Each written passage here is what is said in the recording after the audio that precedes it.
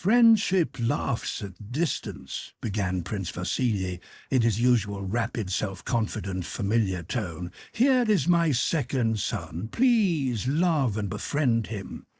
Princess Bolkonsky surveyed Anatole. Fine young fella, he said. "Well, come and kiss me," and he offered his cheek. Anatole kissed the old man and looked at him with curiosity and perfect composure, waiting for a display of the eccentricities his father had told him to expect. Prince Bolkonsky sat down in his usual place in the corner of the sofa, and drawing up an armchair for Prince Vasily, pointed to it and began questioning him about political affairs and news. He seemed to listen attentively to what Prince Vasily said, but kept glancing at Princess Maria. "And so they're writing from Potsdam already," he said, repeating Prince Vasily's last words. Then, rising, he suddenly went up to his daughter. "Is it for visitors you've got yourself up like that, eh?" said he. "Fine, very fine. You've done up your hair in this new way for the visitors, and before the visitors I tell you that in future you are never to dare to change your way of dress without my consent." "It was my fault, mon père," interceded the little princess with a blush. "You must do as you please," said Prince Bolkonsky, bowing to his daughter-in-law, "but she need not make a fool of herself. She's plain enough as it is." And he sat down again, paying no more attention to his daughter, who was reduced to tears. "On the contrary, that coiffure suits the princess very well," said Prince Vasily. "Now, you, young prince, what's your name?" said Prince Bolkonsky, turning to Anatole. "Come here. Let us talk and get acquainted." "Now the fun begins," thought Anatole, sitting down with a smile beside the old prince. "Well, my dear boy, I hear you've been educated abroad, not taught to read and write by the deacon, like your father and me. Now tell me, my dear boy, are you serving in the Horse Guards?" asked the old man, scrutinizing Anatole closely and intently. "No, I have been transferred to the line," said Anatole, hardly able to restrain his laughter. "Ah, that's a good thing. So, my dear boy, you wish to serve the Tsar and the country. It is wartime. Such a fine fellow must serve. Well, are you off to the front?" "No, Prince. Our regiment has gone to the front, but I am attached to—" "What is it I am attached to, Papa?" said Anatole, turning to his father with a laugh. A splendid soldier. It's splendid. What am I attached to?" laughed Prince Bolkonsky, and Anatole laughed still louder. Suddenly Prince Bolkonsky frowned. "You may go," he said to Anatole. Anatole returned smiling to the ladies. "And so you've had him educated abroad, Prince Vasily, haven't you?" said the old prince to Prince Vasily. "I have done my best for him, and I can assure you the education there is much better than ours. Yes, everything is different nowadays, everything has changed. The lad's a fine fellow, a fine fellow. Well, come with me now." He took Prince Vasily's arm and led him to his study. As soon as they were alone, Prince Vasily announced his hopes and wishes to the old prince. "Well, do you think that I shall prevent her, that I can't part from her?" said the old prince angrily. "What an idea! I'm ready for it tomorrow. Only let me tell you, I want to know my son-in-law better. You know my principles, everything above board. I will ask her tomorrow in your presence. If she is willing, then he can stay on. He can stay, and I'll see," the old prince snorted. "Let her marry. It's all the same to me," he screamed in the same piercing tone as when parting from his son. "I will tell you frankly," said Prince Vasily, in the tone of a crafty man convinced of the futility of being cunning with so keen-sighted a companion. "You know, you see right through people. Anatole is no genius, but he is an honest, good-hearted lad, an excellent son or kinsman. All right, we'll see." As always happens when women lead lonely lives for any length of time without male society, on Anatole's appearance all the three women of Prince Bolkonsky's household felt that their life had not been real till then. Their powers of reasoning, feeling, and observing immediately increased tenfold, and their life, which seemed to have been passed in darkness, was suddenly lit up by a new brightness, full of significance.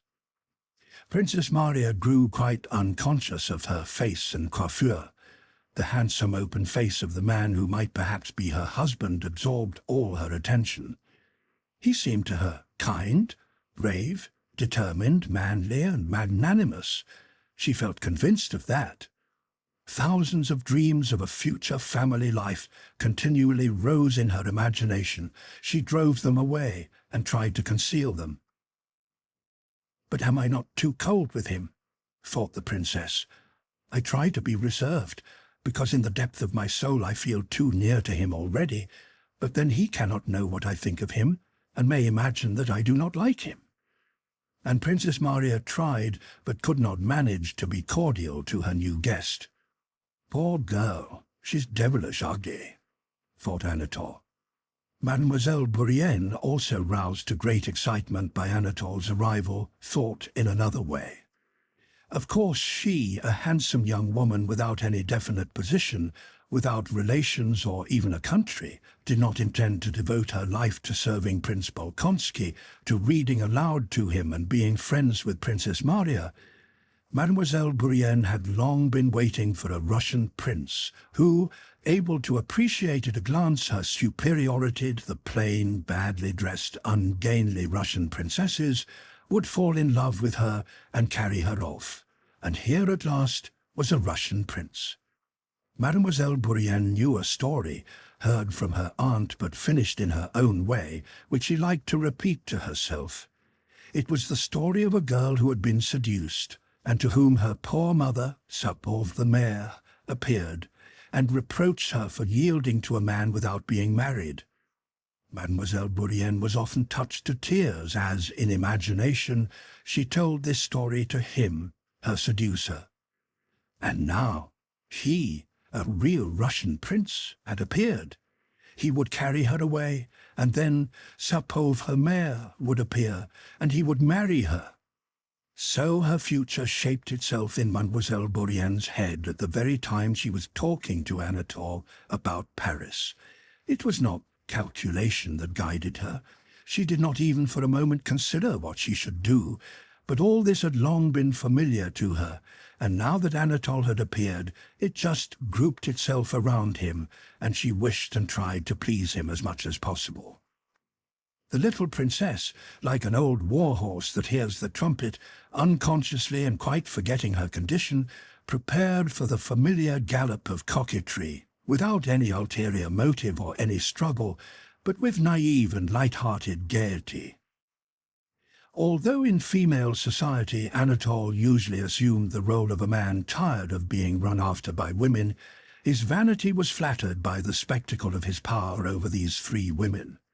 Besides that, he was beginning to feel for the pretty and provocative Mademoiselle Bourienne, that passionate animal feeling which was apt to master him with great suddenness and prompt him to the coarsest and most reckless actions.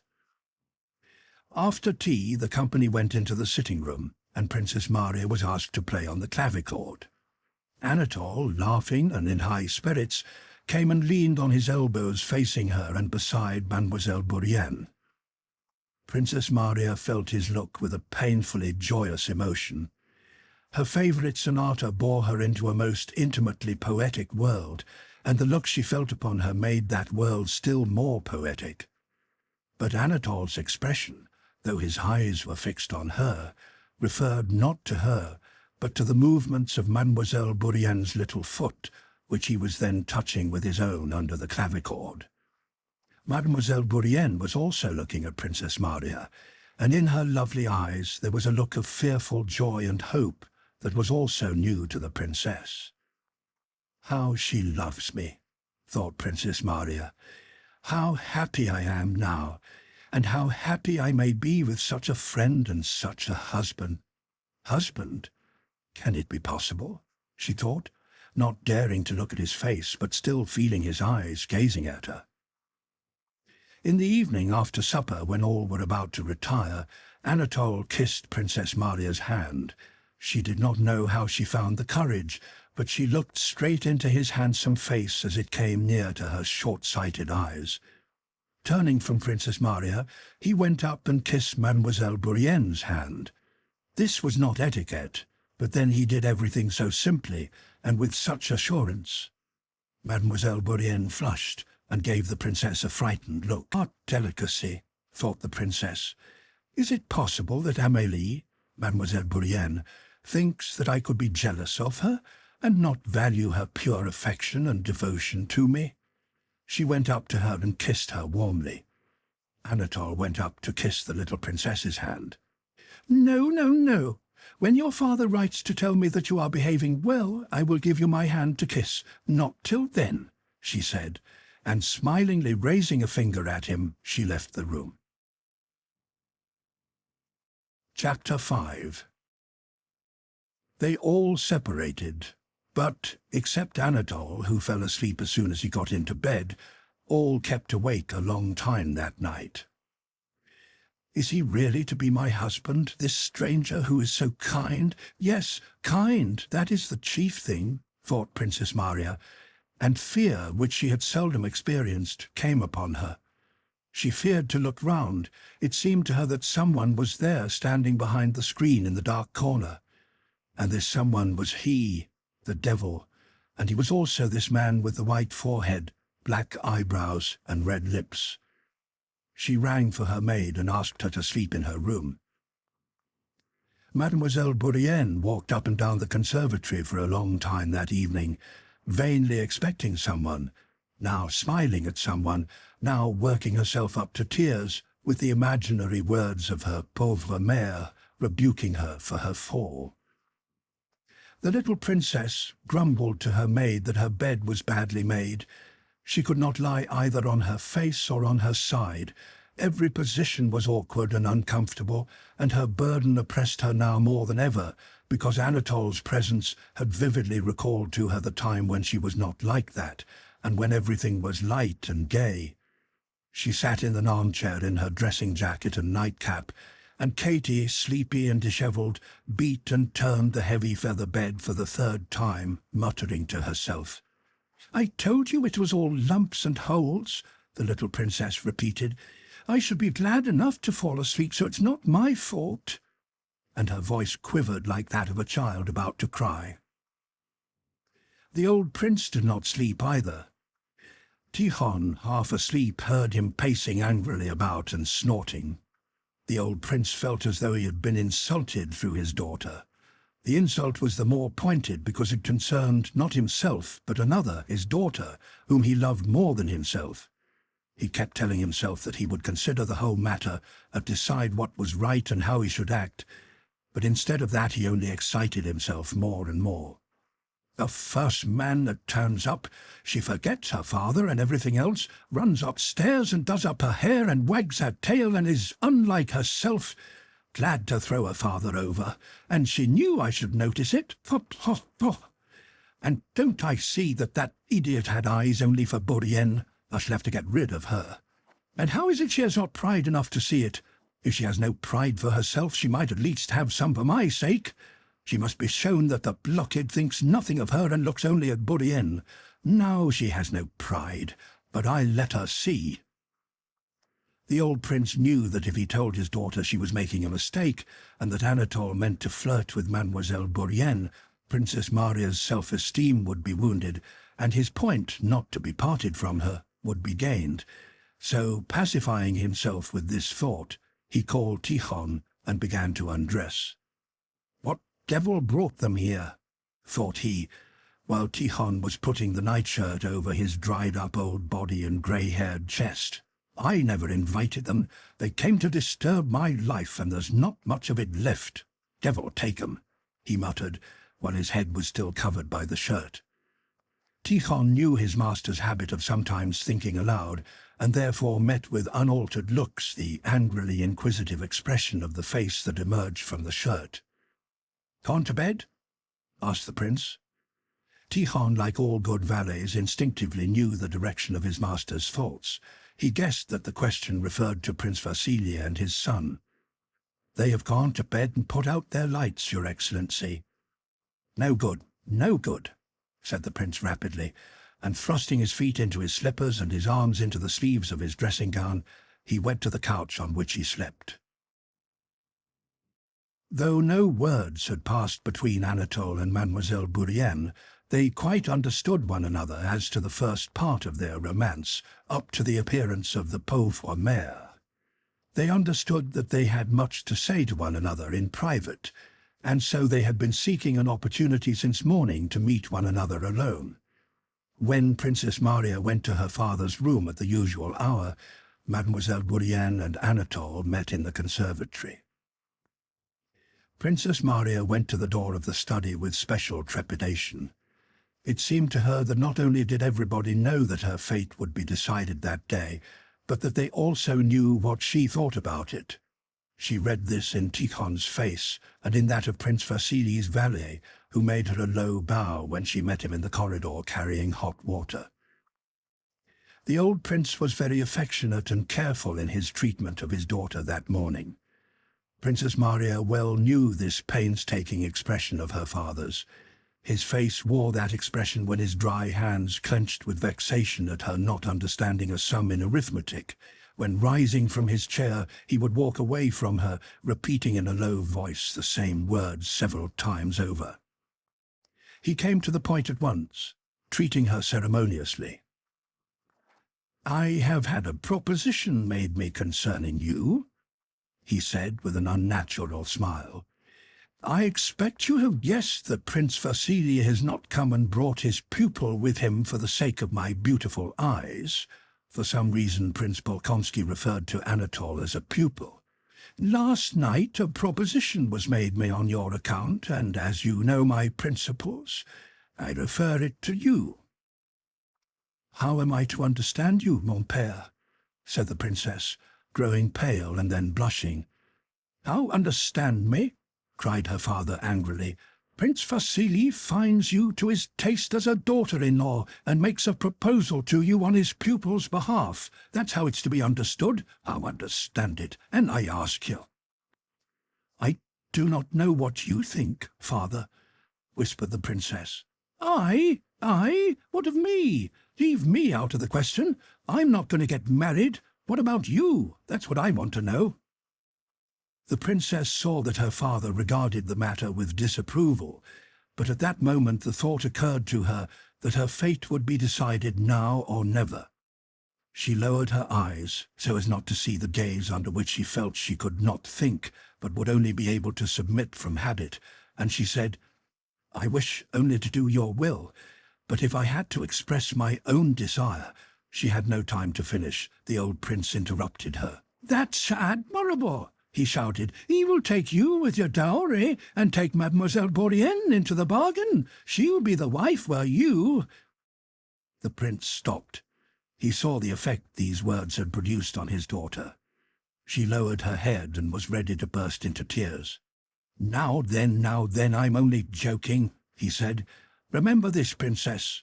I hold to the principle that a maiden has a full right to choose. I give you freedom. Only remember that your life's happiness depends on your decision. Never mind me." "But I do not know, father."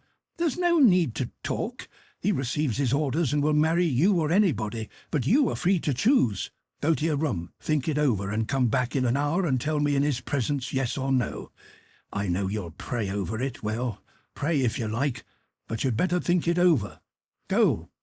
Yes or no, yes or no, yes or no," he still shouted when the princess, as if lost in a fog, had already staggered out of the study.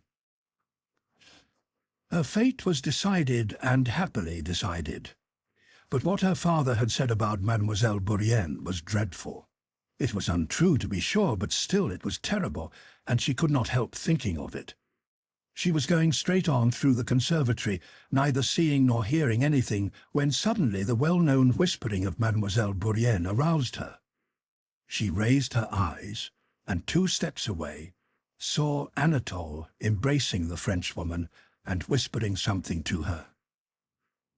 With a horrified expression on his handsome face, Anatole looked at Princess Maria, but did not at once take his arm from the waist of Mademoiselle Bourienne, who had not yet seen her.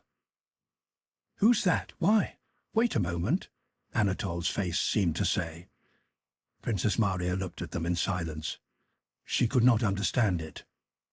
At last Mademoiselle Bourienne gave a scream and ran away.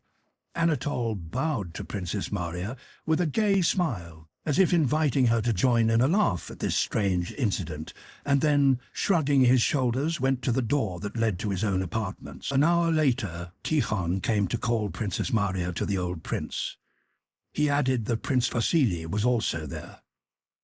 When Tikhon came to her, Princess Maria was sitting on the sofa in her room, holding the weeping Mademoiselle Bourienne in her arms and gently stroking her hair. The princess's beautiful eyes, with all their former calm radiance, were looking with tender affection and pity at Mademoiselle Bourienne's pretty face. "No, princess, I have lost your affection forever," said Mademoiselle Bourienne. "Why?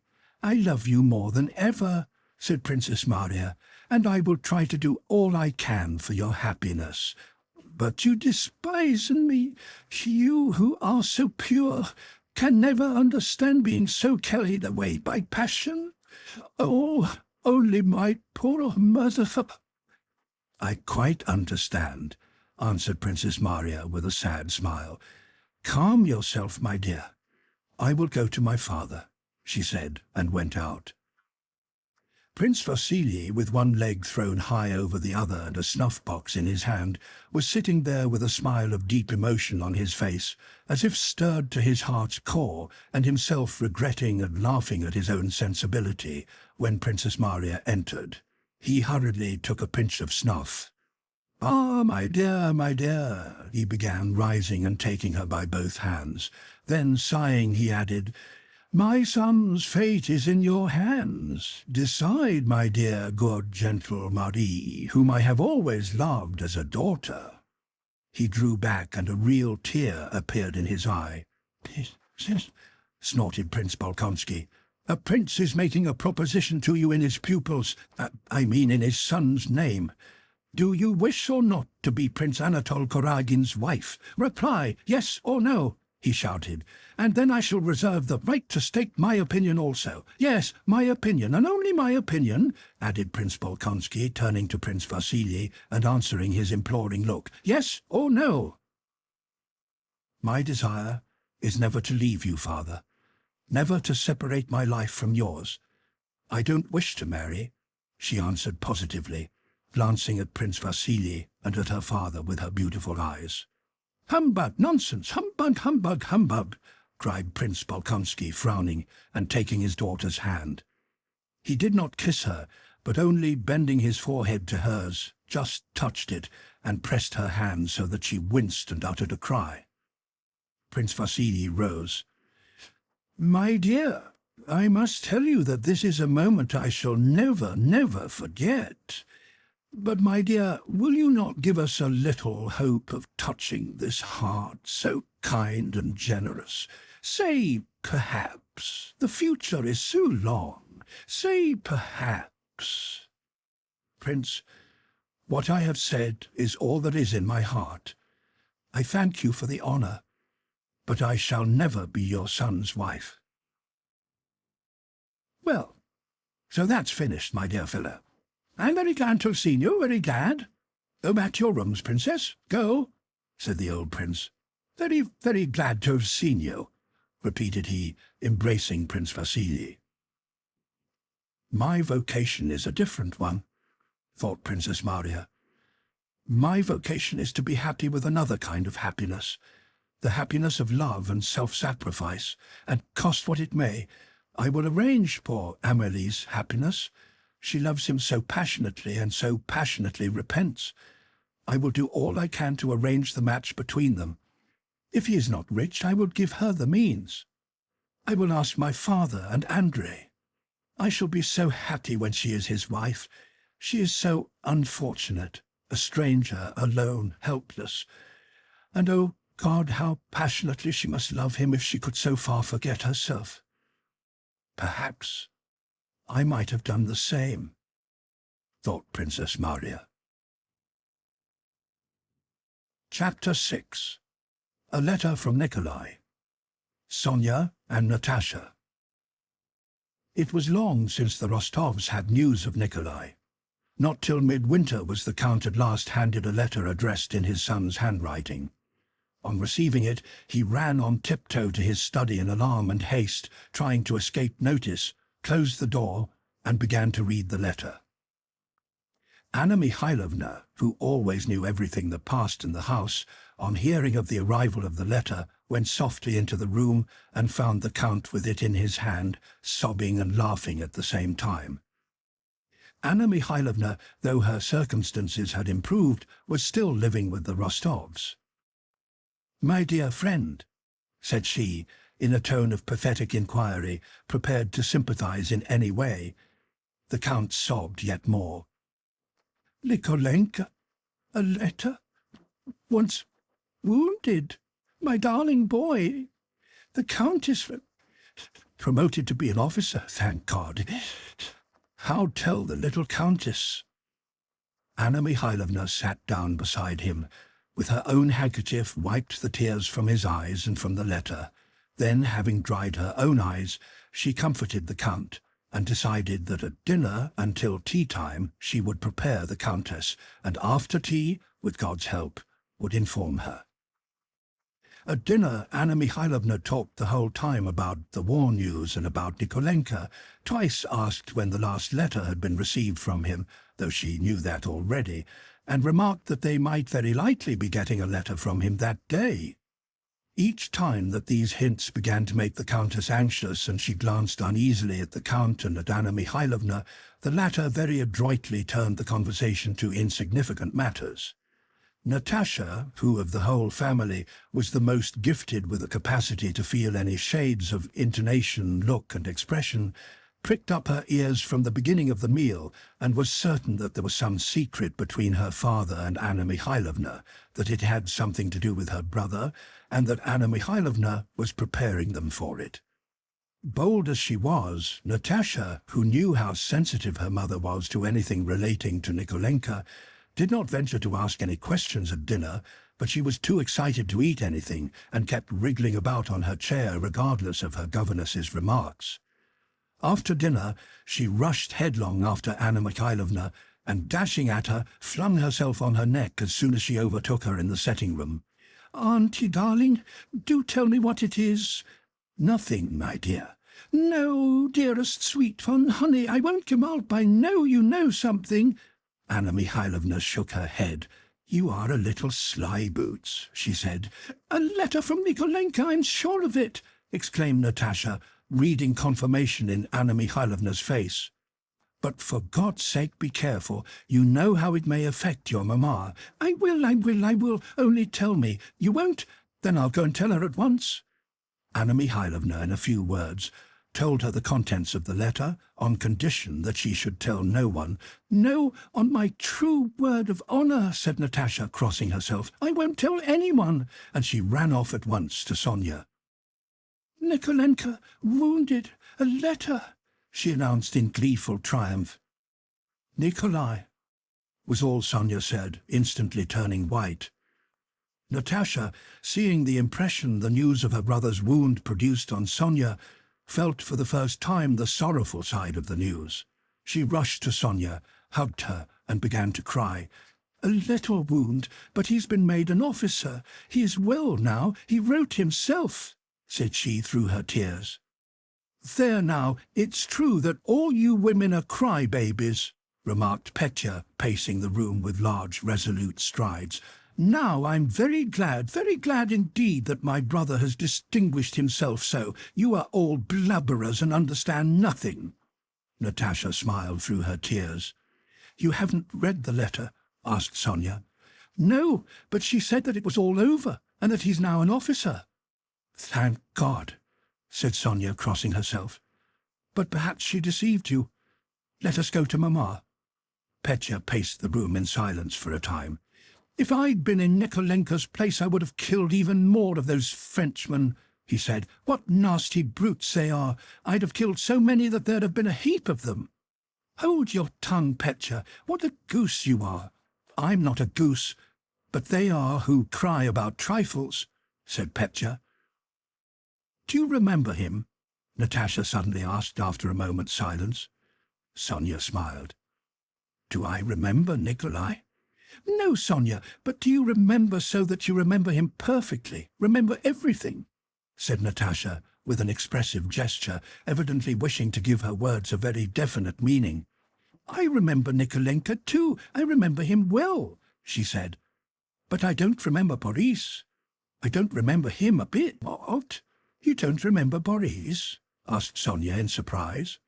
It's not that I don't remember. I know what he's like, but not as I remember Nikolenka.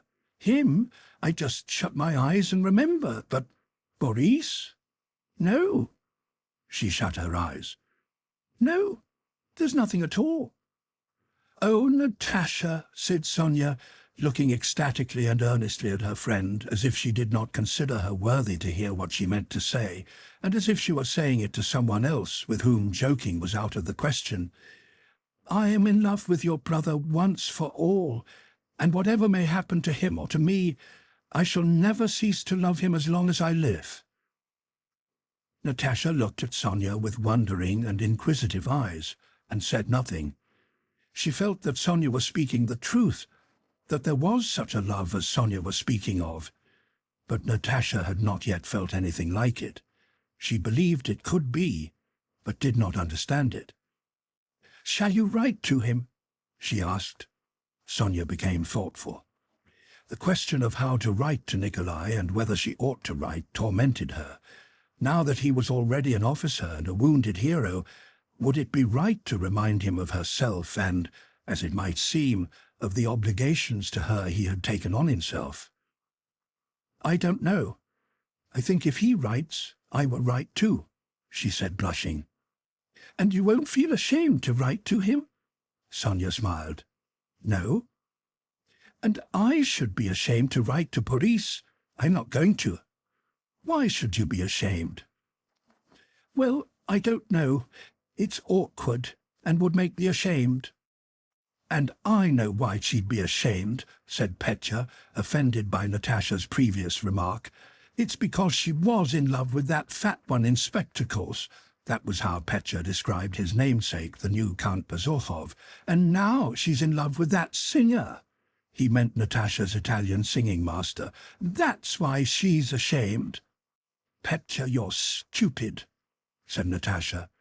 Not more stupid than you, madam, said the 9-year-old Petya with the air of an old brigadier. The Countess had been prepared by Anna Mikhailovna's hints at dinner. On retiring to her own room, she sat in an armchair, her eyes fixed on a miniature portrait of her son on the lid of a snuff-box, while the tears kept coming into her eyes. Anna Mikhailovna, with the letter, came on tiptoe to the Countess's door and paused.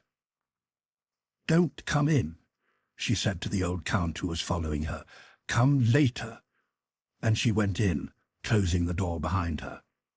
The Count put his ear to the keyhole and listened. At first he heard the sound of indifferent voices, then Anna Mikhailovna's voice alone in a long speech, then a cry, then silence, then both voices together with glad intonations, and then footsteps. Anna Mikhailovna opened the door. Her face wore the proud expression of a surgeon who has just performed a difficult operation and admits the public to appreciate his skill. It is done, she said to the Count, pointing triumphantly to the Countess, who sat holding in one hand the snuff-box with its portrait, and in the other the letter, and pressing them alternately to her lips. When she saw the Count, she stretched out her arms to him, embraced his bald head, over which she again looked at the letter and the portrait, and in order to press them again to her lips, she slightly pushed away the bald head. Vera, Natasha, Sonia, and Petya now entered the room, and the reading of the letter began. After a brief description of the campaign and the 2 battles in which he had taken part, and his promotion, Nikolai said that he kissed his father's and his mother's hands, asking for their blessing, and that he kissed Vera, Natasha, and Petya. Besides that, he sent greetings to Monsieur Schelling, Madame Schoss, and his old nurse, and asked them to kiss for him dear Sonia, whom he loved and thought of just the same as ever. When she heard this, Sonia blushed so that tears came into her eyes, and unable to bear the looks turned upon her, ran away into the dancing hall, whirled round at full speed with her dress puffed out like a balloon, and flushed and smiling, plumped down on the floor. The Countess was crying. "Why are you crying, Mamma?" asked Vera. "From all he says, one should be glad and not cry." This was quite true, but the Count, the Countess, and Natasha looked at her reproachfully. "And who is it she takes after?" thought the Countess. Nikolai's letter was read over hundreds of times, and those who were considered worthy to hear it had to come to the Countess, for she did not let it out of her hands. The tutors came, and the nurses, and Dmitri and several acquaintances, and the Countess re-read the letter each time with fresh pleasure, and each time discovered in it fresh proofs of Nikolenka's virtues. How strange, how extraordinary, how joyful it seemed that her son, the scarcely perceptible motion of whose tiny limbs she had felt 20 years ago within her, that son about whom she used to have quarrels with the too indulgent Count, that son who had first learned to say Père and then Granny, that this son should now be away in a foreign land amid strange surroundings, a manly warrior doing some kind of man's work of his own without help or guidance. The universal experience of ages, showing that children do grow imperceptibly from the cradle to manhood, did not exist for the Countess. Her son's growth toward manhood, at each of its stages, had seemed as extraordinary to her as if there had never existed the millions of human beings who grew up in the same way. As 20 years before, it seemed impossible that the little creature who lived somewhere under her heart would ever cry, suck her breast, and begin to speak, so now she could not believe that that little creature could be this strong, brave man, this model son and officer that, judging by this letter, he now was. "What a style! How charmingly he describes," said she, reading the descriptive part of the letter. "And what a soul! Not a word about himself, not a word. About some Denisov or other, though he himself, I dare say, is braver than any of them. He says nothing about his sufferings. What a heart! How like him it is! And how he has remembered everybody, not forgetting anyone. I always said when he was only so high, I always said—" For more than a week, preparations were being made. Rough drafts of letters to Nikolai from all the household were written and copied out, while under the supervision of the Countess and the solicitude of the Count, money and all things necessary for the uniform and equipment of the newly commissioned officer were collected. Anna Mikhailovna, practical woman that she was, had even managed by favour with army authorities to secure advantageous means of communication for herself and her son. She had opportunities of sending her letters to the Grand Duke Constantine Pavlovich, who commanded the Guards. The Rostovs supposed that the Russian Guards abroad was quite a definite address, and that if a letter reached the Grand Duke in command of the Guards, there was no reason why it should not reach the Pavlograd regiment, which was presumably somewhere in the same neighbourhood. And so it was decided to send the letters and money by the Grand Duke's courier to Boris, and Boris was to forward them to Nikolai. The letters were from the old Count, the Countess, Petya, Vera, Natasha, and Sonia, and finally there were 6,000 roubles for his outfit, and various other things the old Count sent to his son. Chapter 7. Nikolai visits Boris and Berg in camp. His encounter with Prince Andrei. On the 12th of November, Kutuzov's active army in camp before Olmütz was preparing to be reviewed next day by the two emperors, the Russian and the Austrian.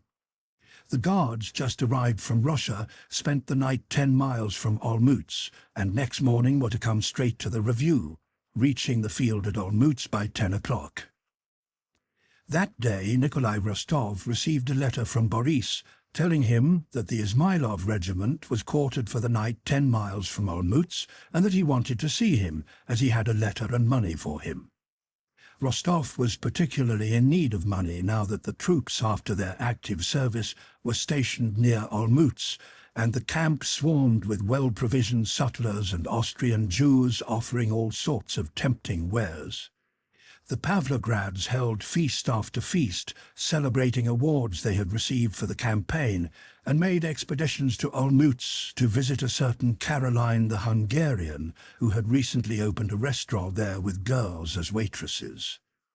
Rostov, who had just celebrated his promotion to a cornetcy and bought Denisov's horse Bedouin, was in debt all round, to his comrades and the sutlers. On receiving Boris's letter, he rode with a fellow officer to Olmütz, dined there, drank a bottle of wine, and then set off alone to the guards' camp to find his old playmate. Rostov had not yet had time to get his uniform. He had on a shabby cadet jacket decorated with a soldier's cross, equally shabby cadet's riding breeches lined with worn leather, and an officer's sabre with a sword knot. The Don horse he was riding was one he had bought from a Cossack during the campaign, and he wore a crumpled hussar cap stuck jauntily back on one side of his head. As he rode up to the camp, he thought how he would impress Boris and all his comrades of the guards by his appearance, that of a fighting hussar who had been under fire. The guards had made their whole march as if on a pleasure trip, parading their cleanliness and discipline. They had come by easy stages, their knapsacks conveyed on carts, and the Austrian authorities had provided excellent dinners for the officers at every halting place. The regiments had entered and left the town with their bands playing, and by the Grand Duke's orders the men had marched all the way in step, a practice on which the guards prided themselves, the officers on foot and at their proper posts. Boris had been quartered and had marched all the way with Berg, who was already in command of a company. Berg, who had obtained his captaincy during the campaign, had gained the confidence of his superiors by his promptitude and accuracy, and had arranged his money matters very satisfactorily. Boris, during the campaign, had made the acquaintance of many persons who might prove useful to him, and by a letter of recommendation he had brought from Pierre, had become acquainted with Prince Andrei Bolkonsky, through whom he hoped to obtain a post on the Commander-in-Chief's staff. Berg and Boris, having rested after yesterday's march, were sitting clean and neatly dressed at a round table in the clean quarters allotted to them, playing chess. Berg held a smoking pipe between his knees. Boris, in the accurate way characteristic of him, was building a little pyramid of chessmen with his delicate white fingers, while awaiting Berg's move, and watched his opponent's face, evidently thinking about the game, as he always thought only of whatever he was engaged on. "Well, how are you going to get out of that?" he remarked. "Wir tried to," replied Berg, touching a pawn and then removing his hand. At that moment the door opened.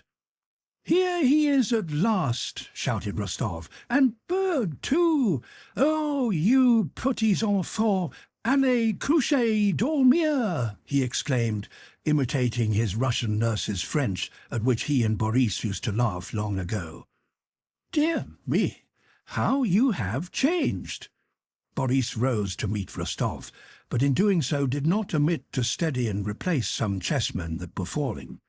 He was about to embrace his friend, but Nikolai avoided him, with that peculiar feeling of youth, that dread of beaten tracks and wish to express itself in a manner different from that of its elders, which is often insincere. Nikolai wished to do something special on meeting his friend. He wanted to pinch him, push him, do anything but kiss him, a thing everybody did. But notwithstanding this, Boris embraced him in a quiet, friendly way and kissed him 3 times.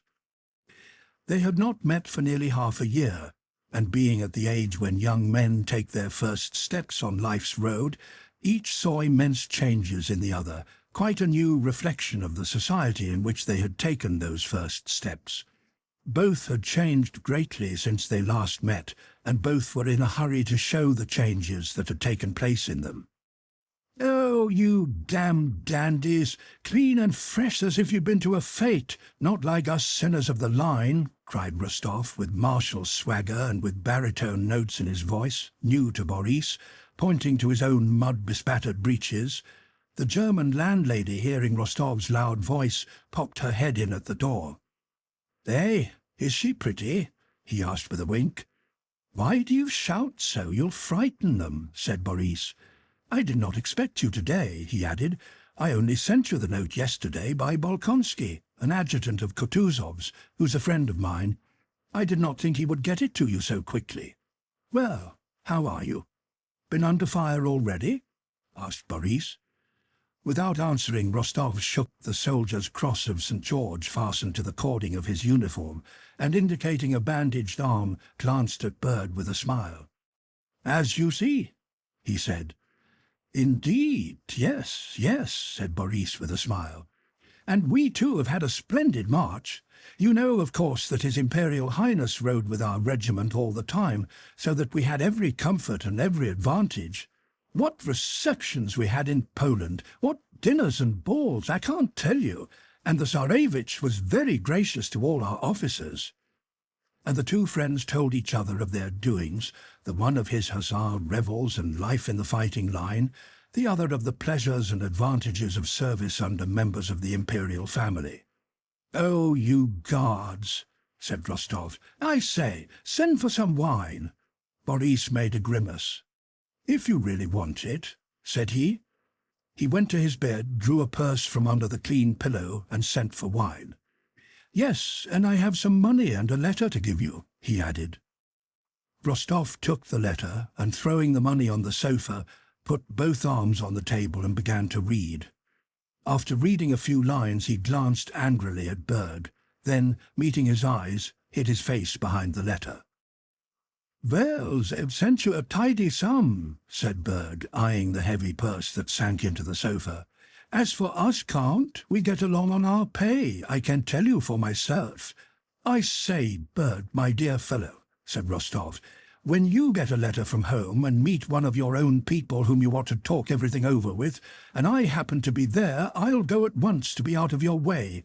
Do go somewhere, anywhere, to the devil," he exclaimed, and immediately seizing him by the shoulder and looking amiably into his face, evidently wishing to soften the rudeness of his words, he added, "Don't be hurt, my dear fellow. You know I speak from my heart as to an old acquaintance."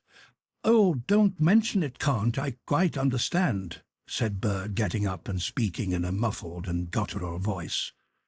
"Go across to our hosts. They invited you," added Boris. Berg put on the cleanest of coats, without a spot or speck of dust, stood before a looking-glass and brushed the hair on his temples upwards, in the way affected by the Emperor Alexander, and having assured himself from the way Rostov looked at it that his coat had been noticed, left the room with a pleasant smile. "Oh dear, what a beast I am," muttered Rostov, as he read the letter. "Why?"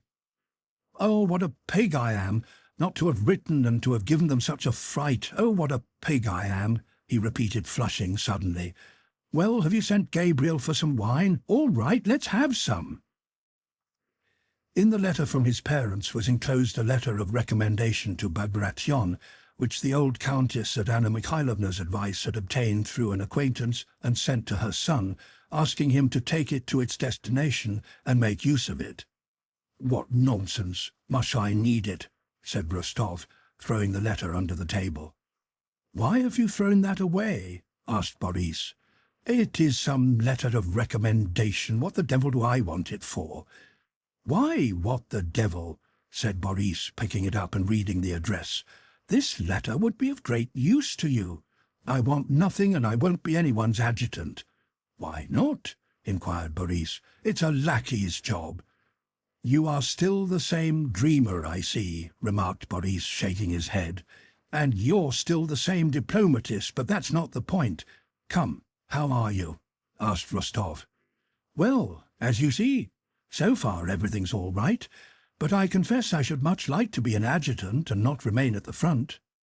"Why?" "Because when once a man starts on military service, he should try to make as successful a career of it as possible." "Oh, that's it," said Rostov, evidently thinking of something else. He looked intently and inquiringly into his friend's eyes, evidently trying in vain to find the answer to some question. Old Gabriel brought in the wine. "Shouldn't we now send for Berg?" asked Boris. "He would drink with you. I can't." "Well, send for him. And how do you get on with that German?" asked Rostov with a contemptuous smile. "He is a very, very nice, honest and pleasant fellow," answered Boris. Again Rostov looked intently into Boris's eyes and sighed. Berg returned, and over the bottle of wine conversation between the three officers became animated. The guardsmen told Rostov of their march and how they had been made much of in Russia, Poland and abroad. They spoke of the sayings and doings of their commander, the Grand Duke, and told stories of his kindness and irascibility.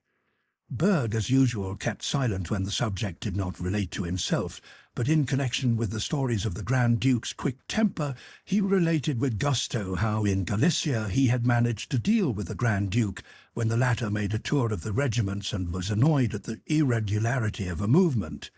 With a pleasant smile, Berg related how the Grand Duke had ridden up to him in a violent passion, shouting, "Arnauts!" Arnauts was the Tsarevich's favourite expression when he was in a rage, and called for the company commander. "Would you believe it, Count? I was not at all alarmed, because I knew I was right. Without boasting, you know, I may say that I know the army orders by heart, and know the regulations as well as I do the Lord's Prayer. So, Count, there never is any negligence in my company, and so my conscience was at ease. I came forward." Berg stood up and showed how he presented himself, with his hand to his cap, and really it would have been difficult for a face to express greater respect and self-complacency than his did. Well, he stormed at me, as the saying is, stormed and stormed and stormed. It was not a matter of life, but rather of death, as the saying is. "Albanians and devils, and to Siberia," said Berg with a sagacious smile. "I knew I was in the right, so I kept silent. Was not that best, Count?" "Hey, are you dumb?" he shouted. Still I remained silent. And what do you think, Count? The next day it was not even mentioned in the orders of the day. That's what keeping one's head means. That's the way, Count, said Berg, lighting his pipe and emitting rings of smoke. Yes, that was fine, said Rostov, smiling. But Boris noticed that he was preparing to make fun of Berg and skillfully changed the subject. He asked him to tell them how and where he got his wound. This pleased Rostov, and he began talking about it, and as he went on became more and more animated. He told them of his Schöngraben affair, just as those who have taken part in a battle generally do describe it. That is, as they would like it to have been, as they have heard it described by others, and as sounds well, but not at all as it really was. Rostov was a truthful young man and would on no account have told a deliberate lie. He began his story meaning to tell everything just as it happened, but imperceptibly, involuntarily, and inevitably he lapsed into falsehood. If he had told the truth to his hearers, who, like himself, had often heard stories of attacks and had formed a definite idea of what an attack was and were expecting to hear just such a story, they would either not have believed him, or, still worse, would have thought that Rostov was himself to blame, since what generally happens to the narrators of cavalry attacks had not happened to him. He could not tell them simply that everyone went at a trot and that he fell off his horse and sprained his arm, and then ran as hard as he could from a Frenchman into the wood. Besides, to tell everything as it really happened, it would have been necessary to make an effort of will to tell only what happened. It is very difficult to tell the truth, and young people are rarely capable of it.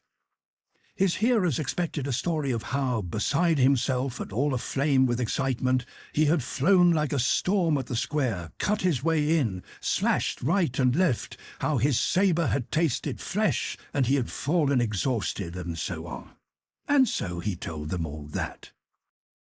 In the middle of his story, just as he was saying, "You cannot imagine what a strange frenzy one experiences during an attack," Prince Andrei, whom Boris was expecting, entered the room. Prince Andrei, who liked to help young men, was flattered by being asked for his assistance, and being well disposed toward Boris, who had managed to please him the day before, he wished to do what the young man wanted. Having been sent with papers from Kutuzov to the Tsarevich, he looked in on Boris, hoping to find him alone. When he came in and saw an hussar of the line recounting his military exploits, Prince Andrei could not endure that sort of man. He gave Boris a pleasant smile, frowned, as with half-closed eyes he looked at Rostov, bowed slightly and wearily, and sat down languidly on the sofa. He felt it unpleasant to have dropped in on bad company. Rostov flushed up on noticing this, but he did not care. This was a mere stranger. Glancing, however, at Boris, he saw that he too seemed ashamed of the hussar of the line. In spite of Prince Andrei's disagreeable, ironical tone, in spite of the contempt with which Rostov, from his fighting army point of view, regarded all these little adjutants on the staff, of whom the newcomer was evidently one, Rostov felt confused, blushed, and became silent. Boris inquired what news there might be on the staff, and what, without indiscretion, one might ask about our plans. "We shall probably advance," replied Bolkonsky, evidently reluctant to say more in the presence of a stranger. Berg took the opportunity to ask with great politeness whether, as was rumoured, the allowance of forage money to captains of companies would be doubled. To this, Prince Andrei answered with a smile that he could give no opinion on such an important government order, and Berg laughed gaily. "As to your business," Prince Andrei continued, addressing Boris, "we will talk of it later." And he looked round at Rostov. "Come to me after the review, and we will do what is possible." And having glanced round the room, Prince Andrei turned to Rostov, whose state of unconquerable childish embarrassment, now changing to anger, he did not condescend to notice, and said, "I think you were talking of the Schöngraben affair. Were you there?" "I was there," said Rostov angrily, as if intending to insult the aide-de-camp. Bolkonsky noticed the hussar's state of mind, and it amused him. With a slightly contemptuous smile he said, "Yes, there are many stories now told about that affair."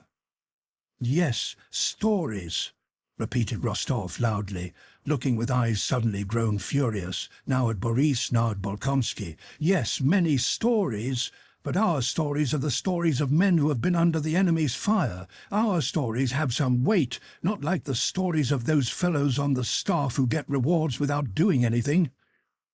"Of whom you imagine me to be one," said Prince Andrei with a quiet and particularly amiable smile. A strange feeling of exasperation and yet of respect for this man's self-possession mingled at that moment in Rostov's soul. "I am not talking about you," he said. "I don't know you, and frankly I don't want to. I'm speaking of the staff in general." "And I will tell you this," Prince Andrei interrupted in a tone of quiet authority. "You wish to insult me, and I am ready to agree with you that it would be very easy to do so if you haven't sufficient self-respect, but admit that the time and place are very badly chosen. In a day or two we shall all have to take part in a greater and more serious duel. And besides, Boris, who says he is an old friend of yours, is not at all to blame that my face has the misfortune to displease you. However," he added, rising, "you know my name and where to find me. But don't forget that I do not regard either myself or you as having been at all insulted, and as a man older than you, my advice is to let the matter drop. Well then, on Friday after the review I shall expect you, Boris. Au revoir," exclaimed Prince Andrei, and with a bow to them both he went out. Only when Prince Andrei was gone did Rostov think of what he ought to have said, and he was still more angry at having omitted to say it. He ordered his horse at once, and coldly taking leave of Boris, rode home. Should he go to headquarters next day and challenge that affected adjutant, or really let the matter drop, was the question that worried him all the way. He thought angrily of the pleasure he would have at seeing the fright of that small and frail but proud man when covered by his pistol, and then he felt with surprise that of all the men he knew, there was none he would so much like to have for a friend as that very adjutant whom he so hated. Chapter 8. The Emperor Reviews the Army. The day after Rostov had been to see Boris, a review was held of the Austrian and Russian troops, both those freshly arrived from Russia and those who had been campaigning under Kutuzov. The two emperors, the Russian with his heir the Tsarevich, and the Austrian with the Archduke, inspected the Allied army of 80,000 men. From early morning the smart, clean troops were on the move, forming up on the field before the fortress. Now thousands of feet and bayonets moved and halted at the officer's command, turned with banners flying, formed up at intervals, and wheeled round other similar masses of infantry in different uniforms. Now was heard the rhythmic beat of hooves and the jingling of showy cavalry in blue, red and green braided uniforms, with smartly dressed bandsmen in front mounted on black, roan or grey horses. Then again, spreading out with the brazen clatter of the polished, shining cannon that quivered on the gun carriages, and with the smell of linstocks, came the artillery, which crawled between the infantry and cavalry and took up its appointed position. Not only the generals in full parade uniforms, with their thin or thick waists drawn in to the utmost, their red necks squeezed into their stiff collars, and wearing scarves and all their decorations, not only the elegant, pomaded officers, but every soldier with his freshly washed and shaven face, and his weapons clean and polished to the utmost, and every horse groomed till its coat shone like satin, and every hair of its wetted mane lay smooth, felt that no small matter was happening, but an important and solemn affair. The general and every soldier was conscious of his own insignificance, aware of being but a drop in that ocean of men, and yet at the same time was conscious of his strength as a part of that enormous whole. From early morning strenuous activities and efforts had begun, and by 10 o'clock all had been brought into due order. The ranks were drawn up on the vast field. The whole army was extended in 3 lines, the cavalry in front, behind it the artillery, and behind that again the infantry. A space like a street was left between each 2 lines of troops. The 3 parts of the army were sharply distinguished. Kutuzov's fighting army, with the Pavlograds on the right flank of the front, those recently arrived from Russia, both guards and regiments of the line, and the Austrian troops. But they all stood in the same lines, under one command, and in a like order. Like wind over leaves ran an excited whisper, "They're coming, they're coming." Alarmed voices were heard, and a stir of final preparation swept over all the troops. From the direction of Olmütz in front of them, a group was seen approaching. And at that moment, though the day was still, a light gust of wind blowing over the army slightly stirred the streamers on the lances, and the unfolded standards fluttered against their staffs. It looked as if by that slight motion the army itself was expressing its joy at the approach of the emperors. One voice was heard shouting, "Eyes front!" Then, like the crowing of cocks at sunrise, this was repeated by others from various sides, and all became silent. In the death-like stillness, only the tramp of horses was heard. This was the emperor's suites. The emperors rode up to the flank, and the trumpets of the 1st Cavalry Regiment played the general march. It seemed as though not the trumpeters were playing, but as if the army itself, rejoicing at the emperor's approach, had naturally burst into music. Amid these sounds, only the youthful, kindly voice of the Emperor Alexander was clearly heard. He gave the words of greeting, and the 1st Regiment roared, "Hurrah!" so deafeningly, continuously, and joyfully that the men themselves were awed by their multitude and the immensity of the power they constituted. Rostov, standing in the front lines of Kutuzov's army, which the Tsar approached first, experienced the same feeling as every other man in that army, a feeling of self-forgetfulness, a proud consciousness of might, and a passionate attraction to him who was the cause of this triumph. He felt that at a single word from that man, all this vast mass, and he himself an insignificant atom in it, would go through fire and water, commit crime, die, or perform deeds of highest heroism, and so he could not but tremble, and his heart stand still at the imminence of that word. "Hurrah! Hurrah! Hurrah!" thundered from all sides, one regiment after another greeting the Tsar with the strains of the march, and then hurrah! Then the general march, and again hurrah! Hurrah! Growing ever stronger and fuller and merging into a deafening roar. Till the Tsar reached it, each regiment in its silence and immobility seemed like a lifeless body, but as soon as he came up it became alive, its thunder joining the roar of the whole line along which he had already passed. Through the terrible and deafening roar of those voices, amid the square masses of troops standing motionless as if turned to stone, hundreds of riders composing the suites moved carelessly but symmetrically, and above all freely, and in front of them 2 men, the emperors. Upon them the undivided, tensely passionate attention of that whole mass of men was concentrated. The handsome young Emperor Alexander, in the uniform of the Horse Guards, wearing a cocked hat with its peaks front and back, with his pleasant face and resonant though not loud voice, attracted everyone's attention. Rostov was not far from the trumpeters, and with his keen sight had recognized the Tsar and watched his approach. When he was within 20 paces and Nikolai could clearly distinguish every detail of his handsome, happy young face, he experienced a feeling of tenderness and ecstasy such as he had never before known.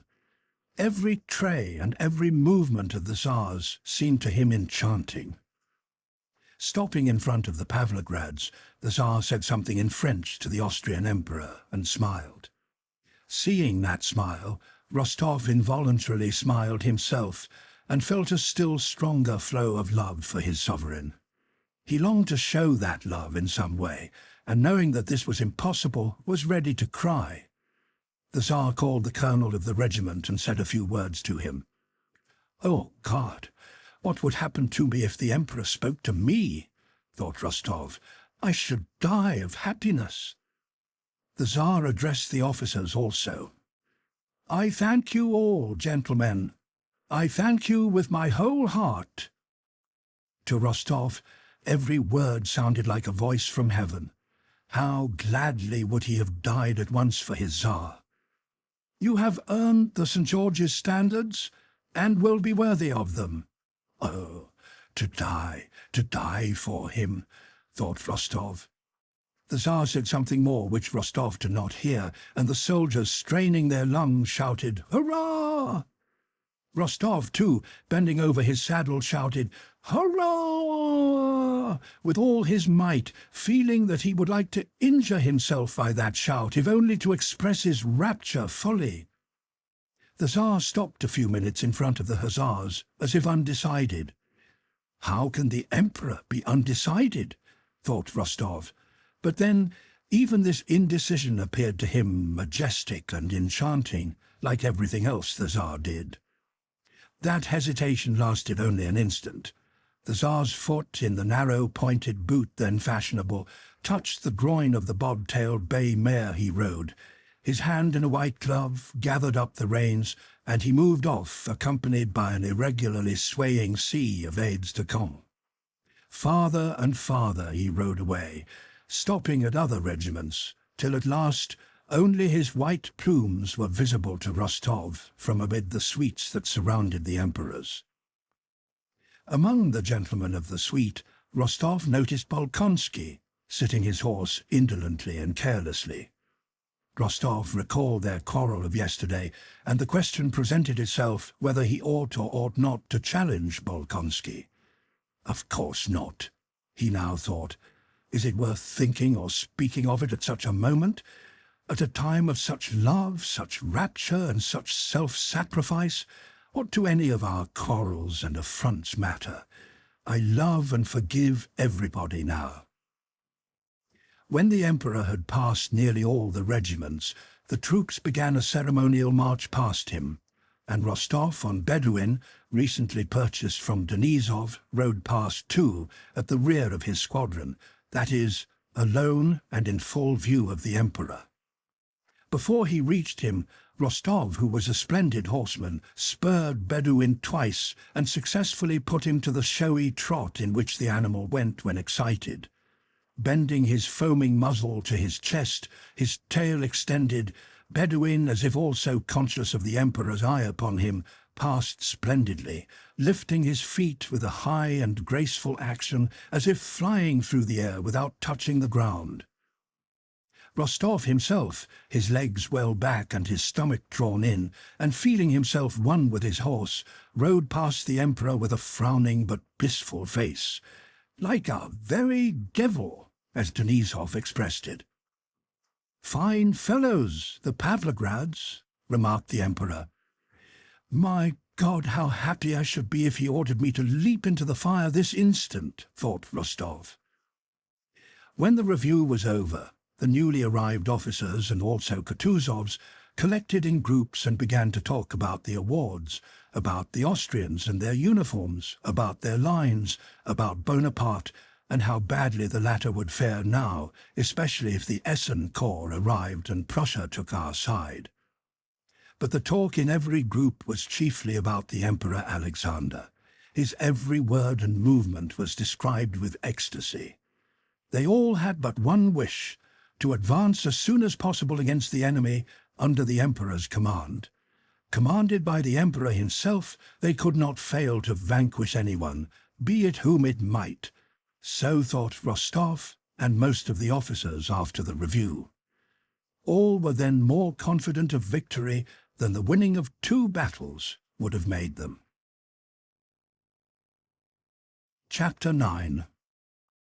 Boris visits Prince Andrei at Olmütz. Prince Dolgorukov. The day after the review, Boris, in his best uniform and with his comrade Berg's best wishes for success, rode to Olmütz to see Bolkonsky, wishing to profit by his friendliness and obtain for himself the best post he could, preferably that of adjutant to some important personage, a position in the army which seemed to him most attractive. "It's all very well for Rostov," he reflected, "whose father sends him 10,000 rubles at a time to talk about not wishing to cringe to anybody and not be anyone's lackey. But I, who have nothing but my brains, have to make a career, and must not miss opportunities, but must avail myself of them." He did not find Prince Andrei in Olmütz that day, but the appearance of the town where the headquarters and the diplomatic corps were stationed, and the 2 emperors were living with their suites, households, and courts, only strengthened his desire to belong to that higher world. He knew no one, and despite his smart guardsman's uniform, all these exalted personages passing in the streets in their elegant carriages with their plumes, ribbons, and medals, both courtiers and military men, seemed so immeasurably above him, an insignificant officer of the Guards, that they not only did not wish to, but simply could not be aware of his existence. At the quarters of the commander-in-chief, Kutuzov, where he inquired for Bolkonsky, all the adjutants and even the orderlies looked at him as if they wished to impress on him that a great many officers like him were always coming there, and that everybody was heartily sick of them. In spite of this, or rather because of it, next day, November the 15th, after dinner, he again went to Olmütz, and entering the house occupied by Kutuzov, asked for Bolkonsky. Prince Andrei was in, and Boris was shown into a large hall, probably formerly used for dancing, but in which 5 beds now stood, and furniture of various kinds, a table, chairs, and a clavichord. One adjutant nearest the door was sitting at the table in a Persian dressing-gown, writing. Another, the red, stout Nesvitsky, lay on a bed with his arms under his head, laughing with an officer who had sat down beside him. A third was playing a Viennese waltz on the clavichord, while a fourth, lying on the clavichord, sang the tune. Bolkonsky was not there. None of these gentlemen changed his position on seeing Boris. The one who was writing and whom Boris addressed turned round crossly and told him Bolkonsky was on duty and that he should go through the door on the left into the reception room if he wished to see him. Boris thanked him and went to the reception room, where he found some 10 officers and generals. When he entered, Prince Andrei, his eyes drooping contemptuously, with that peculiar expression of polite weariness which plainly says, "If it were not my duty, I would not talk to you for a moment," was listening to an old Russian general with decorations who stood very erect, almost on tiptoe, with a soldier's obsequious expression on his purple face, reporting something. "Very well, then, be so good as to wait," said Prince Andrei to the general in Russian, speaking with the French intonation he affected when he wished to speak contemptuously. And noticing Boris, Prince Andrei, paying no more heed to the general, who ran after him imploring him to hear something more, nodded and turned to him with a cheerful smile. At that moment, Boris clearly realized what he had before surmised, that in the army, besides the subordination and discipline prescribed in the military code, which he and the others knew in the regiment, there was another, more important subordination, which made this tight-laced, purple-faced general wait respectfully, while Captain Prince Andrei, for his own pleasure, chose to chat with Lieutenant Drubetskoy. More than ever was Boris resolved to serve in future, not according to the written code, but under this unwritten law. He felt now that merely by having been recommended to Prince Andrei, he had already risen above the general, who at the front had the power to annihilate him, a lieutenant of the guards. Prince Andrei came up to him and took his hand. "I am very sorry you did not find me in yesterday. I was fussing about with Germans all day. We went with Weyrother to survey the dispositions. When Germans start being accurate, there's no end to it." Boris smiled as if he understood what Prince Andrei was alluding to as something generally known, but it was the first time he had heard Weyrother's name or even the term dispositions. "Well, my dear fellow, so you still want to be an adjutant? I've been thinking about you." "Yes, I was thinking," for some reason Boris could not help blushing, "of asking the commander-in-chief. He has had a letter from Prince Kuragin about me. I only wanted to ask because I fear the guards won't be in action," he added, as if in apology. All right, we'll talk it over," replied Prince Andrei. "Only let me report this gentleman's business, and I shall be at your disposal." While Prince Andrei went to report about the purple-faced general, that gentleman, evidently not sharing Boris's conception of the advantages of the unwritten code of subordination, looked so fixedly at the presumptuous lieutenant who had prevented his finishing what he had to say to the adjutant that Boris felt uncomfortable. He turned away and waited impatiently for Prince Andrei's return from the commander-in-chief's room. "You see, my dear fellow, I have been thinking about you," said Prince Andrei when they had gone into the large room where the clavichord was. "It's no use your going to the commander-in-chief. He would say a lot of pleasant things, ask you to dinner." That would not be bad as regards the unwritten code, thought Boris. But nothing more would come of it. There will soon be a battalion of us aides-de-camp and adjutants. But this is what we'll do. I have a good friend, an adjutant general, and an excellent fellow, Prince Dolgorukov, and though you may not know it, the fact is that now Kutuzov with his staff and all of us count for nothing. Everything is now centered round the Emperor. So we will go to Dolgorukov. I have to go there anyhow, and I have already spoken to him about you. We shall see whether he cannot attach you to himself or find a place for you somewhere nearer the sun. Prince Andrei always became specially keen when he had to guide a young man and help him to worldly success. Under cover of obtaining help of this kind for another, which from pride he would never accept for himself, he kept in touch with the circle which confers success and which attracted him. He very readily took up Boris's cause and went with him to Dolgorukov. It was late in the evening when they entered the palace at Olmütz, occupied by the emperors and their retinues. That same day a council of war had been held, in which all the members of the Hofkriegsrat and both emperors took part. At that council, contrary to the views of the old generals, Kutuzov and Prince Schwarzenberg, it had been decided to advance immediately and give battle to Bonaparte. The council of war was just over when Prince Andrei, accompanied by Boris, arrived at the palace to find Dolgorukov. Everyone at headquarters was still under the spell of the day's council, at which the party of the young had triumphed. The voices of those who counselled delay and advised waiting for something else before advancing had been so completely silenced and their arguments confuted by such conclusive evidence of the advantages of attacking that what had been discussed at the council, the coming battle and the victory that would certainly result from it, no longer seemed to be in the future, but in the past. All the advantages were on our side. Our enormous forces, undoubtedly superior to Napoleon's, were concentrated in one place. The troops, inspired by the Emperor's presence, were eager for action. The strategic position where the operations would take place was familiar in all its details to the Austrian General Weyrother. A lucky accident had ordained that the Austrian army should maneuver the previous year on the very fields where the French had now to be fought. The adjacent locality was known and shown in every detail on the maps, and Bonaparte, evidently weakened, was undertaking nothing. Dolgorukov, one of the warmest advocates of an attack, had just returned from the council, tired and exhausted, but eager and proud of the victory that had been gained.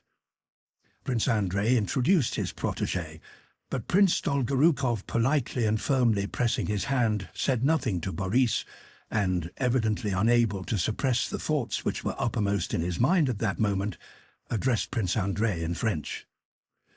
"Ah, my dear fellow, what a battle we have gained! God grant that the one that will result from it will be as victorious.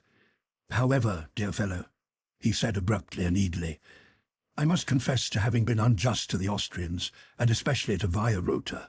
What exactitude, what minuteness, what knowledge of the locality, what foresight for every eventuality, every possibility, even to the smallest detail! No, my dear fellow, no conditions better than our present ones could have been devised. This combination of Austrian precision with Russian valour, what more could be wished for?" "So, the attack is definitely resolved on?" asked Bolkonsky. "And you know, my dear fellow, it seems to me that Bonaparte has decidedly lost bearings. You know that a letter was received from him today for the Emperor." Dolgorukov smiled significantly. "Is that so? And what did he say?" inquired Bolkonsky. "What can he say? Tradiri, dira, and so on, will it gain time. I tell you, he is in our hands, that's certain. But what was most amusing," he continued with a sudden good-natured laugh, "was that we could not think how to address the reply. If not as consul, and of course not as emperor, it seemed to me that it should be to General Bonaparte." "But between not recognizing him as emperor and calling him General Bonaparte, there is a difference," remarked Bolkonsky. "That's just it," interrupted Dolgorukov quickly, laughing. "You know Bilibin, he's a very clever fellow. He suggested addressing him as usurper and enemy of mankind." Dolgorukov laughed merrily. "Only that," said Bolkonsky. "All the same, it was Bilibin who found a suitable form for the address. He is a wise and clever fellow." "What was it?" "To the head of the French government, au chef du gouvernement français," said Dolgorukov with grave satisfaction. "Good, wasn't it?" "Yes, but he will dislike it extremely," said Bolkonsky. "Oh, yes, very much. My brother knows him. He's dined with him, the present emperor, more than once in Paris, and tells me he never met a more cunning or subtle diplomatist. You know, a combination of French adroitness and Italian play-acting. Do you know the tale about him and Count Markov? Count Markov was the only man who knew how to handle him. You know the story of the handkerchief. It is delightful. And the talkative Dolgorukov, turning now to Boris, now to Prince Andrei, told how Bonaparte, wishing to test Markov, our ambassador, purposely dropped a handkerchief in front of him and stood looking at Markov, probably expecting Markov to pick it up for him, and how Markov immediately dropped his own beside it and picked it up without touching Bonaparte's. "Delightful," said Bolkonsky. "But I have come to you, Prince, as a petitioner on behalf of this young man. You see—" But before Prince Andrei could finish, an aide-de-camp came in to summon Dolgorukov to the Emperor. "Oh, what a nuisance," said Dolgorukov, getting up hurriedly and pressing the hands of Prince Andrei and Boris. "You know I should be very glad to do all in my power both for you and for this dear young man." And again he pressed the hand of the latter with an expression of good-natured, sincere and animated levity. "But you see, another time." Boris was excited by the thought of being so close to the higher powers as he felt himself to be at that moment. He was conscious that here he was in contact with the springs that set in motion the enormous movements of the mass of which, in his regiment, he felt himself a tiny, obedient and insignificant atom. They followed Prince Dolgorukov out into the corridor and met, coming out of the door of the Emperor's room by which Dolgorukov had entered, a short man in civilian clothes with a clever face and sharply projecting jaw, which, without spoiling his face, gave him a peculiar vivacity and shiftiness of expression. This short man nodded to Dolgorukov as to an intimate friend, and stared at Prince Andrei with cool intensity, walking straight toward him and evidently expecting him to bow or step out of his way. Prince Andrei did neither. A look of animosity appeared on his face, and the other turned away and went down the side of the corridor. "Who was that?" asked Boris. "He is one of the most remarkable, but to me most unpleasant of men, the Minister of Foreign Affairs, Prince Adam Czartoryski. It is such men as he who decide the fate of nations," added Bolkonsky with a sigh he could not suppress as they passed out of the palace. Next day the army began its campaign, and up to the very Battle of Austerlitz, Boris was unable to see either Prince Andrei or Dolgorukov again, and remained for a while with the Izmailov regiment. Chapter 10. Nikolai not in the action at Wischau. Nikolai's devotion to the Emperor. At dawn on the 16th of November, Denisov's squadron, in which Nikolai Rostov served, and which was in Prince Bagration's detachment, moved from the place where it had spent the night, advancing into action as arranged, and after going behind other columns for about 2/3 of a mile, was stopped on the high road. Rostov saw the Cossacks, and then the 1st and 2nd squadrons of hussars and infantry battalions and artillery pass by and go forward, and then Generals Bagration and Dolgorukov ride past with their adjutants. All the fear before action which he had experienced as previously, all the inner struggle to conquer that fear, all his dreams of distinguishing himself as a true hussar in this battle, had been wasted. Their squadron remained in reserve, and Nikolai Rostov spent that day in a dull and wretched mood. At 9 in the morning he heard firing in front and shouts of hurrah, and saw wounded being brought back. There were not many of them, and at last he saw how a whole detachment of French cavalry was brought in, convoyed by a unit of 100 Cossacks. Evidently the affair was over, and though not big, had been a successful engagement. The men and officers returning spoke of a brilliant victory, of the occupation of the town of Wischau, and the capture of a whole French squadron. The day was bright and sunny after a sharp night frost, and the cheerful glitter of that autumn day was in keeping with the news of victory, which was conveyed not only by the tales of those who had taken part in it, but also by the joyful expression on the faces of soldiers, officers, generals, and adjutants as they passed Rostov going or coming. And Nikolai, who had vainly suffered all the dread that precedes a battle, and had spent that happy day in inactivity, was all the more depressed. "Come here, Rostov. Let's drink to drown our grief," shouted Denisov, who had settled down by the roadside with a flask and some food. The officers gathered round Denisov's canteen, eating and talking. They're bringing another," cried one of the officers, indicating a captive French dragoon who was being brought in on foot by 2 Cossacks. One of them was leading by the bridle a fine, large French horse he had taken from the prisoner. "Sell us that horse," Denisov called out to the Cossacks. "If you like, your honour." The officers got up and stood round the Cossacks and their prisoner. The French dragoon was a young Alsatian who spoke French with a German accent. He was breathless with agitation, his face was red, and when he heard some French spoken, he at once began speaking to the officers, addressing first one, then the other. He said he would not have been taken. It was not his fault, but the corporal's, who had sent him to seize some horse cloths, though he had told him the Russians were there. And at every word he added, "But don't hurt my little horse," and stroked the animal. It was plain that he did not quite grasp where he was. Now he excused himself for having been taken prisoner, and now, imagining himself before his own officers, insisted on his soldierly discipline and zeal in the service.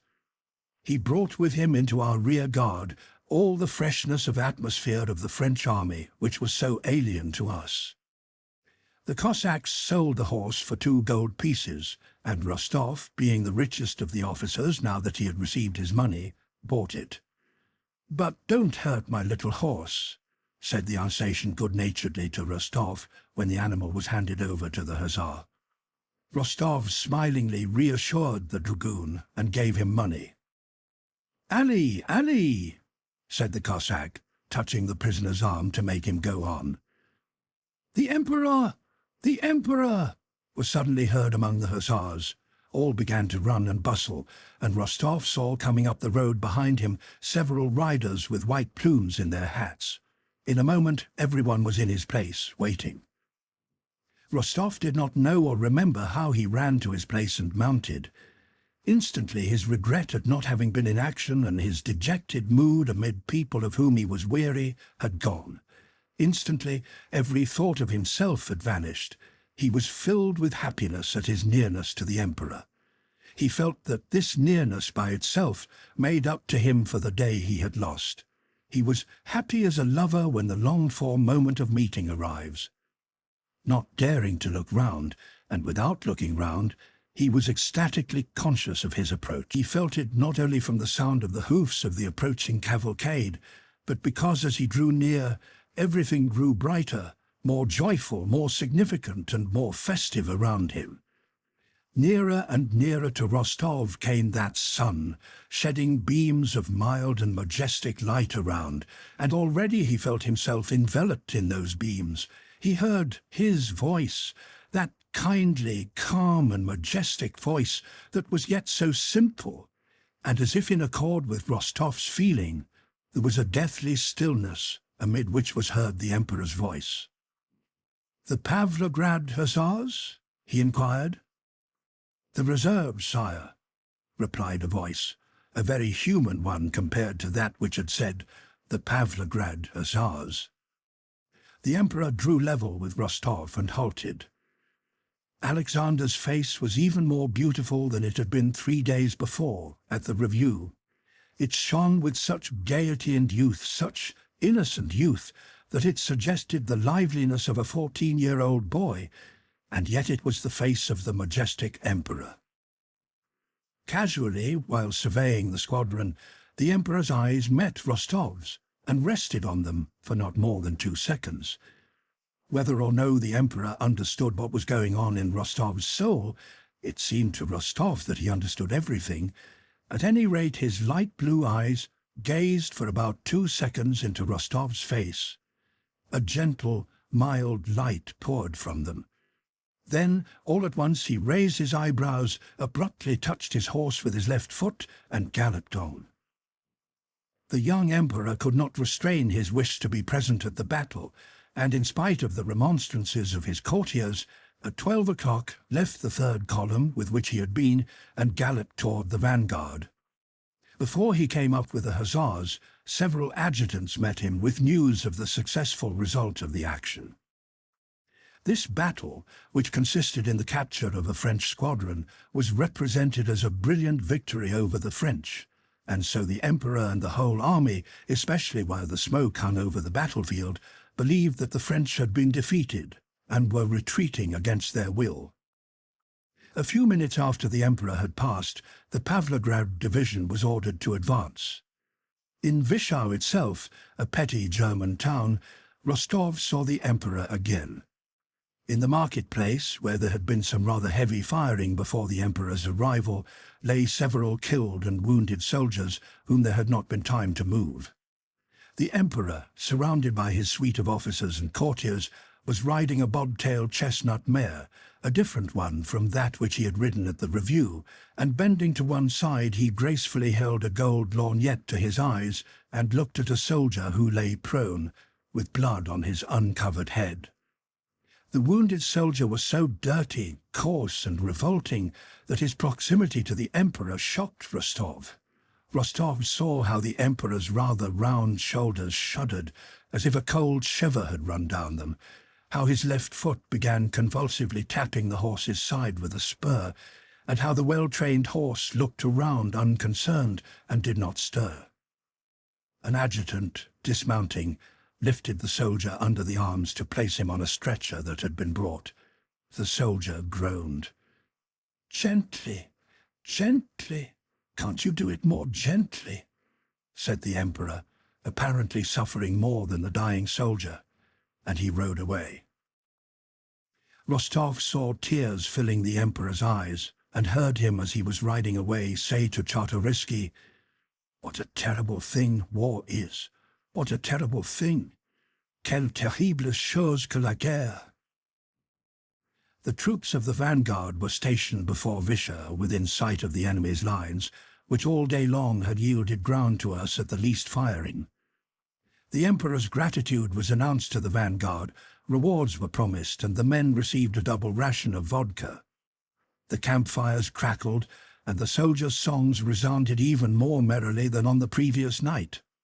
Denisov celebrated his promotion to the rank of major, and Rostov, who had already drunk enough, at the end of the feast proposed the emperor's health. "Not our sovereign the emperor, as they say at official dinners," said he, "but the health of our sovereign, that good, enchanting, and great man. Let us drink to his health and to the certain defeat of the French. If we fought before," he said, "not letting the French pass at Schöngraben, what shall we not do now when he is at the front? We will all die for him gladly. Is it not so, gentlemen? Perhaps I am not saying it right, I have drunk a good deal, but that is how I feel, and so do you too. To the health of Alexander the First! Hurrah! Hurrah!" rang the enthusiastic voices of the officers. And the old cavalry captain, Kirsten, shouted enthusiastically and no less sincerely than the 20-year-old Rostov. When the officers had emptied and smashed their glasses, Kirsten filled others, and in shirt-sleeves and breeches went glass in hand to the soldiers' bonfires, and with his long grey moustache, his white chest showing under his open shirt, he stood in a majestic pose in the light of the campfire, waving his uplifted arm.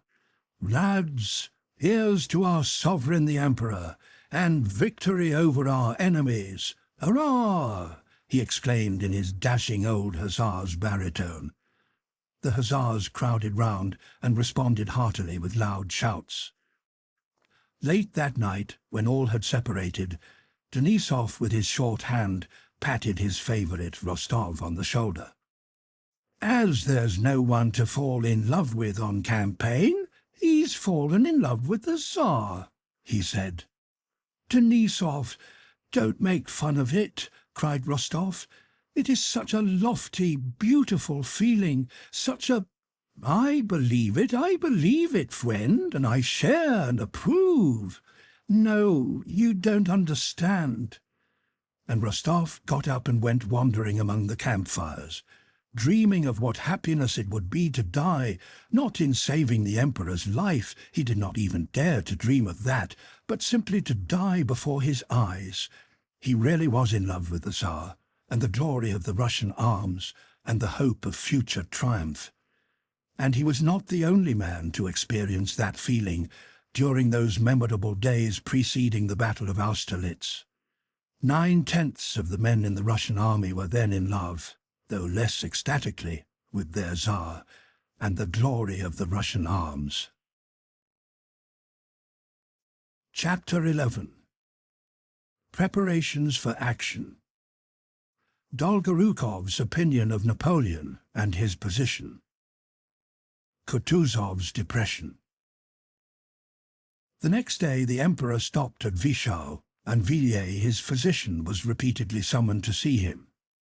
At headquarters and among the troops nearby, the news spread that the emperor was unwell. He ate nothing and had slept badly that night, those around him reported. The cause of this indisposition was the strong impression made on his sensitive mind by the sight of the killed and wounded. At daybreak on the 17th, a French officer who had come with a flag of truce, demanding an audience with the Russian emperor, was brought into Wischau from our outposts. This officer was Savary. The emperor had only just fallen asleep, and so Savary had to wait. At midday he was admitted to the emperor, and an hour later he rode off with Prince Dolgorukov to the advanced post of the French army. It was rumoured that Savary had been sent to propose to Alexander a meeting with Napoleon.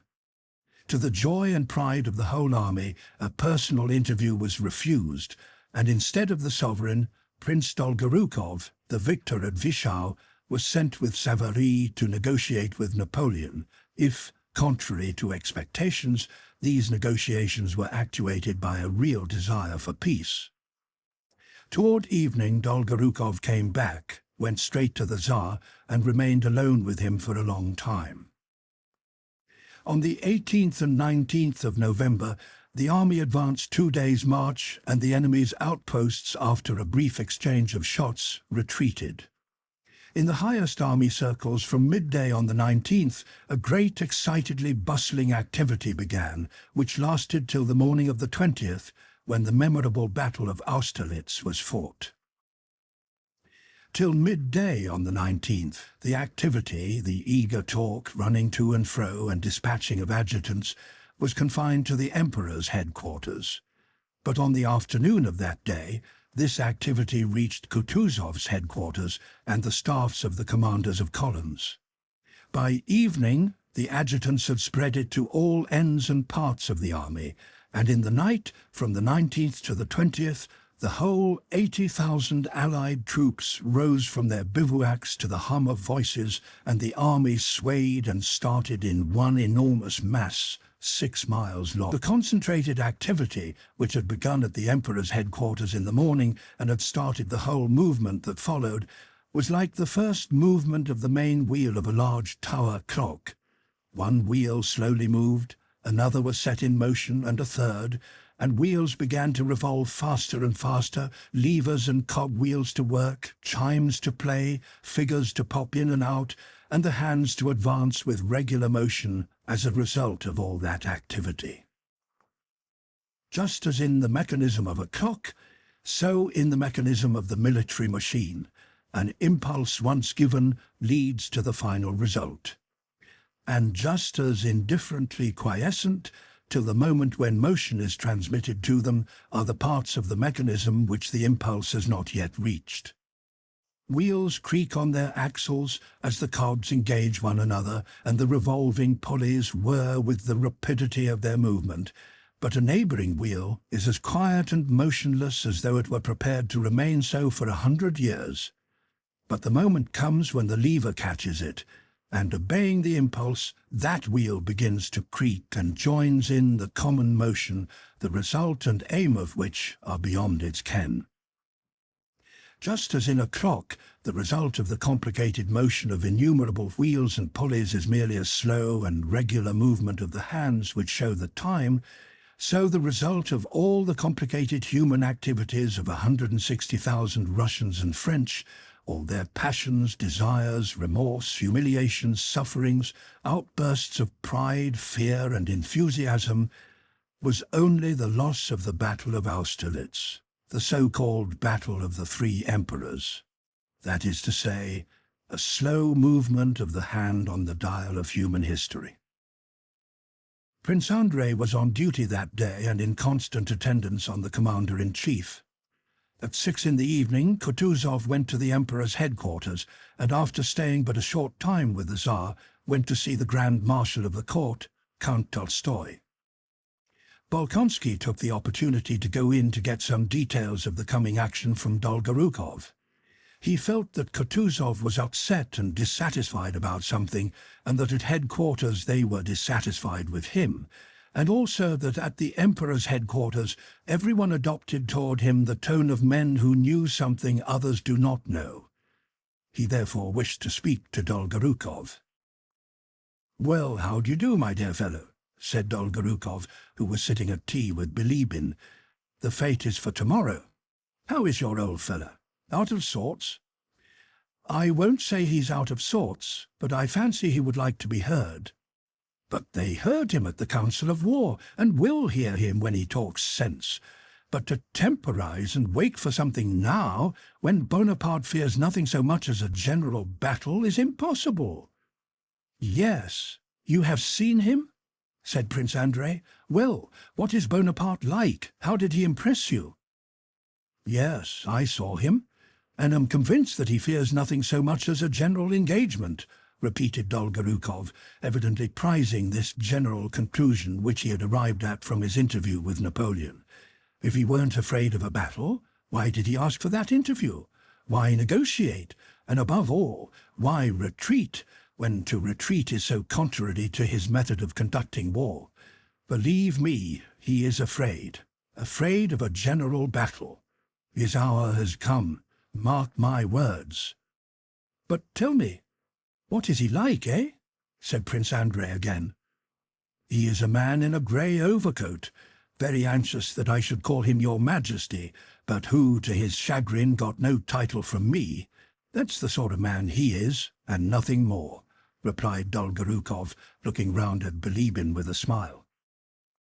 "Despite my great respect for old Kutuzov," he continued, "we should be a nice set of fellows if we were to wait about and so give him a chance to escape or to trick us, now that we certainly have him in our hands.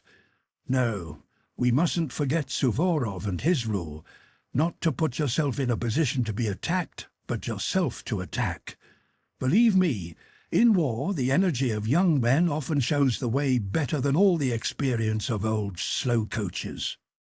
"But in what position are we going to attack him? I've been at the outpost today, and it is impossible to say where his chief forces are situated," said Prince Andrei. He wished to explain to Dolgorukov a plan of attack he had himself formed. "Oh, that is all the same," Dolgorukov said quickly, and getting up he spread a map on the table. "All eventualities have been foreseen. If he is standing before Brunn—" And Prince Dolgorukov rapidly but indistinctly explained Weirother's plan of a flanking movement. Prince Andrei began to reply and to state his own plan, which might have been as good as Weirother's but for the disadvantage that Weirother's had already been approved. As soon as Prince Andrei began to demonstrate the defects of the latter and the merits of his own plan, Prince Dolgorukov ceased to listen to him and gazed absent-mindedly not at the map, but at Prince Andrei's face. "There will be a council of war at Kutuzov's tonight, though. You can say all this there," remarked Dolgorukov. "I will do so," said Prince Andrei, moving away from the map. "Whatever are you bothering about, gentlemen?" said Bilibin, who till then had listened with an amused smile to their conversation, and now was evidently ready with a joke. "Whether tomorrow brings victory or defeat, the glory of our Russian arms is secure. Except your Kutuzov, there is not a single Russian in command of a column. The commanders are Herr General Wimpfen, le Comte de Langeron, Le Prince de Liechtenstein, Le Prince de Hohenlohe, and finally Poch, and so on, like all those Polish names. Be quiet, backbiter, said Dolgorukov. It is not true. There are now 2 Russians, Miloradovich and Doktorov, and there would be a third, Count Arakcheyev, if his nerves were not too weak.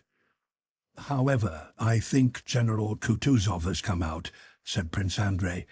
I wish you good luck and success, gentlemen, he added, and went out after shaking hands with Dolgorukov and Bilibin. On the way home, Prince Andrei could not refrain from asking Kutuzov, who was sitting silently beside him, what he thought of tomorrow's battle. Kutuzov looked sternly at his adjutant, and after a pause replied, I think the battle will be lost, and so I told Count Tolstoy, and asked him to tell the Emperor. What do you think he replied? But my dear General, I am engaged with rice and cutlets. Look after military matters yourself. Yes, that was the answer I got. Chapter 12. The Council of War. Vairota's Plans. Prince Andrei's Reflections. Shortly after 9 o'clock that evening, Vairota drove with his plans to Kutuzov's quarters, where the Council of War was to be held. All the commanders of columns were summoned to the commander-in-chiefs, and with the exception of Prince Bagration, who declined to come, were all there at the appointed time. Vairota, who was in full control of the proposed battle, by his eagerness and briskness presented a marked contrast to the dissatisfied and drowsy Kutuzov, who reluctantly played the part of chairman and president of the Council of War. Vairota evidently felt himself to be at the head of a movement that had already become unrestrainable. He was like a horse running downhill, harnessed to a heavy cart. Whether he was pulling it or being pushed by it he did not know, but rushed along at headlong speed, with no time to consider what this movement might lead to. Vairota had been twice that evening to the enemy's picket line to reconnoitre personally, and twice to the Emperors, Russian and Austrian, to report and explain, and to his headquarters, where he had dictated the dispositions in German, and now, much exhausted, he arrived at Kutuzov's. He was evidently so busy that he even forgot to be polite to the commander-in-chief. He interrupted him, talked rapidly and indistinctly without looking at the man he was addressing, and did not reply to questions put to him. He was bespattered with mud and had a pitiful, weary and distracted air, though at the same time he was haughty and self-confident. Kutuzov was occupying a nobleman's castle of modest dimensions near Austerlitz. In the large drawing-room, which had become the commander-in-chief's office, were gathered Kutuzov himself, Vairota, and the members of the Council of War. They were drinking tea, and only awaited Prince Bagration to begin the council. At last, Bagration's orderly came with the news that the prince could not attend. Prince Andrei came in to inform the commander-in-chief of this, and availing himself of permission previously given him by Kutuzov to be present at the council, he remained in the room. "Since Prince Bagration is not coming, we may begin," said Vairota, hurriedly rising from his seat and going up to the table on which an enormous map of the environs of Brunn was spread out. Kutuzov, with his uniform unbuttoned so that his fat neck bulged over his collar as if escaping, was sitting almost asleep in a low chair, with his podgy-old hands resting symmetrically on its arms. At the sound of Vairota's voice, he opened his one eye with an effort. "Yes, yes, if you please. It is already late," said he, and nodding his head, he let it droop and again closed his eye.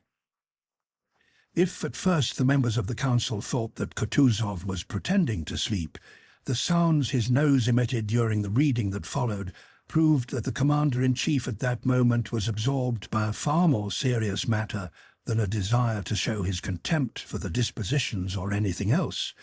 He was engaged in satisfying the irresistible human need for sleep. He really was asleep. Vairota, with the gesture of a man too busy to lose a moment, glanced at Kutuzov, and having convinced himself that he was asleep, took up a paper and in a loud, monotonous voice began to read out the dispositions for the impending battle under a heading which he also read out. Dispositions for an attack on the enemy position behind Kobelnitz and Sokolnitz, November 30th, 1805. The dispositions were very complicated and difficult. They began as follows.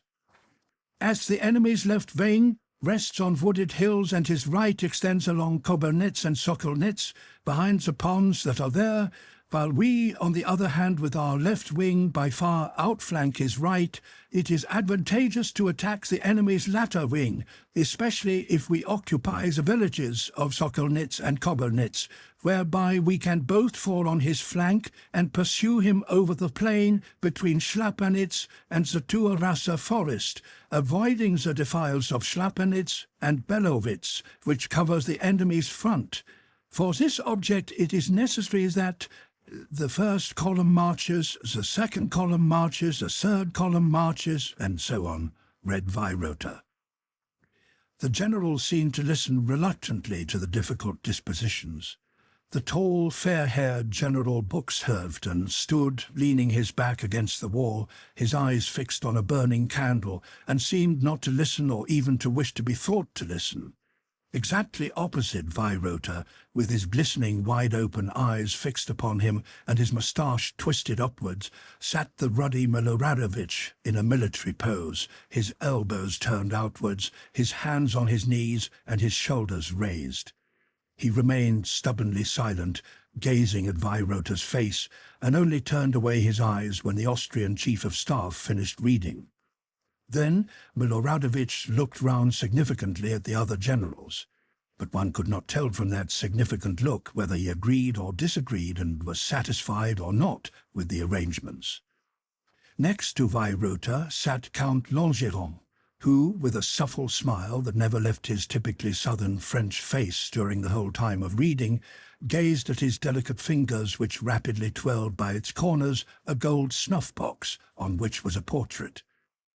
In the middle of one of the longest sentences, he stopped the rotary motion of the snuff-box, raised his head, and with inimical politeness lurking in the corners of his thin lips, interrupted Weirother, wishing to say something. But the Austrian general continued to read, frowned angrily, and jerked his elbows as if to say, "You can tell me your views later, but now be so good as to look at the map and listen." Langeron lifted his eyes with an expression of perplexity, turned round to Miloradovich as if seeking an explanation, but meeting the latter's impressive but meaningless gaze, drooped his eyes sadly and again took to twirling his snuff-box. "A geography lesson," he muttered as if to himself, but loud enough to be heard.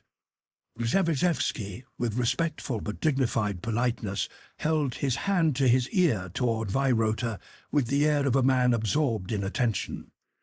Dovturov, a little man, sat opposite Weirother with an assiduous and modest mien, and stooping over the outspread map, conscientiously studied the dispositions and the unfamiliar locality. He asked Weirother several times to repeat words he had not clearly heard and the difficult names of villages. Weirother complied, and Dovturov noted them down. When the reading, which lasted more than an hour, was over, Langeron again brought his snuff-box to rest and, without looking at Weirother or at anyone in particular, began to say how difficult it was to carry out such a plan in which the enemy's position was assumed to be known, whereas it was perhaps not known, since the enemy was in movement. Langeron's objections were valid, but it was obvious that their chief aim was to show General Weirother, who had read his dispositions with as much self-confidence as if he were addressing school-children, that he had to do not with fools, but with men who could teach him something in military matters. When the monotonous sound of Weirother's voice ceased, Kutuzov opened his eye, as a miller wakes up when the soporific drone of the mill wheel is interrupted. He listened to what Langeron said, as if remarking, "So you are still at that silly business," quickly closed his eye again, and let his head sink still lower. Langeron, trying as virulently as possible to sting Weirother's vanity as author of the military plan, argued that Bonaparte might easily attack instead of being attacked, and so render the whole of this plan perfectly worthless. Weyrother met all objections with a firm and contemptuous smile, evidently prepared beforehand to meet all objections, be they what they might. "If he could attack us, he would have done so today," said he. "So, you think he is powerless?" said Langeron. "He has 40,000 men at most," replied Weyrother, with the smile of a doctor to whom an old wife wishes to explain the treatment of a case. "In that case, he is inviting his doom by awaiting our attack," said Langeron, with a subtly ironical smile, again glancing round for support to Miloradovich, who was near him. But Miloradovich was at that moment evidently thinking of anything rather than of what the generals were disputing about. "Ma foi," said he, "tomorrow we shall see all that on the battlefield." Weyrother again gave that smile which seemed to say that to him it was strange and ridiculous to meet objections from Russian generals, and to have to prove to them what he had not merely convinced himself of, but had also convinced the sovereign emperors of. "The enemy has quenched his fires, and a continual noise is heard from his camp," said he. "What does that mean? Either he is retreating, which is the only thing we need fear, or he is changing his position." He smiled ironically.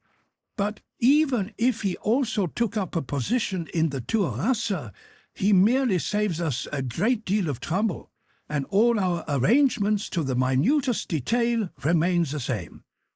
"How is that?" began Prince Andrei, who had for long been waiting an opportunity to express his doubts. Kutuzov here woke up, coughed heavily, and looked round at the generals. "Gentlemen, the dispositions for tomorrow, or rather for today, for it is past midnight, cannot now be altered," said he. "You have heard them, and we shall all do our duty. But before a battle, there is nothing more important," he paused, "than to have a good sleep." He moved as if to rise. The generals bowed and retired. It was past midnight. Prince Andrei went out.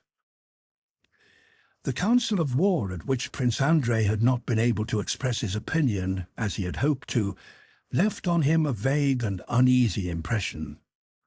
Whether Dolgorukov and Weyrother or Kutuzov, Langeron, and the others who did not approve of the plan of attack were right, he did not know. But was it really not possible for Kutuzov to state his views plainly to the Emperor? Is it possible that on account of court and personal considerations, tens of thousands of lives, and my life, he thought, must be risked? Yes, it is very likely that I shall be killed tomorrow, he thought. And suddenly, at this thought of death, the whole series of most distant, most intimate memories rose in his imagination. He remembered his last parting from his father and his wife. He remembered the days when he first loved her. He thought of her pregnancy and felt sorry for her and for himself, and in a nervously emotional and softened mood, he went out of the hut in which he was billeted with Nesvitsky and began to walk up and down before it. The night was foggy, and through the fog the moonlight gleamed mysteriously. Yes, tomorrow, he thought. Tomorrow everything may be over for me. All these memories will be no more. None of them will have any meaning for me. Tomorrow, perhaps, even certainly, I have a presentiment that for the first time I shall have to show all I can do. And his fancy pictured the battle, its loss, the concentration of fighting at one point, and the hesitation of all the commanders. And then that happy moment, that Toulon, for which he had so long waited, presents itself to him at last. He firmly and clearly expresses his opinion to Kutuzov, to Weyrother, and to the emperors. All are struck by the justness of his views, but no one undertakes to carry them out. So he takes a regiment, a division, stipulates that no one is to interfere with his arrangements, leads his division to the decisive point, and gains the victory alone. But death and suffering, suggested another voice. Prince Andrei, however, did not answer that voice, and went on dreaming of his triumphs. The dispositions for the next battle are planned by him alone. Nominally, he is only an adjutant on Kutuzov's staff, but he does everything alone. The next battle is won by him alone. Kutuzov is removed, and he is appointed. Well, and then? Asked the other voice. If before that you are not 10 times wounded, killed, or betrayed, well, what then? Well then, Prince Andrei answered himself, I don't know what will happen, and I don't want to know, and can't. But if I want this, want glory, want to be known to men, want to be loved by them, it is not my fault that I want it, and want nothing but that, and live only for that, yes, for that alone. I shall never tell anyone, but, oh, God, what am I to do if I love nothing but fame and men's esteem? Death, wounds, the loss of family, I fear nothing, and precious and dear as many persons are to me, father, sister, wife, those dearest to me, yet dreadful and unnatural as it seems, I would give them all at once for a moment of glory, of triumph over men, of love of men I don't know and never shall know, for the love of these men here, he thought, as he listened to voices in Kutuzov's courtyard. The voices were those of the orderlies who were packing up. One voice, probably a coachman's, was teasing Kutuzov's old cook, whom Prince Andrei knew, and who was called Tit. He was saying, Tit, I say, Tit. Well, returned the old man. Go, Tit, fresh a bit, said the wag. Oh, go to the devil, called out a voice, drowned by the laughter of the orderlies and servants. All the same, I love and value nothing but triumph over them all. I value this mystic power and glory that is floating here above me in this mist. Chapter 13. Rostov at the Front. Napoleon's Proclamation. That same night, Rostov was with a platoon on skirmishing duty in front of Bagration's detachment. His hussars were placed along the line in couples, and he himself rode along the line trying to master the sleepiness that kept coming over him. An enormous space, with our army's campfires dimly glowing in the fog, could be seen behind him. In front of him was misty darkness. Rostov could see nothing, peer as he would into that foggy distance. Now something gleamed grey, now there was something black, now little light seemed to glimmer where the enemy ought to be, now he fancied it was only something in his own eyes. His eyes kept closing, and in his fancy appeared now the Emperor, now Denisov, and now Moscow memories, and he again hurriedly opened his eyes and saw close before him the head and ears of the horse he was riding, and sometimes when he came within 6 paces of them, the black figures of hussars, but in the distance was still the same misty darkness. Why not? It might easily happen, thought Rostov, that the Emperor will meet me and give me an order, as he would to any other officer. He'll say, "Go and find out what's there." There are many stories of his getting to know an officer in just such a chance way and attaching him to himself. What if he gave me a place near him? Oh, how I would guard him, how I would tell him the truth, how I would unmask his deceivers. And in order to realize vividly his love and devotion to the sovereign, Rostov pictured to himself an enemy or a deceitful German whom he would not only kill with pleasure, but whom he would slap in the face before the Emperor. Suddenly, a distant shout aroused him. He started and opened his eyes. Where am I? Oh yes, in the skirmishing line. Pass and watchword, Shaft, Olmütz. What a nuisance that our squadron will be in reserve tomorrow, he thought. I'll ask leave to go to the front. This may be my only chance of seeing the Emperor. It won't be long now before I'm off duty. I'll take another turn, and when I get back, I'll go to the general and ask him. He readjusted himself in the saddle and touched up his horse to ride once more round his hussars. It seemed to him that it was getting lighter. To the left he saw a sloping descent lit up, and facing it a black knoll that seemed as steep as a wall. On this knoll there was a white patch that Rostov could not at all make out. Was it a glade in the wood lit up by the moon, or some unmelted snow, or some white houses? He even thought something moved on that white spot. I expect it's snow, that spot. A spot in tush, he thought. There now, it's not a tash. Natasha, sister, black eyes. Natasha. Won't she be surprised when I tell her how I've seen the Emperor? Natasha. Take my sabre, Tash. Keep to the right, Your Honour, there are bushes here, came the voice of an hussar, past whom Rostov was riding in the act of falling asleep. Rostov lifted his head that had sunk almost to his horse's mane and pulled up beside the hussar. He was succumbing to irresistible, youthful, childish drowsiness. But what was I thinking? I mustn't forget. How shall I speak to the Emperor? No, that's not it. That's tomorrow. Oh, yes. Natasha, sabre, Tash. Sabre them. Who? The hussars. Ah, the hussars with moustaches. Along the Tverskaya Street rode the hussar with moustaches. I thought about him too, just opposite Guriev's house. Old Guriev. Oh, but Denisov's a fine fellow. But that's all nonsense. The chief thing is that the Emperor's here. How he looked at me and wished to say something but dared not. No, it was I who dared not. But that's nonsense. The chief thing is not to forget the important thing I was thinking of. Yes, Natasha, sabre Tash. Oh, yes, that's right. And his head once more sank to his horse's neck. All at once it seemed to him that he was being fired at. What? Cut them down, what? Said Rostov, waking up. At the moment he opened his eyes, he heard in front of him, where the enemy was, the long-drawn shouts of thousands of voices.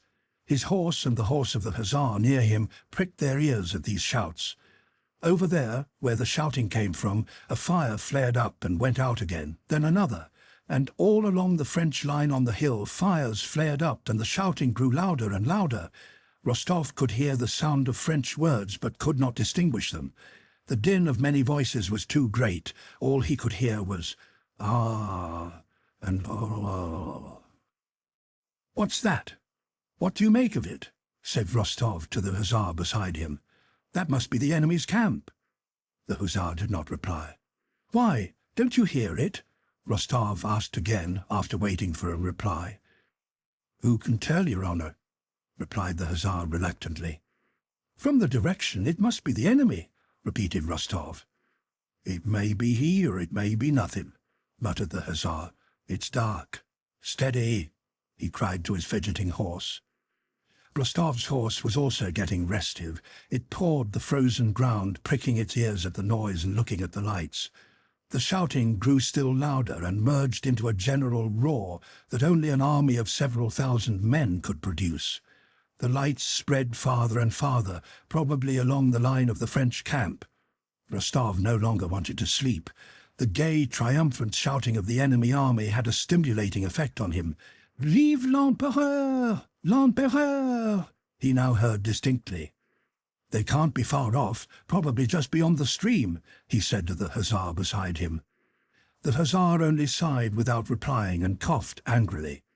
The sound of horses' hoofs approaching at a trot along the line of hussars was heard, and out of the foggy darkness the figure of a sergeant of hussars suddenly appeared, looming huge as an elephant. "Your Honour, the generals," said the sergeant, riding up to Rostov. Rostov, still looking round toward the fires and the shouts, rode with the sergeant to meet some mounted men who were riding along the line. One was on a white horse. Prince Bagration and Prince Dolgorukov, with their adjutants, had come to witness the curious phenomenon of the lights and shouts in the enemy's camp. Rostov rode up to Bagration, reported to him, and then joined the adjutants, listening to what the generals were saying. "Believe me," said Prince Dolgorukov, addressing Bagration, "it is nothing but a trick. He has retreated and ordered the rear guard to kindle fires and make a noise to deceive us." "Hardly," said Bagration. I saw them this evening on that knoll. If they had retreated, they would have withdrawn from that too. Officer, said Bagration to Rostov, are the enemy's skirmishers still there? They were there this evening, but now I don't know, Your Excellency. Shall I go with some of my hussars to see? Replied Rostov. Bagration stopped, and before replying tried to see Rostov's face in the mist. Well, go and see, he said after a pause. Yes, sir. Rostov spurred his horse, called to Sergeant Fedchenko and 2 other hussars, told them to follow him, and trotted downhill in the direction from which the shouting came. He felt both frightened and pleased to be riding alone with 3 hussars into that mysterious and dangerous misty distance where no one had been before him. Bagration called to him from the hill not to go beyond the stream, but Rostov pretended not to hear him and did not stop, but rode on and on, continually mistaking bushes for trees and gullies for men, and continually discovering his mistakes. Having descended the hill at a trot, he no longer saw either our own or the enemy's fires, but heard the shouting of the French more loudly and distinctly. In the valley he saw before him something like a river, but when he reached it, he found it was a road. Having come out onto the road, he reined in his horse, hesitating whether to ride along it or cross it and ride over the black field up the hillside. To keep to the road, which gleamed white in the mist, would have been safer, because it would be easier to see people coming along it. "Follow me," said he, crossed the road, and began riding up the hill at a gallop, toward the point where the French pickets had been standing that evening. "Your Honour, there he is!" cried one of the hussars behind him, and before Rostov had time to make out what the black thing was that had suddenly appeared in the fog, there was a flash followed by a report, and a bullet whizzing high up in the mist with a plaintive sound passed out of hearing. Another musket missed fire, but flashed in the pan. Rostov turned his horse and galloped back. 4 more reports followed at intervals, and the bullets passed somewhere in the fog, singing in different tones. Rostov reined in his horse, whose spirits had risen like his own at the firing, and went back at a foot-pace. "Well, some more, a merry voice was saying in his soul. But no more shots came. Only when approaching Bagration did Rostov let his horse gallop again, and with his hand at the salute rode up to the general. Dolgorukov was still insisting that the French had retreated and had only lit fires to deceive us. "What does that prove?" he was saying as Rostov rode up. "They might retreat and leave the pickets." "It's plain that they have not all gone yet, Prince," said Bagration. "Wait till tomorrow morning. We'll find out everything tomorrow morning." "The picket is still on the hill, Your Excellency, just where it was in the evening," reported Rostov, stooping forward with his hand at the salute, and unable to repress the smile of delight induced by his ride, and especially by the sound of the bullets. Very good," said Bagration. "Thank you, officer." "Your Excellency," said Rostov, "may I ask a favour?" "What is it?" "Tomorrow our squadron is to be in reserve. May I ask to be attached to the 1st Squadron?" "What's your name?" "Count Rostov." "Oh, very well. You may stay in attendance on me." "Count Iya Rostov's son?" asked Dolgorukov, but Rostov did not reply. "Then I may reckon on it, Your Excellency?" "I will give the order." "Tomorrow, very likely, I may be sent with some message to the Emperor," thought Rostov. "Thank God." The fires and shouting in the enemy's army were occasioned by the fact that while Napoleon's proclamation was being read to the troops, the Emperor himself rode round his bivouacs. The soldiers, on seeing him, lit whisks of straw and ran after him shouting, "Vive l'Empereur!" Napoleon's proclamation was as follows: "Soldiers, the Russian army is advancing against you to avenge the Austrian army of Ulm. They are the same battalions you broke at Hollabrunn and have pursued ever since to this place. The position we occupy is a strong one, and while they are marching to go round me on the right, they will expose a flank to me. Soldiers, I will myself direct your battalions. I will keep out of fire if you, with your habitual valour, carry disorder and confusion into the enemy's ranks. But should victory be in doubt even for a moment, you will see your emperor exposing himself to the first blows of the enemy. For there must be no doubt of victory, especially on this day, when what is at stake is the honour of the French infantry, so necessary to the honour of our nation. Do not break your ranks on the plea of removing the wounded. Let every man be fully imbued with the thought that we must defeat these hirelings of England, inspired by such hatred of our nation. This victory will conclude our campaign, and we can return to winter quarters where fresh troops who are being raised in France will join us. And the peace I shall conclude will be worthy of my people, of you, and of myself. Napoleon. Chapter 14. The Battle of Austerlitz. At 5 in the morning it was still quite dark. The troops of the centre, the reserves, and Bagration's right flank had not yet moved, but on the left flank, the columns of infantry, cavalry and artillery, which were to be the first to descend the heights to attack the French right flank and drive it into the Bohemian mountains according to plan, were already up and astir. The smoke of the campfires, into which they were throwing everything superfluous, made the eyes smart. It was cold and dark. The officers were hurriedly drinking tea and breakfasting, the soldiers munching biscuit and beating a tattoo with their feet to warm themselves, gathering round the fires, throwing into the flames the remains of sheds, chairs, tables, wheels, tubs, and everything they did not want or could not carry away with them. Austrian column guides were moving in and out among the Russian troops and served as heralds of the advance. As soon as an Austrian officer showed himself near a commanding officer's quarters, the regiment began to move. The soldiers ran from the fires, thrust their pikes into their boots, their bags into the casques, got their muskets ready and formed rank. The officers buttoned up their coats, buckled on their swords and pouches, and moved along the ranks shouting. The train drivers and orderlies harnessed and packed the wagons and tied on the loads. The adjutants and battalion and regimental commanders mounted, crossed themselves, gave final instructions, orders, and commissions to the baggage men who remained behind, and the monotonous tramp of thousands of feet resounded. The column moved forward without knowing where, and unable from the masses around them, the smoke and the increasing fog, to see either the place they were leaving or that to which they were going. A soldier on the march is hemmed in and borne along by his regiment as much as a sailor is by his ship.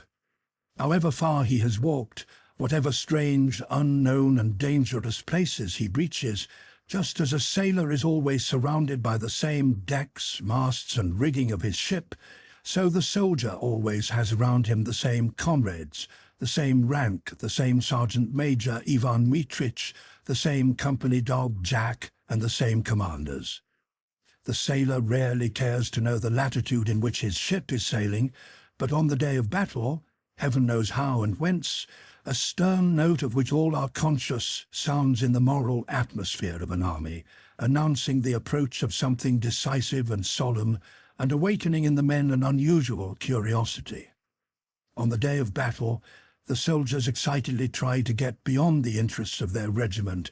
They listen intently, look about, and eagerly ask concerning what is going on around them. The fog had grown so dense that though it was growing light, they could not see 10 paces ahead. Bushes looked like gigantic trees, and level ground like cliffs and slopes. Anywhere, on any side, one might encounter an enemy invisible 10 paces off. But the columns advanced for a long time, always in the same fog, descending and ascending hills, avoiding gardens and enclosures, going over new and unknown ground, and nowhere encountering the enemy. On the contrary, the soldiers became aware that in front, behind, and on all sides, other Russian columns were moving in the same direction. Every soldier felt glad to know that to the unknown place where he was going, many more of our men were going too. "There now, the Kurskys have also gone past," was being said in the ranks. "It's wonderful what a lot of our troops have gathered, lads. Last night I looked at the campfires, there was no end of them. A regular Moscow." Though none of the column commanders rode up to the ranks or talked to the men, the commanders, as we saw at the Council of War, were out of humour and dissatisfied with the affair, and so did not exert themselves to cheer the men, but merely carried out the orders. Yet the troops marched gaily, as they always do when going into action, especially to an attack. But when they had marched for about an hour in the dense fog, the greater part of the men had to halt, and an unpleasant consciousness of some dislocation and blunder spread through the ranks. How such a consciousness is communicated is very difficult to define, but it certainly is communicated very surely, and flows rapidly, imperceptibly, and irrepressibly, as water does in a creek. Had the Russian army been alone without any allies, it might perhaps have been a long time before this consciousness of mismanagement became a general conviction. But as it was, the disorder was readily and naturally attributed to the stupid Germans, and everyone was convinced that a dangerous muddle had been occasioned by the sausage-eaters. "Why have we stopped? Is the way blocked? Or have we already come up against the French? No, one can't hear them. They'd be firing if we had. They were in hurry enough to start us, and now here we stand in the middle of a field without rhyme or reason. It's all those damned Germans muddling. What stupid devils! Yes, I'd send them on in front, but no fear, they're crowding up behind, and now here we stand, hungry. I say, shall we soon be clear? They say the cavalry are blocking the way," said an officer. "Oh, those damned Germans, they don't know their own country," said another. "What division are you?" shouted an adjutant riding up. "The 18th. "Then why are you still here? You should have gone on long ago. Now you won't get there till evening." "What stupid orders! They don't themselves know what they're doing," said the officer, and rode off. A general rode past shouting something angrily, not in Russian. "Toffa loffa, but what he's jabbering no one can make out," said a soldier, mimicking the general who had ridden away. "I'd shoot 'em, the scoundrels. We were ordered to be at the place before 9, but we haven't got halfway." "Fine orders," was being repeated on different sides. And the feeling of energy with which the troops had started began to turn into vexation and anger at the stupid arrangements and at the Germans. The cause of the confusion was that while the Austrian cavalry was moving toward our left flank, the higher command found that our centre was too far separated from our right flank, and the cavalry were all ordered to turn back to the right. Several thousand cavalry crossed in front of the infantry, who had to wait. At the front, an altercation occurred between an Austrian guide and a Russian general. The general shouted a demand that the cavalry should be halted. The Austrian argued that not he, but the higher command was to blame. The troops meanwhile stood, growing listless and dispirited. After an hour's delay they at last moved on, descending the hill. The fog that was dispersing on the hill lay still more densely below, where they were descending. In front, in the fog, a shot was heard, and then another, at first irregularly at varying intervals, tat-tat, tat, and then more and more regularly and rapidly, and the action at the Goldbach stream began. Not expecting to come on the enemy down by the stream, and having stumbled on him in the fog, hearing no encouraging word from their commanders, and with a consciousness of being too late spreading through the ranks, and above all being unable to see anything in front or around them in the thick fog, the Russians exchanged shots with the enemy lazily, and advanced and again halted, receiving no timely orders from the officers or adjutants, who wandered about in the fog in those unknown surroundings, unable to find their own regiments. In this way, the action began for the 1st, 2nd, and 3rd columns, which had gone down into the valley. The 4th column, with which Kutuzov was, stood on the Pratzen heights. Below, where the fight was beginning, there was still thick fog. On the higher ground it was clearing, but nothing could be seen of what was going on in front. Whether all the enemy forces were, as we supposed, 6 miles away, or whether they were nearby in that sea of mist, no one knew till after 8 o'clock. It was 9 o'clock in the morning. The fog lay unbroken like a sea down below, but higher up at the village of Schlapanitz, where Napoleon stood with his marshals around him, it was quite light. Above him was a clear blue sky, and the sun's vast orb quivered like a huge, hollow, crimson float on the surface of that milky sea of mist. The whole French army, and even Napoleon himself with his staff, were not on the far side of the streams and hollows of Sokolnitz and Schlapanitz, beyond which we intended to take up our position and begin the action, but were on this side, so close to our own forces that Napoleon with the naked eye could distinguish a mounted man from one on foot. Napoleon, in the blue cloak which he had worn on his Italian campaign, sat on his small grey Arab horse a little in front of his marshals. He gazed silently at the hills which seemed to rise out of the sea of mist and on which the Russian troops were moving in the distance, and he listened to the sounds of firing in the valley. Not a single muscle of his face, which in those days was still thin, moved. His gleaming eyes were fixed intently on one spot. His predictions were being justified. Part of the Russian force had already descended into the valley, toward the ponds and lakes, and part were leaving these Pratzen heights, which he intended to attack and regarded as the key to the position. He saw over the mist that in a hollow between two hills, near the village of Pratzen, the Russian columns, their bayonets glittering, were moving continuously in one direction toward the valley and disappearing one after another into the mist.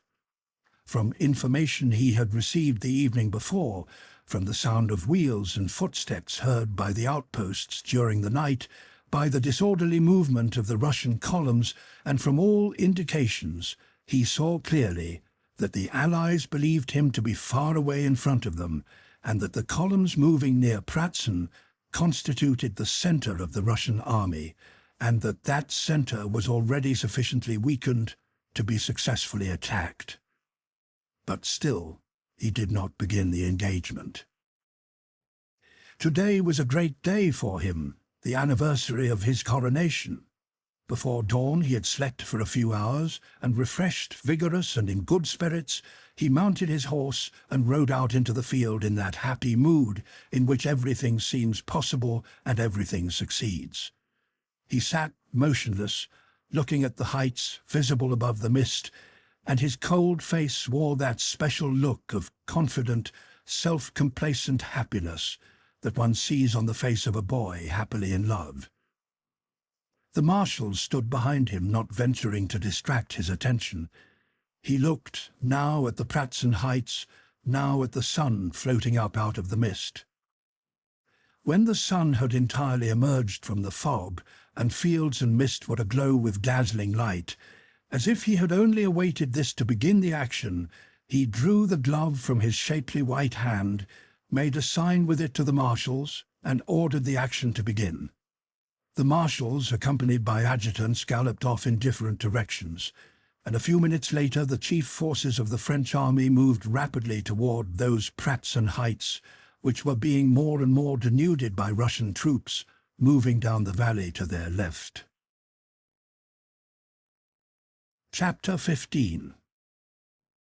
At 8 o'clock, Kutuzov rode to Pratzen at the head of the fourth column, Miloradovich's, the one that was to take the place of Przebysevsky's and Lozhehov's columns, which had already gone down into the valley.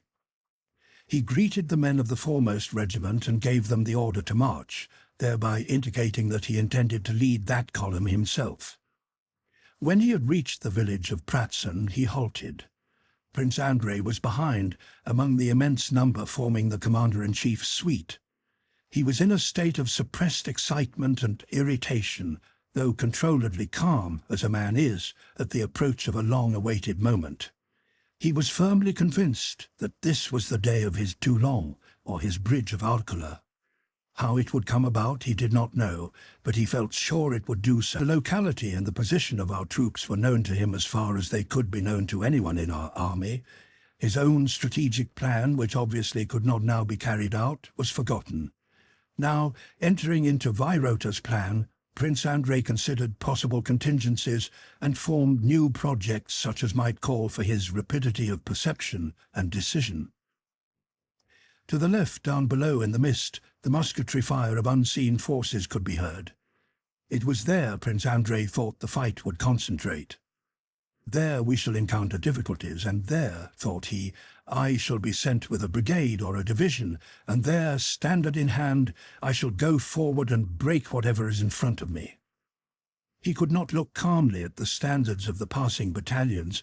Seeing them, he kept thinking, that may be the very standard with which I shall lead the army. In the morning, all that was left of the night mist on the heights was a hoarfrost, now turning to dew, but in the valleys it still lay like a milk-white sea. Nothing was visible in the valley to the left into which our troops had descended, and from whence came the sounds of firing. Above the heights was the dark, clear sky, and to the right the vast orb of the sun. In front, far off on the farther shore of that sea of mist, some wooded hills were discernible, and it was there the enemy probably was, for something could be descried. On the right, the guards were entering the misty region with a sound of hoofs and wheels, and now and then a gleam of bayonets. To the left, beyond the village, similar masses of cavalry came up and disappeared in the sea of mist. In front and behind moved infantry. The commander-in-chief was standing at the end of the village, letting the troops pass by him. That morning Kutuzov seemed worn and irritable. The infantry passing before him came to a halt, without any command being given, apparently obstructed by something in front. "Do order them to form into battalion columns and go round the village," he said angrily to a general who had ridden up. "Don't you understand, Your Excellency, my dear sir, that you must not defile through narrow village streets when we're marching against the enemy?" "I intended to reform them beyond the village, Your Excellency," answered the general. Kutuzov laughed bitterly. "You'll make a fine thing of it, deploying in sight of the enemy. Very fine. The enemy is still far away, Your Excellency. According to the dispositions—" "The dispositions!" exclaimed Kutuzov bitterly. "Who told you that? Kindly do as you are ordered." "Yes, sir." "My dear fellow," Nesvitsky whispered to Prince Andrei, "the old man is as surly as a dog." An Austrian officer in a white uniform with green plumes in his hat galloped up to Kutuzov and asked in the Emperor's name if the fourth column had advanced into action. Kutuzov turned round without answering, and his eye happened to fall upon Prince Andrei, who was beside him. Seeing him, Kutuzov's malevolent and caustic expression softened, as if admitting that what was being done was not his adjutant's fault, and still not answering the Austrian adjutant, he addressed Bolkonsky. "Go, my dear fellow, and see whether the 3rd Division has passed the village. Tell it to stop and await my orders." Hardly had Prince Andrei started than he stopped him. "And ask whether sharpshooters have been posted," he added. "What are they doing? What are they doing?" he muttered to himself, still not replying to the Austrian. Prince Andrei galloped off to execute the order. Overtaking the battalions that continued to advance, he stopped the 3rd Division and convinced himself that there really were no sharpshooters in front of our columns. The colonel at the head of the regiment was much surprised at the commander-in-chief's order to throw out skirmishers. He had felt perfectly sure that there were other troops in front of him, and that the enemy must be at least 6 miles away. There was really nothing to be seen in front, except a barren descent, hidden by dense mist. Having given orders in the commander-in-chief's name to rectify this omission, Prince Andrei galloped back. Kutuzov, still in the same place, his stout body resting heavily in the saddle with the lassitude of age, sat yawning wearily with closed eyes. The troops were no longer moving, but stood with the butts of their muskets on the ground. All right," he said to Prince Andrei, and turned to a general who, watch in hand, was saying it was time they started, as all the left flank columns had already descended. "Plenty of time, Your Excellency," muttered Kutuzov in the midst of a yawn. "Plenty of time." he repeated.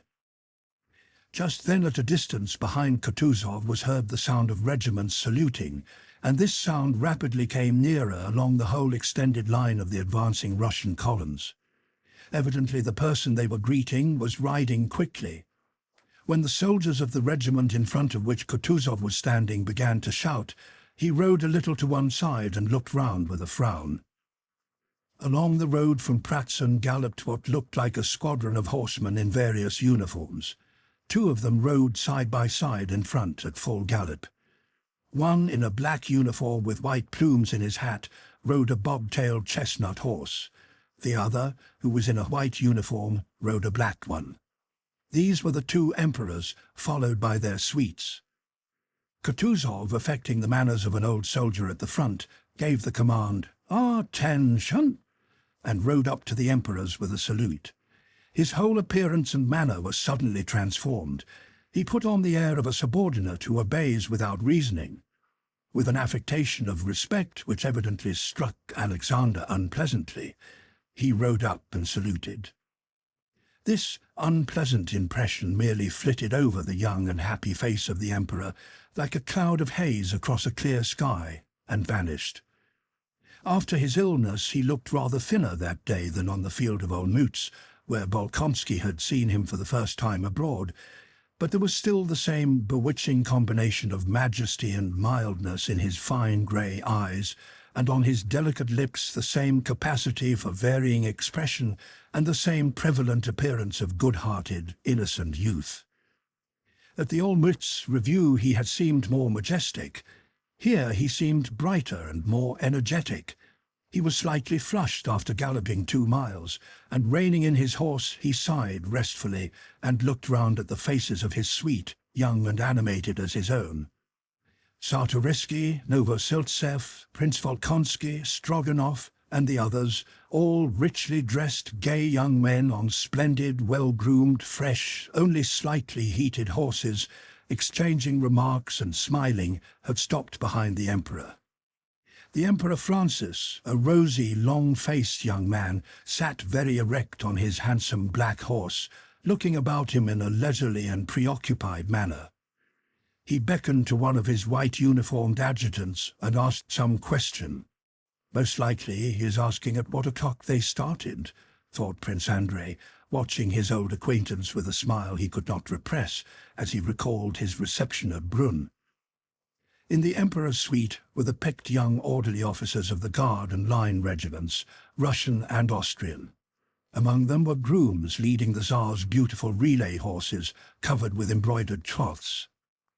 As when a window is opened, a whiff of fresh air from the fields enters a stuffy room, so a whiff of youthfulness, energy and confidence of success reached Kutuzov's cheerless staff with the galloping advent of all these brilliant young men.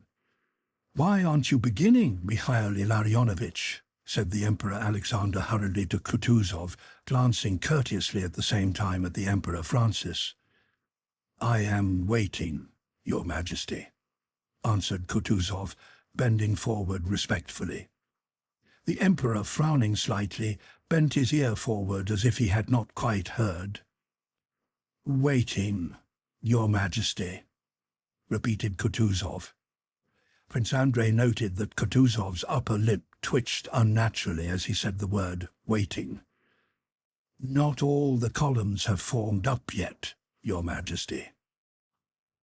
The Tsar heard, but obviously did not like the reply. He shrugged his rather round shoulders and glanced at Novosiltsev, who was near him, as if complaining of Kutuzov. "You know, Mikhail Ilarionovitch, we are not on the Empress's field, where a parade does not begin till all the troops are assembled," said the Tsar with another glance at the Emperor Francis, as if inviting him, if not to join in, at least to listen to what he was saying. But the Emperor Francis continued to look about him and did not listen. "That is just why I do not begin, sire," said Kutuzov in a resounding voice, apparently to preclude the possibility of not being heard, and again something in his face twitched. "That is just why I do not begin, sire. Because we are not on parade and not on the Empress's field, he said clearly and distinctly.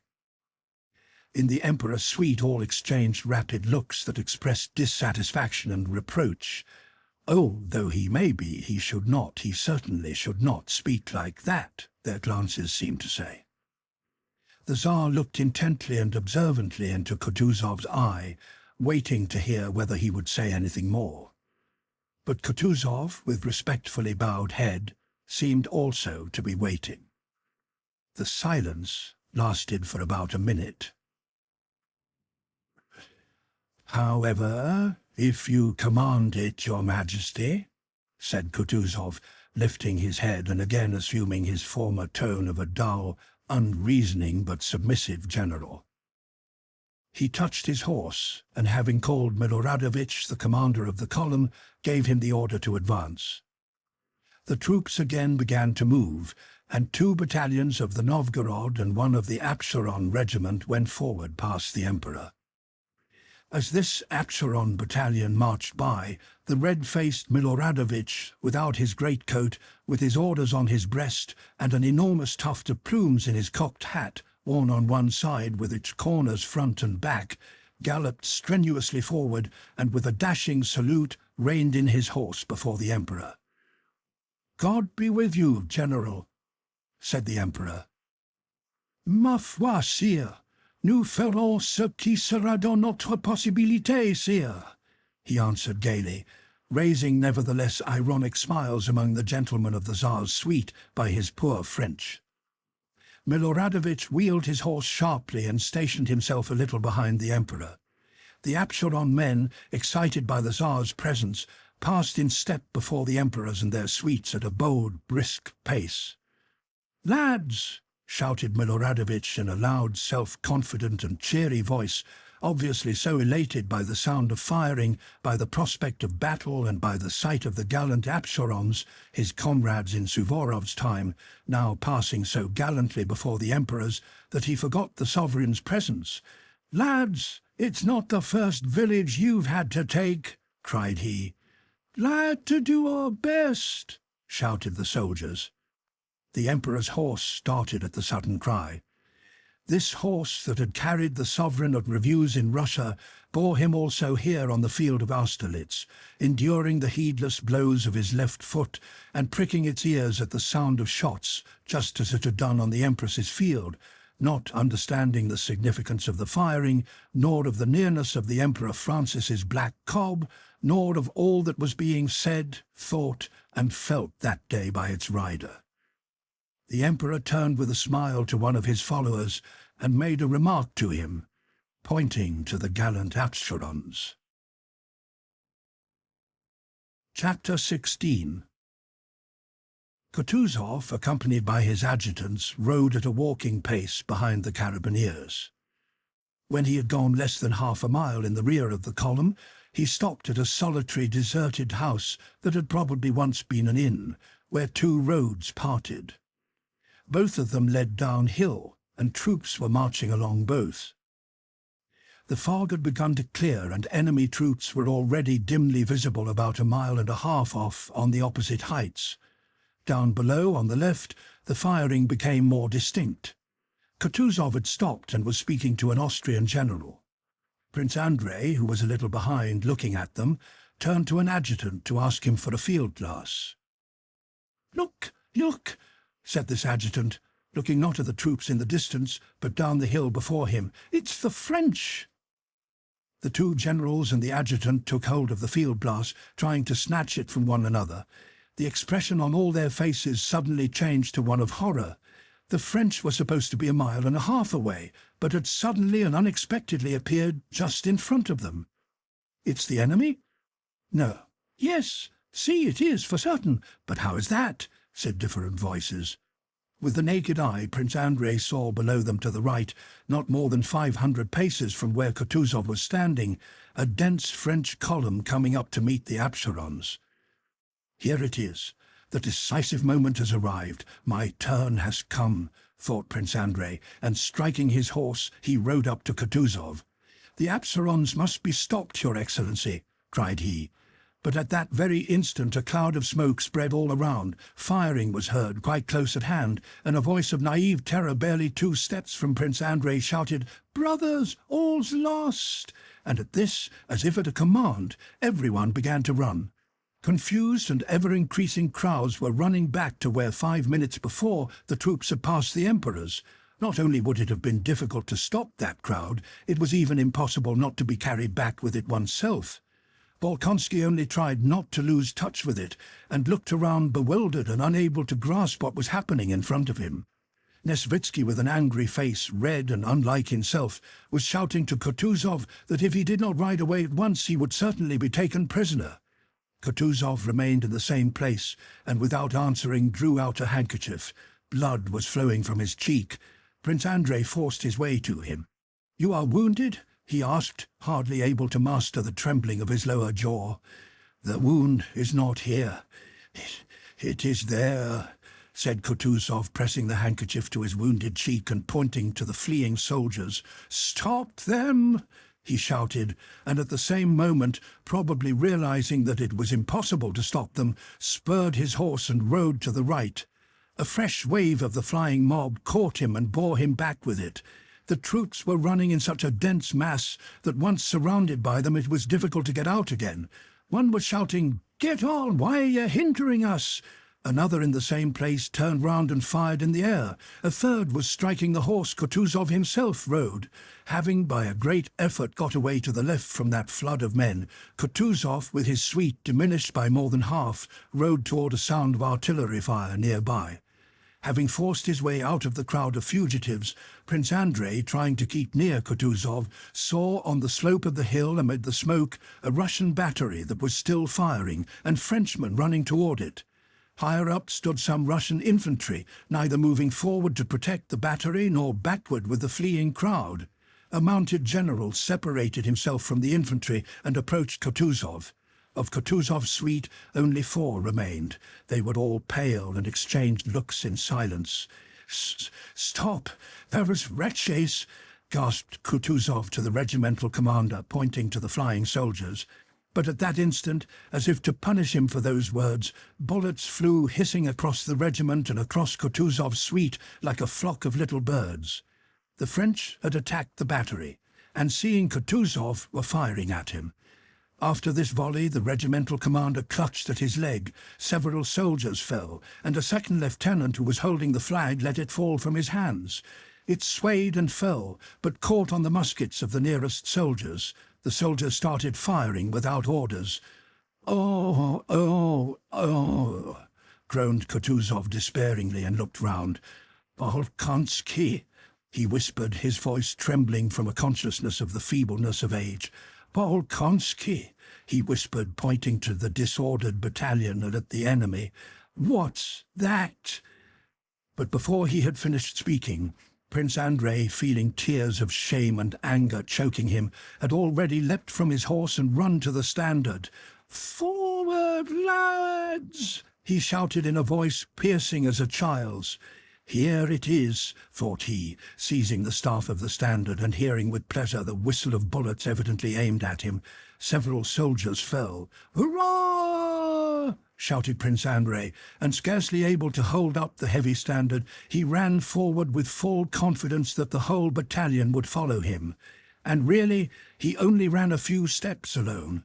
One soldier moved, and then another, and soon the whole battalion ran forward, shouting "Hurrah!" and overtook him. A sergeant of the battalion ran up and took the flag that was swaying from its weight in Prince Andrei's hands, but he was immediately killed. Prince Andrei again seized the standard and, dragging it by the staff, ran on with the battalion.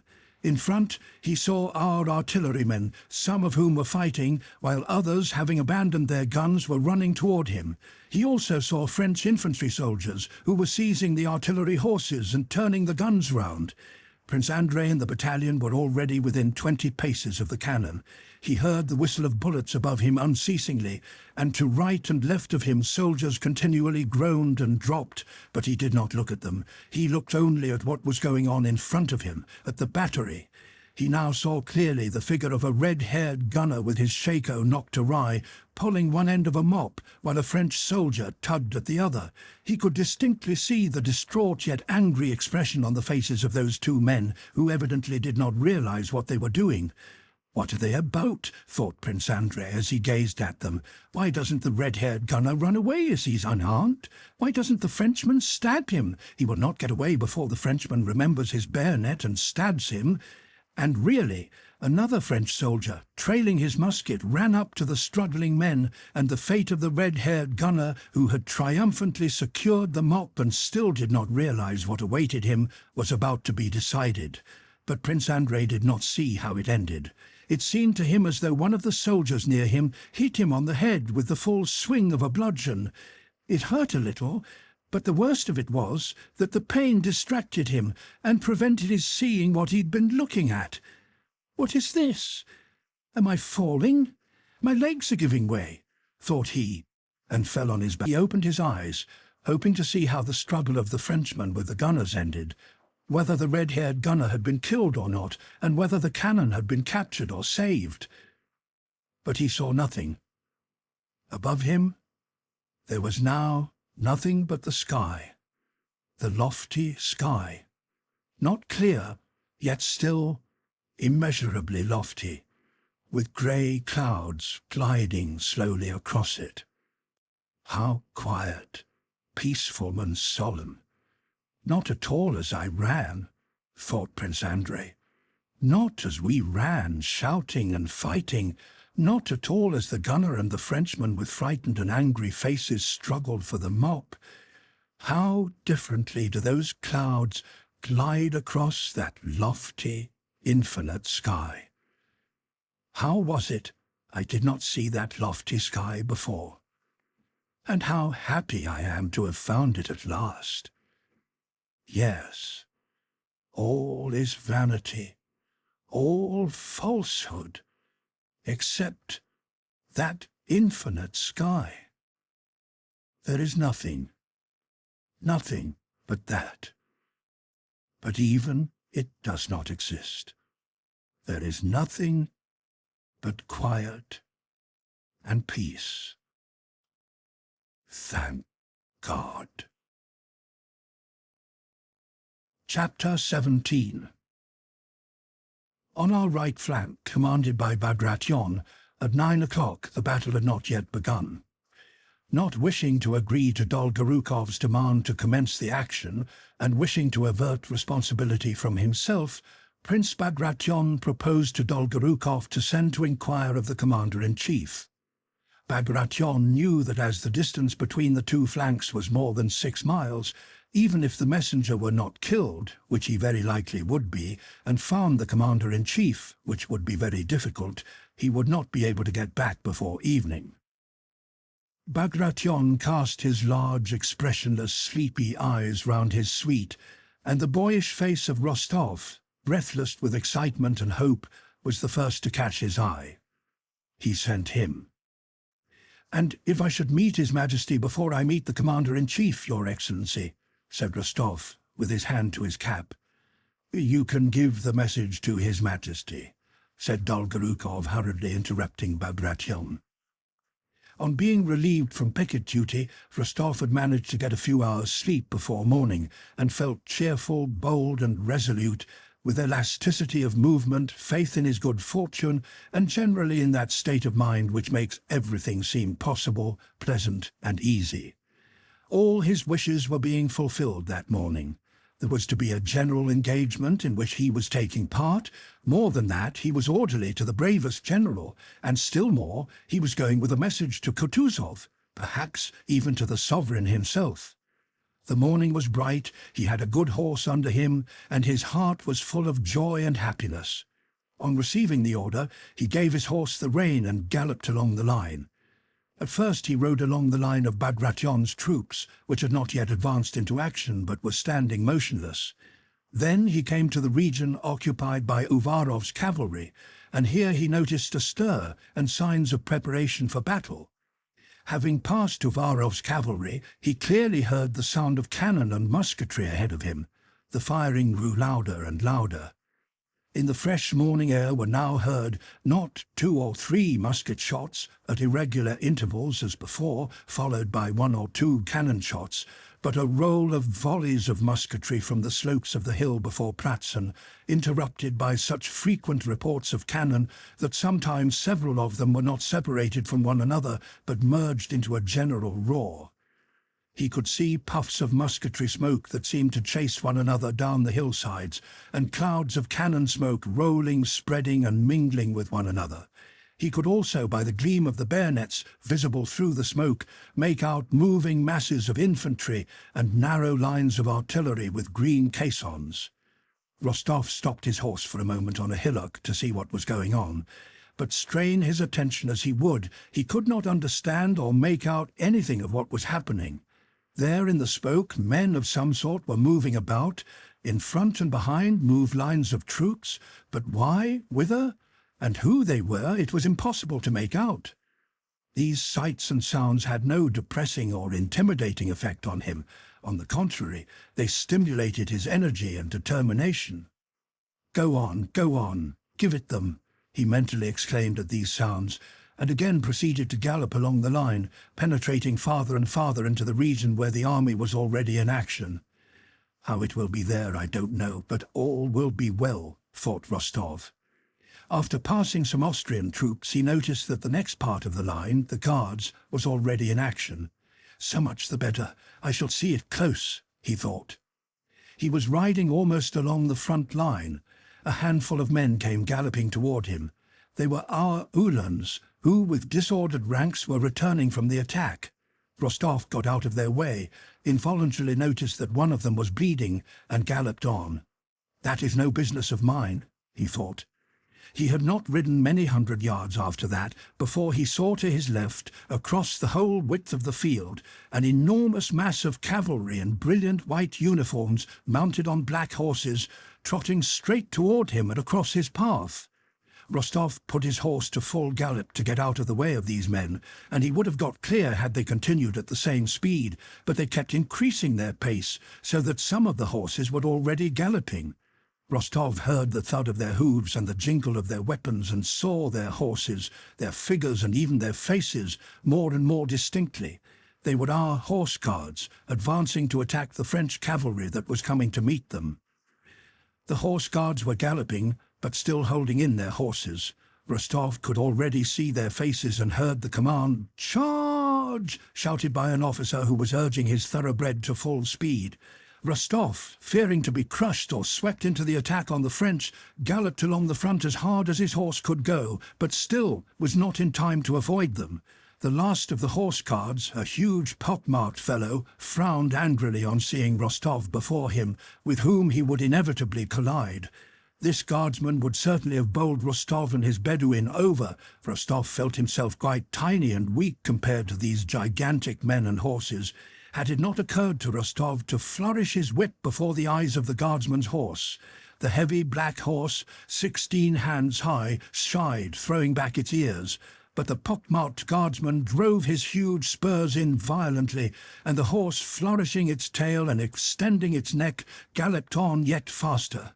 Hardly had the horse guards passed Rostov before he heard them shout, "Hurrah!" and looking back, saw that their foremost ranks were mixed up with some foreign cavalry with red epaulets, probably French.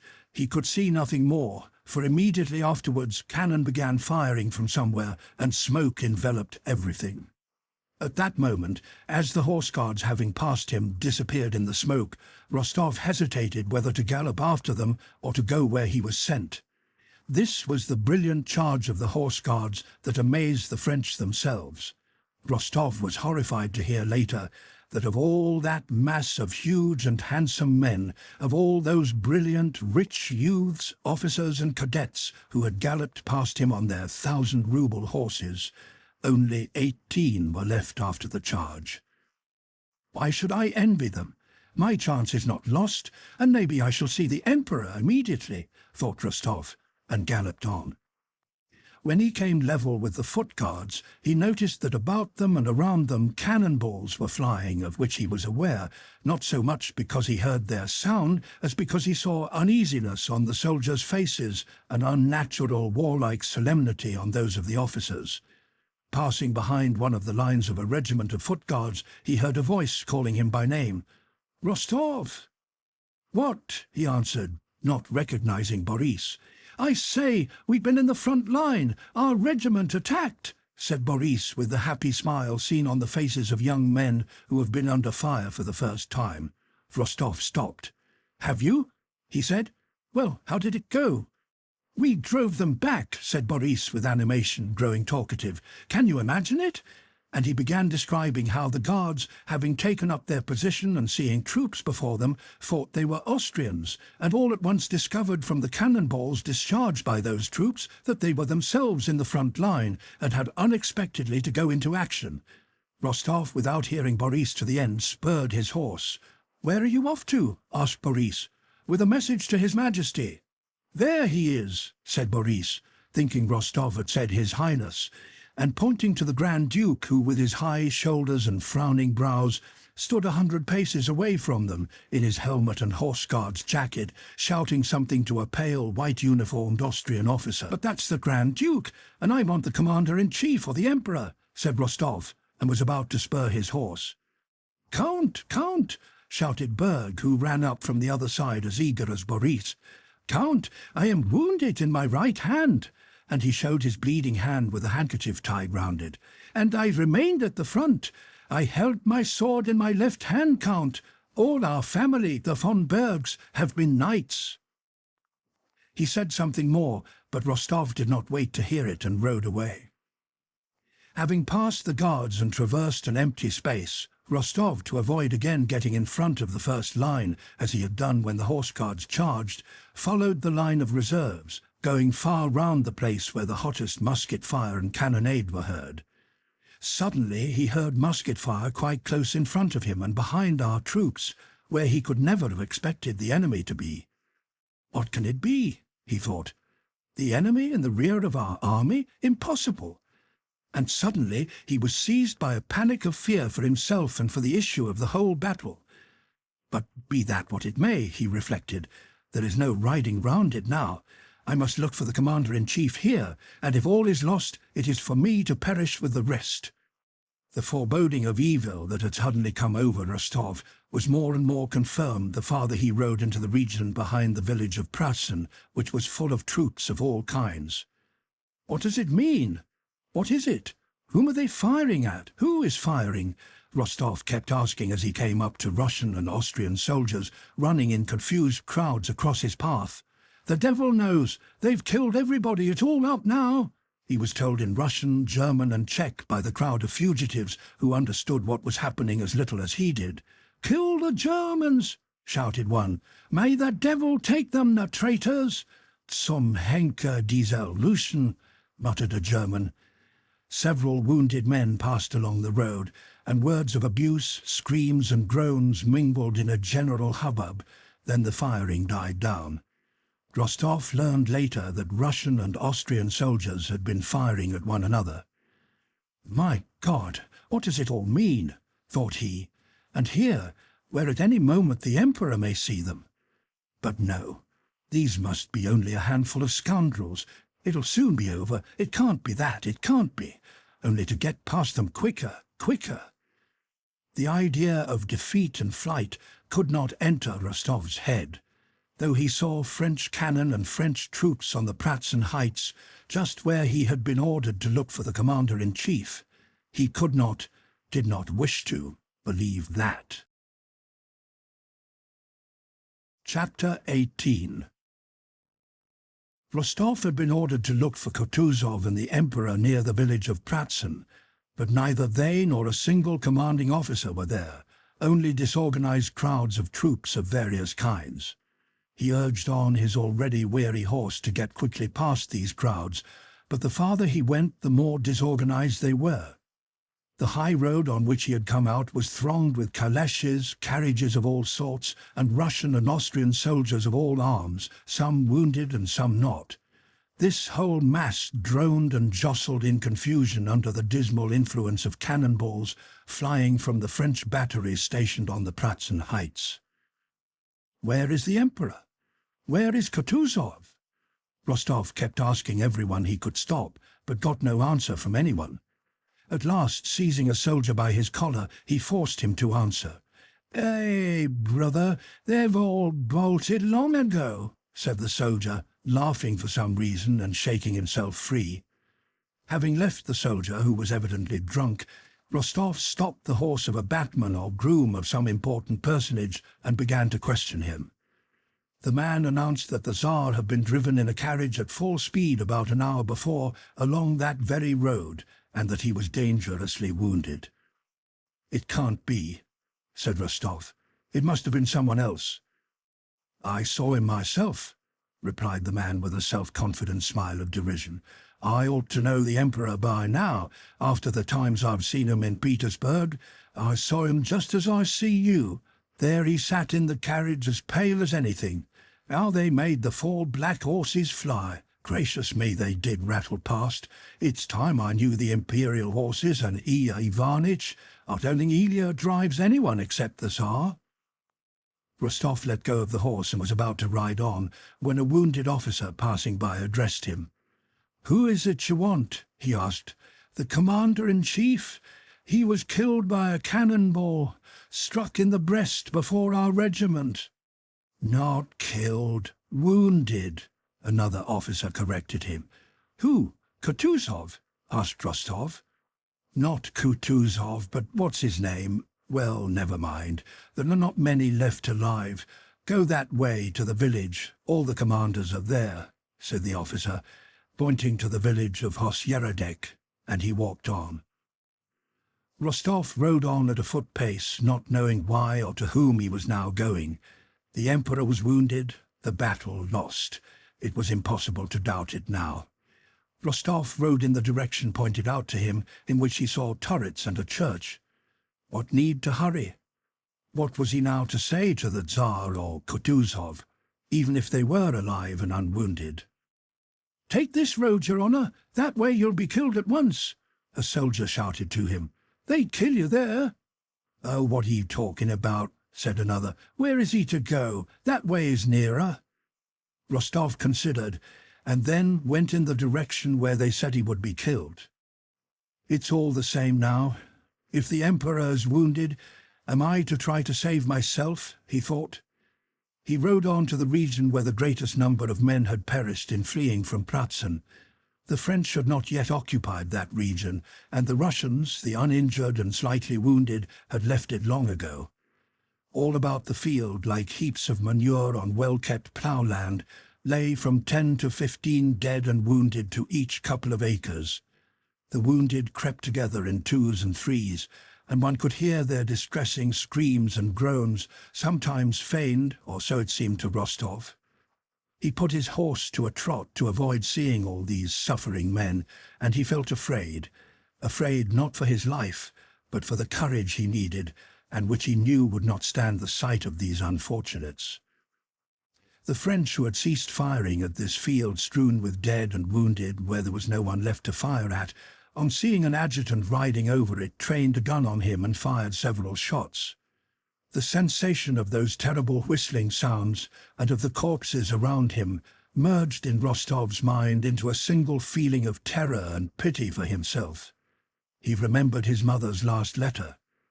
What would she feel, thought he, if she saw me here now on this field, with the cannon aimed at me? In the village of Hosyeradek there were Russian troops retiring from the field of battle, who, though still in some confusion, were less disordered. The French cannon did not reach there, and the musketry fire sounded far away. Here everyone clearly saw and said that the battle was lost. No one whom Rostov asked could tell him where the Emperor or Kutuzov was. Some said the report that the Emperor was wounded was correct, others that it was not, and explained the false rumour that had spread by the fact that the Emperor's carriage had really galloped from the field of battle, with the pale and terrified Oberhofmarschall Count Tolstoy, who had ridden out to the battlefield with others in the Emperor's suite. One officer told Rostov that he had seen someone from headquarters behind the village to the left, and thither Rostov rode, not hoping to find anyone but merely to ease his conscience. When he had ridden about 2 miles and had passed the last of the Russian troops, he saw, near a kitchen garden with a ditch round it, 2 men on horseback facing the ditch. One, with a white plume in his hat, seemed familiar to Rostov. The other, on a beautiful chestnut horse, which Rostov fancied he had seen before, rode up to the ditch, struck his horse with his spurs, and giving it the rein, leaped lightly over. Only a little earth crumbled from the bank under the horse's hind hoofs. Turning the horse sharply, he again jumped the ditch, and deferentially addressed the horseman with the white plumes, evidently suggesting that he should do the same. The rider, whose figure seemed familiar to Rostov, and involuntarily riveted his attention, made a gesture of refusal with his head and hand, and by that gesture Rostov instantly recognized his lamented and adored monarch. But it can't be he, alone in the midst of this empty field, thought Rostov. At that moment Alexander turned his head, and Rostov saw the beloved features that were so deeply engraved on his memory.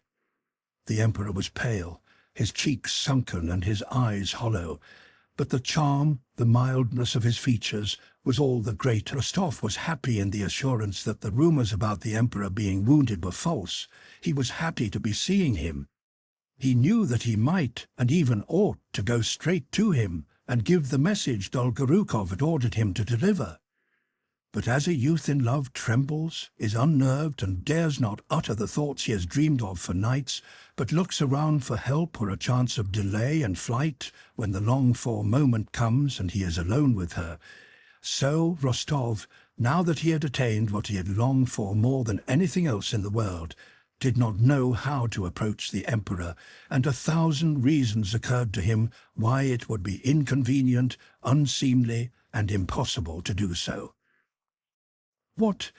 It is as if I were glad of a chance to take advantage of his being alone and despondent. A strange face may seem unpleasant or painful to him at this moment of sorrow. Besides, what can I say to him now, when my heart fails me and my mouth feels dry at the mere sight of him? Not one of the innumerable speeches addressed to the emperor that he had composed in his imagination could he now recall. Those speeches were intended for quite other conditions. They were for the most part to be spoken at a moment of victory and triumph, generally when he was dying of wounds and the sovereign had thanked him for heroic deeds, and while dying he expressed the love his actions had proved. Besides, how can I ask the emperor for his instructions for the right flank, now that it is nearly 4 o'clock and the battle is lost?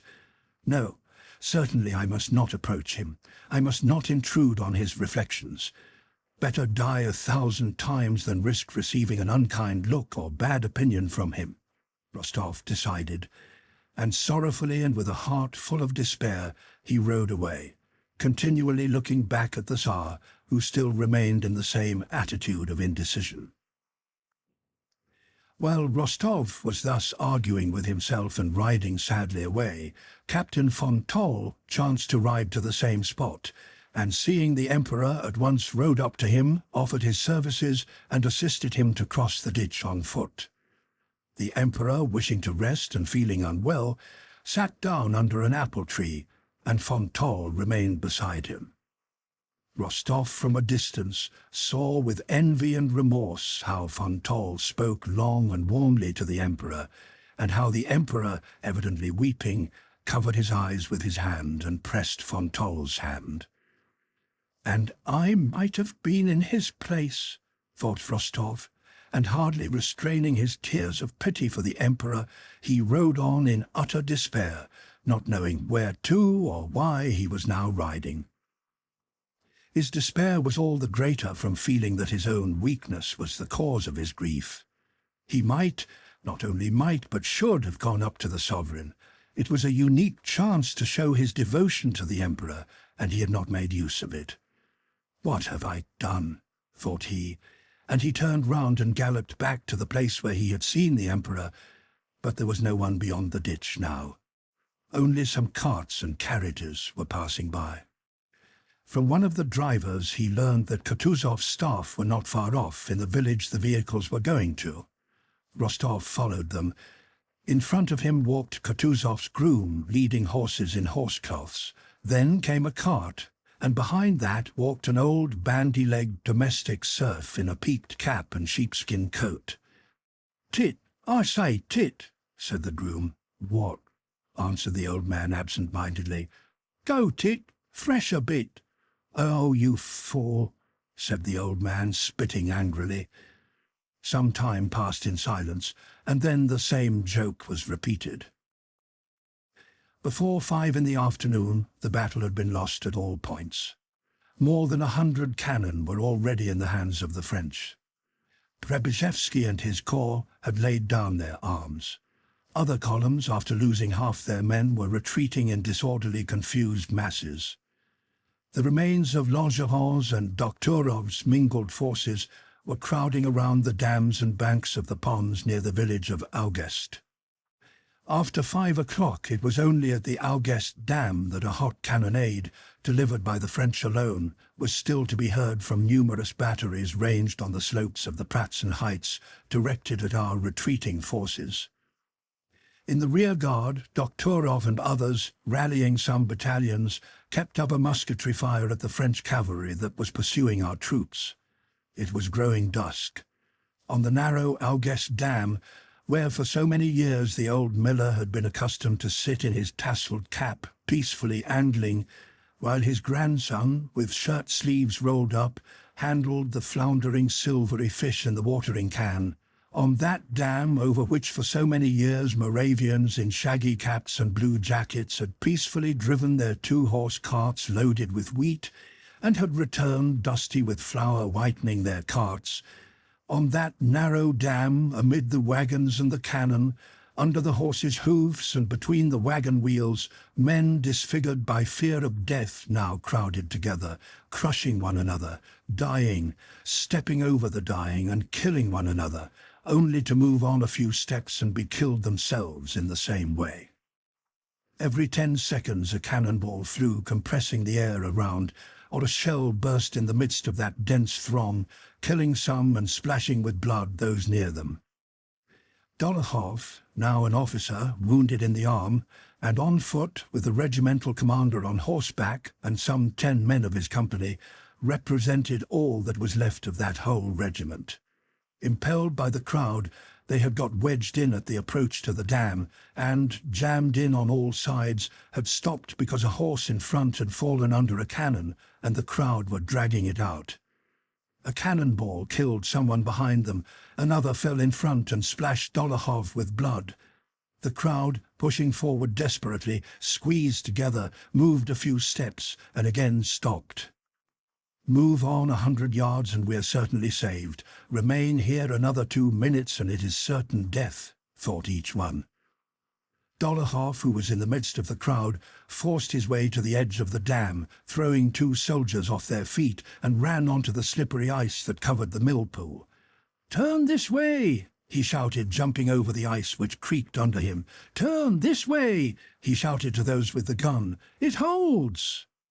The ice bore him, but it swayed and creaked, and it was plain that it would give way not only under a cannon or a crowd, but very soon even under his weight alone. The men looked at him and pressed to the bank, hesitating to step onto the ice. The general on horseback at the entrance to the dam raised his hand and opened his mouth to address Dolokhov. Suddenly, a cannonball hissed so low above the crowd that everyone ducked. It flopped into something moist, and the general fell from his horse in a pool of blood. Nobody gave him a look or thought of raising him. "Get onto the ice, over the ice, go on, turn, don't you hear, go on!" Innumerable voices suddenly shouted after the ball had struck the general, the men themselves not knowing what or why they were shouting. One of the hindmost guns that was going into the dam turned off onto the ice. Crowds of soldiers from the dam began running onto the frozen pond.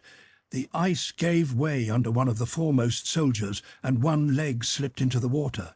He tried to right himself, but fell in up to his waist.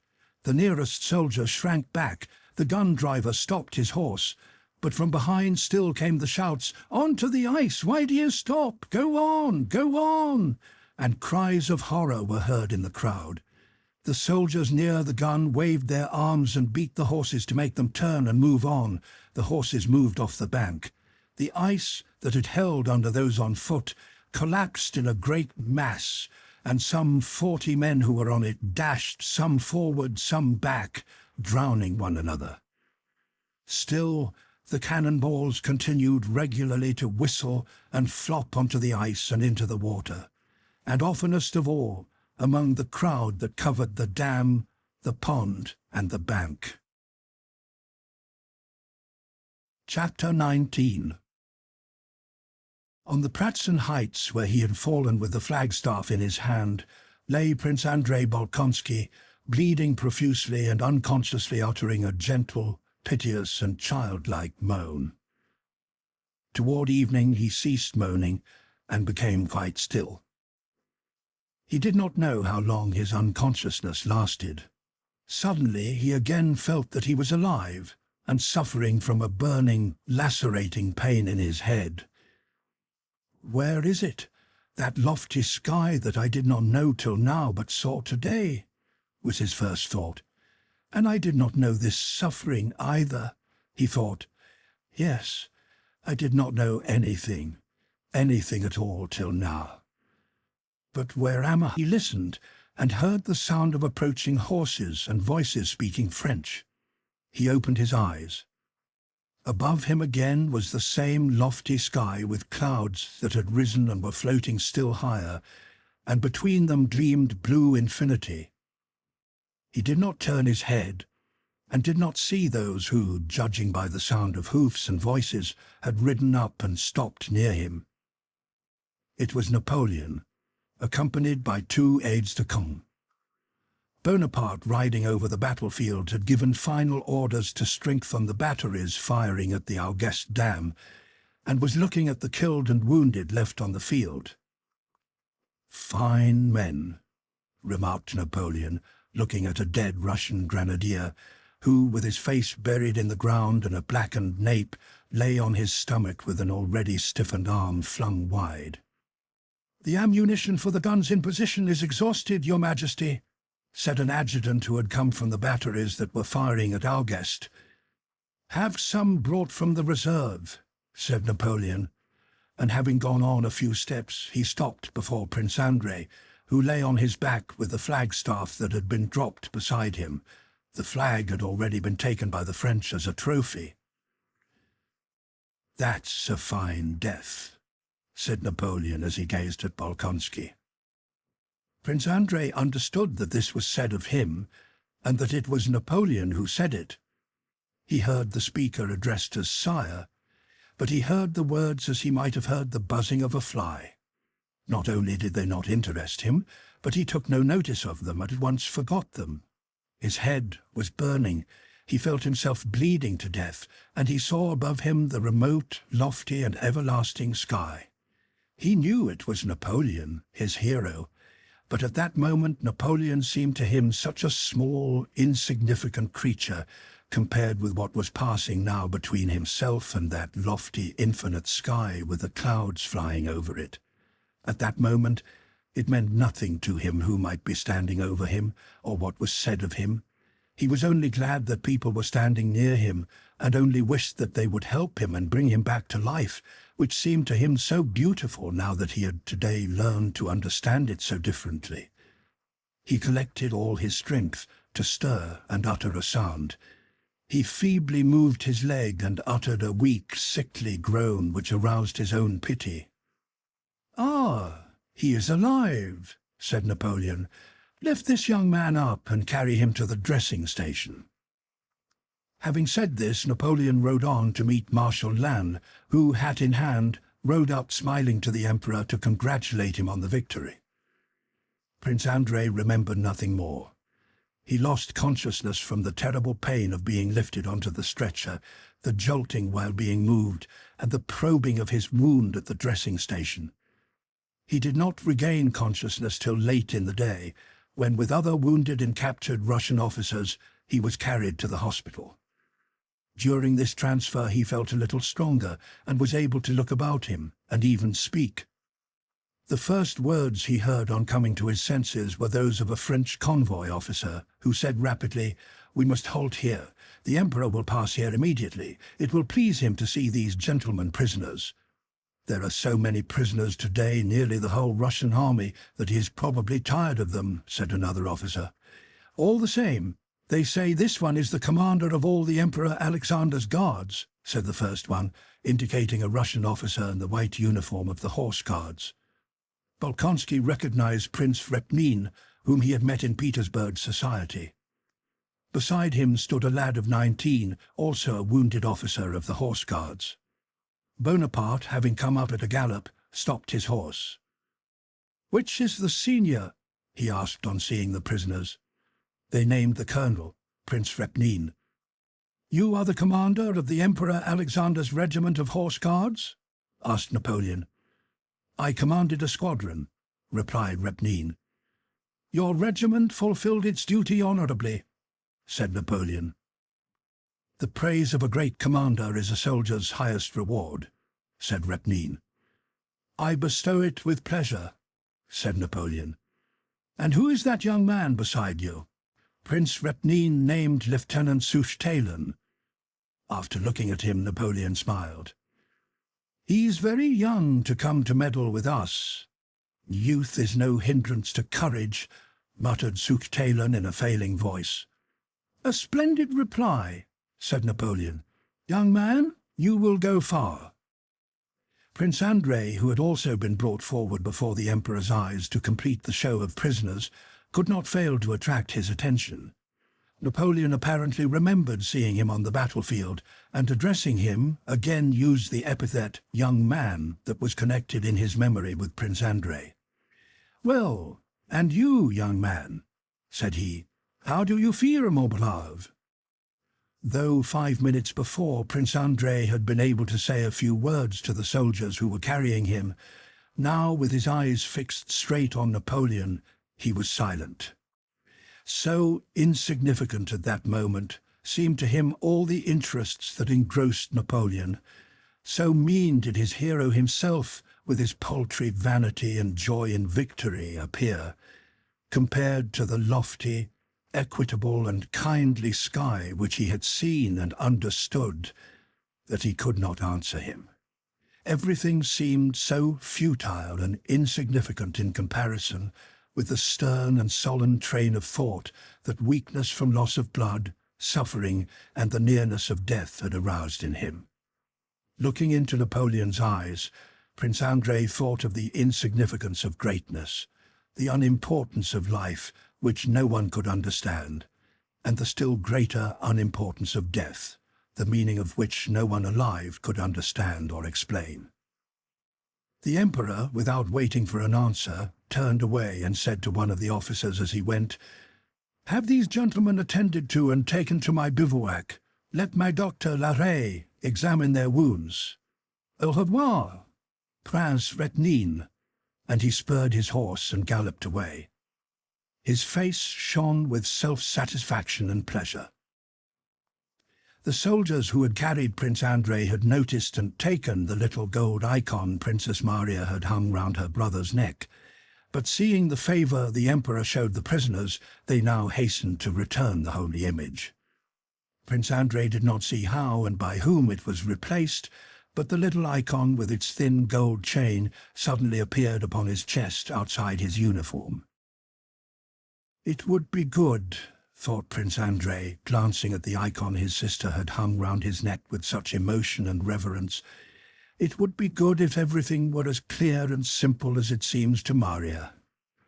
How good it would be to know where to seek for help in this life, and what to expect after it beyond the grave.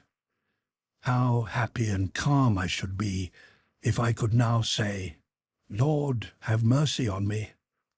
But to whom should I say that?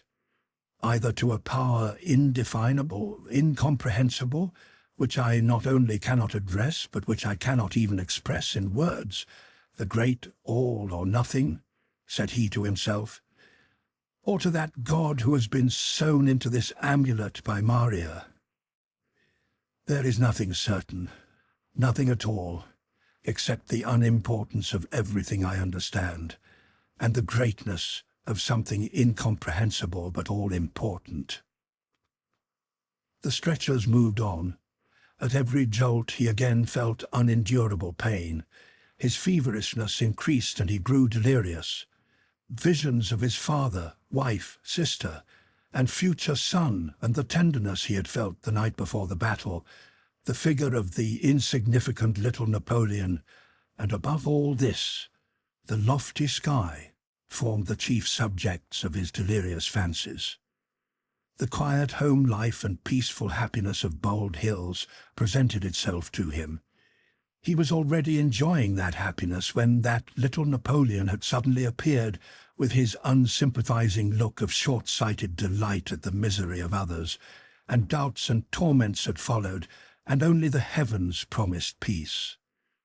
Toward morning, all these dreams melted and merged into the chaos and darkness of unconsciousness and oblivion, which, in the opinion of Napoleon's Dr. Larrey, was much more likely to end in death than in convalescence. "He is a nervous, bilious subject," said Larrey, "and will not recover." And Prince Andrei, with others fatally wounded, was left to the care of the inhabitants of the district. Book 4, 1806, Chapter 1. Nikolai home on leave. Early in the year 1806, Nicholas Rostov returned home on leave. Denisov was going home to Voronezh, and Rostov persuaded him to travel with him as far as Moscow and to stay with him there. Meeting a comrade at the last post station but one before Moscow, Denisov had drunk 3 bottles of wine with him, and despite the jolting ruts across the snow-covered road, did not once wake up on the way to Moscow, but lay at the bottom of the sleigh beside Rostov, who grew more and more impatient the nearer they got to Moscow. How much longer? How much longer? Oh, these insufferable streets, shops, bakers' signboards, street lamps and sleighs, thought Rostov, when their leave permits had been passed at the town gate and they had entered Moscow. "Denisov, we're here!" "He's asleep," he added, leaning forward with his whole body, as if in that position he hoped to hasten the speed of the sleigh. Denisov gave no answer. "There's the corner at the crossroads where the cabman Zahar has his stand, and there's Zahar himself and still the same horse. And here's the little shop where we used to buy gingerbread. Can't you hurry up, now then?" "Which house is it?" asked the driver. "Why, that one, right at the end, the big one, don't you see? That's our house," said Rostov. "Of course it's our house. Denisov, Denisov, we're almost there." Denisov raised his head, coughed, and made no answer. "Dmitri," said Rostov to his valet on the box, "those lights are in our house, aren't they?" "Yes, sir. And there's a light in your father's study." "Then they've not gone to bed yet. What do you think? Mind now, don't forget to put out my new coat," added Rostov, fingering his new moustache. "Now then, get on," he shouted to the driver. "Do wake up, Vaska," he went on, turning to Denisov, whose head was again nodding. "Come, get on. You shall have 3 rubles for vodka. Get on," Rostov shouted when the sleigh was only 3 houses from his door. It seemed to him the horses were not moving at all. At last the sleigh bore to the right, drew up at an entrance, and Rostov saw overhead the old familiar cornice with a bit of plaster broken off, the porch, and the post by the side of the pavement. He sprang out before the sleigh stopped and ran into the hall. The house stood cold and silent, as if quite regardless of who had come to it. There was no one in the hall. "Oh, God! Is everyone all right?" he thought, stopping for a moment with a sinking heart, and then immediately starting to run along the hall and up the warped steps of the familiar staircase. The well-known old door-handle, which always angered the Countess when it was not properly cleaned, turned as loosely as ever. A solitary tallow candle burned in the anteroom. Old Mikhail was asleep on the chest. Prokofy, the footman, who was so strong that he could lift the back of the carriage from behind, sat plaiting slippers out of cloth selvages. He looked up at the opening door, and his expression of sleepy indifference suddenly changed to one of delighted amazement. "Gracious heavens, the young Count!" he cried, recognizing his young master. "Can it be, my treasure?" And Prokofy, trembling with excitement, rushed toward the drawing-room door, probably in order to announce him, but changing his mind, came back and stooped to kiss the young man's shoulder. "All well?" asked Rostov, drawing away his arm. "Yes, God be thanked, yes. They've just finished supper. Let me have a look at you, Your Excellency." "Is everything quite all right?" "The Lord be thanked, yes." Rostov, who had completely forgotten Denisov, not wishing anyone to forestall him, threw off his fur coat and ran on tiptoe through the large dark ballroom. All was the same. There were the same old card tables and the same chandelier with a cover over it. But someone had already seen the young master, and before he had reached the drawing-room, something flew out from a side door like a tornado and began hugging and kissing him. Another and yet another creature of the same kind sprang from a second door, and a third. More hugging, more kissing, more outcries and tears of joy. He could not distinguish which was Papa, which Natasha, and which Petya. Everyone shouted, talked, and kissed him at the same time. Only his mother was not there. He noticed that. "And I did not know, Nikolai, my darling. Here he is, our own courier, dear fellow. How he has changed. Where are the candles? Tea? And me, kiss me, dearest, and me."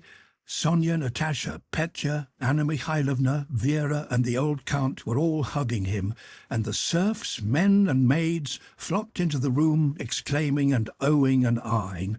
Petya, clinging to his legs, kept shouting, "And me too!" Natasha, after she had pulled him down towards her and covered his face with kisses, holding him tight by the skirt of his coat, sprang away and pranced up and down in one place like a goat and shrieked piercingly. All around were loving eyes glistening with tears of joy, and all around were lips seeking a kiss. Sonia, too, all rosy red, clung to his arm and, radiant with bliss, looked eagerly toward his eyes, waiting for the look for which she longed. Sonia was now 16, and she was very pretty, especially at this moment of happy, rapturous excitement. She gazed at him, not taking her eyes off him, and smiling and holding her breath. He gave her a grateful look, but was still expectant and looking for someone. The old Countess had not yet come. But now steps were heard at the door, steps so rapid that they could hardly be his mother's. Yet it was she, dressed in a new gown which he did not know, made since he had left. All the others let him go, and he ran to her. When they met, she fell on his breast, sobbing. She could not lift her face, but only pressed it to the cold braiding of his hussar's jacket. Denisov, who had come into the room unnoticed by anyone, stood there and wiped his eyes at the sight. "Vasily Denisov, your son's friend," he said, introducing himself to the Count, who was looking inquiringly at him. "You are most welcome, I know," said the Count, kissing and embracing Denisov. "Nikolai wrote us. Natasha, Vera, look, here is Denisov." The same happy, rapturous faces turned to the shaggy figure of Denisov. "Darling Denisov!" screamed Natasha, beside herself with rapture, springing to him, putting her arms round him and kissing him. This escapade made everybody feel confused. Denisov blushed too, but smiled, and, taking Natasha's hand, kissed it. Denisov was shown to the room prepared for him, and the Rostovs all gathered round Nikolai in the sitting-room. The old Countess, not letting go of his hand and kissing it every moment, sat beside him. The rest, crowding round him, watched every movement, word or look of his, never taking their blissfully adoring eyes off him. His brother and sisters struggled for the places nearest to him and disputed with one another who should bring him his tea, handkerchief, and pipe. Rostov was very happy in the love they showed him, but the first moment of meeting had been so beatific that his present joy seemed insufficient, and he kept expecting something more, and yet more. Next morning, after the fatigues of their journey, the travellers slept till 10 o'clock. In the room next their bedroom, there was a confusion of sabres, satchels, sabretaches, open portmanteaus and dirty boots. 2 freshly cleaned pairs with spurs had just been placed by the wall. Their servants were bringing in jugs and basins, hot water for shaving and their well-brushed clothes. There was a masculine odour and a smell of tobacco. "Hello, Gwishka, my pipe!" came Vasily Denisov's husky voice. "Rostov, get up!" Rostov, rubbing his eyes that seemed glued together, raised his dishevelled head from the hot pillow. "Why? Is it late?" "Late? It's nearly 10 o'clock," answered Natasha's voice. A rustle of starched petticoats and the whispering and laughter of girls' voices came from the adjoining room. The door was opened a crack, and there was a glimpse of something blue, of ribbons, black hair, and merry faces. It was Natasha, Sonia, and Petya, who had come to see whether they were getting up. "Nikolai, get up!" Natasha's voice was again heard at the door. "Directly." Meanwhile, Petya, having found and seized the sabres in the outer room, with the delight boys feel at the sight of a military elder brother, and forgetting that it was unbecoming for the girls to see men undressed, opened the bedroom door. "Is this your sabre?" he shouted. The girls sprang aside. Denisov hid his hairy legs under the blanket, looking with a scared face at his comrade for help.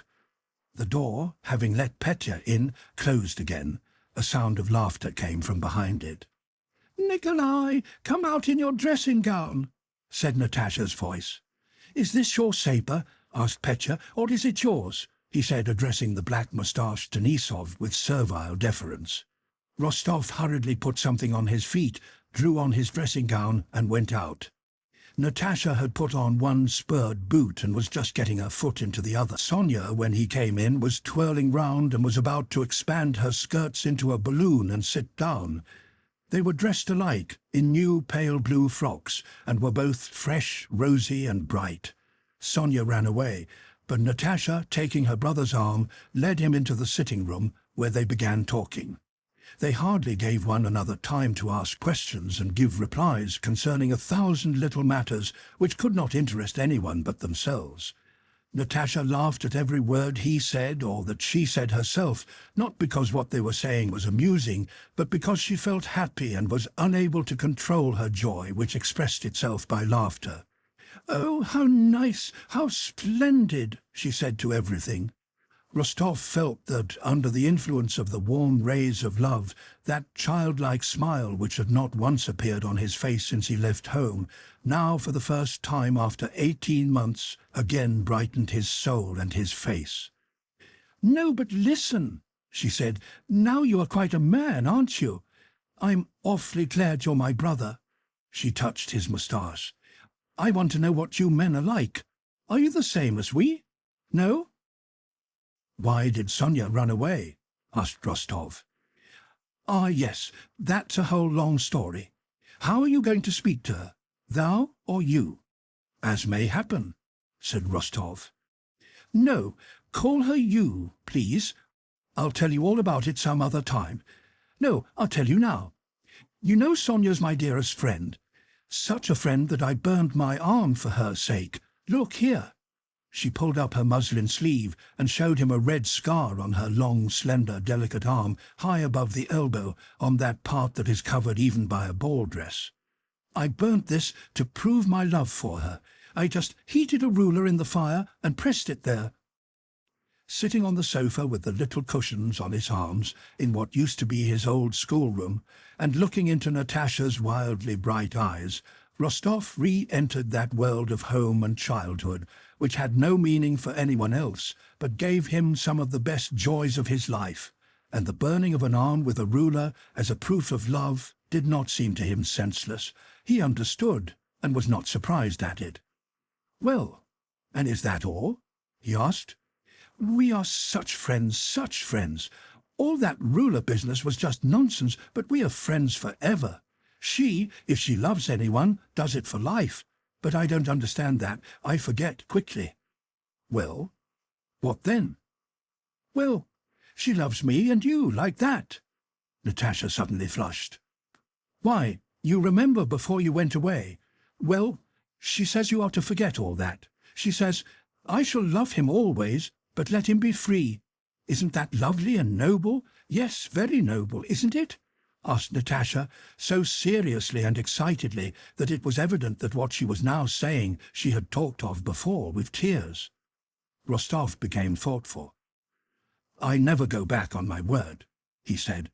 Besides, Sonia is so charming that only a fool would renounce such happiness.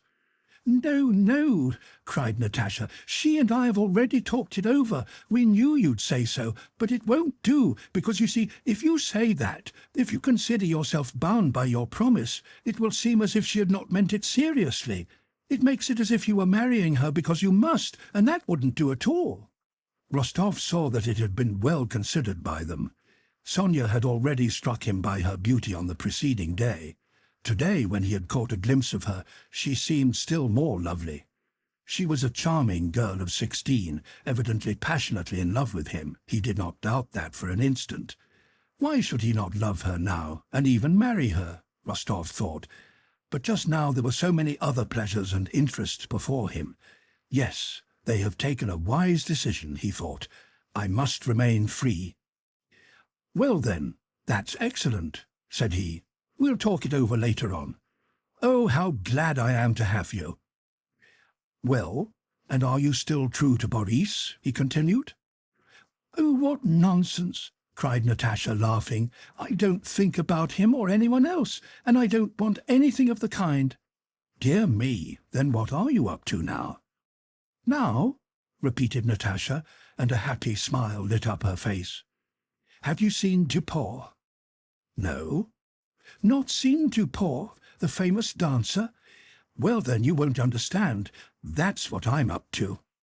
Curving her arms, Natasha held out her skirts as dancers do, ran back a few steps, turned, cut a caper, brought her little feet sharply together, and made some steps on the very tips of her toes. See, I'm standing, see, she said, but she could not maintain herself on her toes any longer. So, that's what I'm up to. I'll never marry anyone, but will be a dancer. Only don't tell anyone. Rostov laughed so loud and merrily that Denisov in his bedroom felt envious, and Natasha could not help joining in. No, but don't you think it's nice? She kept repeating. Nice? And so you no longer wish to marry Boris? Natasha flared up. I don't want to marry anyone, and I'll tell him so when I see him. Dear me, said Rostov. But that's all rubbish, Natasha chattered on. And is Denisov nice? She asked. Yes, indeed. Oh, well then, goodbye. Go and dress. Is he very terrible, Denisov? Why terrible? Asked Nikolai. No. Vaska's a splendid fellow. You call him Vaska? That's funny. And is he very nice? Very. Well then, be quick. We'll all have breakfast together. And Natasha rose and went out of the room on tiptoe like a ballet dancer, but smiling as only happy girls of 15 can smile. When Rostov met Sonia in the drawing-room, he reddened. He did not know how to behave with her. The evening before, in the first happy moment of meeting, they had kissed each other, but today they felt it could not be done. He felt that everybody, including his mother and sisters, was looking inquiringly at him and watching to see how he would behave with her. He kissed her hand and addressed her not as thou, but as you, Sonia. But their eyes met and said thou, and exchanged tender kisses. Her looks asked him to forgive her for having dared, by Natasha's intermediacy, to remind him of his promise, and then thanked him for his love. His looks thanked her for offering him his freedom, and told her that one way or another he would never cease to love her, for that would be impossible. How strange it is, said Vera, selecting a moment when all were silent, that Sonia and Nikolai now say you to one another instead of thou, and meet like strangers. Vera's remark was correct, as her remarks always were, but, like most of her observations, it made everyone feel uncomfortable, not only Sonia, Nikolai and Natasha, but even the old countess, who, dreading this love affair which might hinder Nikolai from making a brilliant match, blushed like a girl. Denisov, to Rostov's surprise, appeared in the drawing-room with pomaded hair, perfumed, and in a new uniform, looking just as smart as he made himself when going into battle, and he was more amiable to the ladies and gentlemen than Rostov had ever expected to see him. Chapter 2. Preparations for dinner at the English Club. On his return to Moscow from the army, Nikolai Rostov was welcomed by his home circle as the best of sons, a hero, and their darling Nikolenka, by his relations as a charming, attractive, and polite young man, by his acquaintances as a handsome lieutenant of hussars, a good dancer, and one of the best matches in the city. The Rostovs knew everybody in Moscow. The old count had money enough that year, as all his estates had been remortgaged, and so Nikolai, acquiring a trotter of his own, very stylish riding breeches of the latest cut, such as no one else yet had in Moscow, and boots of the latest fashion, with extremely pointed toes and small silver spurs, passed his time very gaily. After a short period of adapting himself to the old conditions of life, Nikolai found it very pleasant to be at home again. He felt that he had grown up and matured very much. His despair at failing in a scripture examination, his borrowing money from Gavril to pay a sleigh driver, his kissing Sonia on the sly, he now recalled all this as childishness he had left immeasurably behind.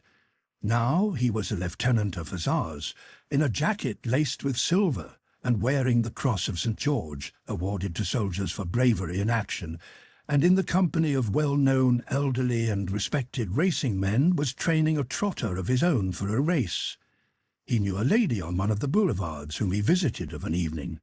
He led the mazurka at the Aharovs' ball, talked about the war with Field Marshal Kamensky, visited the English Club, and was on intimate terms with a colonel of 40 to whom Denisov had introduced. His passion for the Emperor had cooled somewhat in Moscow. But still, as he did not see him and had no opportunity of seeing him, he often spoke about him and about his love for him, letting it be understood that he had not told all, and that there was something in his feelings for the Emperor not everyone could understand. And with his whole soul he shared the adoration then common in Moscow for the Emperor, who was spoken of as the angel incarnate. During Rostov's short stay in Moscow before rejoining the army, he did not draw closer to Sonia, but rather drifted away from her. She was very pretty and sweet and evidently deeply in love with him, but he was at the period of youth when there seems so much to do that there is no time for that sort of thing, and a young man fears to bind himself and prizes his freedom, which he needs for so many other things. When he thought of Sonia during this stay in Moscow, he said to himself, there will be and there are many more such girls somewhere whom I do not yet know. There will be time enough to think about love when I want to, but now I have no time." Besides, it seemed to him that the society of women was rather derogatory to his manhood. He went to balls and into ladies' society with an affectation of doing so against his will. The races, the English Club, sprees with Denisov and visits to a certain house, that was another matter and quite the thing for a dashing young hussar. At the beginning of March, old Count Ilya Rostov was very busy arranging a dinner in honor of Prince Bagration at the English Club. The Count walked up and down the hall in his dressing gown, giving orders to the club steward and to the famous Feoctiste, the club's head cook, about asparagus, fresh cucumbers, strawberries, veal and fish for this dinner. The Count had been a member and on the committee of the club from the day it was founded. To him the club entrusted the arrangement of the festival in honor of Bagration, for few men knew so well how to arrange a feast on an open-handed, hospitable scale, and still fewer men would be so well able and willing to make up, out of their own resources, what might be needed for the success of the fête. The club cook and the steward listened to the Count's orders with pleased faces, for they knew that under no other management could they so easily extract a good profit for themselves from a dinner costing several thousand roubles. "Well then, mind and have a cock's comb in the turtle soup, you know." Shall we have 3 cold dishes then? Asked the cook. The Count considered. We can't have less. Yes, 3. The mayonnaise, that's 1, he said, bending down a finger. Then am I to order those large sterlets? Asked the steward. Yes, it can't be helped if they won't take less. Oh, dear me, I was forgetting. We must have another entree. Oh, goodness gracious, he clutched at his head. Who is going to get me the flowers? Dmitri, hey, Dmitri, gallop off to our Moscow estate, he said to the factotum who appeared at his call. Hurry off and tell Maxime the gardener to set the serfs to work. Say that everything out of the hothouses must be brought here well wrapped up in felt. I must have 200 pots here on Friday. Having given several more orders, he was about to go to his little countess to have a rest, but remembering something else of importance, he again returned, called back the cook and the club steward, and again began giving orders. A light footstep and the clinking of spurs were heard at the door, and the young Count, handsome, rosy, with a dark little moustache, evidently rested and made sleeker by his easy life in Moscow, entered the room. "Ah, my dear boy, my head's in a whirl," said the old man with a smile, as if he felt a little confused before his son. "Now, if you would only help a bit, I must have singers too. I shall have my own orchestra, but shouldn't we get the gypsy singers as well? You military men like that sort of thing." "Really, Papa, I believe Prince Bagration worried himself less before the Battle of Schöngraben than you do now," said his son with a smile. The old Count pretended to be angry. "Yes, you talk, but try it yourself." And the Count turned to the cook, who, with a shrewd and respectful expression, looked observantly and sympathetically at the father and son. "What have the young people come to nowadays, eh, Feldtiste?" said he, laughing at us old fellows. "That's so, your Excellency. All they have to do is to eat a good dinner, but providing it and serving it up, that's not their business." That's it, exclaimed the Count, and gaily seizing his son by both hands he cried, "Now I've got you, so take the sleigh and pair at once, and go to Bezukhovs and tell him Count Ilya has sent you to ask for strawberries and fresh pineapples. We can't get them from anyone else. He's not there himself, so you'll have to go in and ask the princesses, and from there go on to the Razgulyai, the coachman Ipatko knows, and look up the gypsy Ilyushka, the one who danced at Count Orlov's, you remember, in a white Cossack coat, and bring him along to me." "And am I to bring the gypsy girls along with him?" asked Nikolai, laughing. "Dear, dear." At that moment, with noiseless footsteps, and with the businesslike, preoccupied, yet meekly Christian look which never left her face, Anna Mikhailovna entered the hall. Though she came upon the Count in his dressing-gown every day, he invariably became confused and begged her to excuse his costume. "No matter at all, my dear Count," she said, meekly closing her eyes. "But I'll go to Bezukhovs myself. Pierre has arrived, and now we shall get anything we want from his hothouses.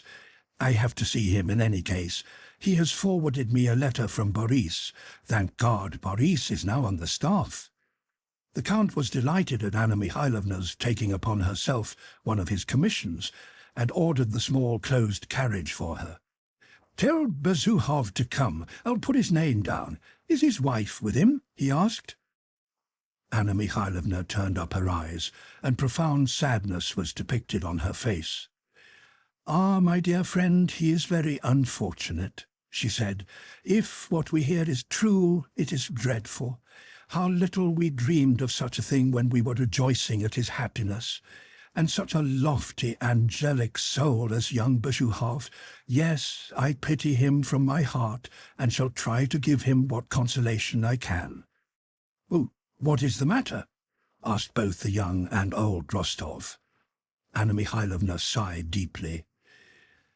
"Dolokhov, Maria Ivanovna's son," she said in a mysterious whisper, "has compromised her completely, they say.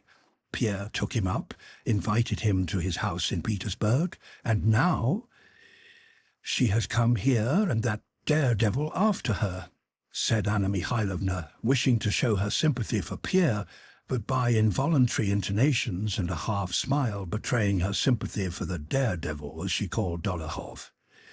They say Pierre is quite broken by his misfortune. Dear, dear. But still, tell him to come to the club. It'll all blow over. It'll be a tremendous banquet.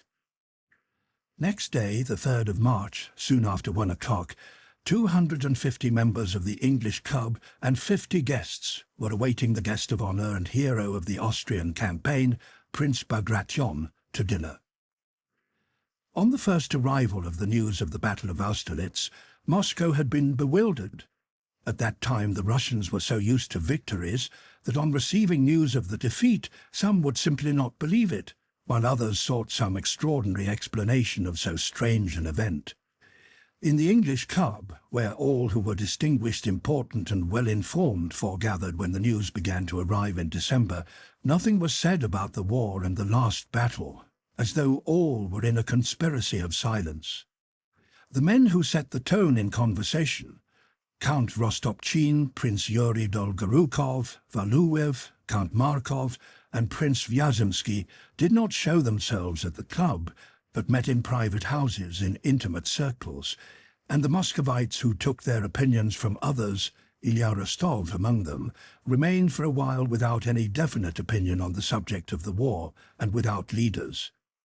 The Muscovites felt that something was wrong and that to discuss the bad news was difficult, and so it was best to be silent. But after a while, just as a jury comes out of its room, the bigwigs who guided the club's opinion reappeared, and everybody began speaking clearly and definitely. Reasons were found for the incredible, unheard-of and impossible event of a Russian defeat. Everything became clear, and in all corners of Moscow the same things began to be said.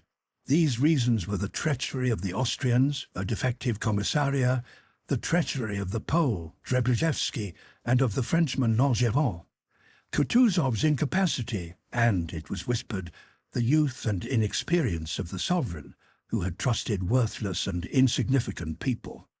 But the army, the Russian army, everyone declared, was extraordinary and had achieved miracles of valour. The soldiers, officers and generals were heroes.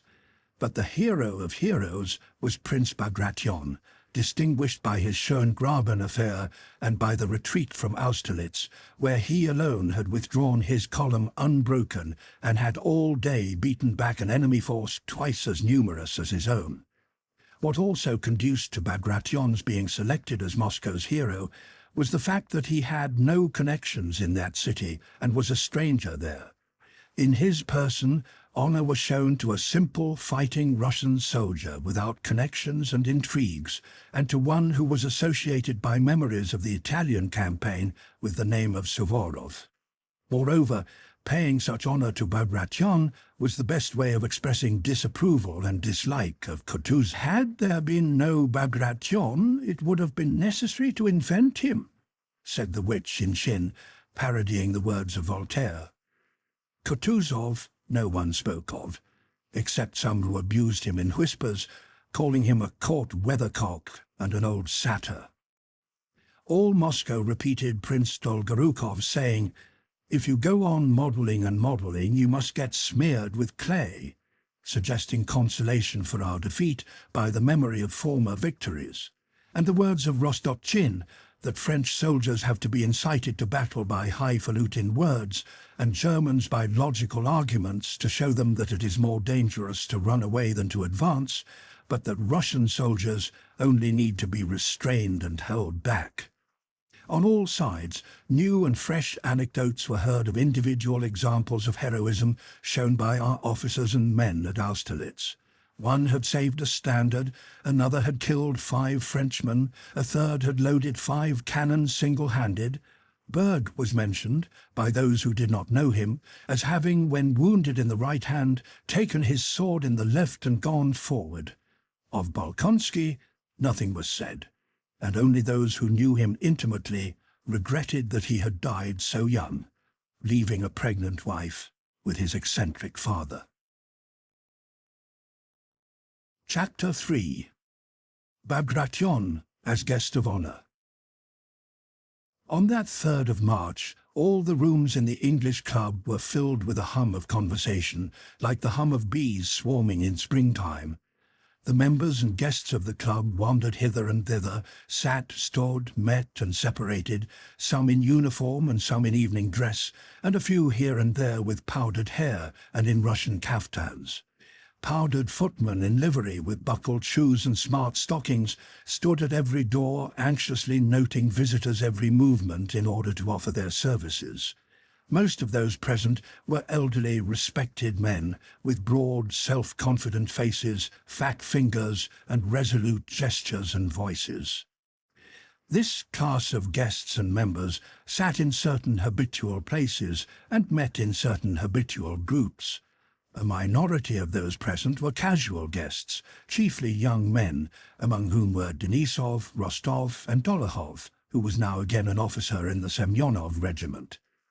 The faces of these young people, especially those who were military men, bore that expression of condescending respect for their elders, which seemed to say to the older generation, "We are prepared to respect and honor you, but all the same, remember that the future belongs to us."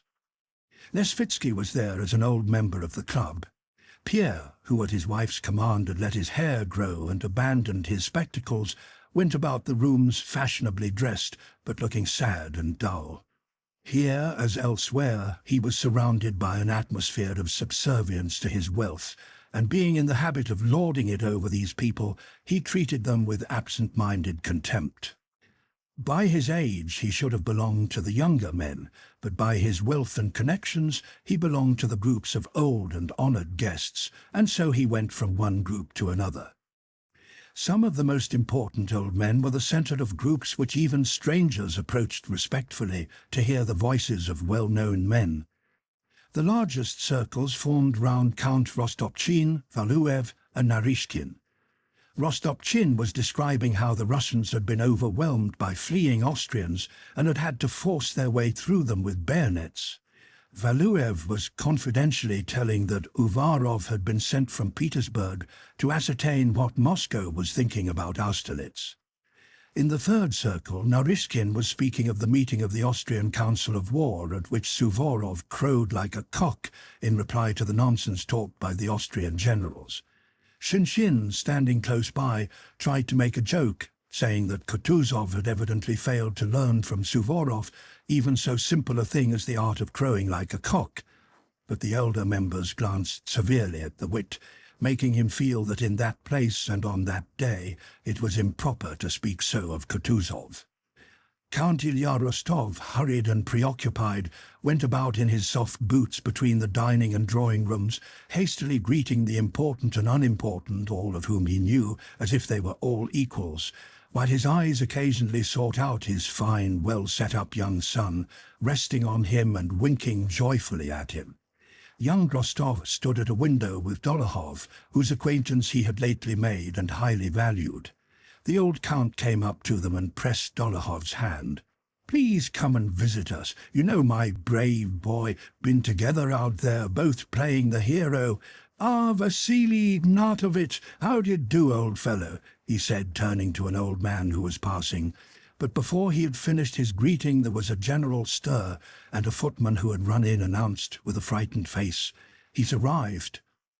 Bells rang, the stewards rushed forward, and like rye shaken together in a shovel, the guests who had been scattered about in different rooms came together and crowded in the large drawing-room by the door of the ballroom. Bagration appeared in the doorway of the anteroom, without hat or sword, which, in accord with the club custom, he had given up to the hall porter. He had no lambskin cap on his head, nor had he a loaded whip over his shoulder, as when Rostov had seen him on the eve of the Battle of Austerlitz, but wore a tight new uniform with Russian and foreign orders and the Star of St. George on his left breast.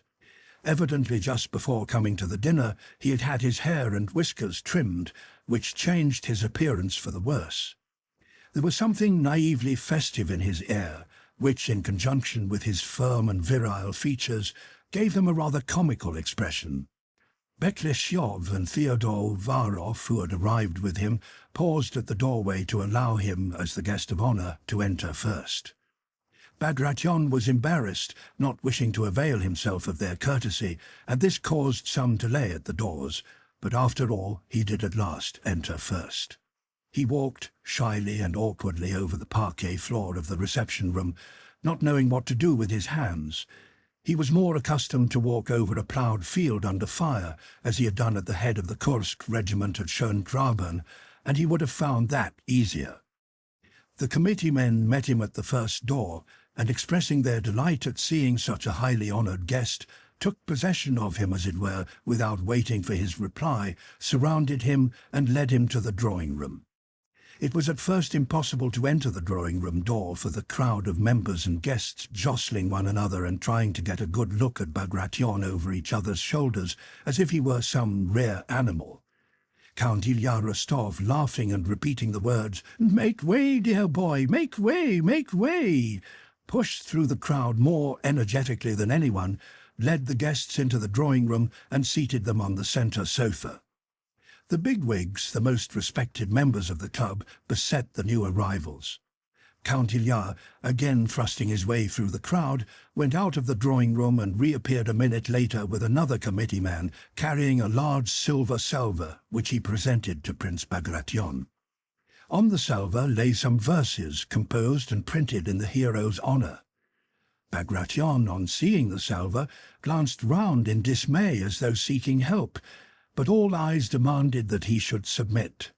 Feeling himself in their power, he resolutely took the salver with both hands and looked sternly and reproachfully at the Count who had presented it to him. Someone obligingly took the dish from Bagration, or he would, it seemed, have held it till evening and have gone into dinner with it, and drew his attention to the verses. "Well, I will read them then," Bagration seemed to say, and fixing his weary eyes on the paper, began to read them with a fixed and serious expression. But the author himself took the verses and began reading them aloud. Bagration bowed his head and listened. "Bring glory then to Alexander's reign, and on the throne our Titus shield. A dreaded foe be thou, kind-hearted as a man, a Ripheus at home, a Caesar in the field. E'en fortunate Napoleon knows by experience now Bagration, and dare not Herculean Russians trouble." But before he had finished reading, a stentorian major domo announced that dinner was ready. The door opened, and from the dining-room came the resounding strains of the Polonaise. "Conquest's joyful thunder waken, triumph, valiant Russians, now," and Count Rostov, glancing angrily at the author who went on reading his verses, bowed to Bagration. Everyone rose, feeling that dinner was more important than verses, and Bagration, again preceding all the rest, went in to dinner. He was seated in the place of honour between two Alexanders, Bekleshov and Narishkin, which was a significant allusion to the name of the sovereign. 300 persons took their seats in the dining-room according to their rank and importance, the more important nearer to the honoured guest, as naturally as water flows deepest where the land lies lowest. Just before dinner, Count Ilya Rostov presented his son to Bagration, who recognized him and said a few words to him, disjointed and awkward, as were all the words he spoke that day, and Count Ilya looked joyfully and proudly around while Bagration spoke to his son. Nikolai Rostov, with Denisov and his new acquaintance Dolokhov, sat almost at the middle of the table. Facing them sat Pierre, beside Prince Nesvitsky. Count Ilya Rostov, with the other members of the committee, sat facing Bagration, and as the very personification of Moscow hospitality, did the honours to the prince. His efforts had not been in vain. The dinner, both the Lenten and the other fare, was splendid. Yet he could not feel quite at ease till the end of the meal. He winked at the butler, whispered directions to the footman, and awaited each expected dish with some anxiety. Everything was excellent. With the second course, a gigantic sterlet, at the sight of which Ilya Rostov blushed with self-conscious pleasure, the footman began popping corks and filling the champagne glasses. After the fish, which made a certain sensation, the Count exchanged glances with the other committee men. "There will be many toasts. It's time to begin," he whispered, and taking up his glass, he rose. All were silent, waiting for what he would say. "To the health of our sovereign the Emperor!" he cried, and at the same moment his kindly eyes grew moist with tears of joy and enthusiasm. The band immediately struck up Conquest's joyful thunder waken. All rose and cried, "Hurrah!" Bagration also rose and shouted, "Hurrah!" in exactly the same voice in which he had shouted it on the field at Schöngraben. Young Rostov's ecstatic voice could be heard above the 300 others. He nearly wept. "To the health of our sovereign the Emperor!" he roared. "Hurrah!" And emptying his glass at one gulp, he dashed it on the floor. Many followed his example, and the loud shouting continued for a long time. When the voices subsided, the footmen cleared away the broken glass, and everybody sat down again, smiling at the noise they had made and exchanging remarks. The old count rose once more, glanced at a note lying beside his plate, and proposed a toast. "To the health of the hero of our last campaign, Prince Pyotr Ivanovich Bagration!" And again his blue eyes grew moist. "Hurrah!" cried the 300 voices again, but instead of the band, a choir began singing a cantata composed by Paul Ivanovich Kutuzov. "Russians o'er all barriers on! Courage conquest guarantees! Have we not Bagration? He brings foes to their knees!" As soon as the singing was over, another and another toast was proposed, and Count Ilya Rostov became more and more moved. More glass was smashed, and the shouting grew louder. They drank to Beklesyov, Nariskin, Uvarov, Dolgorukov, Apraksin, Valuev, to the committee, to all the club members and to all the club guests, and finally to Count Ilya Rostov separately, as the organizer of the banquet. At that toast, the Count took out his handkerchief and, covering his face, wept outright. Chapter 4. Pierre challenges Dolokhov. Pierre sat opposite Dolokhov and Nicholas Rostov. As usual, he ate and drank much and eagerly, but those who knew him intimately noticed that some great change had come over him that day. He was silent all through dinner and looked about, blinking and scowling, or with fixed eyes and a look of complete absent-mindedness, kept rubbing the bridge of his nose. His face was depressed and gloomy. He seemed to see and hear nothing of what was going on around him, and to be absorbed by some depressing and unsolved problem. The unsolved problem that tormented him was caused by hints given by the princess, his cousin, at Moscow, concerning Dolokhov's intimacy with his wife, and by an anonymous letter he had received that morning, which in the mean, jocular way common to anonymous letters, said that he saw badly through his spectacles, but that his wife's connection with Dolokhov was a secret to no one but himself. Pierre absolutely disbelieved both the princess's hints and the letter, but he feared now to look at Dolokhov, who was sitting opposite him. Every time he chanced to meet Dolokhov's handsome, insolent eyes, Pierre felt something terrible and monstrous rising in his soul, and turned quickly away. Involuntarily recalling his wife's past and her relations with Dolokhov, Pierre saw clearly that what was said in the letter might be true, or might at least seem to be true, had it not referred to his wife. He involuntarily remembered how Dolokhov, who had fully recovered his former position after the campaign, had returned to Petersburg and had come to him. Availing himself of his friendly relations with Pierre as a boon companion, Dolokhov had come straight to his house, and Pierre had put him up and lent him money. Pierre recalled how Helene had smilingly expressed disapproval of Dolokhov's living at the house, and how cynically Dolokhov had praised his wife's beauty to him, and from that time till they came to Moscow had not left them for a day. "Yes, he is very handsome," thought Pierre, "and I know him. It would be particularly pleasant to him to dishonor my name and ridicule me just because I've exerted myself on his behalf, befriended him and helped him. I know and understand what a spice that would add to the pleasure of deceiving me if it really were true. Yes, if it were true, but I do not believe it. I have no right to and can't believe it.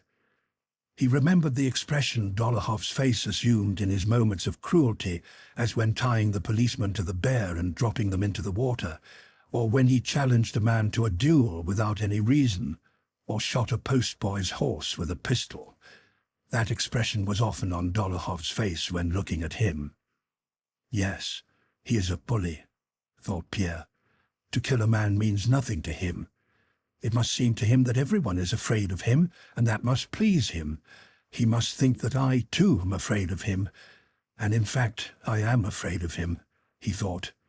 And again he felt something terrible and monstrous rising in his soul. Dolokhov, Denisov, and Rostov were now sitting opposite Pierre and seemed very gay. Rostov was talking merrily to his two friends, one of whom was a dashing hussar and the other a notorious duellist and rake, and every now and then he glanced ironically at Pierre, whose preoccupied, absent-minded and massive figure was a very noticeable one at the dinner.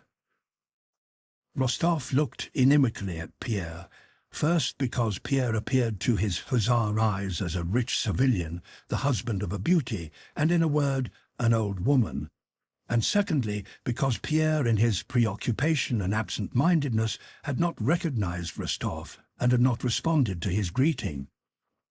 When the Emperor's health was drunk, Pierre, lost in thought, did not rise or lift his glass.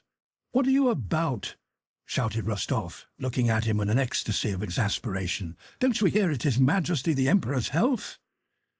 Pierre sighed, rose submissively, emptied his glass, and waiting till all were seated again, turned with his kindly smile to Rostov. "Why, I didn't recognize you," he said. But Rostov was otherwise engaged. He was shouting, "Hurrah!" "Why don't you renew the acquaintance?" said Dolokhov to Rostov. "Confound him, he's a fool," said Rostov. "One should make up to the husbands of pretty women," said Denisov. Pierre did not catch what they were saying, but knew they were talking about him. He reddened and turned away. "Well, now to the health of handsome women," said Dolokhov, and with a serious expression, but with a smile lurking at the corners of his mouth, he turned with his glass to Pierre. "Here's to the health of lovely women, Peterkin, and their lovers," he added. Pierre, with downcast eyes, drank out of his glass without looking at Dolokhov or answering him. The footman, who was distributing leaflets with Kutuzov's cantata, laid one before Pierre as one of the principal guests. He was just going to take it when Dolokhov, leaning across, snatched it from his hand and began reading it. Pierre looked at Dolokhov and his eyes dropped. The something terrible and monstrous that had tormented him all dinner-time rose and took possession of him. He leaned his whole massive body across the table. "How dare you take it?" he shouted. Hearing that cry, and seeing to whom it was addressed, Nesvitsky and the neighbour on his right quickly turned in alarm to Bezukhov. Don't, what are you about?" whispered their frightened voices. Dolokhov looked at Pierre with clear, mirthful, cruel eyes, and that smile of his which seemed to say, "Ah, this is what I like. You shan't have it," he said distinctly. Pale, with quivering lips, Pierre snatched the copy. You scoundrel, I challenge you," he cried, and pushing back his chair, he rose from the table. At the very instant he did this and uttered those words, Pierre felt that the question of his wife's guilt, which had been tormenting him the whole day, was finally and indubitably answered in the affirmative. He hated her, and was forever sundered from her. Despite Denisov's request that he would take no part in the matter, Rostov agreed to be Dolokhov's second, and after dinner he discussed the arrangements for the duel with Nesvitsky, Bezukhov's second. Pierre went home, but Rostov with Dolokhov and Denisov stayed on at the club till late, listening to the gypsies and other singers. "Well then, till tomorrow at Sokolniki," said Dolokhov as he took leave of Rostov in the club porch. "And do you feel quite calm?" Rostov asked. Dolokhov paused. "Well, you see, I'll tell you the whole secret of duelling in 2 words. If you're going to fight a duel, and you make a will and write affectionate letters to your parents, and if you think you may be killed, you're a fool and are lost for certain. But go with the firm intention of killing your man as quickly and surely as possible, and then all will be right, as our bear huntsman at Kostroma used to tell me. Everyone fears a bear, he says, but when you see one, your fear's all gone, and your only thought is not to let him get away. And that's how it is with me. À demain, mon cher." Next day, at 8 in the morning, Pierre and Nesvitsky drove to the Sokolniki forest and found Dolokhov, Denisov and Rostov already there. Pierre had the air of a man preoccupied with considerations which had no connection with the matter in hand. His haggard face was yellow. He had evidently not slept that night. He looked about distractedly and screwed up his eyes as if dazzled by the sun. He was entirely absorbed by 2 considerations: his wife's guilt, of which after his sleepless night he had not the slightest doubt, and the guiltlessness of Dolokhov, who had no reason to preserve the honour of a man who was nothing to him. "I should perhaps have done the same thing in his place," thought Pierre. "It's even certain that I should have done the same. Then why this duel, this murder? Either I shall kill him, or he will hit me in the head or elbow or knee. Can't I go away from here, run away, bury myself somewhere?" passed through his mind. But just at moments when such thoughts occurred to him, he would ask in a particularly calm and absent-minded way, which inspired the respect of the onlookers, "Will it be long? Are things ready?" When all was ready, the sabres stuck in the snow to mark the barriers, and the pistols loaded, Nesvitsky went up to Pierre. "I should not be doing my duty, Count," he said in timid tones, "and should not justify your confidence and the honour you have done me in choosing me for your second, if at this very grave moment, I did not tell you the whole truth. I think there is no sufficient ground for this affair, or for blood to be shed over it. You were not right, not quite in the right. You were impetuous." "Oh, yes, it is horribly stupid," said Pierre. "Then allow me to express your regrets, and I am sure your opponent will accept them," said Nesvitsky, who, like the others concerned in the affair, and like everyone in similar cases, did not yet believe that the affair had come to an actual duel. "You know, Count, it is much more honourable to admit one's mistake than to let matters become irreparable. There was no insult on either side. Allow me to convey—" "No, what is there to talk about?" said Pierre. "It's all the same. Is everything ready?" he added. "Only tell me where to go and where to shoot," he said with an unnaturally gentle smile. He took the pistol in his hand and began asking about the working of the trigger, as he had not before held a pistol in his hand, a fact that he did not wish to confess. "Oh, yes, like that, I know. I only forgot," said he. "No apologies, none whatever," said Dolokhov to Denisov, who on his side had been attempting a reconciliation, and he also went up to the appointed place. The spot chosen for the duel was some 80 paces from the road, where the sleighs had been left, in a small clearing in the pine forest, covered with melting snow, the frost having begun to break up during the last few days. The antagonists stood 40 paces apart at the farther edge of the clearing.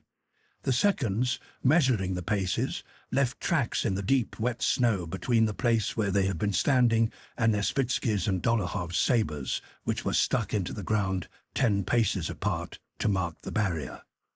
It was thawing and misty. At 40 paces distance, nothing could be seen. For 3 minutes all had been ready, but they still delayed, and all were silent. Chapter 5. The Duel. "Well, begin," said Dolokhov. "All right," said Pierre, still smiling in the same way.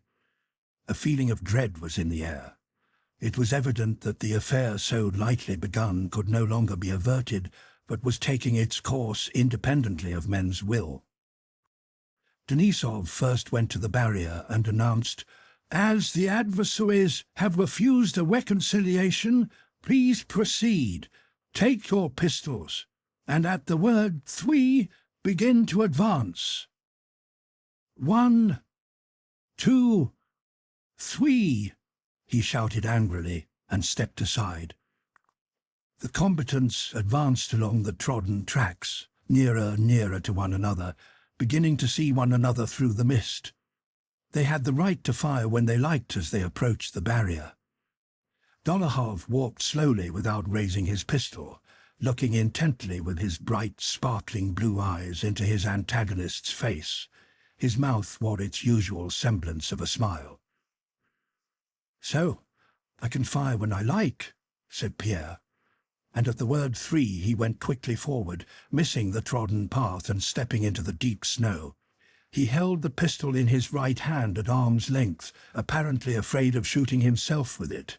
His left hand he held carefully back, because he wished to support his right hand with it, and knew he must not do so. Having advanced 6 paces and strayed off the track into the snow, Pierre looked down at his feet, then quickly glanced at Dolokhov, and bending his finger, as he had been shown, fired. Not at all expecting so loud a report, Pierre shuddered at the sound, and then, smiling at his own sensations, stood still. The smoke, rendered denser by the mist, prevented him from seeing anything for an instant, but there was no second report as he had expected.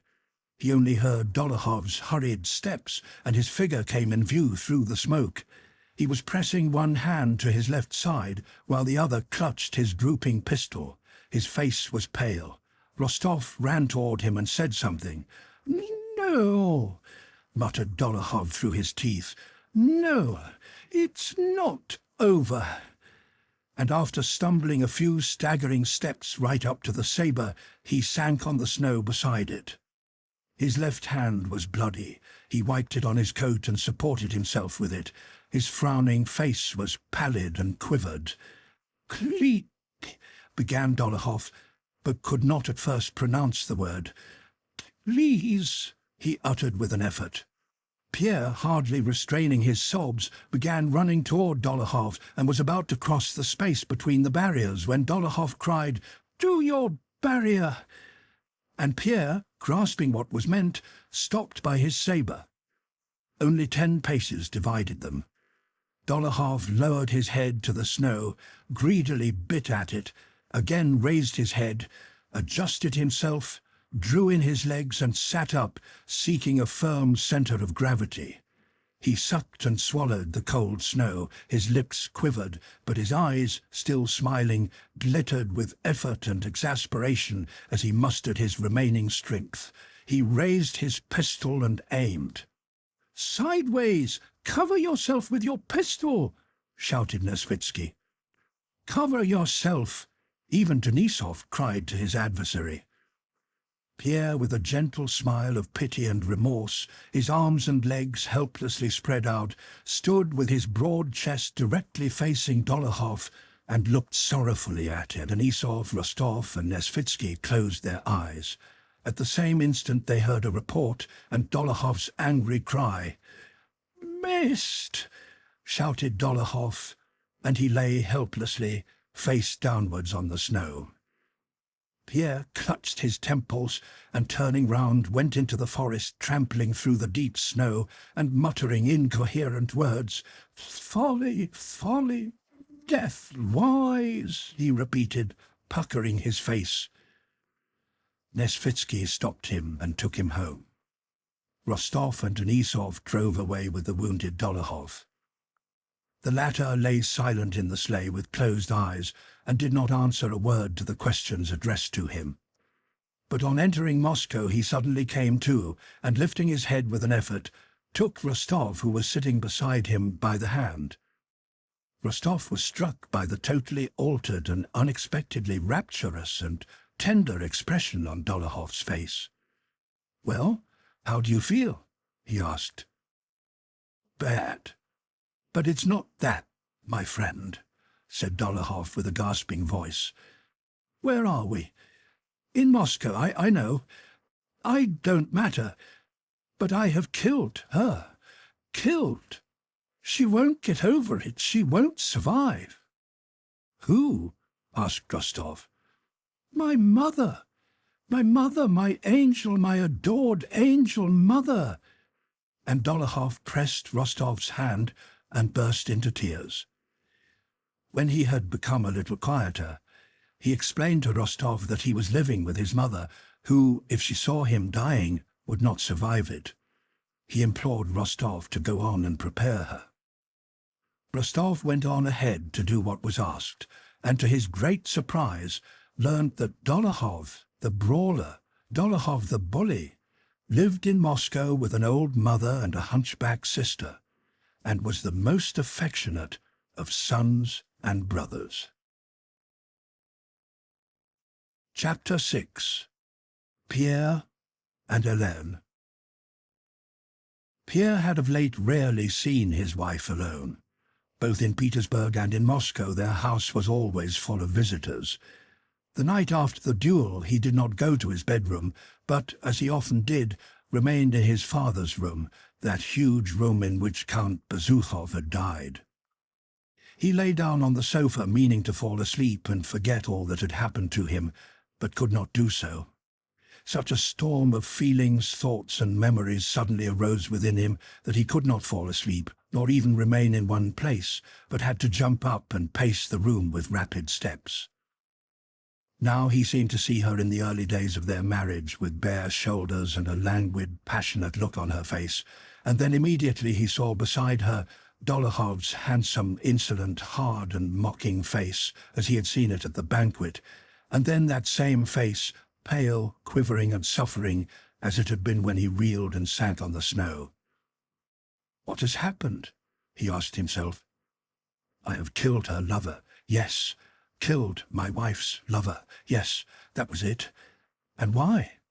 How did I come to it?" "Because you married her," answered an inner voice.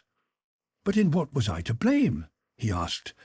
"In marrying her without loving her, in deceiving yourself and her."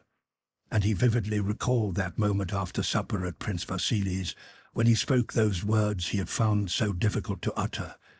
"I love you." "It all comes from that. Even then I felt it," he thought. "I felt then that it was not so, that I had no right to do it. And so it turns out." He remembered his honeymoon and blushed at the recollection. Particularly vivid, humiliating and shameful was the recollection of how one day, soon after his marriage, he came out of the bedroom into his study a little before noon in his silk dressing-gown and found his head steward there, who, bowing respectfully, looked into his face and at his dressing-gown and smiled slightly, as if expressing respectful understanding of his employer's happiness. "But how often I have felt proud of her majestic beauty and social tact," thought he. "Been proud of my house, in which she received all Petersburg, proud of her unapproachability and beauty. So this is what I was proud of." I then thought that I did not understand her. How often, when considering her character, I have told myself that I was to blame for not understanding her, for not understanding that constant composure and complacency and lack of all interests or desires, and the whole secret lies in the terrible truth that she is a depraved woman. Now I have spoken that terrible word to myself, all has become clear. Anatole used to come to borrow money from her, and used to kiss her naked shoulders. She did not give him the money, but let herself be kissed. Her father in jest tried to rouse her jealousy, and she replied with a calm smile that she was not so stupid as to be jealous. "Let him do what he pleases," she used to say of me. One day I asked her if she felt any symptoms of pregnancy. She laughed contemptuously and said she was not a fool to want to have children, and that she was not going to have any children by me. Then he recalled the coarseness and bluntness of her thoughts, and the vulgarity of the expressions that were natural to her, though she had been brought up in the most aristocratic circles. "I'm not such a fool. Just you try it on. Allez-vous promener," she used to say. Often seeing the success she had with young and old men and women, Pierre could not understand why he did not love her. "Yes, I never loved her," said he to himself. "I knew she was a depraved woman," he repeated, "but dared not admit it to myself. And now there's Dolokhov sitting in the snow with a forced smile, and perhaps dying, while meeting my remorse with some forced bravado." Pierre was one of those people who, in spite of an appearance of what is called weak character, do not seek a confidant in their troubles. He digested his sufferings alone. "It is all her fault," he said to himself. "But what of that? Why did I bind myself to her? Why did I say 'Je vous aime' to her, which was a lie, and worse than a lie? I am guilty, and must endure. What? A slur on my name? A misfortune for life? Oh, that's nonsense," he thought. "The slur on my name and honor, that's all apart from myself.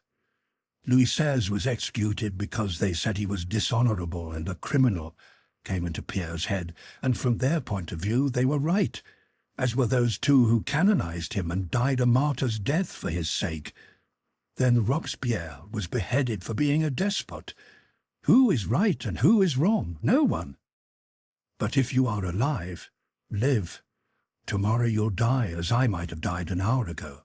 And is it worth tormenting oneself when one has only a moment of life in comparison with eternity? But at the moment when he imagined himself calmed by such reflections, she suddenly came into his mind, as she was at the moments when he had most strongly expressed his insincere love for her, and he felt the blood rush to his heart and had again to get up and move about and break and tear whatever came to his hand. "Why did I tell her that 'Je vous aime'?" he kept repeating to himself. And when he had said it for the 10th time, Molière's words, "Mais que diable allait-il faire dans cette galère?" occurred to him. But what the devil was he doing in that mess? And he began to laugh at himself. In the night he called his valet and told him to pack up to go to Petersburg. He could not imagine how he could speak to her now. He resolved to go away next day and leave a letter informing her of his intention to part from her forever. Next morning, when the valet came into the room with his coffee, Pierre was lying asleep on the ottoman with an open book in his hand. He woke up and looked round for a while with a startled expression, unable to realize where he was. "The Countess told me to inquire whether your Excellency was at home," said the valet. But before Pierre could decide what answer he would send, the Countess herself, in a white satin dressing-gown embroidered with silver and with simply dressed hair, 2 immense plaits twice round her lovely head like a coronet, entered the room, calm and majestic, except that there was a wrathful wrinkle on her rather prominent marble brow. With her imperturbable calm, she did not begin to speak in front of the valet. She knew of the duel and had come to speak about it. She waited till the valet had set down the coffee things and left the room. Pierre looked at her timidly over his spectacles, and like a hare surrounded by hounds who lays back her ears and continues to crouch motionless before her enemies, he tried to continue reading. But feeling this to be senseless and impossible, he again glanced timidly at her. She did not sit down, but looked at him with a contemptuous smile, waiting for the valet to go. "Well, what's this now? What have you been up to now, I should like to know?" she asked sternly. "I? Well, what have I?" stammered Pierre. "So, it seems you're a hero, eh? Come now, what was this duel about? What is it meant to prove? What, I ask you?" Pierre turned over heavily on the ottoman and opened his mouth, but could not reply.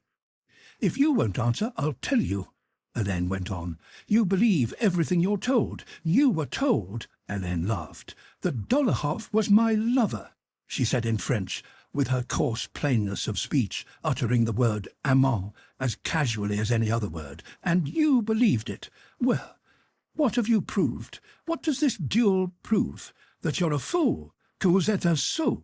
But everybody knew that. What will be the result?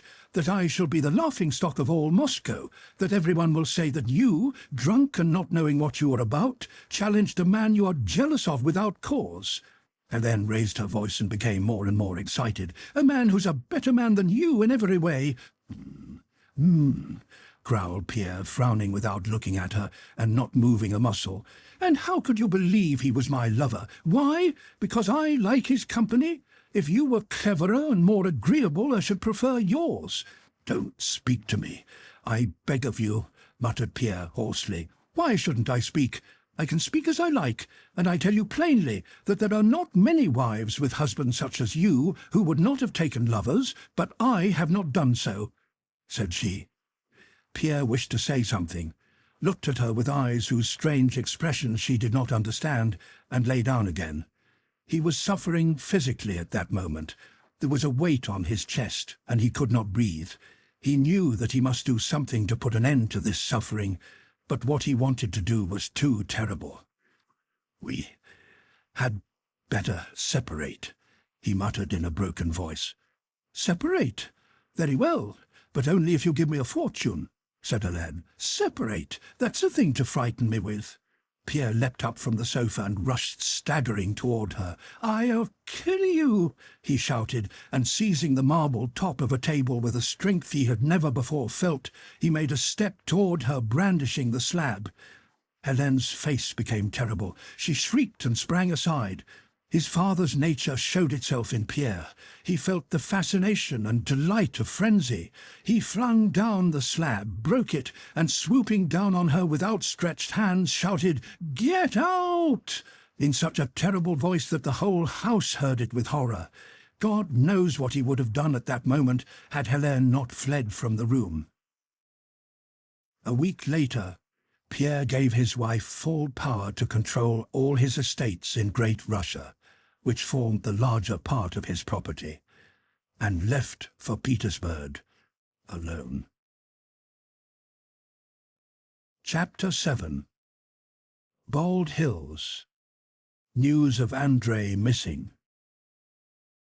2 months had elapsed since the news of the Battle of Austerlitz and the loss of Prince Andrei had reached Bald Hills, and in spite of the letters sent through the embassy and all the searches made, his body had not been found, nor was he on the list of prisoners.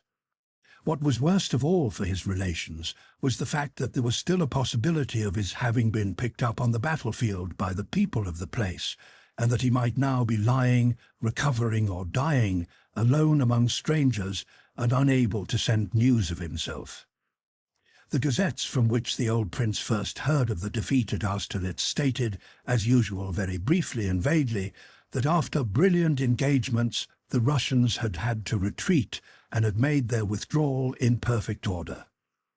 The old prince understood from this official report that our army had been defeated. A week after the Gazette report of the Battle of Austerlitz came a letter from Kutuzov informing the prince of the fate that had befallen his son. "Your son," wrote Kutuzov, "fell before my eyes, a standard in his hand and at the head of a regiment. He fell as a hero, worthy of his father and his fatherland. To the great regret of myself and of the whole army, it is still uncertain whether he is alive or not. I comfort myself and you with the hope that your son is alive, for otherwise he would have been mentioned among the officers found on the field of battle, a list of whom has been sent me under flag of truce." After receiving this news late in the evening, when he was alone in his study, the old prince went for his walk as usual next morning, but he was silent with his steward, the gardener, and the architect, and though he looked very grim, he said nothing to anyone. When Princess Maria went to him at the usual hour, he was working at his lathe and as usual did not look round at her. "Ah, Princess Maria," he said suddenly in an unnatural voice, throwing down his chisel. The wheel continued to revolve by its own impetus, and Princess Maria long remembered the dying creak of that wheel, which merged in her memory with what followed. She approached him, saw his face, and something gave way within her. Her eyes grew dim. By the expression of her father's face, not sad, not crushed, but angry and working unnaturally, she saw that hanging over her and about to crush her was some terrible misfortune, the worst in life, one she had not yet experienced, irreparable and incomprehensible, the death of one she loved.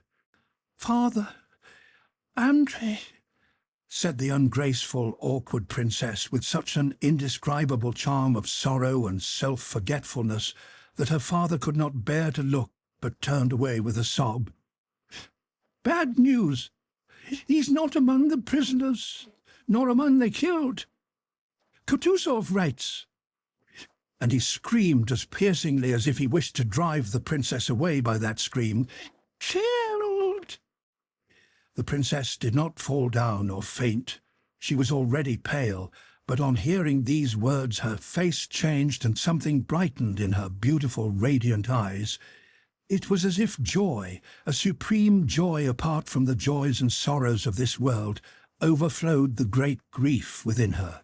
She forgot all fear of her father, went up to him, took his hand, and drawing him down, put her arm round his thin, scraggy neck. "Father," she said, "do not turn away from me. Let us weep together." "Scoundrels! Blackguards!" shrieked the old man, turning his face away from her. "Destroying the army, destroying the men, and why? Go and tell Lisa." The princess sank helplessly into an armchair beside her father and wept. She saw her brother now as he had been at the moment when he took leave of her and of Lisa, his look tender yet proud. She saw him tender and amused as he was when he put on the little icon. Did he believe? Had he repented of his unbelief? Was he now there in the realms of eternal peace and blessedness, she thought. "Father, tell me how it happened," she asked through her tears. Go in battle, where the best of Russian men and Russia's glory were led to destruction. Go, Princess Maria. Go and tell Lisa. I will follow."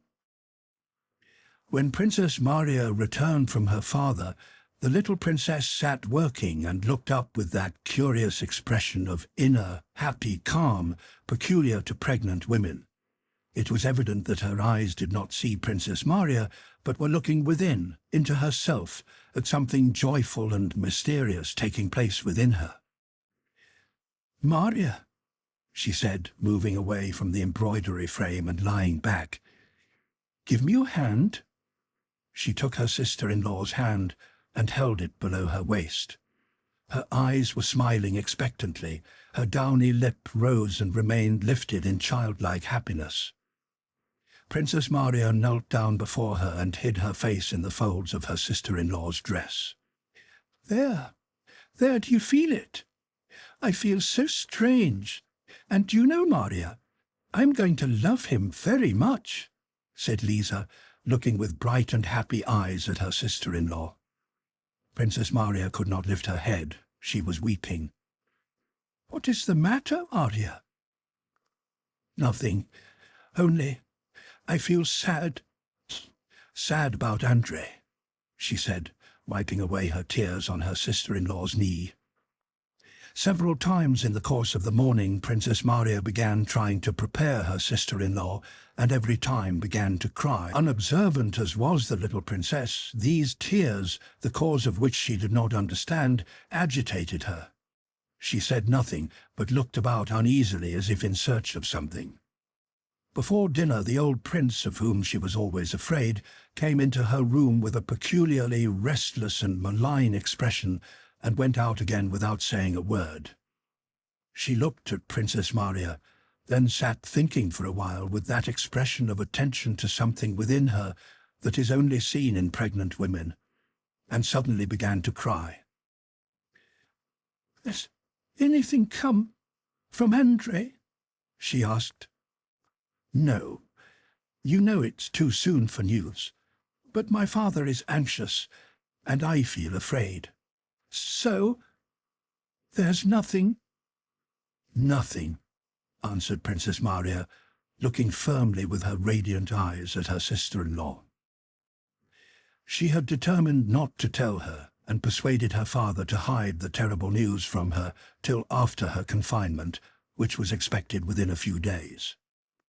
Princess Maria and the old prince each bore and hid their grief in their own way. The old prince would not cherish any hope. He made up his mind that Prince Andrei had been killed, and though he sent an official to Austria to seek for traces of his son, he ordered a monument from Moscow, which he intended to erect in his own garden to his memory, and he told everybody that his son had been killed. He tried not to change his former way of life, but his strength failed him. He walked less, ate less, slept less, and became weaker every day. Princess Maria hoped. She prayed for her brother as living, and was always awaiting news of his return. Chapter 8. Lisa's Confinement. "Dearest," said the little princess after breakfast on the morning of the 19th of March, and her downy little lip rose from old habit, but as sorrow was manifest in every smile, the sound of every word, and even every footstep in that house since the terrible news had come, so now the smile of the little princess, influenced by the general mood, though without knowing its cause, was such as to remind one still more of the general sorrow. "Dearest, I'm afraid this morning's frühstück, as folk other cook calls it, has disagreed with me." "What is the matter with you, my darling? You look pale." "Oh, you are very pale," said Princess Maria in alarm, running with her soft, ponderous steps up to her sister-in-law. "Your Excellency, should not Maria Bogdanovna be sent for?" said one of the maids who was present. Maria Bogdanovna was a midwife from the neighbouring town who had been at Bald Hills for the last fortnight. "Oh, yes," assented Princess Maria. "Perhaps that's it. I'll go. Courage, my angel." She kissed Lisa and was about to leave the room. "Oh, no, no." And besides the pallor and the physical suffering on the little princess's face, an expression of childish fear of inevitable pain showed itself. "No, it's only indigestion. Say it's only indigestion. Say so, Maria, say." And the princess began to cry capriciously like a suffering child, and to wring her little hands even with some affectation. Princess Maria ran out of the room to fetch Maria Bogdanovna. Mon Dieu, oh," she heard as she left the room. The midwife was already on her way to meet her, rubbing her small, plump, white hands with an air of calm importance. "Maria Bogdanovna, I think it's beginning," said Princess Maria, looking at the midwife with wide-open eyes of alarm. "Well, the Lord be thanked, Princess," said Maria Bogdanovna, not hastening her steps. "You young ladies should not know anything about it." "But how is it that the doctor from Moscow is not here yet?" said the princess. In accordance with Lisa's and Prince Andrei's wishes, they had sent in good time to Moscow for a doctor, and were expecting him at any moment. "No matter, Princess, don't be alarmed," said Maria Bogdanovna. "We'll manage very well without a doctor." 5 minutes later, Princess Maria from her room heard something heavy being carried by. She looked out. The men servants were carrying the large leather sofa from Prince Andrei's study into the bedroom.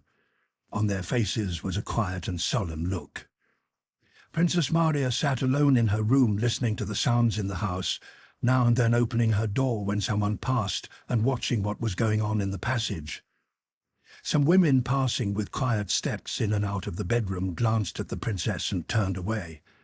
She did not venture to ask any questions, and shut the door again, now sitting down in her easy chair, now taking her prayer book, now kneeling before the icon stand. To her surprise and distress, she found that her prayers did not calm her excitement. Suddenly her door opened softly, and her old nurse, Praskovia Savishna, who hardly ever came to that room, as the old prince had forbidden it, appeared on the threshold with a shawl round her head. "I've come to sit with you a bit, Masha," said the nurse, "and here I've brought the prince's wedding candles to light before his saint, my angel," she said with a sigh. "Oh, nurse, I'm so glad." "God is merciful, birdie." The nurse lit the gilt candles before the icons and sat down by the door with her knitting. Princess Maria took a book and began reading. Only when footsteps or voices were heard did they look at one another, the princess anxious and inquiring, the nurse encouraging. Everyone in the house was dominated by the same feeling that Princess Maria experienced as she sat in her room. But owing to the superstition that the fewer the people who know of it, the less a woman in travail suffers, everyone tried to pretend not to know. No one spoke of it. But apart from the ordinary staid and respectful good manners habitual in the prince's household, a common anxiety, a softening of the heart, and a consciousness that something great and mysterious was being accomplished at that moment, made itself felt. There was no laughter in the maids' large hall. In the men's servants' hall all sat waiting silently and alert. In the outlying serfs' quarters torches and candles were burning, and no one slept. The old prince, stepping on his heels, paced up and down his study and sent Tikhon to ask Maria Bogdanovna what news. "Say only that the prince told me to ask, and come and tell me her answer." "Inform the prince that labour has begun," said Maria Bogdanovna, giving the messenger a significant look. Tikhon went and told the prince. "Very good," said the prince, closing the door behind him, and Tikhon did not hear the slightest sound from the study after that. After a while he re-entered it, as if to snuff the candles, and seeing the prince was lying on the sofa, looked at him, noticed his perturbed face, shook his head, and going up to him silently kissed him on the shoulder, and left the room without snuffing the candles or saying why he had entered. The most solemn mystery in the world continued its course. Evening passed, night came, and the feeling of suspense and softening of heart in the presence of the unfathomable did not lessen but increased. No one slept. It was one of those March nights when winter seems to wish to resume its sway and scattered its last snows and storms with desperate fury. A relay of horses had been sent up the high road to meet the German doctor from Moscow, who was expected at every moment, and men on horseback with lanterns were sent to the crossroads to guide him over the country road with its hollows and snow-covered pools of water. Princess Maria had long since put aside her book. She sat silent, her luminous eyes fixed on her nurse's wrinkled face, every line of which she knew so well, on the lock of grey hair that escaped from under the kerchief and the loose skin that hung under her chin. Nurse Savishna, knitting in hand, was telling in low tones, scarcely hearing or understanding her own words, what she had told hundreds of times before, how the late princess had given birth to Princess Maria in Kishinev, with only a Moldavian peasant woman to help instead of a midwife. "God is merciful. Doctors are never needed," she said. Suddenly a gust of wind beat violently against the casement of the window, from which the double frame had been removed. By order of the prince, one window frame was removed in each room as soon as the larks returned, and forcing open a loosely closed latch, set the damask curtain flapping and blew out the candle with its chill, snowy draught. Princess Maria shuddered. Her nurse, putting down the stocking she was knitting, went to the window and, leaning out, tried to catch the open casement. The cold wind flapped the ends of her kerchief and her loose locks of grey hair. "Princess, my dear, there's someone driving up the avenue," she said, holding the casement and not closing it, "with lanterns. Most likely the doctor." "Oh, my God! Thank God," said Princess Maria. "I must go and meet him. He does not know Russian." Princess Maria threw a shawl over her head and ran to meet the newcomer. As she was crossing the anteroom, she saw through the window a carriage with lanterns standing at the entrance. She went out on the stairs. On a banister post stood a tallow candle which guttered in the draught. On the landing below, Philip the footman stood looking scared and holding another candle.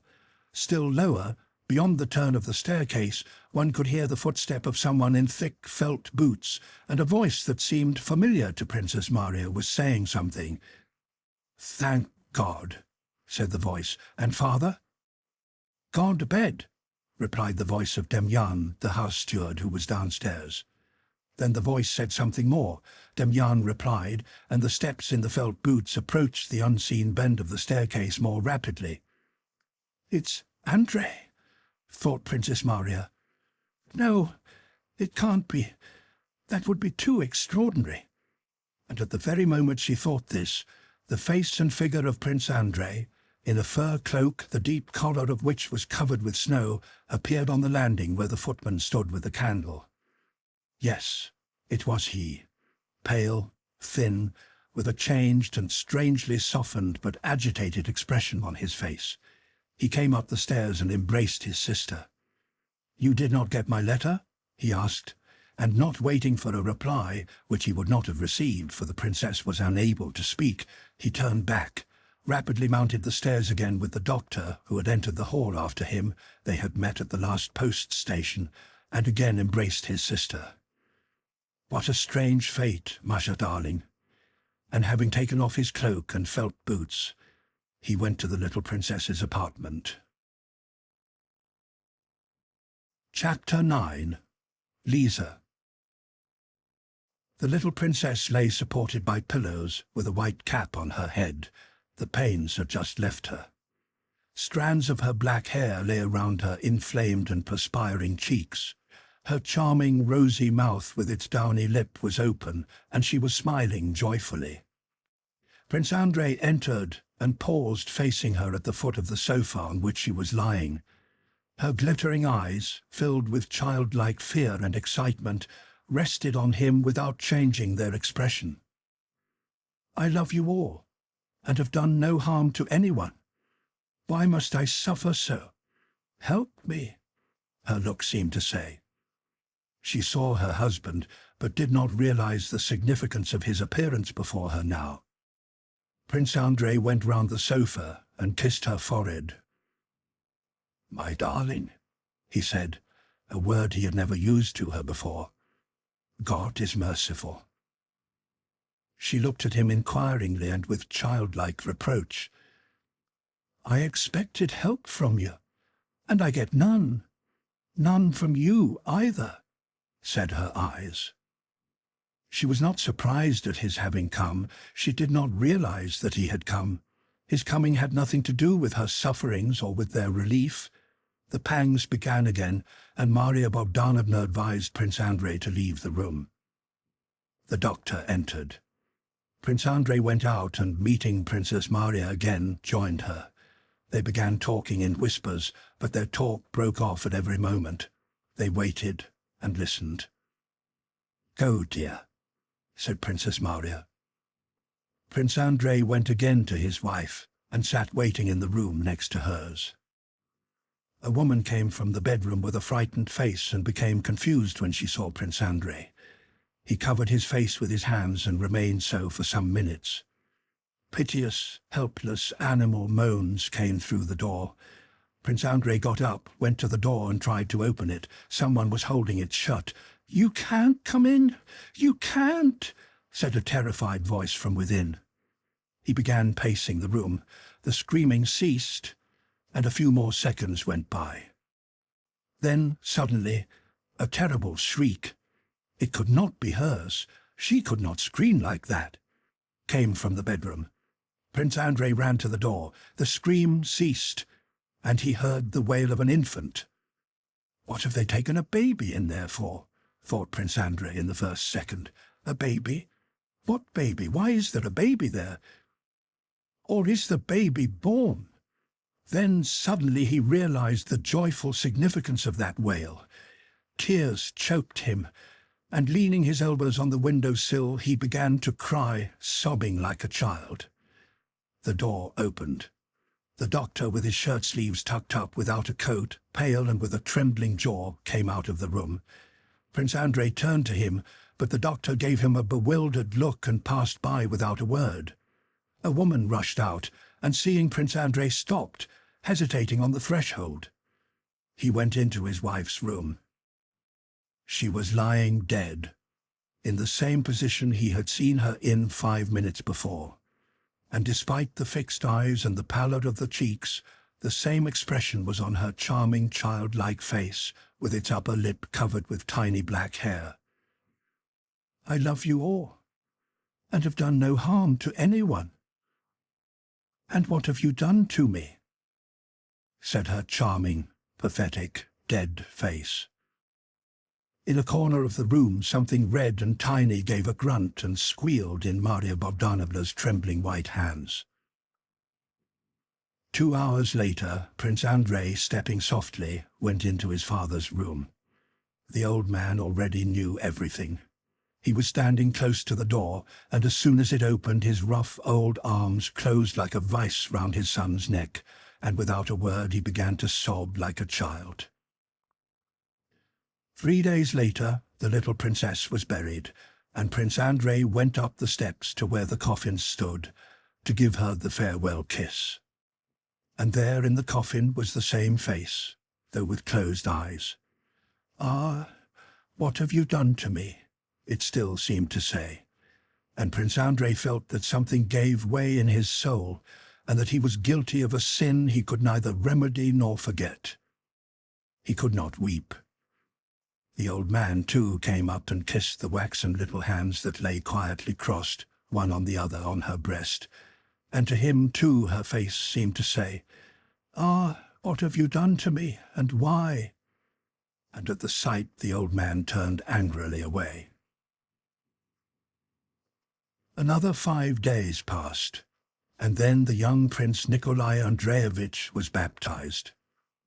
The wet nurse supported the coverlet with her knee, while the priest with a goose feather anointed the boy's little red and wrinkled soles and palms. His grandfather, who was his godfather, trembling and afraid of dropping him, carried the infant round the battered tin font and handed him over to the godmother, Princess Maria. Prince Andrei sat in another room, faint with fear lest the baby should be drowned in the font, and awaited the termination of the ceremony. He looked up joyfully at the baby when the nurse brought it to him, and nodded approval when she told him that the wax with the baby's hair had not sunk in the font, but had floated. Chapter 10. Denisov and Dolokhov at the Rostovs. Rostov's share in Dolokhov's duel with Bezukhov was hushed up by the efforts of the old count, and instead of being degraded to the ranks as he expected, he was appointed an adjutant to the Governor-General of Moscow. As a result, he could not go to the country with the rest of the family, but was kept all summer in Moscow by his new duties. Dolokhov recovered, and Rostov became very friendly with him during his convalescence. Dolokhov lay ill at his mother's, who loved him passionately and tenderly, and old Maria Ivanovna, who had grown fond of Rostov for his friendship to her Fedya, often talked to him about her son. "Yes, Count," she would say, "he is too noble and pure-souled for our present depraved world. No one now loves virtue. It seems like a reproach to everyone. Now tell me, Count, was it right, was it honourable of Bezukhov? And Fedya, with his noble spirit, loved him, and even now never says a word against him. Those pranks in Petersburg when they played some tricks on a policeman, didn't they do it together? And there, Bezukhov got off scot-free, while Fedya had to bear the whole burden on his shoulders. Fancy what he had to go through. It's true he has been reinstated, but how could they fail to do that? I think there were not many such gallant sons of the fatherland out there as he. And now this duel. Had these people no feelings or honour? Knowing him to be an only son, to challenge him and shoot so straight? It's well God had mercy on us. And what was it for? Who doesn't have intrigues nowadays? Why, if he was so jealous, as I see things, he should have shown it sooner, but he let it go on for months. And then to call him out, reckoning on Fedya not fighting because he owed him money. What baseness, what meanness. I know you understand, Fedya, my dear Count. That, believe me, is why I am so fond of you. Few people do understand him. He is such a lofty, heavenly soul. Dolokhov himself, during his convalescence, spoke to Rostov in a way no one would have expected of him. I know people consider me a bad man, he said. Let them. I don't care a straw about anyone but those I love. But those I love so that I would give my life for them, and the others I'd throttle if they stood in my way. I have an adored, a priceless mother and 2 or 3 friends, you among them, and as for the rest I only care about them insofar as they are harmful or useful, and most of them are harmful, especially the women. Yes, dear boy, he continued, I have met loving, noble, high-minded men, but I have not yet met any women, countesses or cooks, who were not venal. I have not yet met that divine purity and devotion I look for in women. If I found such a one, I'd give my life for her. But those, and he made a gesture of contempt. And believe me, if I still value my life, it is only because I still hope to meet such a divine creature who will regenerate, purify and elevate me. But you don't understand it. Oh, yes, I quite understand, answered Rostov, who was under his new friend's influence. In the autumn, the Rostovs returned to Moscow. Early in the winter, Denisov also came back and stayed with them. The first half of the winter of 1806, which Nikolai Rostov spent in Moscow, was one of the happiest, merriest times for him and the whole family. Nikolai brought many young men to his parents' house. Vera was a handsome girl of 20, Sonia a girl of 16 with all the charm of an opening flower. Natasha, half grown up and half child, was now childishly amusing, now girlishly enchanting. At that time in the Rostovs' house there prevailed an amorous atmosphere characteristic of homes where there are very young and very charming girls. Every young man who came to the house, seeing those impressionable, smiling young faces, smiling probably at their own happiness, feeling the eager bustle around him, and hearing the fitful bursts of song and music, and the inconsequent but friendly prattle of young girls ready for anything and full of hope, experienced the same feeling, sharing with the young folk of the Rostovs' household a readiness to fall in love and an expectation of happiness. Among the young men introduced by Rostov, one of the first was Dolokhov, whom everyone in the house liked, except Natasha. She almost quarrelled with her brother about him. She insisted that he was a bad man, and that in the duel with Bezukhov, Pierre was right and Dolokhov wrong, and further, that he was disagreeable and unnatural. "There's nothing for me to understand," she cried out with resolute self-will. "He is wicked and heartless. There now, I like your Denisov, though he is a rake and all that, still I like him, so you see I do understand. I don't know how to put it. With this one everything is calculated, and I don't like that.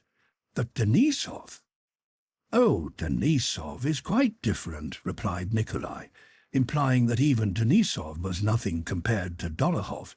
"You must understand what a soul there is in Dolokhov. You should see him with his mother. What a heart!" "Well, I don't know about that, but I am uncomfortable with him. And do you know he has fallen in love with Sonia?" "What nonsense! I'm certain of it. You'll see." Natasha's prediction proved true. Dolokhov, who did not usually care for the society of ladies, began to come often to the house, and the question for whose sake he came, though no one spoke of it, was soon settled. He came because of Sonia.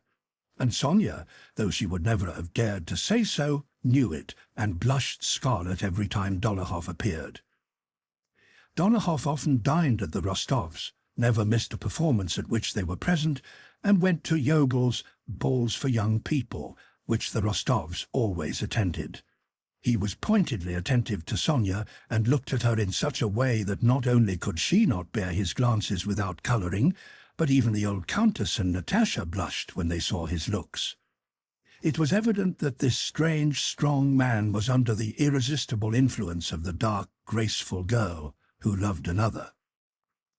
Rostov noticed something new in Dolokhov's relations with Sonia, but he did not explain to himself what these new relations were. "They're always in love with someone," he thought of Sonia and Natasha, but he was not as much at ease with Sonia and Dolokhov as before, and was less frequently at home. In the autumn of 1806, everybody had again begun talking of the war with Napoleon with even greater warmth than the year before. Orders were given to raise recruits, 10 men in every 1,000 for the regular army, and besides this, 9 men in every 1,000 for the militia. Everywhere Bonaparte was anathematized, and in Moscow nothing but the coming war was talked of. For the Rostov family, the whole interest of these preparations for war lay in the fact that Nikolai would not hear of remaining in Moscow and only awaited the termination of Denisov's furlough after Christmas to return with him to their regiment. His approaching departure did not prevent his amusing himself, but rather gave zest to his pleasures. He spent the greater part of his time away from home, at dinners, parties, and balls. Chapter 11. Dolokhov's Proposal. On the 3rd day after Christmas, Nikolai dined at home, a thing he had rarely done of late. It was a grand farewell dinner, as he and Denisov were leaving to join their regiment after Epiphany. About 20 people were present, including Dolokhov and Denisov. Never had love been so much in the air, and never had the amorous atmosphere made itself so strongly felt in the Rostovs' house as at this holiday time. Seize the moments of happiness, love and be loved. That is the only reality in the world. All else is folly. It is the one thing we are interested in here, said the spirit of the place. Nikolai, having as usual exhausted 2 pairs of horses, without visiting all the places he meant to go to and where he had been invited, returned home just before dinner. As soon as he entered, he noticed and felt the tension of the amorous air in the house, and also noticed a curious embarrassment among some of those present. Sonia, Dolokhov, and the old countess were especially disturbed, and to a lesser degree Natasha.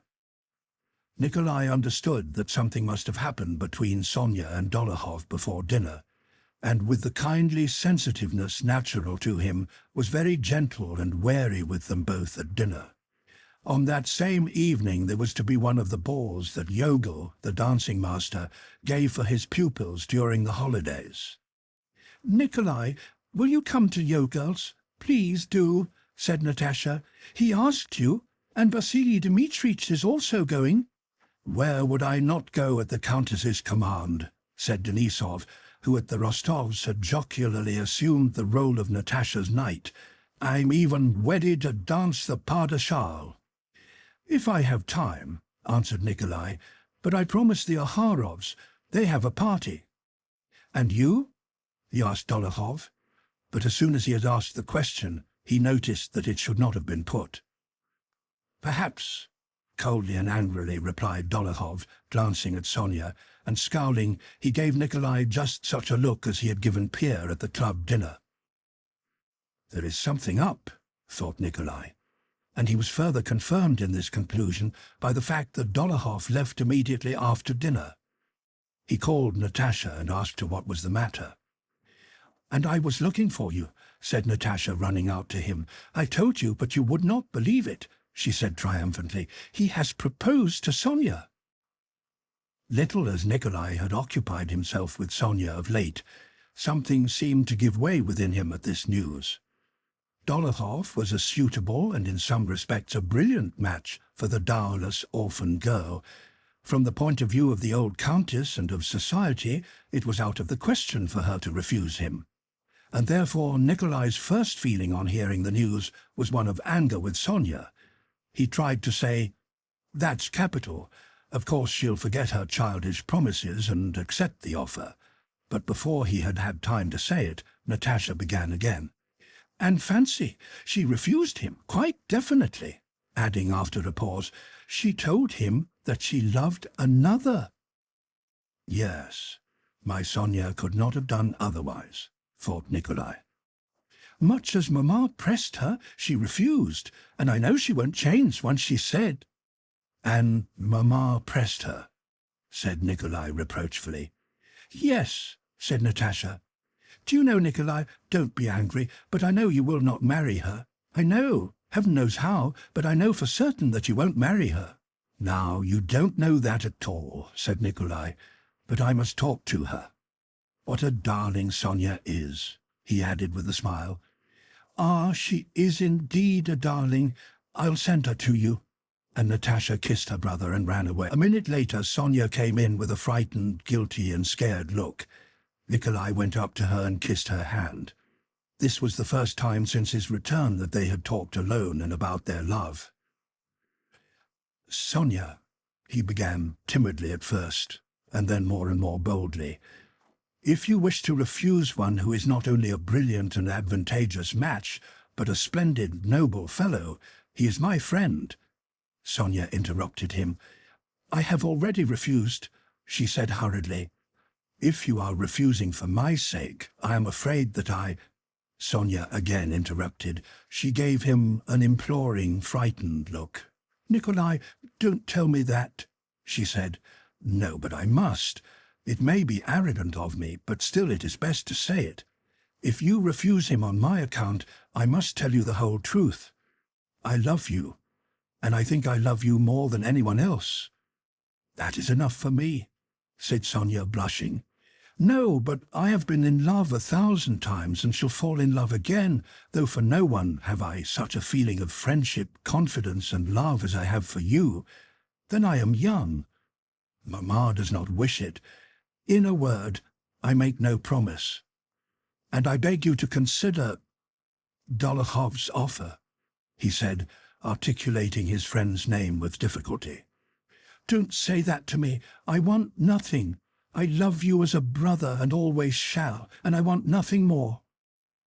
You are an angel. I'm not worthy of you, but I am afraid of misleading you.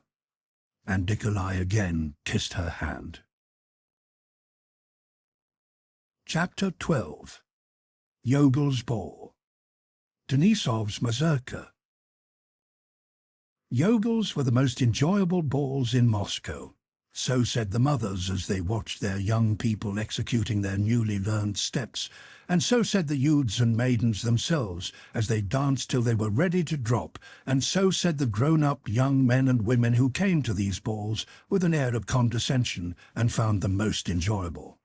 That year 2 marriages had come of these balls. The 2 pretty young princesses Gorchakov met suitors there and were married, and so further increased the fame of these dances. What distinguished them from others was the absence of host or hostess, and the presence of the good-natured Yogel, flying about like a feather and bowing according to the rules of his art as he collected the tickets from all his visitors. There was the fact that only those came who wished to dance and amuse themselves as girls of 13 or 14 do who are wearing long dresses for the first time. With scarcely any exceptions, they all were, or seemed to be, pretty. So rapturous were their smiles and so sparkling their eyes. Sometimes the best of the pupils, of whom Natasha, who was exceptionally graceful, was first, even danced the pas de châle.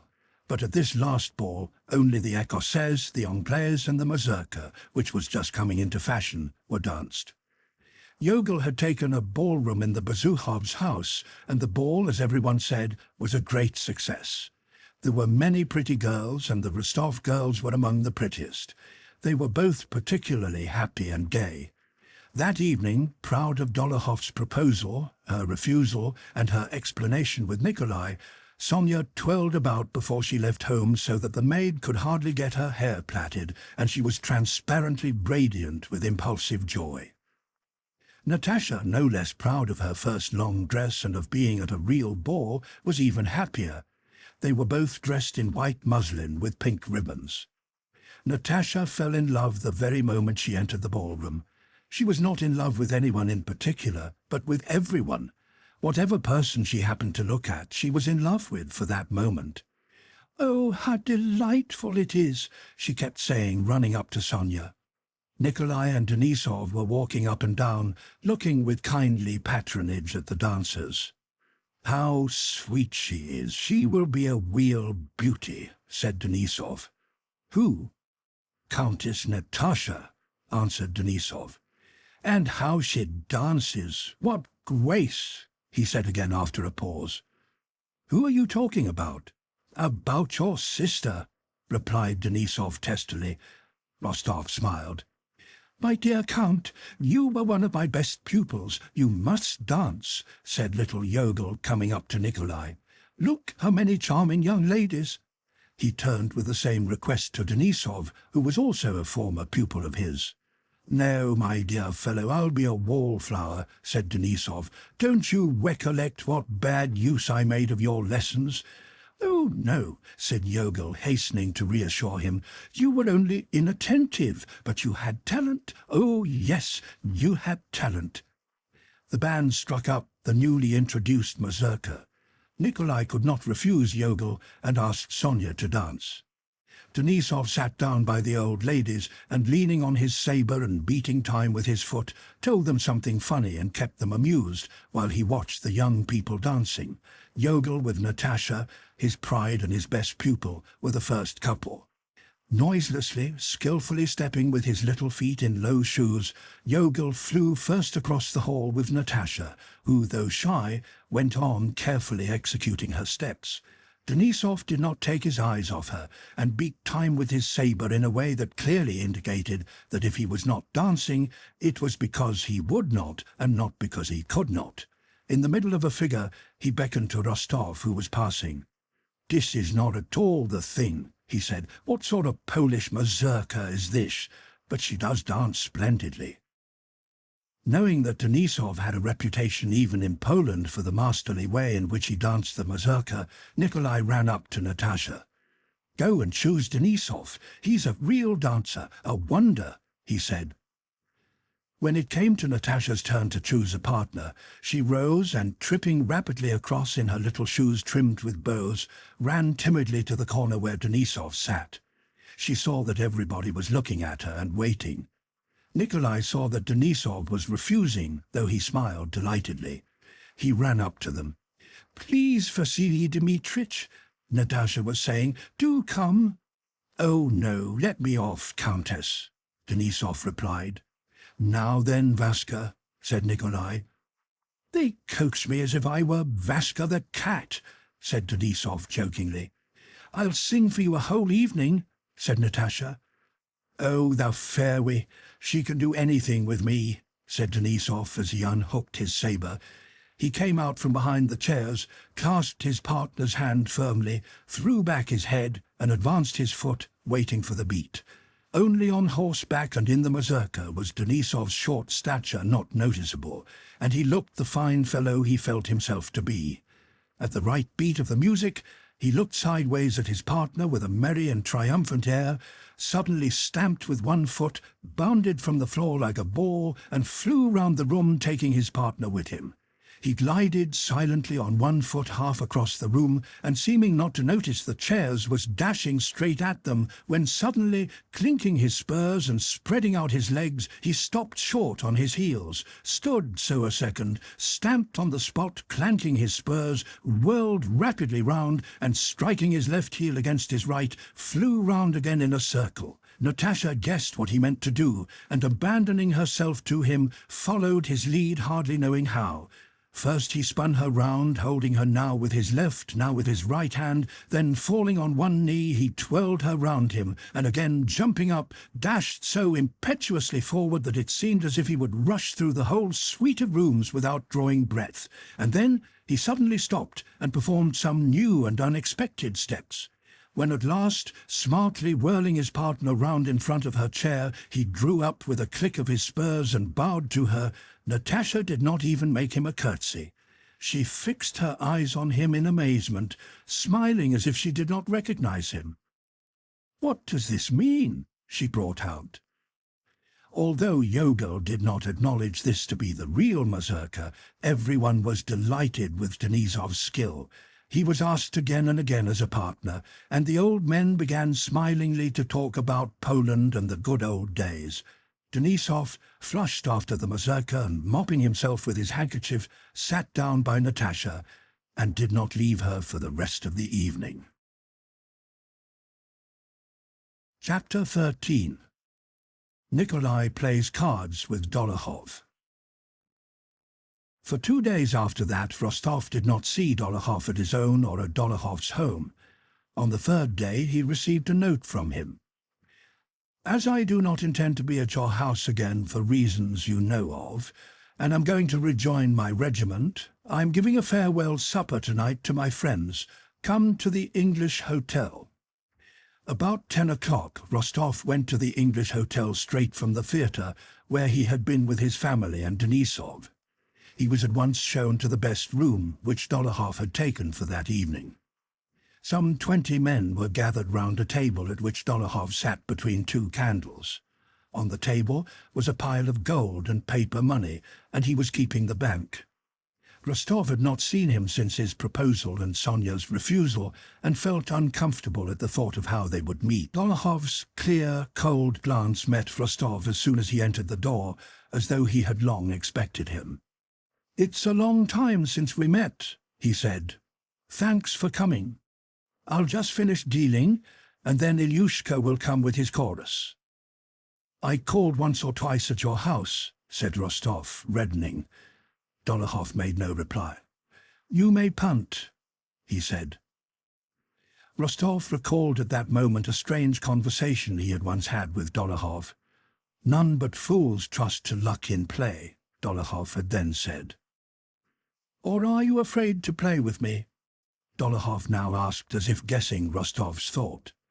Beneath his smile, Rostov saw in him the mood he had shown at the club dinner and at other times, when, as if tired of everyday life, he had felt a need to escape from it by some strange and usually cruel action. Rostov felt ill at ease. He tried but failed to find some joke with which to reply to Dolokhov's words, but before he had thought of anything, Dolokhov, looking straight in his face, said slowly and deliberately so that everyone could hear, "Do you remember we had a talk about cards? He's a fool who trusts to luck. One should make certain. And I want to try." To try his luck or the certainty? Rostov asked himself.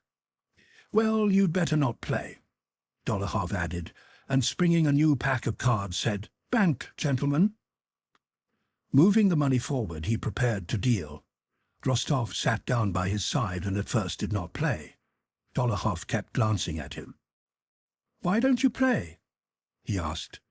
And strange to say, Nikolai felt that he could not help taking up a card, putting a small stake on it, and beginning to play. "I have no money with me," he said. "I'll trust you." Rostov staked 5 rubles on a card and lost, staked again and again lost. Dolokhov killed, that is, beat 10 cards of Rostov's running. "Gentlemen," said Dolokhov after he had dealt for some time, "please place your money on the cards, or I may get muddled in the reckoning." One of the players said he hoped he might be trusted. "Yes, you might, but I'm afraid of getting the accounts mixed, so I asked you to put the money on your cards," replied Dolokhov. "Don't stint yourself, we'll settle afterwards," he added, turning to Rostov. The game continued. A waiter kept handing round champagne. All Rostov's cards were beaten, and he had 800 rubles scored up against him. He wrote 800 rubles on a card, but while the waiter filled his glass he changed his mind and altered it to his usual stake of 20 rubles. "Leave it," said Dolokhov, though he did not seem to be even looking at Rostov. "You'll win it back all the sooner. I lose to the others, but win from you. Or are you afraid of me?" he asked again. Rostov submitted. He let the 800 remain and laid down a 7 of hearts with a torn corner which he had picked up from the floor. He well remembered that 7 afterwards. He laid down the 7 of hearts, on which with a broken bit of chalk he had written 800 rubles in clear, upright figures. He emptied the glass of warm champagne that was handed him, smiled at Dolokhov's words, and with a sinking heart, waiting for a 7 to turn up, gazed at Dolokhov's hands which held the pack. Much depended on Rostov's winning or losing on that 7 of hearts. On the previous Sunday the old count had given his son 2,000 rubles, and though he always disliked speaking of money difficulties, had told Nikolai that this was all he could let him have till May, and asked him to be more economical this time. Nikolai had replied that it would be more than enough for him, and that he gave his word of honor not to take anything more till the spring. Now, only 1,200 rubles was left of that money, so that this 7 of hearts meant for him not only the loss of 1,600 rubles, but the necessity of going back on his word. With a sinking heart he watched Dolokhov's hands and thought, "Now then, make haste, let me have this card, and I'll take my cap and drive home to supper with Denisov, Natasha and Sonia, and will certainly never touch a card again." At that moment his home life, jokes with Petya, talks with Sonia, duets with Natasha, piquet with his father, and even his comfortable bed in the house on the Povarskaya, rose before him with such vividness, clearness and charm that it seemed as if it were all a lost and unappreciated bliss, long past. He could not conceive that a stupid chance, letting the 7 be dealt to the right rather than to the left, might deprive him of all this happiness, newly appreciated and newly illumined, and plunge him into the depths of unknown and undefined misery. That could not be. Yet he awaited with a sinking heart the movement of Dolokhov's hands, those broad, reddish hands with hairy wrists visible from under the shirt cuffs, laid down the pack and took up a glass and a pipe that were handed to him. "So you are not afraid to play with me?" repeated Dolokhov. And as if about to tell a good story, he put down the cards, leaned back in his chair, and began deliberately with a smile, "Yes, gentlemen, I've been told there's a rumor going about Moscow that I'm a sharper, so I advise you to be careful." "Come now, deal," exclaimed Rostov. "Oh, those Moscow gossips," said Dolokhov, and he took up the cards with a smile. "Papa!" Rostov almost screamed, lifting both hands to his head. The 7 he needed was lying uppermost, the first card in the pack. He had lost more than he could pay. "Still, don't ruin yourself," said Dolokhov with a side glance at Rostov, as he continued to deal. Chapter 14. An hour and a half later, most of the players were but little interested in their own play. The whole interest was concentrated on Rostov. Instead of 1,600 rubles, he had a long column of figures scored against him, which he had reckoned up to 10,000, but that now, as he vaguely supposed, must have risen to 15,000. In reality, it already exceeded 20,000 rubles. Dolokhov was no longer listening to stories or telling them, but followed every movement of Rostov's hands and occasionally ran his eyes over the score against him. He had decided to play until that score reached 43,000. He had fixed on that number because 43 was the sum of his and Sonia's joint ages. Rostov, leaning his head on both hands, sat at the table which was scrawled over with figures, wet with spilled wine and littered with cards. One tormenting impression did not leave him, that those broad-boned, reddish hands with hairy wrists visible from under the shirt sleeves, those hands which he loved and hated, held him in their power. 600 rubles, ace, a corner, a 9, winning it back's impossible. Oh, how pleasant it was at home, the knave, double or quits, it can't be, and why is he doing this to me? Rostov pondered. Sometimes he staked a large sum, but Dolokhov refused to accept it and fixed the stake himself. Nikolai submitted to him, and at one moment prayed to God as he had done on the battlefield at the bridge over the Enns, and then guessed that the card that came first to hand from the crumpled heap under the table would save him. Now counted the cords on his coat and took a card with that number and tried staking the total of his losses on it, Then he looked round for aid from the other players, or peered at the now cold face of Dolokhov and tried to read what was passing in his mind.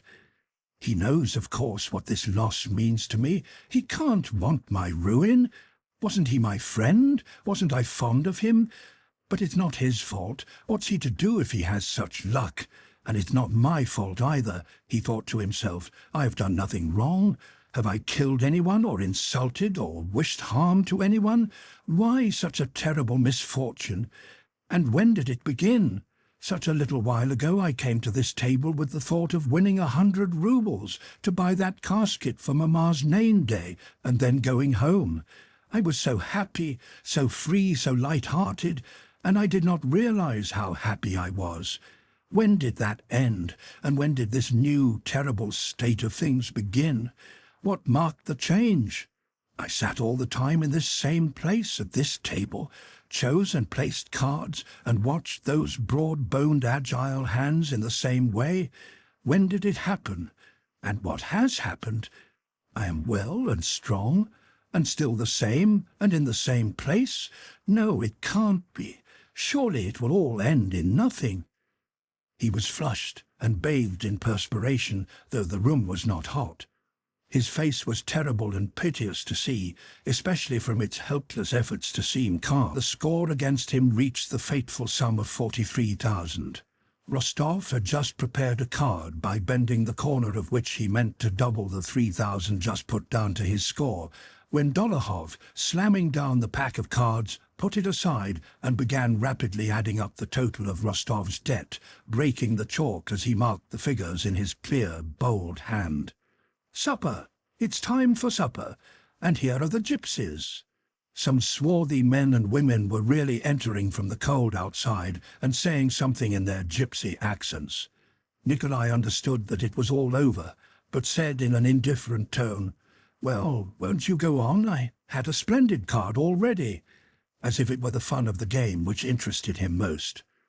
"It's all up. I'm lost," thought he. "Now, a bullet through my brain, that's all that's left me." And at the same time he said in a cheerful voice, "Come now, just this one more little card." "All right," said Dolokhov, having finished the addition.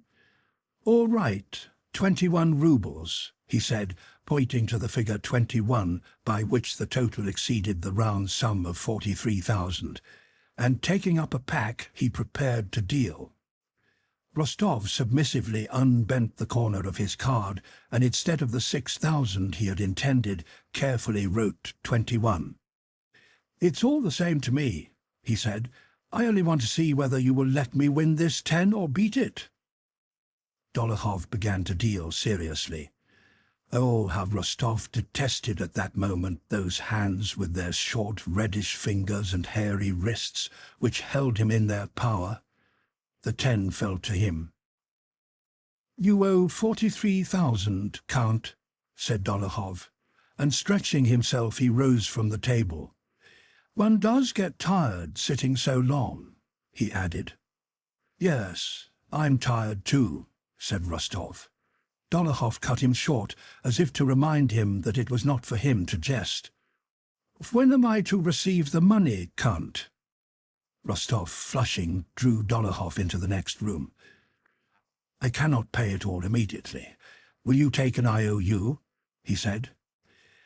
"I say, Rostov," said Dolokhov clearly, smiling and looking Nikolai straight in the eyes, "you know the saying, 'Lucky in love, unlucky at cards'? Your cousin is in love with you, I know." Oh, it's terrible to feel oneself so in this man's power, thought Rostov. He knew what a shock he would inflict on his father and mother by the news of this loss. He knew what a relief it would be to escape it all, and felt that Dolokhov knew that he could save him from all this shame and sorrow, but wanted now to play with him as a cat does with a mouse. "Your cousin," Dolokhov started to say, but Nikolai interrupted him. "My cousin has nothing to do with this, and it's not necessary to mention her," he exclaimed fiercely. "Then when am I to have it?" "Tomorrow," replied Rostov, and left the room. Chapter 15. Nikolai at home. To say tomorrow and keep up a dignified tone was not difficult, but to go home alone, see his sisters, brother, mother and father, confess and ask for money he had no right to after giving his word of honor, was terrible. At home they had not yet gone to bed. The young people, after returning from the theatre, had had supper and were grouped round the clavichord. As soon as Nikolai entered, he was enfolded in that poetic atmosphere of love which pervaded the Rostov household that winter, and now, after Dolokhov's proposal and Yogol's ball, seemed to have grown thicker around Sonia and Natasha as the air does before a thunderstorm. Sonia and Natasha, in the light blue dresses they had worn at the theatre, looking pretty and conscious of it, were standing by the clavichord, happy and smiling. Vera was playing chess with Shinshin in the drawing-room. The old countess, waiting for the return of her husband and son, sat playing patience with the old gentlewoman who lived in their house. Denisov, with sparkling eyes and ruffled hair, sat at the clavichord, striking chords with his short fingers, his legs thrown back and his eyes rolling as he sang with his small, husky but true voice some verses called Enchantress, which he had composed and to which he was trying to fit music. Enchantress, say to my forsaken lyre, what magic power is this which calls me still? What spark has set my inmost soul on fire? What is this bliss that makes my fingers thrill? He was singing in passionate tones, gazing with his sparkling black agate eyes at the frightened and happy Natasha. "Splendid! Excellent!" exclaimed Natasha. "Another verse," she said, without noticing Nikolai. Everything's still the same with them, thought Nikolai, glancing into the drawing-room, where he saw Vera and his mother with the old lady. "Ah, and here's Nikolai!" cried Natasha, running up to him. "Is Papa at home?" he asked. "I'm so glad you've come," said Natasha without answering him. "We are enjoying ourselves. Vasily Dmitrich is staying a day longer for my sake. Did you know?" "No, Papa is not back yet," said Sonia. "Nikolai, have you come? Come here, dear," called the old countess from the drawing-room. Nikolai went to her, kissed her hand, and sitting down silently at her table, began to watch her hands arranging the cards. From the dancing-room they still heard the laughter and merry voices trying to persuade Natasha to sing. All right, shouted Denisov. "It's no good making excuses now. It's your turn to sing the Baka Wola. I entreat you." The countess glanced at her silent son. "What is the matter?" she asked. "Oh, nothing," said he, as if weary of being continually asked the same question. "Will Papa be back soon?" "I expect so." Everything's the same with them. They know nothing about it. "Where am I to go?" thought Nikolai, and went again into the dancing-room where the clavichord stood. Sonia was sitting at the clavichord, playing the prelude to Denisov's favourite barcarolle. Natasha was preparing to sing. Denisov was looking at her with enraptured eyes. Nikolai began pacing up and down the room. Why do they want to make her sing? How could she sing? There's nothing to be happy about, thought he. Sonia struck the first chord of the prelude. "My God, I'm a ruined and dishonoured man. A bullet through my brain is the only thing left me, not singing." His thoughts ran on. "Go away. But where to? It's one. Let them sing." He continued to pace the room, looking gloomily at Denisov and the girls and avoiding their eyes. "Nikolinka, what is the matter?" Sonia's eyes fixed on him seemed to ask. She noticed at once that something had happened to him. Nikolai turned away from her. Natasha, too, with her quick instinct, had instantly noticed her brother's condition, but though she noticed it, she was herself in such high spirits at that moment, so far from sorrow, sadness, or self-reproach, that she purposely deceived herself, as young people often do. "No, I am too happy now to spoil my enjoyment by sympathy with anyone's sorrow," she felt, and she said to herself, "No, I must be mistaken. He must be feeling happy just as I am." "Now, Sonia," she said, going to the very middle of the room, where she considered the resonance was best. Having lifted her head and let her arms droop lifelessly as ballet dancers do, Natasha, rising energetically from her heels to her toes, stepped to the middle of the room and stood still. "Yes, that's me," she seemed to say, answering the rapt gaze with which Denisov followed her. "And what is she so pleased about?" thought Nikolai, looking at his sister. "Why isn't she dull and ashamed?" Natasha took the first note. Her throat swelled, her chest rose, her eyes became serious.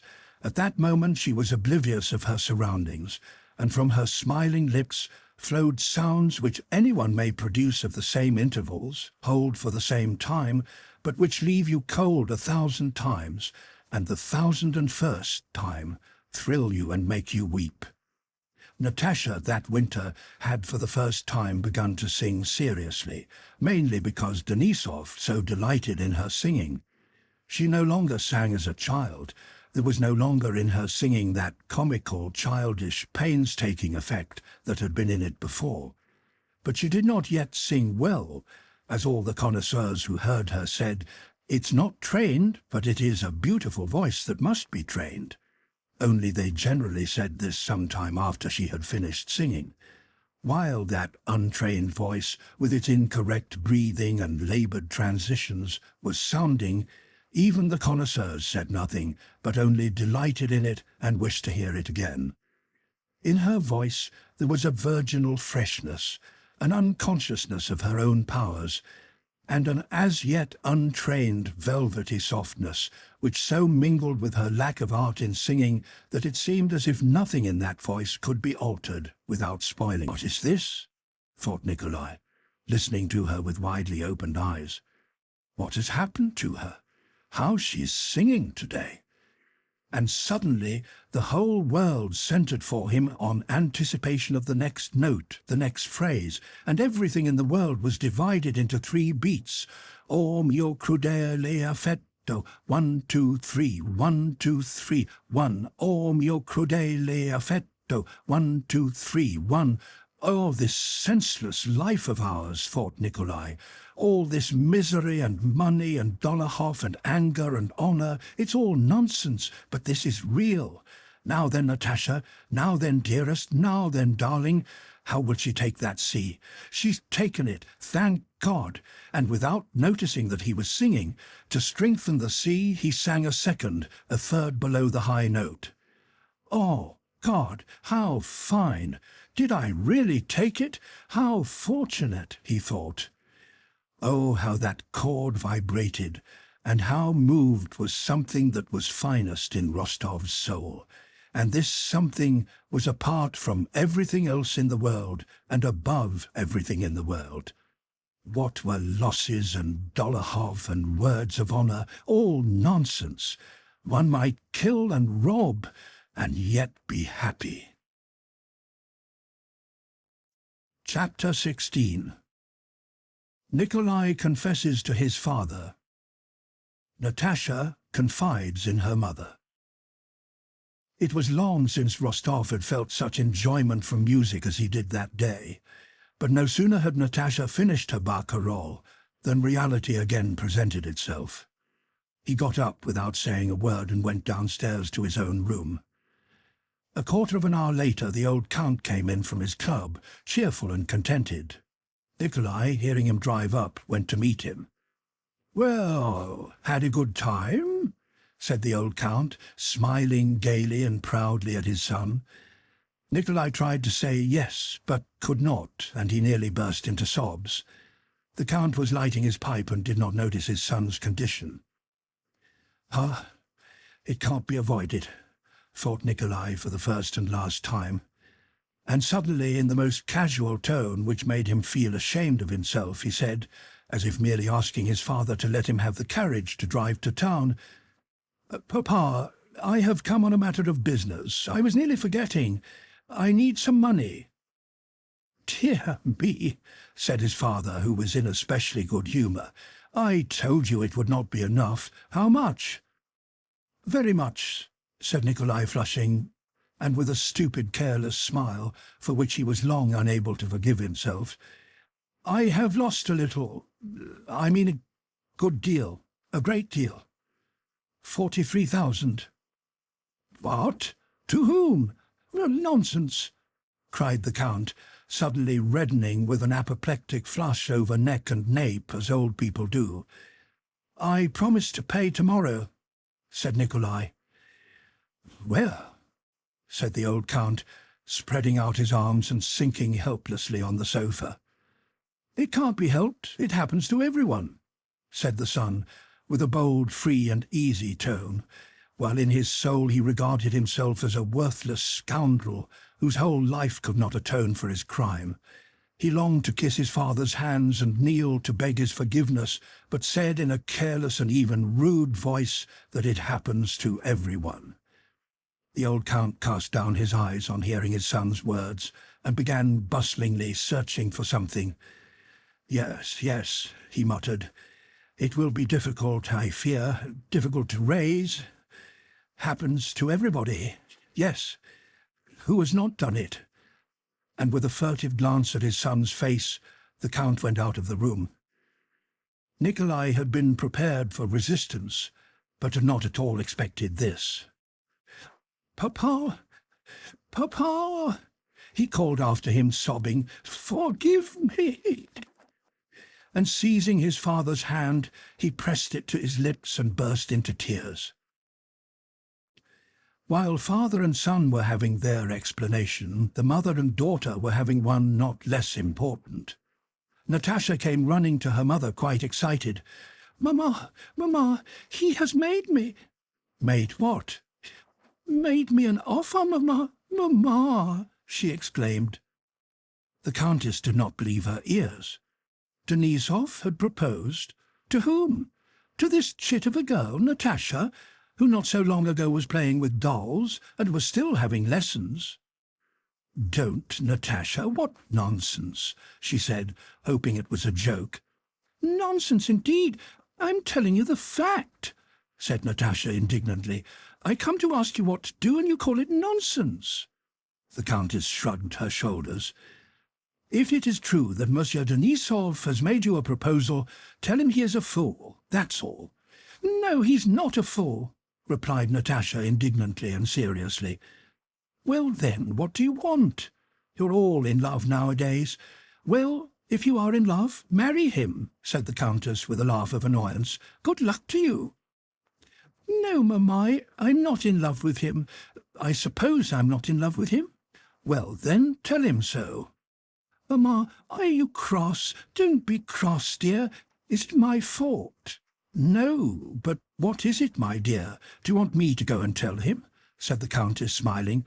"No, I will do it myself. Only tell me what to say. It's all very well for you," said Natasha with a responsive smile. "You should have seen how he said it. I know he did not mean to say it, but it came out accidentally." "Well, all the same, you must refuse him." "No, I mustn't. I'm so sorry for him. He's so nice." "Well, then, accept his offer. It's high time for you to be married," answered the Countess sharply and sarcastically. "No, Mamma, but I'm so sorry for him. I don't know how I'm to say it."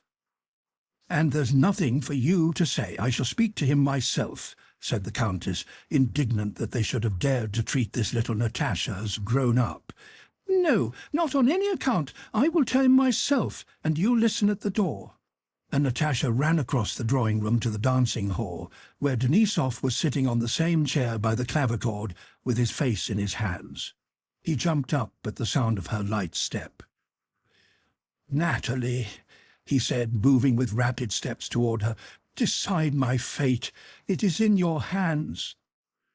"Vasily Dmitritch, I'm so sorry for you. No, but you are so nice. But it won't do, not that. But as a friend I shall always love you." Denisov bent over her hand, and she heard strange sounds she did not understand. She kissed his rough, curly black head. At this instant they heard the quick rustle of the Countess's dress. She came up to them. "Vasily Dmitritch, I thank you for the honour," she said with an embarrassed voice, though it sounded severe to Denisov. "But my daughter is so young, and I thought that, as my son's friend, you would have addressed yourself first to me. In that case, you would not have obliged me to give this refusal." "Countess," said Denisov with downcast eyes and a guilty face. He tried to say more, but faltered. Natasha could not remain calm, seeing him in such a plight. She began to sob aloud. "Countess, I have done wrong," Denisov went on in an unsteady voice. "But believe me, I so adore your daughter nor your family that I would give my life twice over." He looked at the Countess and, seeing her severe face, said, "Well, goodbye, Countess," and kissing her hand he left the room with quick, resolute strides, without looking at Natasha. Next day Rostov saw Denisov off. He did not wish to stay another day in Moscow. All Denisov's Moscow friends gave him a farewell entertainment at the Gypsies, with the result that he had no recollection of how he was put in the sleigh or of the first 3 stages of his journey. After Denisov's departure, Rostov spent another fortnight in Moscow without going out of the house, waiting for the money his father could not at once raise, and he spent most of his time in the girls' room. Sonia was more tender and devoted to him than ever. It was as if she wanted to show him that his losses were an achievement that made her love him all the more. But Nikolai now considered himself unworthy of her. He filled the girls' albums with verses and music, and having at last sent Dolokhov the whole 43,000 rubles and received his receipt, he left at the end of November, without taking leave of any of his acquaintances, to overtake his regiment, which was already in Poland. Book 5, 1806 to 1807. Chapter 1. Pierre meets Bazukhovs. After his interview with his wife, Pierre left for Petersburg. At the Torzhok post station, either there were no horses or the postmaster would not supply them. Pierre was obliged to wait. Without undressing, he lay down on the leather sofa in front of a round table, put his big feet in their overboots on the table, and began to reflect. "Will you have the portmanteaus brought in, and a bed got ready, and tea?" asked his valet. Pierre gave no answer, for he neither heard nor saw anything. He had begun to think of the last station, and was still pondering on the same question, one so important that he took no notice of what went on round him. Not only was he indifferent as to whether he got to Petersburg earlier or later, or whether he secured accommodation at this station, but compared to the thoughts that now occupied him, it was a matter of indifference whether he remained there for a few hours or for the rest of his life. The postmaster, his wife, the valet, and a peasant woman selling Torzhok embroidery came into the room offering their services. Without changing his careless attitude, Pierre looked at them over his spectacles, unable to understand what they wanted, or how they could go on living without having solved the problems that so absorbed him. He had been engrossed by the same thoughts ever since the day he returned from Sokolniki after the duel, and had spent that first agonizing, sleepless night. But now, in the solitude of the journey, they seized him with special force. No matter what he thought about, he always returned to these same questions which he could not solve, and yet could not cease to ask himself. It was as if the thread of the chief screw which held his life together was stripped, so that the screw could not get in or out, but went on turning uselessly in the same place. The postmaster came in and began obsequiously to beg His Excellency to wait only 2 hours when, come what might, he would let His Excellency have the courier horses. It was plain that he was lying and only wanted to get more money from the traveller. Is this good or bad? Pierre asked himself. It is good for me, bad for another traveller, and for himself it's unavoidable, because he needs money for food. The man said an officer had once given him a thrashing for letting a private traveller have the courier horses, but the officer thrashed him because he had to get on as quickly as possible. And I, continued Pierre, shot Dolokhov. because I considered myself injured, and Louis XVI was executed because they considered him a criminal, and a year later they executed those who executed him, also for some reason. What is bad? What is good? What should one love and what hate? What does one live for? And what am I? What is life and what is death? What power governs all? There was no answer to any of these questions except one, and that not a logical answer, and not at all a reply to them. The answer was, you'll die and all will end. You'll die and know all, or cease asking. But dying was also dreadful. The Torzhok peddler woman in a whining voice went on offering her wares, especially a pair of goatskin slippers. I have hundreds of roubles I don't know what to do with, and she stands in her tattered cloak looking timidly at me, he thought. And what does she want the money for? As if that money could add a hair's breadth to happiness or peace of mind. Can anything in the world make her or me less a prey to evil and death? Death which ends all, and must come today or tomorrow, at any rate in an instant as compared with eternity. And again he twisted the screw with a stripped thread, and again it turned uselessly in the same place. His servant handed him a half-cut novel in the form of letters by Madame de Souza. He began reading about the sufferings and virtuous struggles of a certain Émilie de Mansfeld. And why did she resist her seducer when she loved him? He thought. God could not have put into her heart an impulse that was against his will. My wife, as she once was, did not struggle, and perhaps she was right. Nothing has been found out, nothing discovered, Pierre again said to himself. All we can know is that we know nothing, and that's the height of human wisdom. Everything within and around him seemed confused, senseless, and repellent. Yet in this very repugnance to all his circumstances, Pierre found a kind of tantalizing satisfaction. I make bold to ask your Excellency to move a little for this gentleman, said the postmaster, entering the room followed by another traveller, also detained for lack of horses. The newcomer was a short, large-boned, yellow-faced, wrinkled old man, with grey, bushy eyebrows overhanging bright eyes of an indefinite greyish colour. Pierre took his feet off the table, stood up and lay down on a bed that had been got ready for him, glancing now and then at the newcomer, who, with a gloomy and tired face, was wearily taking off his wraps with the aid of his servant and not looking at Pierre. With a pair of felt boots on his thin, bony legs, and keeping on a worn, nankeen-covered sheepskin coat, the traveller sat down on the sofa, leaned back his big head with its broad temples and close-cropped hair, and looked at Bezukhov. The stern, shrewd, and penetrating expression of that look struck Pierre. He felt a wish to speak to the stranger, but by the time he had made up his mind to ask him a question about the roads, the traveller had closed his eyes. His shriveled old hands were folded, and on the finger of one of them Pierre noticed a large cast-iron ring with a seal representing a death's head.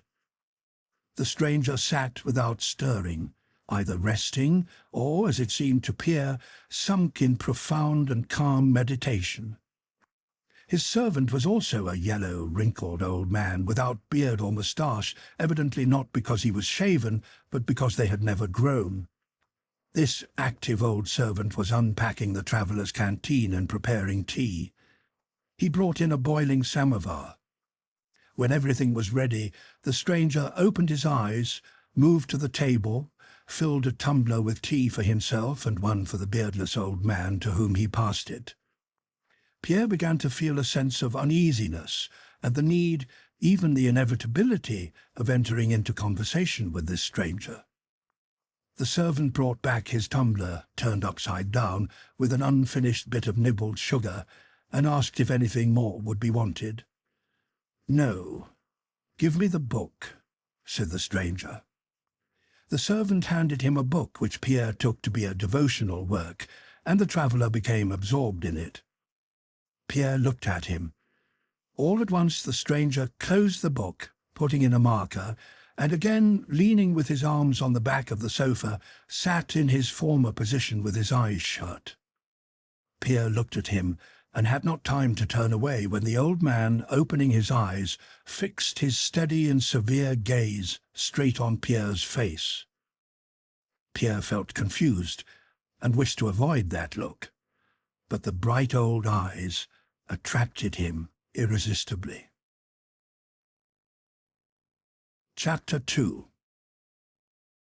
"I have the pleasure of addressing Count Bezukhov, if I am not mistaken," said the stranger in a deliberate and loud voice.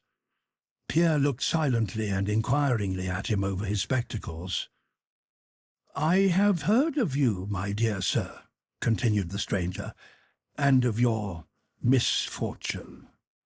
He seemed to emphasize the last word as if to say, "Yes, misfortune, call it what you please. I know that what has happened to you in Moscow was a misfortune. I regret it very much, my dear sir." Pierre flushed, and hurriedly putting his legs down from the bed, bent forward toward the old man with a forced and timid smile. "I have not referred to this out of curiosity, my dear sir, but for greater reasons." He paused, his gaze still on Pierre, and moved aside on the sofa by way of inviting the other to take a seat beside him. Pierre felt reluctant to enter into conversation with this old man, but submitting to him involuntarily, came up and sat down beside him. "You are unhappy, my dear sir," the stranger continued. "You are young, and I am old. I should like to help you as far as lies in my power." "Oh, yes," said Pierre with a forced smile. "I am very grateful to you. Where are you travelling from?" The stranger's face was not genial, it was even cold and severe, but in spite of this, both the face and the words of his new acquaintance were irresistibly attractive to Pierre. "But if, for any reason, you don't feel inclined to talk to me," said the old man, "say so, my dear sir." And he suddenly smiled in an unexpected and tenderly paternal way. "Oh, no, not at all. On the contrary, I'm very glad to make your acquaintance," said Pierre. And again, glancing at the stranger's hands, he looked more closely at the ring with its skull, a Masonic sign. "Allow me to ask," he said, "are you a Mason?" "Yes, I belong to the Brotherhood of the Freemasons," said the stranger, looking deeper and deeper into Pierre's eyes. "And in their name and my own, I hold out a brotherly hand to you." "I'm afraid," said Pierre, smiling and wavering between the confidence the personality of the Freemason inspired in him and his own habit of ridiculing the Masonic beliefs, "I am afraid I am very far from understanding. How am I to put it? I'm afraid my way of looking at the world is so opposed to yours that we shall not understand one another." "I know your outlook," said the Mason, "and the view of life you mention, and which you think is the result of your own mental efforts, is the one held by the majority of people, and is the invariable fruit of pride, indolence, and ignorance. Forgive me, my dear sir, but if I had not known it, I should not have addressed you. Your view of life is a regrettable delusion." "Just as I may suppose you to be deluded," said Pierre with a faint smile. "I should never dare to say that I know the truth," said the Mason, whose words struck Pierre more and more by their precision and firmness. "No one can attain to truth by himself, only by laying stone on stone with the cooperation of all. By the millions of generations from our forefather Adam to our own times is that temple reared which is to be a worthy dwelling place of the great God," he added, and closed his eyes. "I ought to tell you that I do not believe in God," said Pierre regretfully and with an effort, feeling it essential to speak the whole truth. The mason looked intently at Pierre and smiled as a rich man with millions in hand might smile at a poor fellow who told him that he, poor man, had not the 5 roubles that would make him happy. "Yes, you do not know him, my dear sir," said the mason. "You cannot know him. You do not know him, and that is why you are unhappy." "Yes, yes, I am unhappy," assented Pierre. "But what am I to do?" "You know him not, my dear sir, and so you are very unhappy. You do not know him, but he is here. He is in me. He is in my words. He is in thee, and even in those blasphemous words thou hast just uttered," pronounced the mason in a stern and tremulous voice. He paused and sighed, evidently trying to calm himself.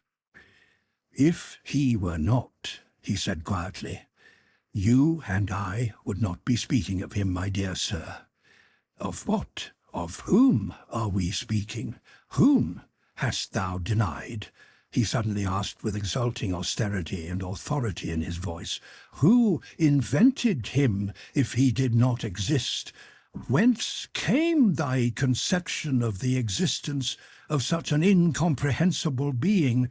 Why didst thou, and why didst the whole world conceive the idea of the existence of such an incomprehensible being, a being all-powerful, eternal, and infinite in all his attributes?"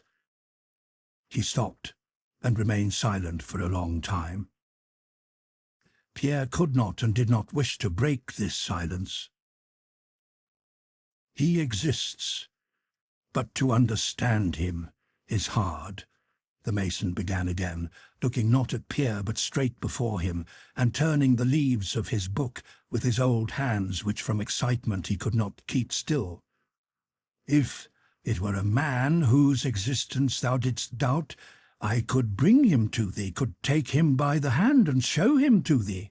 But how can I, an insignificant mortal, show his omnipotence, his infinity, and all his mercy to one who is blind, or who shuts his eyes that he may not see or understand him, and may not see or understand his own vileness and sinfulness?" He paused again. "Who art thou? Thou dreamest that thou art wise, because thou couldst utter those blasphemous words," he went on with a sombre and scornful smile. "And thou art more foolish and unreasonable than a little child, who, playing with the parts of a skilfully made watch, dares to say that as he does not understand its use, he does not believe in the master who made it. To know him is hard. For ages, from our forefather Adam to our own day, we labor to attain that knowledge, and are still infinitely far from our aim. But in our lack of understanding, we see only our weakness and his greatness." Pierre listened, with swelling heart, gazing into the mason's face with shining eyes, not interrupting or questioning him, but believing with his whole soul what the stranger said. Whether he accepted the wise reasoning contained in the mason's words, or believed as a child believes in the speaker's tone of conviction and earnestness, or the tremor of the speaker's voice, which sometimes almost broke, or those brilliant, aged eyes grown old in this conviction, or the calm firmness and certainty of his vocation, which radiated from his whole being, and which struck Pierre especially by contrast with his own dejection and hopelessness, at any rate, Pierre longed with his whole soul to believe, and he did believe, and felt a joyful sense of comfort, regeneration, and return to life. "He is not to be apprehended by reason, but by life," said the mason. "I do not understand," said Pierre, feeling with dismay doubts reawakening. He was afraid of any want of clearness, any weakness in the mason's arguments. He dreaded not to be able to believe in him. "I don't understand," he said. How is it that the mind of man cannot attain the knowledge of which you speak?" The mason smiled with his gentle fatherly smile. "The highest wisdom and truth are like the purest liquid we may wish to imbibe," he said. "Can I receive that pure liquid into an impure vessel and judge of its purity? Only by the inner purification of myself can I retain in some degree of purity the liquid I receive." "Yes, yes, that is so," said Pierre joyfully. "The highest wisdom is not founded on reason alone, not on those worldly sciences of physics, history, chemistry, and the like, into which intellectual knowledge is divided. The highest wisdom is one. The highest wisdom has but one science, the science of the whole, the science explaining the whole creation and man's place in it. To receive that science, it is necessary to purify and renew one's inner self, and so before one can know, it is necessary to believe and to perfect oneself. And to attain this end, we have the light called conscience that God has implanted in our souls." "Yes, yes," assented Pierre. "Look, then, at thy inner self with the eyes of the Spirit, and ask whether thou art content with thyself. What hast thou attained, relying on reason only? What art thou? You are young, you are rich, you are clever, you are well educated, and what have you done with all these good gifts? Are you content with yourself and with your life?" "No, I hate my life," Pierre muttered, wincing. "Thou hatest it. Then change it. Purify thyself, and as thou art purified, thou wilt gain wisdom. Look at your life, my dear sir. How have you spent it? In riotous orgies and debauchery, receiving everything from society and giving nothing in return. You have become the possessor of wealth. How have you used it? What have you done for your neighbour? Have you ever thought of your tens of thousands of slaves? Have you helped them physically and morally? No. You have profited by their toil to lead a profligate life. That is what you have done. Have you chosen a post in which you might be of service to your neighbour? No. You have spent your life in idleness. Then you married, my dear sir, took on yourself responsibility for the guidance of a young woman. And what have you done? You have not helped her to find the way of truth, my dear sir, but have thrust her into an abyss of deceit and misery. A man offended you, and you shot him. And you say you do not know God and hate your life. There is nothing strange in that, my dear sir." After these words, the mason, as if tired by his long discourse, again leaned his arms on the back of the sofa and closed his eyes. Pierre looked at that aged, stern, motionless, almost lifeless face, and moved his lips without uttering a sound.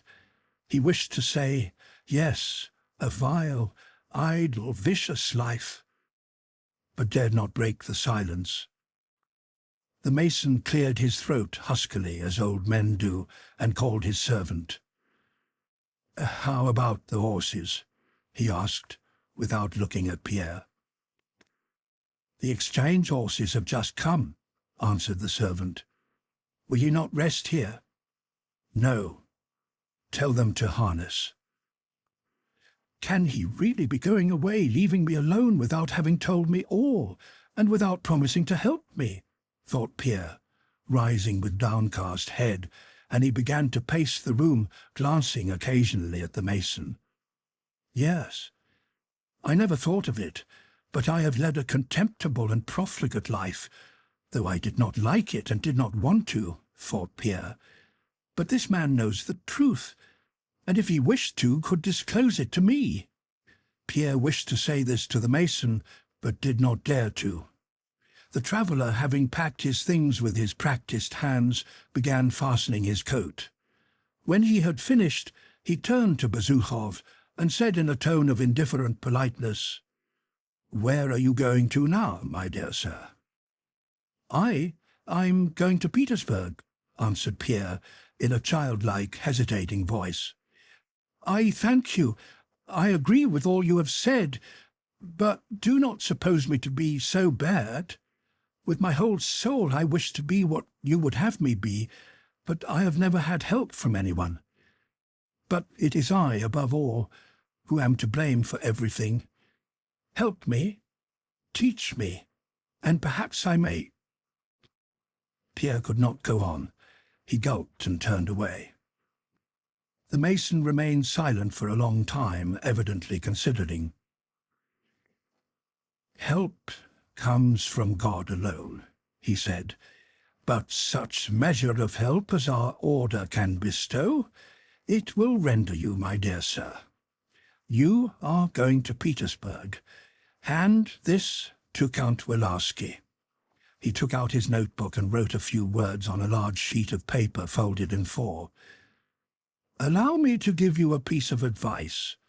When you reach the capital, first of all devote some time to solitude and self-examination, and do not resume your former way of life. And now, I wish you a good journey, my dear sir," he added, seeing that his servant had entered, "and success." The traveller was Joseph Alexeyevich Bazdeyev, as Pierre saw from the postmaster's book. Bazdeyev had been one of the best-known Freemasons and Martinists, even in Novikov's time. For a long while after he had gone, Pierre did not go to bed or order horses, but paced up and down the room, pondering over his vicious past, and with a rapturous sense of beginning anew, pictured to himself the blissful, irreproachable, virtuous future that seemed to him so easy. It seemed to him that he had been vicious only because he had somehow forgotten how good it is to be virtuous. Not a trace of his former doubts remained in his soul. He firmly believed in the possibility of the brotherhood of men, united in the aim of supporting one another in the path of virtue. And that is how Freemasonry presented itself to him. Chapter 3. The Brotherhood of Freemasons. On reaching Petersburg, Pierre did not let anyone know of his arrival. He went nowhere and spent whole days in reading Thomas à Kempis, whose book had been sent to him by someone unknown. One thing he continually realized as he read that book: the joy, hitherto unknown to him, of believing in the possibility of attaining perfection, and in the possibility of active brotherly love among men, which Joseph Alexeyevich had revealed to him. A week after his arrival, the young Polish Count Wilarski, whom Pierre had known slightly in Petersburg society, came into his room one evening in the official and ceremonious manner in which Dólokhov's second had called on him, and having closed the door behind him and satisfied himself that there was nobody else in the room, addressed Pierre. "I have come to you with a message and an offer, Count," he said without sitting down. "A person of very high standing in our brotherhood has made application for you to be received into our order before the usual term, and has proposed to me to be your sponsor. I consider it a sacred duty to fulfill that person's wishes. Do you wish to enter the Brotherhood of Freemasons under my sponsorship?" The cold, austere tone of this man, whom he had almost always before met at balls, amiably smiling in the society of the most brilliant women, surprised Pierre. "Yes, I do wish it," said he. Wilarski bowed his head. "One more question, Count," he said, "which I beg you to answer in all sincerity, not as a future Mason, but as an honest man. Have you renounced your former convictions? Do you believe in God?" Pierre considered. Yes, I believe in God," he said. "In that case," began Wilarski, but Pierre interrupted him. "Yes, I do believe in God," he repeated. "In that case we can go," said Wilarski. "My carriage is at your service." Wilarski was silent throughout the drive.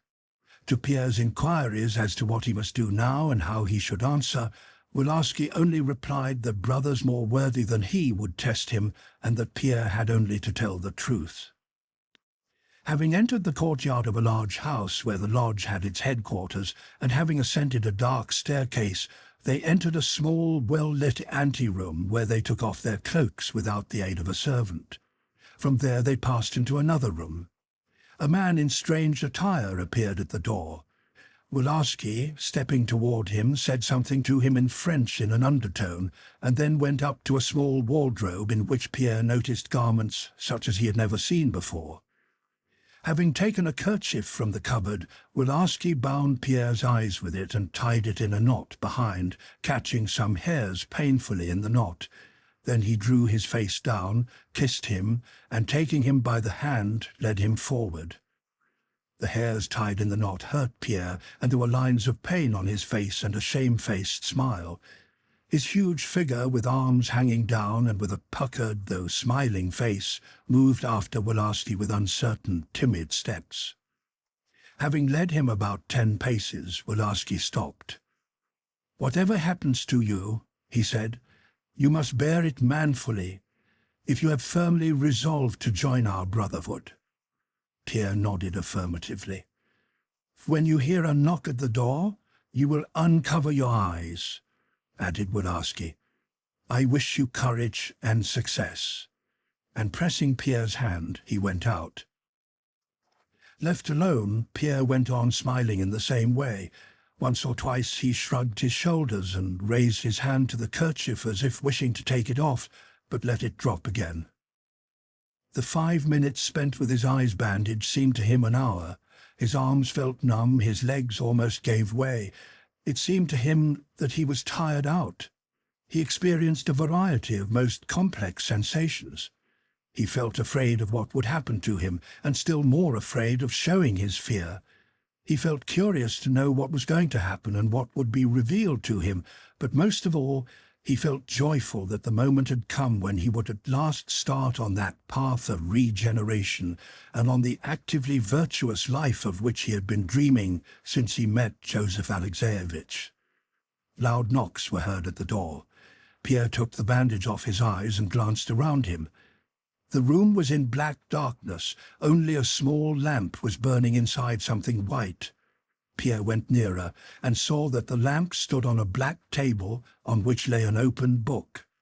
The book was the Gospel, and the white thing with the lamp inside was a human skull with its cavities and teeth. After reading the first words of the Gospel, "In the beginning was the Word, and the Word was with God," Pierre went round the table and saw a large open box filled with something. It was a coffin with bones inside. He was not at all surprised by what he saw. Hoping to enter on an entirely new life quite unlike the old one, he expected everything to be unusual, even more unusual than what he was seeing. A skull, a coffin, the Gospel. It seemed to him that he had expected all this and even more. Trying to stimulate his emotions, he looked round. God, death, love, the brotherhood of man, he kept saying to himself, associating these words with vague yet joyful ideas. A door opened and someone came in. By the dim light to which Pierre had already become accustomed, he saw a rather short man. Having evidently come from the light into the darkness, the man paused, then moved with cautious steps toward the table and placed on it his small, leather-gloved hands. This short man had on a white leather apron which covered his chest and part of his legs. He had on a kind of necklace above which rose a high white ruffle, outlining his rather long face, which was lit up from below. "For what have you come hither?" asked the newcomer, turning in Pierre's direction at a slight rustle made by the latter. "Why have you, who do not believe in the truth of the light, and who have not seen the light, come here? What do you seek from us? Wisdom? Virtue? Enlightenment?" At the moment the door opened and the stranger came in, Pierre felt a sense of awe and veneration, such as he had experienced in his boyhood at confession. He felt himself in the presence of one socially a complete stranger, yet nearer to him through the brotherhood of man. With bated breath and beating heart, he moved toward the Rhetor, by which name the brother who prepared a seeker for entrance into the brotherhood was known. Drawing nearer, he recognized in the Rhetor a man he knew, Smolyaninov, and it mortified him to think that the newcomer was an acquaintance. He wished him simply a brother and a virtuous instructor.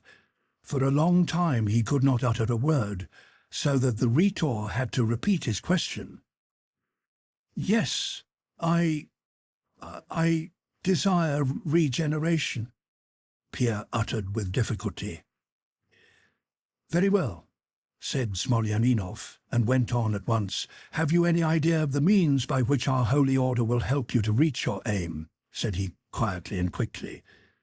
"I hope for guidance, help in regeneration," said Pierre with a trembling voice and some difficulty in utterance due to his excitement and to being unaccustomed to speak of abstract matters in Russian. "What is your conception of Freemasonry?" "I imagine that Freemasonry is the fraternity and equality of men who have virtuous aims," said Pierre, feeling ashamed of the inadequacy of his words for the solemnity of the moment as he spoke. "I imagine—" "Good," said the Rhetor quickly, apparently satisfied with this answer. "Have you sought for means of attaining your aim in religion?" "No, I considered it erroneous and did not follow it," said Pierre so softly that the Rhetor did not hear him and asked him what he was saying. "I have been an atheist," answered Pierre. "You are seeking for truth in order to follow its laws in your life. Therefore you seek wisdom and virtue. Is that not so?" said the Rhetor after a moment's pause. "Yes, yes," assented Pierre. The Rhetor cleared his throat, crossed his gloved hands on his breast, and began to speak. "Now I must disclose to you the chief aim of our order," he said, "and if this aim coincides with yours, you may enter our brotherhood with profit. The first and chief object of our order, the foundation on which it rests and which no human power can destroy, is the preservation and handing on to posterity of a certain important mystery, which has come down to us from the remotest ages, even from the first man, a mystery on which perhaps the fate of mankind depends. But since this mystery is of such a nature that nobody can know or use it unless he be prepared by long and diligent self-purification, not everyone can hope to attain it quickly. Hence we have a secondary aim, that of preparing our members as much as possible to reform their hearts, to purify and enlighten their minds by means handed on to us by tradition from those who have striven to attain this mystery, and thereby to render them capable of receiving it. By purifying and regenerating our members, we try, thirdly, to improve the whole human race, offering it in our members an example of piety and virtue, and thereby try with all our might to combat the evil which sways the world. Think this over, and I will come to you again." "To combat the evil which sways the world," Pierre repeated, and a mental image of his future activity in this direction rose in his mind. He imagined men such as he had himself been a fortnight ago, and he addressed an edifying exhortation to them. He imagined to himself vicious and unfortunate people whom he would assist by word and deed, imagined oppressors whose victims he would rescue. Of the three objects mentioned by the Rhetor, this last, that of improving mankind, especially appealed to Pierre. The important mystery mentioned by the Rhetor, though it aroused his curiosity, did not seem to him essential, and the second aim, that of purifying and regenerating himself, did not much interest him, because at that moment he felt with delight that he was already perfectly cured of his former faults, and was ready for all that was good. Half an hour later, the Rhetor returned to inform the seeker of the 7 virtues corresponding to the 7 steps of Solomon's temple, which every Freemason should cultivate in himself. These virtues were: 1. discretion, the keeping of the secrets of the order. 2, obedience to those of higher ranks in the order. 3, morality. 4, love of mankind. 5, courage. 6, generosity. 7, the love of death. In the 7th place, try, by the frequent thought of death, the Rhetor said, to bring yourself to regard it not as a dreaded foe, but as a friend that frees the soul grown weary in the labours of virtue from this distressful life, and leads it to its place of recompense and peace. Yes, that must be so, thought Pierre, when after these words the Rhetor went away, leaving him to solitary meditation. It must be so, but I am still so weak that I love my life, the meaning of which is only now gradually opening before me. But 5 of the other virtues, which Pierre recalled, counting them on his fingers, he felt already in his soul: courage, generosity, morality, love of mankind, and especially obedience, which did not even seem to him a virtue but a joy. He now felt so glad to be free from his own lawlessness and to submit his will to those who knew the indubitable truth. He forgot what the 7th virtue was and could not recall it. The 3rd time the Rhetor came back more quickly and asked Pierre whether he was still firm in his intention and determined to submit to all that would be required of him. "I am ready for everything," said Pierre. "I must also inform you," said the Rhetor, "that our order delivers its teaching not in words only, but also by other means, which may perhaps have a stronger effect on the sincere seeker after wisdom and virtue than mere words. This chamber, with what you see therein, should already have suggested to your heart, if it is sincere, more than words could do. You will perhaps also see in your further initiation a like method of enlightenment. Our order imitates the ancient societies that explained their teaching by hieroglyphics. A hieroglyph, said the Rhetor, is an emblem of something not cognizable by the senses, but which possesses qualities resembling those of the symbol. Pierre knew very well what a hieroglyph was, but dared not speak. He listened to the Rhetor in silence, feeling from all he said that his ordeal was about to begin.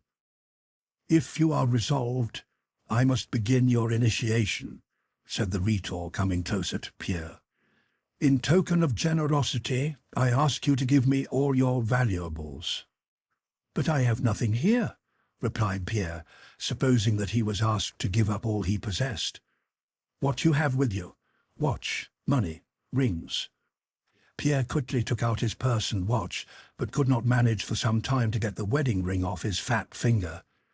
When that had been done, the Rhetor said, "In token of obedience, I ask you to undress." Pierre took off his coat, waistcoat, and left boot, according to the Rhetor's instructions. The mason drew the shirt back from Pierre's left breast, and stooping down, pulled up the left leg of his trousers to above the knee. Pierre hurriedly began taking off his right boot also, and was going to tuck up the other trouser leg to save this stranger the trouble, but the mason told him that that was not necessary, and gave him a slipper for his left foot. With a childlike smile of embarrassment, self-doubt, and self-derision which appeared on his face against his will, Pierre stood with his arms hanging down and legs apart before his brother Rhetor, and awaited his further commands. "And now, in token of candour, I ask you to reveal to me your chief passion," said the latter. "My passion? I have had so many," replied Pierre. "That passion which more than all others caused you to waver on the path of virtue," said the mason. Pierre paused, seeking a reply. "Wine, gluttony, idleness, laziness, irritability, anger, women?" He went over his vices in his mind, not knowing to which of them to give the preeminence. "Women," he said in a low, scarcely audible voice. The mason did not move, and for a long time said nothing after this answer. At last he moved up to Pierre, and taking the kerchief that lay on the table, again bound his eyes. "For the last time I say to you, turn all your attention upon yourself. Put a bridle on your senses, and seek blessedness not in passion, but in your own heart. The source of blessedness is not without us, but within. Pierre had already long been feeling in himself that refreshing source of blessedness which now flooded his heart with glad emotion. Chapter 4.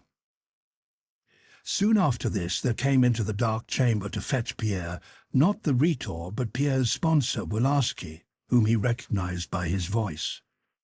To fresh questions as to the firmness of his resolution, Pierre replied, "Yes, yes, I agree," and with a beaming childlike smile, his fat chest uncovered, stepping unevenly and timidly in one slippered and one booted foot, he advanced, while Bolkonskys held a sword to his bare chest.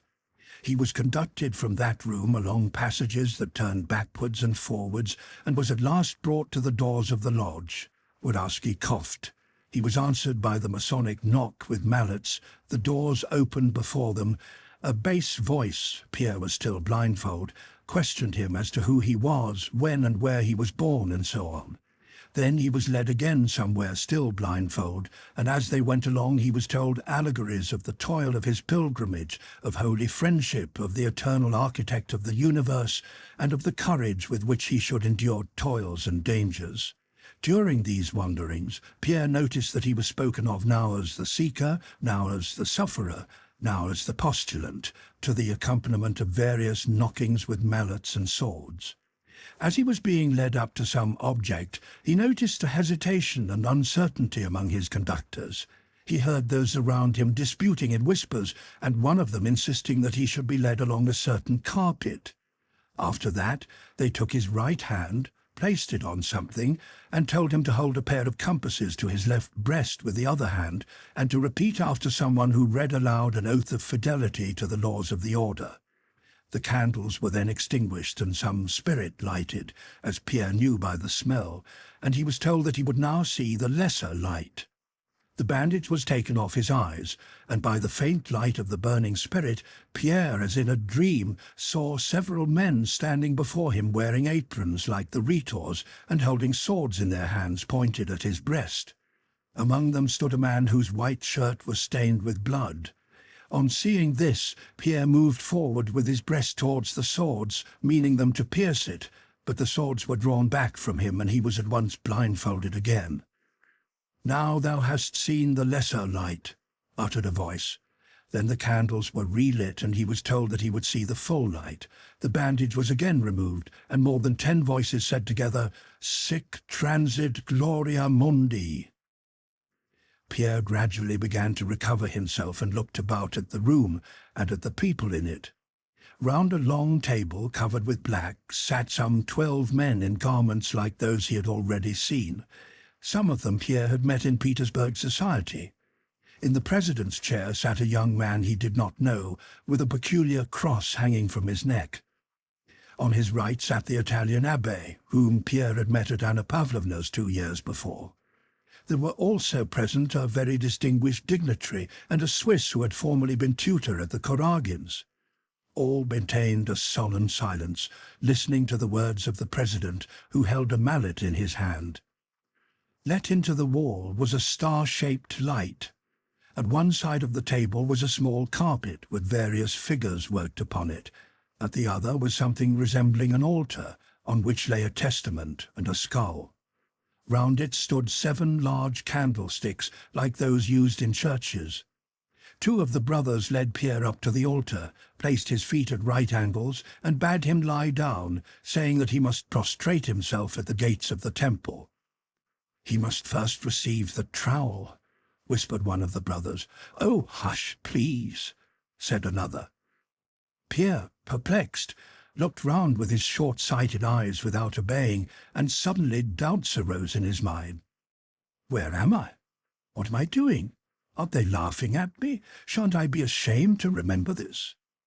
But these doubts only lasted a moment. Pierre glanced at the serious faces of those around, remembered all he had already gone through, and realized that he could not stop halfway. He was aghast at his hesitation, and trying to arouse his former devotional feeling, prostrated himself before the gates of the temple. And really, the feeling of devotion returned to him even more strongly than before. When he had lain there some time, he was told to get up, and a white leather apron such as the others wore was put on him. He was given a trowel and 3 pairs of gloves, and then the Grand Master addressed him. He told him that he should try to do nothing to stain the whiteness of that apron, which symbolized strength and purity. Then, of the unexplained trowel, he told him to toil with it to cleanse his own heart from vice, and indulgently to smooth with it the heart of his neighbour. As to the first pair of gloves, a man's, he said that Pierre could not know their meaning, but must keep them. The second pair of man's gloves he was to wear at the meetings, and finally, of the third, a pair of women's gloves, he said, "Dear brother, these woman's gloves are intended for you too. Give them to the woman whom you shall honour most of all. This gift will be a pledge of your purity of heart to her whom you select to be your worthy helpmeet in masonry." And after a pause he added, "But beware, dear brother, that these gloves do not deck hands that are unclean." While the Grand Master said these last words, it seemed to Pierre that he grew embarrassed. Pierre himself grew still more confused, blushed like a child till tears came to his eyes, began looking about him uneasily, and an awkward pause followed. This silence was broken by one of the brethren, who led Pierre up to the rug and began reading to him from a manuscript book an explanation of all the figures on it: the sun, the moon, a hammer, a plumb line, a trowel, a rough stone and a squared stone, a pillar, 3 windows, and so on. Then a place was assigned to Pierre. He was shown the signs of the lodge, told the password, and at last was permitted to sit down. The Grand Master began reading the statutes. They were very long, and Pierre, from joy, agitation, and embarrassment, was not in a state to understand what was being read. He managed to follow only the last words of the statutes, and these remained in his mind. "In our temples we recognize no other distinctions," read the Grand Master, "but those between virtue and vice. Beware of making any distinctions which may infringe equality. Fly to a brother's aid, whoever he may be. Exhort him who goeth astray. Raise him that falleth. Never bear malice or enmity towards thy brother. Be kindly and courteous. Kindle in all hearts the flame of virtue. Share thy happiness with thy neighbour, and may envy never dim the purity of that bliss. Forgive thy enemy. Do not avenge thyself except by doing him good. Thus, fulfilling the highest law, thou shalt regain traces of the ancient dignity which thou hast lost." He finished, and getting up, embraced and kissed Pierre, who, with tears of joy in his eyes, looked round him, not knowing how to answer the congratulations and greetings from acquaintances that met him on all sides. He acknowledged no acquaintances, but saw in all these men only brothers, and burned with impatience to set to work with them. The Grand Master rapped with his mallet. All the masons sat down in their places, and one of them read an exhortation on the necessity of humility. The Grand Master proposed that the last duty should be performed, and the distinguished dignitary who bore the title of Collector of Arms went round to all the brothers. Pierre would have liked to subscribe all he had, but fearing that it might look like pride, subscribed the same amount as the others. The meeting was at an end. And on reaching home, Pierre felt as if he had returned from a long journey on which he had spent dozens of years, had become completely changed, and had quite left behind his former habits and way of life. Chapter 5.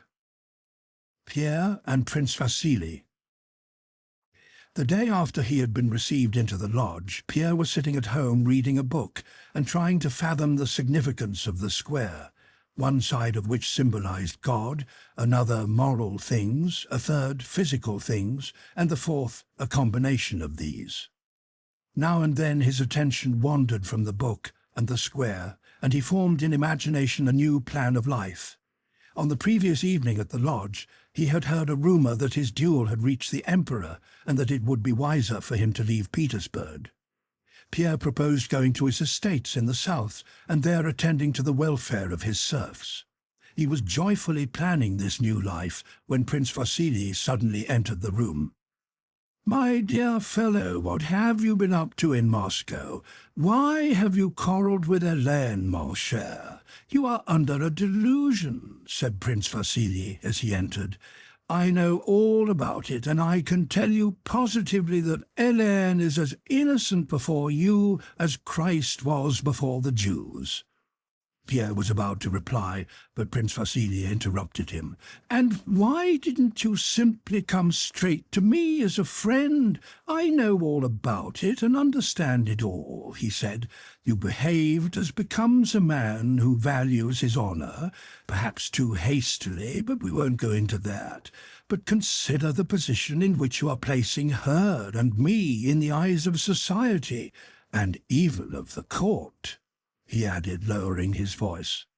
"She is living in Moscow, and you are here. Remember, dear boy," and he drew Pierre's arm downwards, "it is simply a misunderstanding. I expect you feel it so yourself. Let us write her a letter at once, and she'll come here and all will be explained. Or else, my dear boy, let me tell you, it's quite likely you'll have to suffer for it." Prince Vasily gave Pierre a significant look. "I know from reliable sources that the Dowager Empress is taking a keen interest in the whole affair. You know she is very gracious to Helene." Pierre tried several times to speak, but on one hand Prince Vasily did not let him, and on the other Pierre himself feared to begin to speak in the tone of decided refusal and disagreement in which he had firmly resolved to answer his father-in-law. Moreover, the words of the Masonic statutes, "Be kindly and courteous," recurred to him. He blinked, went red, got up and sat down again, struggling with himself to do what was for him the most difficult thing in life, to say an unpleasant thing to a man's face, to say what the other, whoever he might be, did not expect. He was so used to submitting to Prince Vasily's tone of careless self-assurance that he felt he would be unable to withstand it now, but he also felt that on what he said now his future depended, whether he would follow the same old road or that new path so attractively shown him by the Masons, on which he firmly believed he would be reborn to a new life.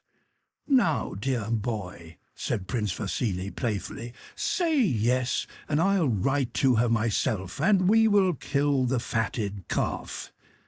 But before Prince Vasily had finished his playful speech, Pierre, without looking at him, and with a kind of fury that made him like his father, muttered in a whisper, "Prince, I did not ask you here.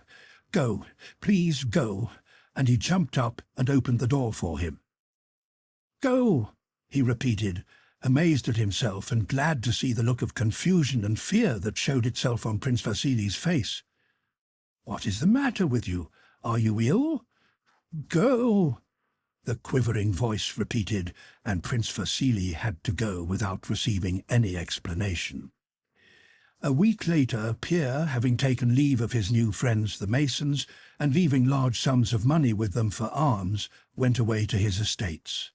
His new brethren gave him letters to the Kiev and Odessa Masons, and promised to write to him and guide him in his new activity.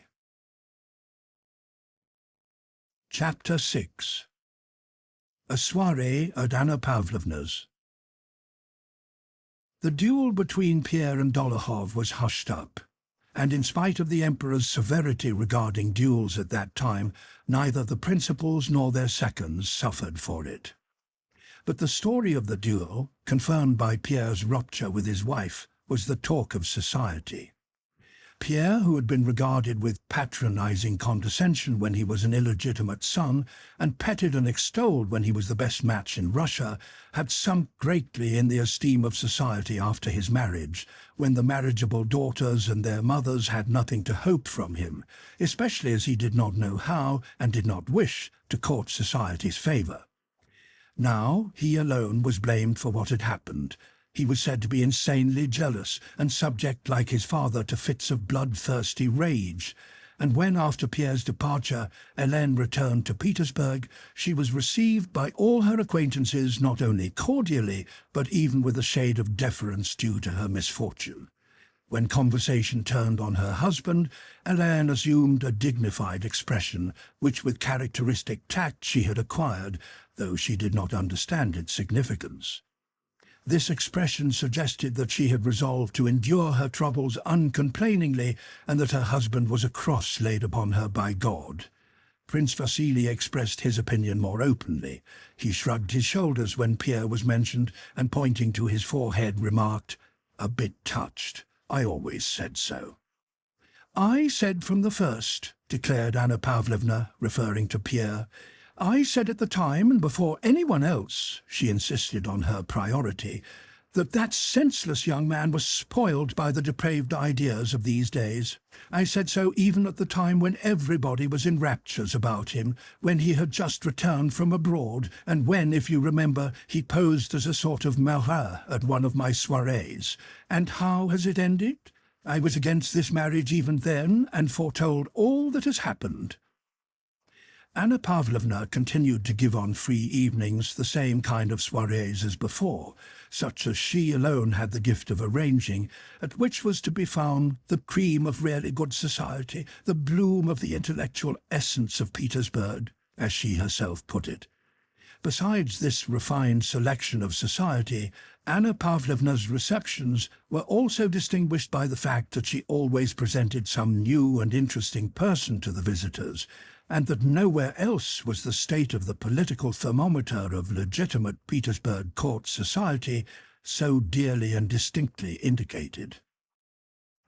Toward the end of 1806, when all the sad details of Napoleon's destruction of the Prussian army at Jena and Auerstadt and the surrender of most of the Prussian fortresses had been received, when our troops had already entered Prussia and our second war with Napoleon was beginning, Anna Pavlovna gave one of her soirees. The cream of really good society consisted of the fascinating Helene, forsaken by her husband, Mortemar, the delightful Prince Hippolyte, who had just returned from Vienna, two diplomatists, the old aunt, a young man referred to in their drawing-room as a man of great merit, un homme de beaucoup de mérite, a newly appointed maid of honour and her mother, and several other less noteworthy persons. The novelty Anna Pavlovna was setting before her guests that evening was Boris Drubetskoy, who had just arrived as a special messenger from the Prussian army and was aide-de-camp to a very important personage. The temperature shown by the political thermometer to the company that evening was this: whatever the European sovereigns and commanders may do to countenance Bonaparte, and to cause me and us in general annoyance and mortification, our opinion of Bonaparte cannot alter. We shall not cease to express our sincere views on that subject, and can only say to the King of Prussia and others, so much the worse for you. Tu l'as voulu, Georges Dandin. That's all we have to say about it. When Boris, who is to be served up to the guests, entered the drawing-room, almost all the company had assembled, and the conversation, guided by Anna Pavlovna, was about our diplomatic relations with Austria and the hope of an alliance with her. Boris, grown more manly and looking fresh, rosy and self-possessed, entered the drawing-room elegantly dressed in the uniform of an aide-de-camp, and was duly conducted to pay his respects to the aunt, and then brought back to the general circle. Anna Pavlovna gave him her shriveled hand to kiss, and introduced him to several persons whom he did not know, giving him a whispered description of each. Prince Hippolyte Kuragin, Monsieur Krug, the chargé d'affaires from Copenhagen, a profound intellect, and simply, Mr. Shitov, a man of great merit, this of the man usually so described. Thanks to Anna Mikhailovna's efforts, his own tastes, and the peculiarities of his reserved nature, Boris had managed during his service to place himself very advantageously. He was aide-de-camp to a very important personage, had been sent on a very important mission to Prussia, and had just returned from there as a special messenger. He had become thoroughly conversant with that unwritten code with which he had been so pleased at Olmütz, and according to which an ensign might rank incomparably higher than a general, and according to which what was needed for success in the service was not effort or work or courage or perseverance, but only the knowledge of how to get on with those who can grant rewards, and he was himself often surprised at the rapidity of his success, and at the inability of others to understand these things. In consequence of this discovery, his whole manner of life, all his relations with old friends, all his plans for his future, were completely altered. He was not rich, but would spend his last groat to be better dressed than others, and would rather deprive himself of many pleasures than allow himself to be seen in a shabby equipage or appear in the streets of Petersburg in an old uniform. He made friends with and sought the acquaintance of only those above him in position, and who could therefore be of use to him. He liked Petersburg and despised Moscow. The remembrance of the Rostovs' house and of his childish love for Natasha was unpleasant to him, and he had not once been to see the Rostovs since the day of his departure for the army. To be in Anna Pavlovna's drawing-room he considered an important step up in the service, and he at once understood his role, letting his hostess make use of whatever interest he had to offer. He himself carefully scanned each face, appraising the possibilities of establishing intimacy with each of those present, and the advantages that might accrue. He took the seat indicated to him beside the fair Helene, and listened to the general conversation. Vienna considers the bases of the proposed treaties so unattainable that not even a continuity of most brilliant successes would secure them, and she doubts the means we have of gaining them. That is the actual phrase used by the Vienna cabinet, said the Danish chargé d'affaires. The doubt is flattering, said the man of profound intellect, with a subtle smile. We must distinguish between the Vienna cabinet and the Emperor of Austria, said Mortemar. The Emperor of Austria can never have thought of such a thing. It is only the cabinet that says it. Ah, my dear Vicomte, put in Anna Pavlovna, l'Europe. For some reason she called it Europe, as if that would especially refine French pronunciation, which she could allow herself when conversing with a Frenchman. L'Europe ne sera jamais notre allié sincère. After that, Anna Pavlovna led up to the courage and firmness of the King of Prussia in order to draw Boris into the conversation. Boris listened attentively to each of the speakers, awaiting his turn, but managed meanwhile to look round repeatedly at his neighbour, the beautiful Helene, whose eyes several times met those of the handsome young aide-de-camp with a smile. Speaking of the position of Prussia, Anna Pavlovna very naturally asked Boris to tell them about his journey to Glogau, and in what state he found the Prussian army. Boris, speaking with deliberation, told them in pure, correct French many interesting details about the armies and the court, carefully abstaining from expressing an opinion of his own about the facts he was recounting. For some time he engrossed the general attention, and Anna Pavlovna felt that the novelty she had served up was received with pleasure by all her visitors. The greatest attention of all to Boris's narrative was shown by Helene. She asked him several questions about his journey, and seemed greatly interested in the state of the Prussian army. As soon as he had finished, she turned to him with her usual smile. "You absolutely must come and see me," she said in a tone that implied that, for certain considerations he could not know of, this was absolutely necessary. "On Tuesday between 8 and 9. It will give me great pleasure." Boris promised to fulfill her wish, and was about to begin a conversation with her, when Anna Pavlovna called him away on the pretext that her aunt wished to hear him. "You know her husband, of course," said Anna Pavlovna, closing her eyes, and indicating Helene with a sorrowful gesture. "Ah, she is such an unfortunate and charming woman. Don't mention him before her. Please don't. It is too painful for her." Chapter 7. Hippolyte at Anna Pavlovna's. When Boris and Anna Pavlovna returned to the others, Prince Hippolyte had the ear of the company. Bending forward in his armchair, he said, "Le roi de Prusse," and having said that, laughed. Everyone turned toward him. "Le roi de Prusse?" Hippolyte said interrogatively, again laughing, and then calmly and seriously sat back in his chair.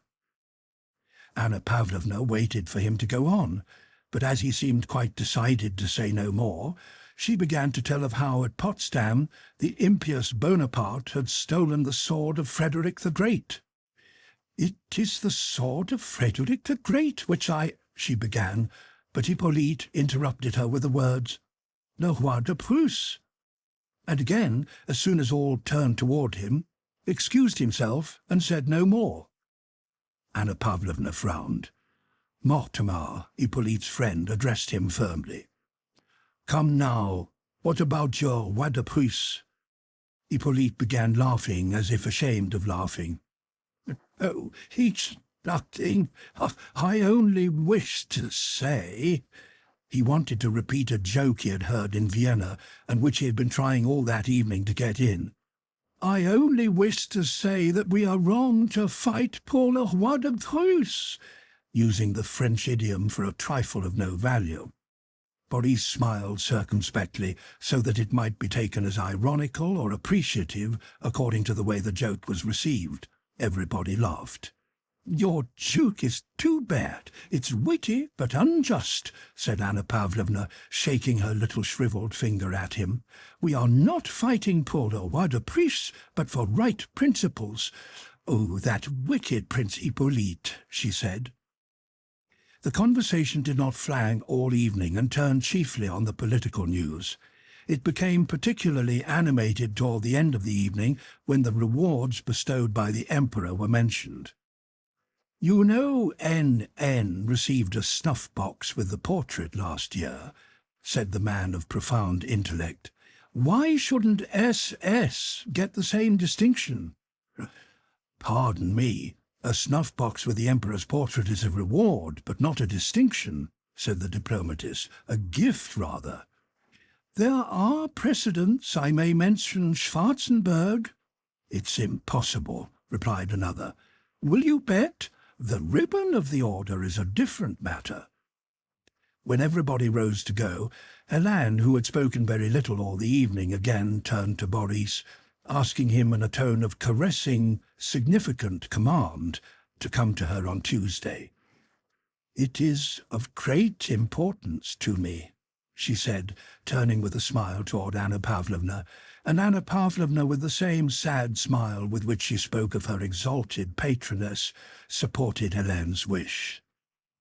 It seemed as if, from some words Boris had spoken that evening about the Prussian army, Helene had suddenly found it necessary to see him. She seemed to promise to explain that necessity to him when he came on Tuesday. But on Tuesday evening, having come to Helene's splendid salon, Boris received no clear explanation of why it had been necessary for him to come. There were other guests, and the Countess talked little to him, and only as he kissed her hand on taking leave said unexpectedly and in a whisper, with a strangely unsmiling face, "Come to dinner tomorrow. In the evening. You must come. Come." During that stay in Petersburg, Boris became an intimate in the Countess's house. Chapter 8. Old Prince Bolkonsky as Commander-in-Chief of Conscription. The war was flaming up and nearing the Russian frontier. Everywhere one heard curses on Bonaparte, the enemy of mankind. Militiamen and recruits were being enrolled in the villages, and from the seat of war came contradictory news, false as usual and therefore variously interpreted. The life of old Prince Bolkonsky, Prince Andrei and Princess Maria had greatly changed since 1805. In 1806, the old prince was made one of the 8 commanders-in-chief then appointed to supervise the enrollment decreed throughout Russia. Despite the weakness of age, which had become particularly noticeable since the time when he thought his son had been killed, he did not think it right to refuse a duty to which he had been appointed by the Emperor himself, and this fresh opportunity for action gave him new energy and strength. He was continually travelling through the 3 provinces entrusted to him, was pedantic in the fulfillment of his duties, severe to cruelty with his subordinates, and went into everything down to the minutest details himself. Princess Maria had ceased taking lessons in mathematics from her father, and when the old prince was at home, went to his study with the wet nurse and little Prince Nikolai, as his grandfather called him. The baby Prince Nikolai lived with his wet nurse and Nurse Savishna in the late princess's rooms, and Princess Maria spent most of the day in the nursery, taking a mother's place to her little nephew as best she could. Mademoiselle Bourienne, too, seemed passionately fond of the boy, and Princess Maria often deprived herself to give her friend the pleasure of dandling the little angel, as she called her nephew, and playing with him. Near the altar of the church at Bald Hills there was a chapel over the tomb of the little princess, and in this chapel was a marble monument brought from Italy, representing an angel with outspread wings ready to fly upwards. The angel's upper lip was slightly raised as though about to smile, and once on coming out of the chapel, Prince Andrei and Princess Maria admitted to one another that the angel's face reminded them strangely of the little princess. But what was still stranger, though of this Prince Andrei said nothing to his sister, was that in the expression the sculptor had happened to give the angel's face, Prince Andrei read the same mild reproach he had read on the face of his dead wife. "Ah, why have you done this to me?" Soon after Prince Andrei's return, the old prince made over to him a large estate, Bogucharova, about 25 miles from Bald Hills. Partly because of the depressing memories associated with Bald Hills, partly because Prince Andrei did not always feel equal to bearing with his father's peculiarities, and partly because he needed solitude, Prince Andrei made use of Bogucharova, began building, and spent most of his time there. After the Austerlitz campaign, Prince Andrei had firmly resolved not to continue his military service, and when the war recommenced and everybody had to serve, he took a post under his father in the recruitment so as to avoid active service. The old prince and his son seemed to have changed roles since the campaign of 1805. The old man, roused by activity, expected the best results from the new campaign, while Prince Andrei, on the contrary, taking no part in the war and secretly regretting this, saw only the dark side. On February 26, 1807, the old prince set off on one of his circuits. Prince Andrei remained at Bald Hills as usual during his father's absence. Little Nikolai had been unwell for 4 days. The coachman who had driven the old prince to town returned bringing papers and letters for Prince Andrei. Not finding the young prince in his study, the valet went with the letters to Princess Maria's apartments, but did not find him there. He was told that the prince had gone to the nursery. "If you please, Your Excellency, Petrusha has brought some papers," said one of the nursemaids to Prince Andrei, who was sitting on a child's little chair while, frowning and with trembling hands, he poured drops from a medicine bottle into a wine-glass half full of water. "What is it?" he said crossly, and his hand shaking unintentionally, he poured too many drops into the glass. He threw the mixture onto the floor and asked for some more water. The maid brought it. There were in the room a child's cot, 2 boxes, 2 armchairs, a table, a child's table, and the little chair on which Prince Andrei was sitting. The curtains were drawn, and a single candle was burning on the table, screened by a bound music book so that the light did not fall on the cot. "My dear," said Princess Maria, addressing her brother from beside the cot where she was standing, "better wait a bit. Later." "Oh, leave off. You always talk nonsense and keep putting things off, and this is what comes of it," said Prince Andrei in an exasperated whisper, evidently meaning to wound his sister. "My dear, really, it's better not to wake him. He's asleep," said the princess in a tone of entreaty. Prince Andrei got up and went on tiptoe to the little bed, wine-glass in hand. "Perhaps we'd really better not wake him," he said, hesitating. "As you please. Really, I think so, but as you please," said Princess Maria, evidently intimidated and confused that her opinion had prevailed. She drew her brother's attention to the maid who was calling him in a whisper. It was the second night that neither of them had slept watching the boy who was in a high fever. These last days, mistrusting their household doctor and expecting another for whom they had sent to town, they had been trying first one remedy and then another.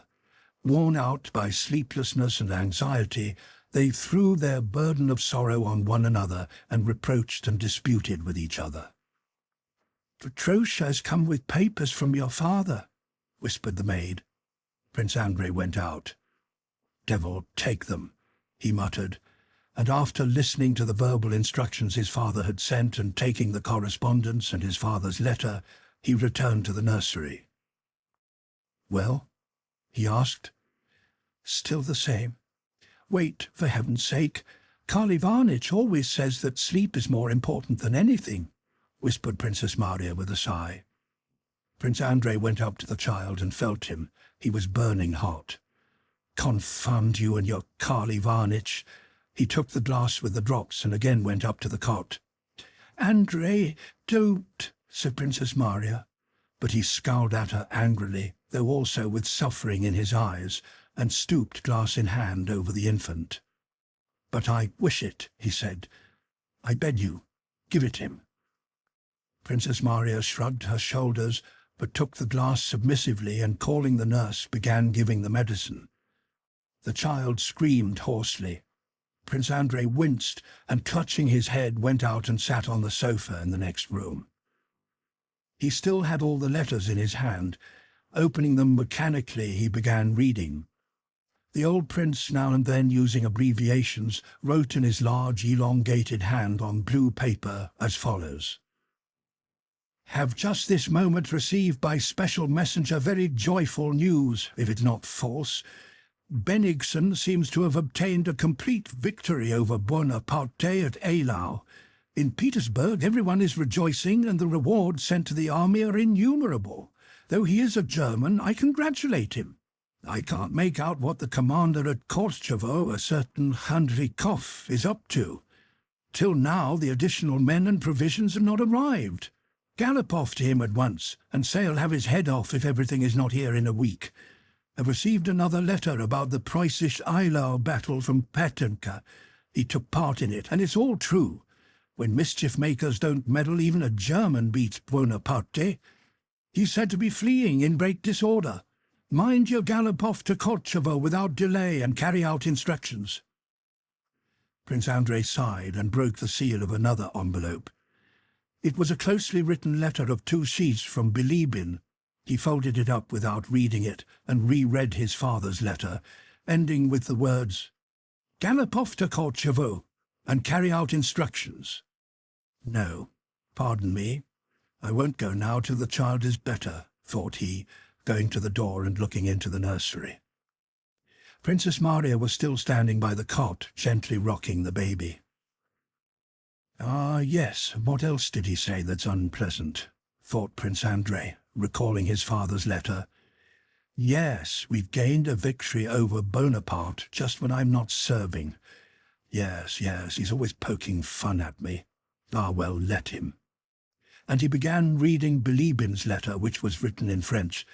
He read without understanding half of it, read only to forget, if but for a moment, what he had too long been thinking of so painfully, to the exclusion of all else.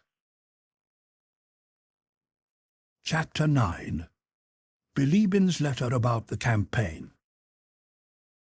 Bilibin was now at army headquarters in a diplomatic capacity, and though he wrote in French and used French jests and French idioms, he described the whole campaign with a fearless self-censure and self-derision genuinely Russian. Bilibin wrote that the obligation of diplomatic discretion tormented him, and he was happy to have in Prince Andrei a reliable correspondent to whom he could pour out the bile he had accumulated at the sight of all that was being done in the army. The letter was old, having been written before the battle at Preussisch Eylau. "Since the day of our brilliant success at Austerlitz," wrote Bilibin, "as you know, my dear Prince, I never leave headquarters. I've certainly acquired a taste for war, and it is just as well for me. What I have seen during these last 3 months is incredible.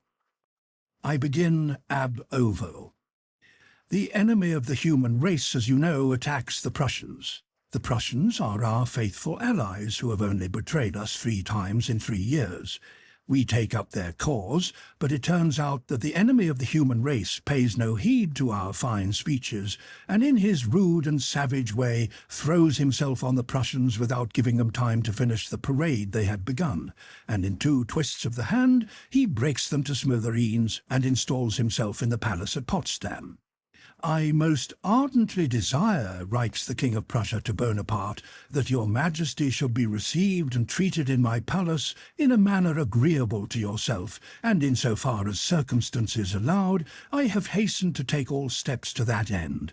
May I have succeeded." The Prussian generals pride themselves on being polite to the French, and lay down their arms at the first demand. The head of the garrison at Glogau, with 10,000 men, asks the King of Prussia what he is to do if he is summoned to surrender. All this is absolutely true. In short, hoping to settle matters by taking up a warlike attitude, it turns out that we've landed ourselves in war, and what is more, in war on our own frontiers, with and for the King of Prussia. We have everything in perfect order, only one little thing is lacking, namely a commander-in-chief. As it was considered that the Austerlitz success might have been more decisive had the commander-in-chief not been so young, all our octogenarians were reviewed, and of Prozorovsky and Kamensky the latter was preferred. The general comes to us, Suvorov-like, in a kabitka, and is received with acclamations of joy and triumph. On the 4th, the first courier arrives from Petersburg. The mails are taken to the Field Marshal's room, for he likes to do everything himself. I am called in to help sort the letters and take those meant for us. The Field Marshal looks on and waits for letters addressed to him. We search, but none are to be found. The Field Marshal grows impatient and sets to work himself, and finds letters from the Emperor to Count T, Prince V, and others. Then he bursts into one of his wild furies and rages at everyone and everything, seizes the letters, opens them, and reads those from the Emperor addressed to others. "Ah, so that's the way they treat me. No confidence in me. Ah, ordered to keep an eye on me. Very well then, get along with you." So he writes the famous order of the day to General Bennigsen. "I am wounded and cannot ride, and consequently cannot command the army. You have brought your army corps to Pulutsk, routed. Here it is exposed and without fuel or forage, so something must be done, and as you yourself reported to Count Buxhovden yesterday, you must think of retreating to our frontier, which do today." "From all my riding," he writes to the Emperor, "I have got a saddle sore, which, coming after all my previous journeys, quite prevents my riding and commanding so vast an army. So I have passed the command to the general next in seniority, Count Buxhovden, having sent him my whole staff and all that belongs to it, advising him if there is a lack of bread to move farther into the interior of Prussia, for only 1 day's ration of bread remains, and in some regiments none at all, as reported by the division commanders Ostermann and Sedmoretsky, and all that the peasants had has been eaten up. I myself will remain in hospital at Ostrolenka till I recover, in regard to which I humbly submit my report, with the information that if the army remains in its present bivouac another fortnight, there will not be a healthy man left in it by spring. Grant leave to retire to his country seat to an old man who is already in any case dishonoured by being unable to fulfil the great and glorious task for which he was chosen. I shall await your most gracious permission here in hospital, that I may not have to play the part of a secretary rather than a commander in the army. My removal from the army does not produce the slightest stir. A blind man has left it. There are thousands such as I in Russia. The Field Marshal is angry with the Emperor, and he punishes us all. Isn't it logical? This is the first act. Those that follow are naturally increasingly interesting and entertaining. After the Field Marshal's departure, it appears that we are within sight of the enemy and must give battle. Buxhovden is commander-in-chief by seniority, but General Bennigsen does not quite see it, more particularly as it is he and his corps who are within sight of the enemy, and he wishes to profit by the opportunity to fight a battle on his own hand, as the Germans say. He does so. This is the Battle of Pultusk, which is considered a great victory, but in my opinion was nothing of the kind. We civilians, as you know, have a very bad way of deciding whether a battle was won or lost. Those who retreat after a battle have lost it, is what we say, and according to that it is we who lost the Battle of Pultusk. In short, we retreat after a battle but send a courier to Petersburg with news of a victory, and General Bennigsen, hoping to receive from Petersburg the post of commander-in-chief as a reward for his victory, does not give up the command of the army to General Buxhovden. During this interregnum, we begin a very original and interesting series of manoeuvres. Our aim is no longer, as it should be, to avoid or attack the enemy, but solely to avoid General Buxhovden, who by right of seniority should be our chief. So energetically do we pursue this aim, that after crossing an unfordable river, we burn the bridges to separate ourselves from the enemy, who at that moment is not Bonaparte, but Buxhovden. General Buxhovden was all but attacked and captured by a superior enemy force as a result of one of these manoeuvres that enabled us to escape him. Buxhovden pursues us. We scuttle. He hardly crosses the river to our side before we recross to the other. At last, our enemy, Buxhovden, catches us and attacks. Both generals are angry, and the result is a challenge on Buxhovden's part and an epileptic fit on Bennigsen's. But at the critical moment, the courier who carried the news of our victory at Pultusk to Petersburg returns, bringing our appointment as commander-in-chief, and our first foe, Buxhovden, is vanquished. We can now turn our thoughts to the second, Bonaparte. But as it turns out, just at that moment a third enemy rises before us, namely the Orthodox Russian soldiers, loudly demanding bread, meat, biscuits, fodder and what-not. The stores are empty, the roads impassable. The Orthodox begin looting, and in a way of which our last campaign can give you no idea. Half the regiments form bands and scour the countryside and put everything to fire and sword. The inhabitants are totally ruined, the hospitals overflow with sick, and famine is everywhere. Twice the marauders even attack our headquarters, and the commander-in-chief has to ask for a battalion to disperse them. During one of these attacks they carried off my empty portmanteau and my dressing gown. The Emperor proposes to give all commanders of divisions the right to shoot marauders, but I much fear this will oblige one half of the army to shoot the other. At first Prince Andrei read with his eyes only, but after a while, in spite of himself, although he knew how far it was safe to trust Bilibin, what he had read began to interest him more and more. When he had read thus far, he crumpled the letter up and threw it away. It was not what he had read that vexed him, but the fact that the life out there in which he had now no part could perturb him. He shut his eyes, rubbed his forehead as if to rid himself of all interest in what he had read, and listened to what was passing in the nursery. Suddenly, he thought he heard a strange noise through the door. He was seized with alarm lest something should have happened to the child while he was reading the letter. He went on tiptoe to the nursery door and opened it. Just as he went in, he saw that the nurse was hiding something from him with a scared look, and that Princess Maria was no longer by the cot. "My dear," he heard what seemed to him her despairing whisper behind him. As often happens after long sleeplessness and long anxiety, he was seized by an unreasoning panic. It occurred to him that the child was dead. All that he saw and heard seemed to confirm this terror. All is over, he thought, and a cold sweat broke out on his forehead. He went to the cot in confusion, sure that he would find it empty and that the nurse had been hiding the dead baby. He drew the curtain aside, and for some time his frightened, restless eyes could not find the baby. At last he saw him. The rosy boy had tossed about till he lay across the bed with his head lower than the pillow and was smacking his lips in his sleep and breathing evenly. Prince Andrei was as glad to find the boy like that as if he had already lost him. He bent over him, and as his sister had taught him, tried with his lips whether the child was still feverish. The soft forehead was moist. Prince Andrei touched the head with his hand. Even the hair was wet, so profusely had the child perspired.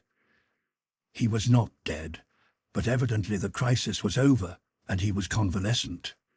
Prince Andrei longed to snatch up, to squeeze, to hold to his heart this helpless little creature, but dared not do so. He stood over him, gazing at his head and at the little arms and legs which showed under the blanket. He heard a rustle behind him, and a shadow appeared under the curtain of the cot. He did not look round, but still gazing at the infant's face, listened to his regular breathing. The dark shadow was Princess Maria, who had come up to the cot with noiseless steps, lifted the curtain and dropped it again behind her. Prince Andrei recognized her without looking and held out his hand to her. She pressed it. "He has perspired," said Prince Andrei. "I was coming to tell you, sir." The child moved slightly in his sleep, smiled, and rubbed his forehead against the pillow. Prince Andrei looked at his sister. In the dim shadow of the curtain, her luminous eyes shone more brightly than usual from the tears of joy that were in them. She leaned over to her brother and kissed him, slightly catching the curtain of the cot. Each made the other a warning gesture and stood still in the dim light beneath the curtain, as if not wishing to leave that seclusion where they three were shut off from all the world. Prince Andrei was the first to move away, ruffling his hair against the muslin of the curtain. "Yes, this is the one thing left me now," he said with a sigh. Chapter 10. Pierre visits his estates. Soon after his admission to the Masonic Brotherhood, Pierre went to the Kiev province, where he had the greatest number of serfs, taking with him full directions which he had written down for his own guidance as to what he should do on his estates. When he reached Kiev, he sent for all his stewards to the head office and explained to them his intentions and wishes. He told them that steps would be taken immediately to free his serfs, and that till then they were not to be overburdened with labor. Women, while nursing their babies, were not to be sent to work. Assistance was to be given to the serfs. Punishments were to be admonitory and not corporal, and hospitals, asylums, and schools were to be established on all the estates. Some of the stewards, there were semi-literate foremen among them, listened with alarm, supposing these words to mean that the young count was displeased with their management and embezzlement of money. Some, after their first fright, were amused by Pierre's lisp and the new words they had not heard before. Others simply enjoyed hearing how the master talked, while the cleverest among them, including the chief steward, understood from this speech how they could best handle the master for their own ends. The chief steward expressed great sympathy with Pierre's intentions, but remarked that besides these changes it would be necessary to go into the general state of affairs, which was far from satisfactory. Despite Count Bezukhov's enormous wealth, since he had come into an income which was said to amount to 500,000 rubles a year, Pierre felt himself far poorer than when his father had made him an allowance of 10,000 rubles. He had a dim perception of the following budget. About 80,000 went in payments on all the estates to the land bank. About 30,000 went for the upkeep of the estate near Moscow, the town house, and the allowance to the 3 princesses. About 15,000 was given in pensions, and the same amount for asylums. 150,000 alimony was sent to the countess. About 70,000 went for interest on debts. The building of a new church, previously begun, had cost about 10,000 in each of the last 2 years, and he did not know how the rest, about 100,000 rubles, was spent, and almost every year he was obliged to borrow. Besides this, the chief steward wrote every year telling him of fires and bad harvests, or of the necessity of rebuilding factories and workshops. So the first task Pierre had to face was one for which he had very little aptitude or inclination: practical business. He discussed estate affairs every day with his chief steward, but he felt that this did not forward matters at all. He felt that these consultations were detached from real affairs and did not link up with them or make them move. On the one hand, the chief steward put the state of things to him in the very worst light, pointing out the necessity of paying off the debts and undertaking new activities with serf labour, to which Pierre did not agree. On the other hand, Pierre demanded that steps should be taken to liberate the serfs, which the steward met by showing the necessity of first paying off the loans from the land bank and the consequent impossibility of a speedy emancipation. The steward did not say it was quite impossible, but suggested selling the forests in the province of Kostroma, the land lower down the river, and the Crimean estate, in order to make it possible, all of which operations, according to him, were connected with such complicated measures, the removal of injunctions, petitions, permits, and so on, that Pierre became quite bewildered and only replied, "Yes, yes, do so."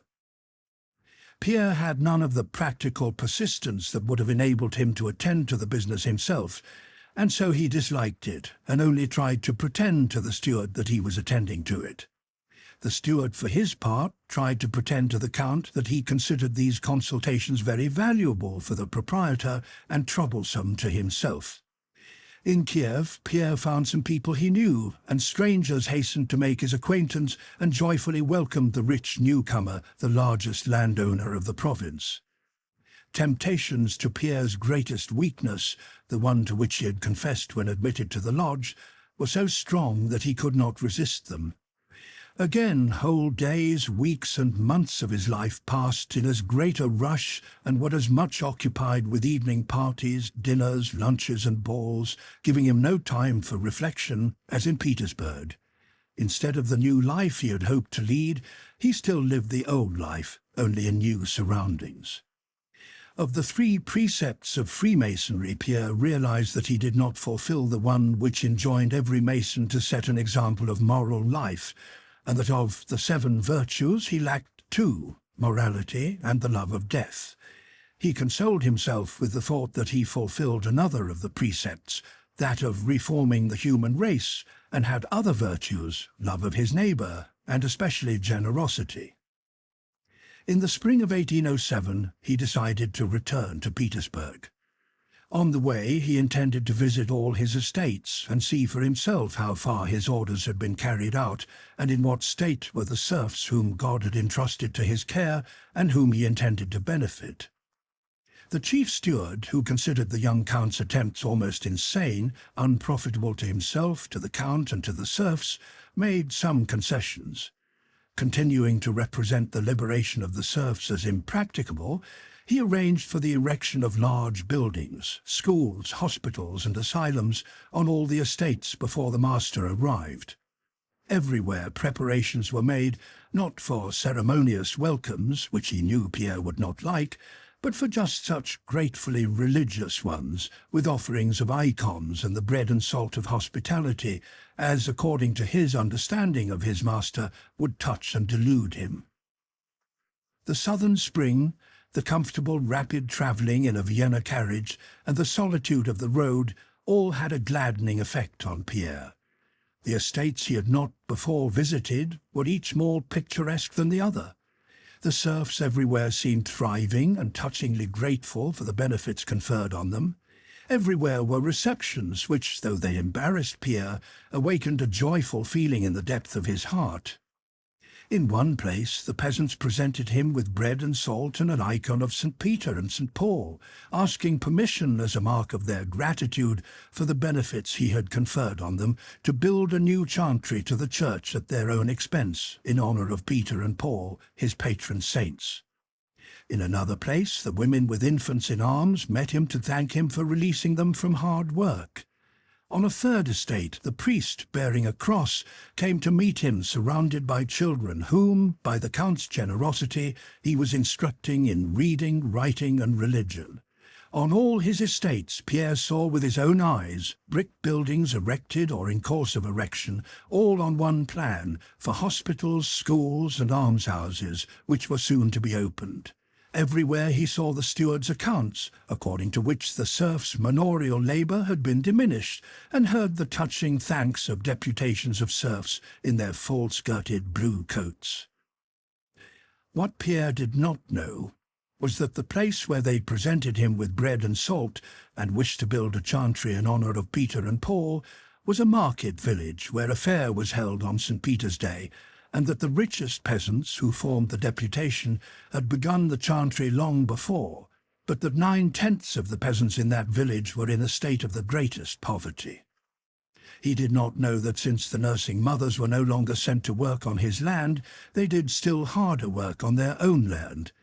He did not know that the priest who met him with the cross oppressed the peasants by his exactions, and that the pupils' parents wept at having to let him take their children, and secured their release by heavy payments. He did not know that the brick buildings built to plan were being built by serfs whose manorial labour was thus increased, though lessened on paper. He did not know that where the steward had shown him in the accounts that the serfs' payments had been diminished by a third, their obligatory manorial work had been increased by a half. And so Pierre was delighted with his visit to his estates and quite recovered the philanthropic mood in which he had left Petersburg, and wrote enthusiastic letters to his brother instructor, as he called the Grand Master. How easy it is, how little effort it needs to do so much good, thought Pierre, and how little attention we pay to it. He was pleased at the gratitude he received, but felt abashed at receiving it. This gratitude reminded him of how much more he might do for these simple, kindly people. The chief steward, a very stupid but cunning man, who saw perfectly through the naive and intelligent count and played with him as with a toy, seeing the effect these prearranged receptions had on Pierre, pressed him still harder with proofs of the impossibility and above all the uselessness of freeing the serfs, who were quite happy as it was. Pierre in his secret soul agreed with the steward that it would be difficult to imagine happier people, and that God only knew what would happen to them when they were free, but he insisted, though reluctantly, on what he thought right. The steward promised to do all in his power to carry out the Count's wishes, seeing clearly that not only would the Count never be able to find out whether all measures had been taken for the sale of the land and forests and to release them from the land bank, but would probably never even inquire, and would never know that the newly erected buildings were standing empty, and that the serfs continued to give in money and work all that other people's serfs gave, that is to say, all that could be got out of them. Chapter 11. Pierre visits Prince Andrei. Returning from his journey through South Russia in the happiest state of mind, Pierre carried out an intention he had long had of visiting his friend Bolkonsky, whom he had not seen for 2 years. Bogocharova lay in a flat, uninteresting part of the country, among fields and forests of fir and birch which were partly cut down. The house lay behind a newly dug pond filled with water to the brink, and with banks still bare of grass. It was at the end of a village that stretched along the high road in the midst of a young copse in which there were a few fir trees. The homestead consisted of a threshing floor, outhouses, stables, a bathhouse, a lodge, and a large brick house with semicircular facade, still in course of construction. Round the house was a garden newly laid out. The fences and gates were new and solid. 2 fire pumps and a water cart painted green stood in a shed. The paths were straight, the bridges were strong and had handrails. Everything bore an impress of tidiness and good management. Some domestic serfs Pierre met in reply to inquiries as to where the prince lived, pointed out a small, newly built lodge close to the pond. Anton, a man who had looked after Prince Andrei in his boyhood, helped Pierre out of his carriage and said that the prince was at home, and showed him into a clean little anteroom. Pierre was struck by the modesty of the small, though clean house, after the brilliant surroundings in which he had last met his friend in Petersburg. He quickly entered the small reception room with its still unplastered wooden walls redolent of pine, and would have gone farther, but Anton ran ahead on tiptoe and knocked at a door. "Well, what is it?" came a sharp, unpleasant voice. "A visitor," answered Anton. "Ask him to wait." And the sound was heard of a chair being pushed back. Pierre went with rapid steps to the door and suddenly came face to face with Prince Andrei, who came out frowning and looking old. Pierre embraced him and, lifting his spectacles, kissed his friend on the cheek and looked at him closely. "Well, I did not expect you. I'm very glad," said Prince Andrei. Pierre said nothing. He looked fixedly at his friend with surprise. He was struck by the change in him. His words were kindly, and there was a smile on his lips and face, but his eyes were dull and lifeless, and in spite of his evident wish to do so, he could not give them a joyous and glad sparkle. Prince Andrei had grown thinner, paler, and more manly-looking, but what amazed and estranged Pierre till he got used to it were his inertia and a wrinkle on his brow indicating prolonged concentration on some one thought. As is usually the case with people meeting after a prolonged separation, it was long before their conversation could settle on anything. They put questions and gave brief replies about things they knew ought to be talked over at length. At last the conversation gradually settled on some of the topics at first lightly touched on: their past life, plans for the future, Pierre's journeys and occupations, the war, and so on. The preoccupation and despondency which Pierre had noticed in his friend's look was now still more clearly expressed in the smile with which he listened to Pierre, especially when he spoke with joyful animation of the past or the future. It was as if Prince Andrei would have liked to sympathize with what Pierre was saying, but could not. The latter began to feel that it was in bad taste to speak of his enthusiasms, dreams, and hopes of happiness or goodness in Prince Andrei's presence. He was ashamed to express his new Masonic views, which had been particularly revived and strengthened by his late tour. He checked himself, fearing to seem naive, yet he felt an irresistible desire to show his friend as soon as possible that he was now a quite different and better Pierre than he had been in Petersburg. "I can't tell you how much I've lived through since then. I hardly know myself again." "Yes, we have altered much, very much, since then," said Prince Andrei. "Well, and you? What are your plans?" "Plans?" repeated Prince Andrei, ironically. "My plans?" he said, as if astonished at the word. "Well, you see, I'm building. I mean to settle here altogether next year." Pierre looked silently and searchingly into Prince Andrei's face, which had grown much older. "No, I meant to ask—" Pierre began, but Prince Andrei interrupted him. "But why talk of me? Talk to me, yes. Tell me about your travels and all you've been doing on your estates." Pierre began describing what he had done on his estates, trying as far as possible to conceal his own part in the improvements that had been made. Prince Andrei several times prompted Pierre's story of what he had been doing, as though it were all an old-time story, and he listened not only without interest, but even as if ashamed of what Pierre was telling him. Pierre felt uncomfortable and even depressed in his friend's company, and at last became silent. "I'll tell you what, my dear fellow," said Prince Andrei, who evidently also felt depressed and constrained with his visitor. "I am only bivouacking here and have just come to look round. I'm going back to my sister today. I will introduce you to her. But of course you know her already," he said, evidently trying to entertain a visitor with whom he now found nothing in common. "We will go after dinner. And would you now like to look around my place?" They went out and walked about till dinner time, talking of the political news and common acquaintances, like people who do not know each other intimately. Prince Andrei spoke with some animation and interest only of the new homestead he was constructing and its buildings, but even here, while on the scaffolding, in the midst of a talk explaining the future arrangements of the house, he interrupted himself. "However, this is not at all interesting.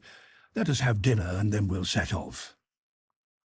At dinner, conversation turned on Pierre's marriage. "I was very much surprised when I heard of it," said Prince Andrei. Pierre blushed, as he always did when it was mentioned, and said hurriedly, I will tell you sometime how it all happened, but you know it is all over and forever." "Forever?" said Prince Andrei. "Nothing's forever." "But you know how it all ended, don't you? You heard of the duel? And so you had to go through that too. One thing I thank God for is that I did not kill that man," said Pierre. "Why so?" asked Prince Andrei. "To kill a vicious dog is a very good thing, really. No, to kill a man is bad, wrong." "Why is it wrong?" urged Prince Andrei. "It is not given to man to know what is right and what is wrong. Men always did and always will err, and in nothing more than in what they consider right and wrong." "What does harm to another is wrong," said Pierre, feeling with pleasure that for the first time since his arrival, Prince Andrei was roused, had begun to talk, and wanted to express what had brought him to his present state. "And who has told you what is bad for another man?" he asked. "Bad, bad!" exclaimed Pierre. "We all know what is bad for ourselves. Yes, we know that, but the harm I am conscious of in myself is something I cannot inflict on others," said Prince Andrei, growing more and more animated, and evidently wishing to express his new outlook to Pierre. He spoke in French. "I only know two very real evils in life, remorse and illness. The only good is the absence of those evils. To live for myself, avoiding those two evils, is my whole philosophy now. And love of one's neighbour? And self-sacrifice?" began Pierre. "No, I can't agree with you. To live only so as not to do evil and not to have to repent is not enough. I lived like that. I lived for myself and ruined my life. And only now, when I am living, or at least trying," Pierre's modesty made him correct himself, "to live for others, only now have I understood all the happiness of life. No, I shall not agree with you, and you do not really believe what you are saying." Prince Andrei looked silently at Pierre with an ironic smile. "When you see my sister Princess Maria, you'll get on with her," he said. "Perhaps you are right for yourself," he added after a short pause, "but everyone lives in his own way. You lived for yourself, and say you nearly ruined your life and only found happiness when you began living for others. I experienced just the reverse. I lived for glory. And after all, what is glory? The same love of others, a desire to do something for them, a desire for their approval. So I lived for others, and not almost, but quite ruined my life. And I have become calmer since I began to live only for myself." "But what do you mean by living only for yourself?" asked Pierre, growing excited. "What about your son, your sister, and your father?" "But that's just the same as myself. They are not others," explained Prince Andrei. "The others, one's neighbours, le prochain, as you and Princess Maria call it, are the chief source of all error and evil. Le prochain, your Kiev peasants to whom you want to do good." And he looked at Pierre with a mocking, challenging expression. He evidently wished to draw him on. "You are joking," replied Pierre, growing more and more excited.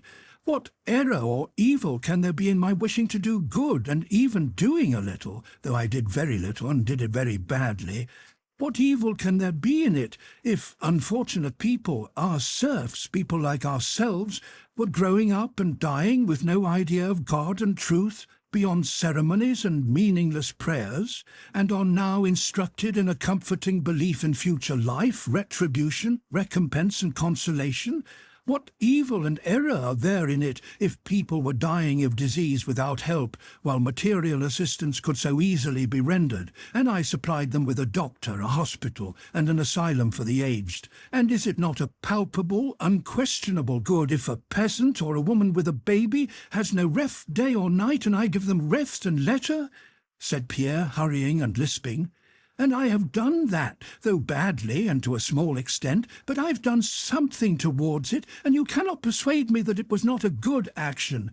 And more than that, you can't make me believe that you do not think so yourself. And the main thing is," he continued, "that I know, and know for certain, that the enjoyment of doing this good is the only sure happiness in life." "Yes, if you put it like that, it's quite a different matter," said Prince Andrei. "I build a house and lay out a garden, and you build hospitals.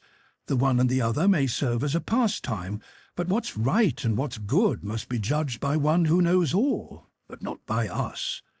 Well, you want an argument," he added. "Come on, then." They rose from the table and sat down in the entrance porch, which served as a veranda. "Come, let's argue, then," said Prince Andrei. "You talk of schools," he went on, crooking a finger, "education and so forth. That is, you want to raise him," pointing to a peasant who passed by them taking off his cap, "from his animal condition and awaken in him spiritual needs, while it seems to me that animal happiness is the only happiness possible, and that is just what you want to deprive him of. I envy him, but you want to make him what I am, without giving him my means. Then you say, lighten his toil. But as I see it, physical labor is as essential to him, as much a condition of his existence, as mental activity is to you or me. You can't help thinking.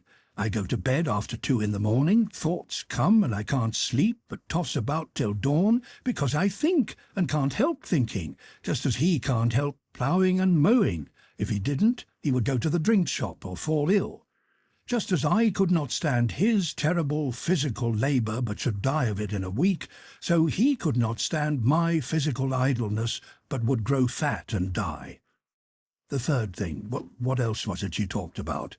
And Prince Andrei crooked a third finger. "Ah, yes, hospitals, medicine. He has a fit, he is dying, and you come and bleed him and patch him up. He would drag about as a cripple, a burden to everybody for another 10 years. It would be far easier and simpler for him to die. Others are being born, and there are plenty of them as it is. It would be different if you grudged losing a labourer, that's how I regard him, but you want to cure him from love of him, and he does not want that. And besides, what a notion that medicine ever cured anyone. Killed them, yes," said he, frowning angrily and turning away from Pierre. Prince Andrei expressed his ideas so clearly and distinctly that it was evident he had reflected on this subject more than once, and he spoke readily and rapidly like a man who has not talked for a long time. His glance became more animated as his conclusions became more hopeless. "Oh, that is dreadful, dreadful," said Pierre. "I don't understand how one can live with such ideas. I had such moments myself not long ago in Moscow and when travelling, but at such times I collapse so that I don't live at all. Everything seems hateful to me, myself most of all. Then I don't eat, don't wash, and how is it with you?" "Why not wash? That is not cleanly," said Prince Andrei. "On the contrary, one must try to make one's life as pleasant as possible. I'm alive. That is not my fault, so I must live out my life as best I can without hurting others." "But with such ideas, what motive have you for living? One would sit without moving, undertaking nothing." "Life as it is leaves one no peace. I should be thankful to do nothing, but here on the one hand the local nobility have done me the honour to choose me to be their marshal. It was all I could do to get out of it. They could not understand that I have not the necessary qualifications for it, the kind of good-natured, fussy shallowness necessary for the position. Then there's this house, which must be built in order to have a nook of one's own in which to be quiet, and now there's this recruiting. Why aren't you serving in the army?" "After Austerlitz," said Prince Andrei gloomily. "No, thank you very much. I have promised myself not to serve again in the active Russian army, and I won't, not even if Bonaparte were here at Smolensk threatening Bald Hills. Even then I wouldn't serve in the Russian army." "Well, as I was saying," he continued, recovering his composure, "now there's this recruiting. My father is chief in command of the 3rd District, and my only way of avoiding active service is to serve under him." "Then you are serving?" "I am." He paused a little while. "And why do you serve?" "Why? For this reason. My father is one of the most remarkable men of his time, but he is growing old, and though not exactly cruel, he has too energetic a character. He is so accustomed to unlimited power that he is terrible, and now he has this authority of a commander-in-chief of the recruiting granted by the emperor. If I had been 2 hours late a fortnight ago, he would have had a paymaster's clerk at Yukhnova hanged, said Prince Andrei with a smile. So I am serving because I alone have any influence with my father, and now and then can save him from actions which would torment him afterwards. Well, there, you see. Yes, but it's not as you imagine, Prince Andrei continued. I did not and do not in the least care about that scoundrel of a clerk who had stolen some boots from the recruits. I should even have been very glad to see him hanged, but I was sorry for my father. That again is for myself.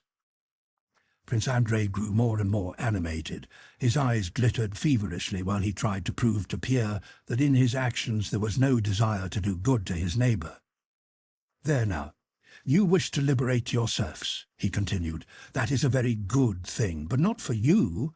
I don't suppose you ever had anyone flogged or sent to Siberia, and still less for your serfs. If they are beaten, flogged, or sent to Siberia, I don't suppose they're any the worse off. In Siberia they lead the same animal life, and the stripes on their bodies heal, and they're happy as before. But it is a good thing for proprietors who perish morally, bring remorse upon themselves, stifle this remorse and grow callous as a result of being able to inflict punishments justly and unjustly. It is those people I pity, and for their sake I should like to liberate the serfs. You may not have seen, but I have seen, how good men, brought up in those traditions of unlimited power, in time when they grow more irritable, become cruel and harsh, and are conscious of it, but cannot restrain themselves, and grow more and more miserable. Prince Andrei spoke so earnestly that Pierre could not help thinking that these thoughts had been suggested to Prince Andrei by his father's case. He did not reply. So, that's what I'm sorry for. Human dignity, peace of mind, purity, and not the serfs' backs and foreheads which, beat and shave as you may, always remain the same backs and foreheads. No, no, 1,000 times no, I shall never agree with you, said Pierre. Chapter 12. Pierre and Prince Andrei talk on the ferry raft. In the evening, Andrei and Pierre got into the open carriage and drove to Bald Hills. Prince Andrei, glancing at Pierre, broke the silence now and then with remarks which showed that he was in a good temper. Pointing to the fields, he spoke of the improvements he was making in his husbandry. Pierre remained gloomily silent, answering in monosyllables and apparently immersed in his own thoughts. He was thinking that Prince Andrei was unhappy, had gone astray, did not see the true light, and that he, Pierre, ought to aid, enlighten, and raise him. But as soon as he thought of what he should say, he felt that Prince Andrei with one word, one argument, would upset all his teaching, and he shrank from beginning, afraid of exposing to possible ridicule what to him was precious and sacred. "No, but why do you think so?" Pierre suddenly began, lowering his head and looking like a bull about to charge. "Why do you think so? You should not think so." "Think? What about?" asked Prince Andrei with surprise. "About life, about man's destiny. It can't be so. I myself thought like that, and do you know what saved me? Freemasonry. No, don't smile. Freemasonry is not a religious ceremonial sect as I thought it was. Freemasonry is the best expression of the best, the eternal aspects of humanity." And he began to explain Freemasonry as he understood it to Prince Andrei. He said the Freemasonry is the teaching of Christianity freed from the bonds of state and church, a teaching of equality, brotherhood, and love. "Only our holy brotherhood has the real meaning of life. All the rest is a dream," said Pierre. "Understand, my dear fellow, that outside this union all is filled with deceit and falsehood, and I agree with you that nothing is left for an intelligent and good man but to live out his life like you, merely trying not to harm others. but make our fundamental convictions your own. Join our brotherhood. Give yourself up to us. Let yourself be guided, and you will at once feel yourself, as I have felt myself, a part of that vast invisible chain, the beginning of which is hidden in heaven," said Pierre. Prince Andrei, looking straight in front of him, listened in silence to Pierre's words. More than once, when the noise of the wheels prevented his catching what Pierre said, he asked him to repeat it, and by the peculiar glow that came into Prince Andrei's eyes and by his silence, Pierre saw that his words were not in vain, and that Prince Andrei would not interrupt him or laugh at what he said. They reached a river that had overflowed its banks, and which they had to cross by ferry. While the carriage and horses were being placed on it, they also stepped on the raft. Prince Andrei, leaning his arms on the raft railing, gazed silently at the flooding waters glittering in the setting sun. "Well, what do you think about it?" Pierre asked. "Why are you silent?" "What do I think about it? I am listening to you. It's all very well. You say, join our brotherhood, and we will show you the aim of life, the destiny of man, and the laws which govern the world. But who are we? Men. How is it you know everything? Why do I alone not see what you see? You see a reign of goodness and truth on earth, but I don't see it," Pierre interrupted him. "Do you believe in a future life?" he asked. "A future life?" Prince Andrei repeated, but Pierre, giving him no time to reply, took the repetition for a denial, the more readily as he knew Prince Andrei's former atheistic convictions. "You say you can't see a reign of goodness and truth on earth, nor could I, and it cannot be seen if one looks on our life here as the end of everything. On earth, here on this earth," Pierre pointed to the fields, "there is no truth. All is false and evil, but in the universe, in the whole universe, there is a kingdom of truth, and we who are now the children of earth are eternally children of the whole universe. Don't I feel in my soul that I am part of this vast harmonious whole? Don't I feel that I form one link, one step between the lower and higher beings in this vast, harmonious multitude of beings in whom the deity, the supreme power, if you prefer the term, is manifest? If I clearly see that ladder leading from plant to man, why should I suppose it breaks off at me and does not go farther and farther? I feel that I cannot vanish, since nothing vanishes in this world, but that I shall always exist and always have existed. I feel that beyond me and above me there are spirits, and that in this world there is truth." "Yes, that is Herder's theory," said Prince Andrei. "But it is not that which can convince me, dear friend. Life and death are what convince. What convinces is when one sees a being dear to one, bound up with one's own life, before whom one was to blame and had hoped to make it right." Prince Andrei's voice trembled and he turned away.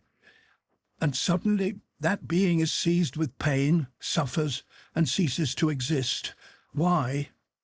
It cannot be that there is no answer. And I believe there is. That's what convinces. That's what has convinced me," said Prince Andrei. "Yes, yes, of course," said Pierre. "Isn't that what I'm saying?" "No. All I say is that it is not argument that convinces me of the necessity of a future life, but this: when you go hand in hand with someone, and all at once that person vanishes, there, into nowhere, and you yourself are left facing that abyss and look in, and I have looked in. Well, that's it. You know that there is a there, and there is a someone. There is the future life. The someone is God." Prince Andrei did not reply. The carriage and horses had long since been taken off onto the farther bank and reharnessed. The sun had sunk half below the horizon, and an evening frost was starring the puddles near the ferry, but Pierre and Andrei, to the astonishment of the footman, coachman, and ferrymen, still stood on the raft and talked. If there is a God and future life, there is truth and good, and man's highest happiness consists in striving to attain them. We must live, we must love, and we must believe that we live not only today on this scrap of earth, but have lived and shall live forever, there, in the whole, said Pierre, and he pointed to the sky. Prince Andrei stood leaning on the railing of the raft, listening to Pierre, and he gazed with his eyes fixed on the red reflection of the sun gleaming on the blue waters. There was perfect stillness. Pierre became silent.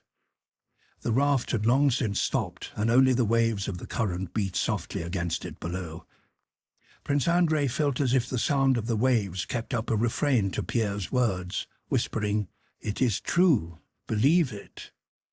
He sighed, and glanced with a radiant, childlike, tender look at Pierre's face, flushed and rapturous, yet shy before his superior friend. "Yes, if only it were so," said Prince Andrei. "However, it is time to get on," he added, and stepping off the raft, he looked up at the sky, to which Pierre had pointed, and for the first time since Austerlitz, saw that high, everlasting sky he had seen while lying on that battlefield. And something that had long been slumbering, something that was best within him, suddenly awoke, joyful and youthful in his soul. It vanished as soon as he returned to the customary conditions of his life, but he knew that this feeling, which he did not know how to develop, existed within him. His meeting with Pierre formed an epoch in Prince Andrei's life. Though outwardly he continued to live in the same old way, inwardly he began a new life. Chapter 13. God's Folk at Bald Hills. It was getting dusk when Prince Andrei and Pierre drove up to the front entrance of the house at Bald Hills. As they approached the house, Prince Andrei, with a smile, drew Pierre's attention to a commotion going on at the back porch. A woman, bent with age, with a wallet on her back, and a short, long-haired young man in a black garment, had rushed back to the gate on seeing the carriage drive up. Two women ran out after them, and all four, looking round at the carriage, ran in dismay up the steps of the back porch. "Those are Maria's God's folk," said Prince Andrei. "They have mistaken us for my father. This is the one matter in which she disobeys him. He orders these pilgrims to be driven away, but she receives them." "But what are God's folk?" asked Pierre. Prince Andrei had no time to answer. The servants came out to meet them, and he asked where the old prince was and whether he was expected back soon. The old prince had gone to the town and was expected back any minute. Prince Andrei led Pierre to his own apartments, which were always kept in perfect order and readiness for him in his father's house. He himself went to the nursery. "Let us go and see my sister," he said to Pierre when he returned. "I have not found her yet. She is hiding now, sitting with her God's folk. It will serve her right. She will be confused, but you will see her God's folk. It's really very curious." "What are God's folk?" asked Pierre. "Come, and you'll see for yourself."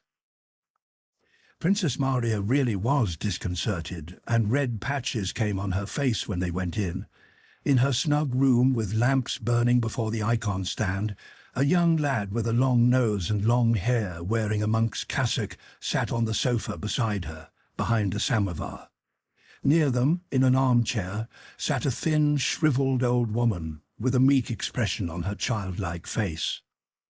"Andrei, why didn't you warn me?" said the princess with mild reproach, as she stood before her pilgrims like a hen before her chickens. "Charmée de vous voir, delighted to see you," she said to Pierre as he kissed her hand. She had known him as a child, and now his friendship with Andrei, his misfortune with his wife, and above all his kindly, simple face disposed her favourably toward him. She looked at him with her beautiful, radiant eyes and seemed to say, "I like you very much, but please don't laugh at my people." After exchanging the first greetings, they sat down. "Ah, and Ivanushka's here too," said Prince Andrei, glancing with a smile at the young pilgrim. "Andrei," said Princess Maria imploringly. "It's a girl, you know," said Prince Andrei to Pierre in French. "Andrei, au nom de Dieu," Princess Maria repeated. It was evident that Prince Andrei's ironical tone towards the pilgrims and Princess Maria's helpless attempts to protect them were their customary long-established relations on the matter. "But, my dear," said Prince Andrei in a low voice, "you ought on the contrary to be grateful to me for explaining to Pierre your intimacy with this young man." "Really?" said Pierre, gazing over his spectacles with curiosity and seriousness, for which Princess Maria was specially grateful to him, into Ivanushka's face, who, seeing that she was being spoken about, looked round at them all with crafty eyes. Princess Maria's embarrassment on her people's account was quite unnecessary. They were not in the least abashed. The old woman, lowering her eyes but casting side glances at the newcomers, had turned her cup upside down and placed a nibbled bit of sugar beside it, and sat quietly in her armchair, though hoping to be offered another cup of tea. Ivanushka, sipping out of her saucer, looked with sly, womanish eyes from under her brows at the young men. "Where have you been? To Kiev?" Prince Andrei asked the old woman. "I have, good sir," she answered garrulously. "Just at Christmas time I was deemed worthy to partake of the holy and heavenly sacrament at the shrine of the saint, and now I'm from Kolyazin, master, where a great and wonderful blessing has been revealed." "And was Ivanushka with you?" "I go by myself, benefactor," said Ivanushka, trying to speak in a bass voice. "I only came across Pelageya in Yukhovna." Pelageya interrupted her companion. She evidently wished to tell what she had seen. "In Kolyazin, master, a wonderful blessing has been revealed." "What is it? Some new relics?" asked Prince Andrei. "Andrei, do leave off," said Princess Maria. "Don't tell him, Pelageya." "No, why not, my dear? Why shouldn't I? I like him. He is kind. He is one of God's chosen. He's a benefactor. He once gave me 10 rubles, I remember. When I was in Kiev, Crazy Cyril says to me, he's one of God's own and goes barefoot summer and winter, he says, 'Why are you not going to the right place? Go to Kolyazin, where a wonder-working icon of the Holy Mother of God has been revealed.' On hearing those words, I said goodbye to the holy folk and went." All were silent. Only the pilgrim woman went on in measured tones, drawing in her breath. "So I come, master, and the people say to me, 'A great blessing has been revealed. Holy oil trickles from the cheeks of our Blessed Mother, the Holy Virgin Mother of God.'" All right, you can tell us afterwards," said Princess Maria, flushing. "Let me ask her," said Pierre. "Did you see it yourselves?" he inquired. "Oh, yes, master, I was found worthy. Such a brightness on the face like the light of heaven, and from the Blessed Mother's cheek it drops and drops." "But, dear me, that must be a fraud," said Pierre naively, who had listened attentively to the pilgrim. "Oh, master, what are you saying?" exclaimed the horrified Pelageya, turning to Princess Maria for support. "They impose on the people," he repeated. "Lord Jesus Christ!" exclaimed the pilgrim woman, crossing herself. "Oh, don't speak so, master. There was a general who did not believe, and said the monks cheat, and as soon as he'd said it he went blind, and he dreamed that the Holy Virgin Mother of the Kiev catacombs came to him and said, 'Believe in me and I will make you whole.' So he begged, 'Take me to her, take me to her. It's the real truth I'm telling you, I saw it myself.'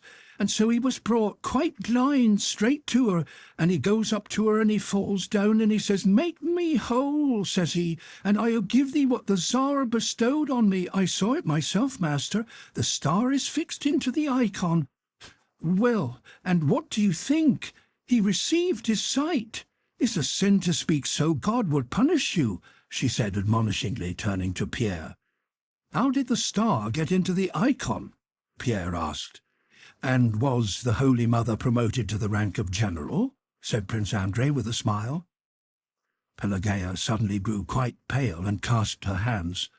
"Oh, master, master, what a sin! And you who have a son!" she began, her pallor suddenly turning to a vivid red. "Master, what have you said? God forgive you!" And she crossed herself. "Lord, forgive him! My dear, what does it mean?" she asked, turning to Princess Maria. She got up and, almost crying, began to arrange her wallet. She evidently felt frightened and ashamed to have accepted charity in a house where such things could be said, and was at the same time sorry to have now to forego the charity of this house. "Now, why need you do it?" said Princess Maria. "Why did you come to me?" "Come, Pelageya, I was joking," said Pierre. "Princesse ma parole, je n'ai pas voulu l'offenser."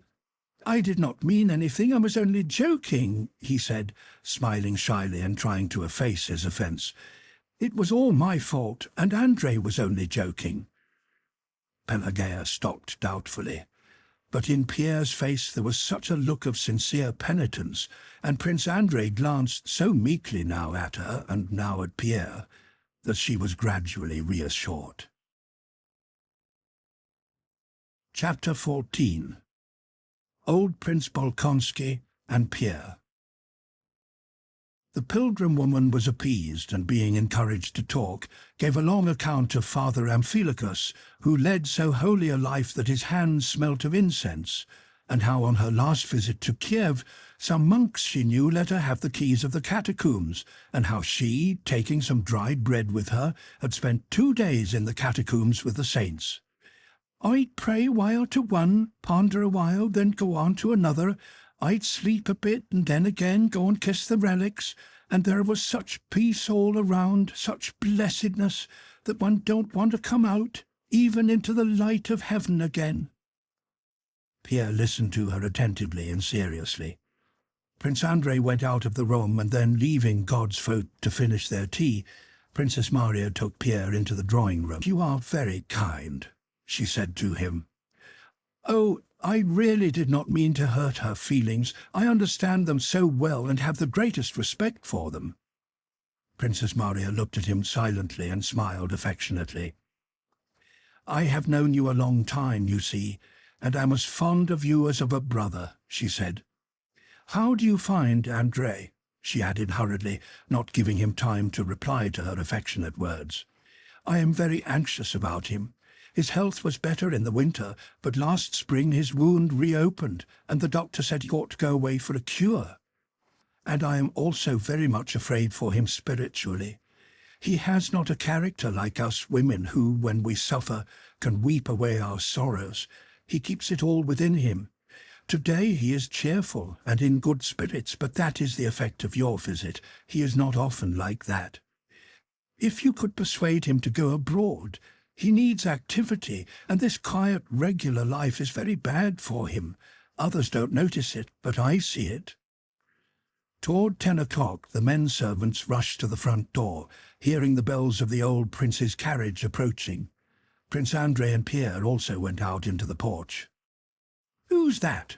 asked the old prince, noticing Pierre as he got out of the carriage. "Ah, very glad. Kiss me," he said, having learned who the young stranger was. The old prince was in a good temper and very gracious to Pierre. Before supper, Prince Andrei, coming back to his father's study, found him disputing hotly with his visitor. Pierre was maintaining that a time would come when there would be no more wars. The old prince disputed it chaffingly, but without getting angry. "Drain the blood from men's veins and put in water instead, and then there'll be no more wars. Old women's nonsense, old women's nonsense," he repeated, but still he patted Pierre affectionately on the shoulder, and then went up to the table where Prince Andrei, evidently not wishing to join in the conversation, was looking over the papers his father had brought from town. The old prince went up to him and began to talk business. "The Marshal, Count Rostov, hasn't sent half his contingent. He came to town and wanted to invite me to dinner. I gave him a pretty dinner.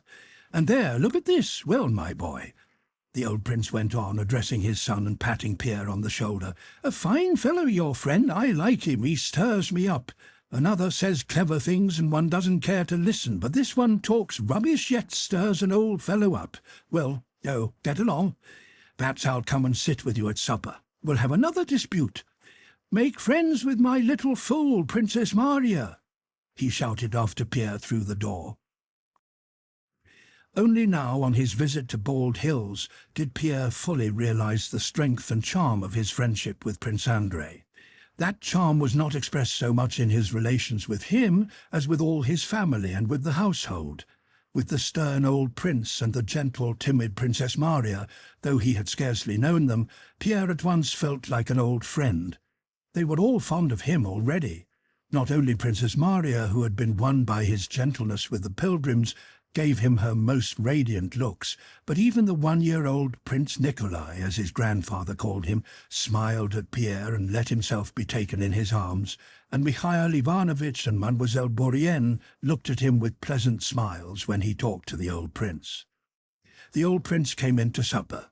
This was evidently on Pierre's account, and during the 2 days of the young man's visit he was extremely kind to him and told him to visit them again.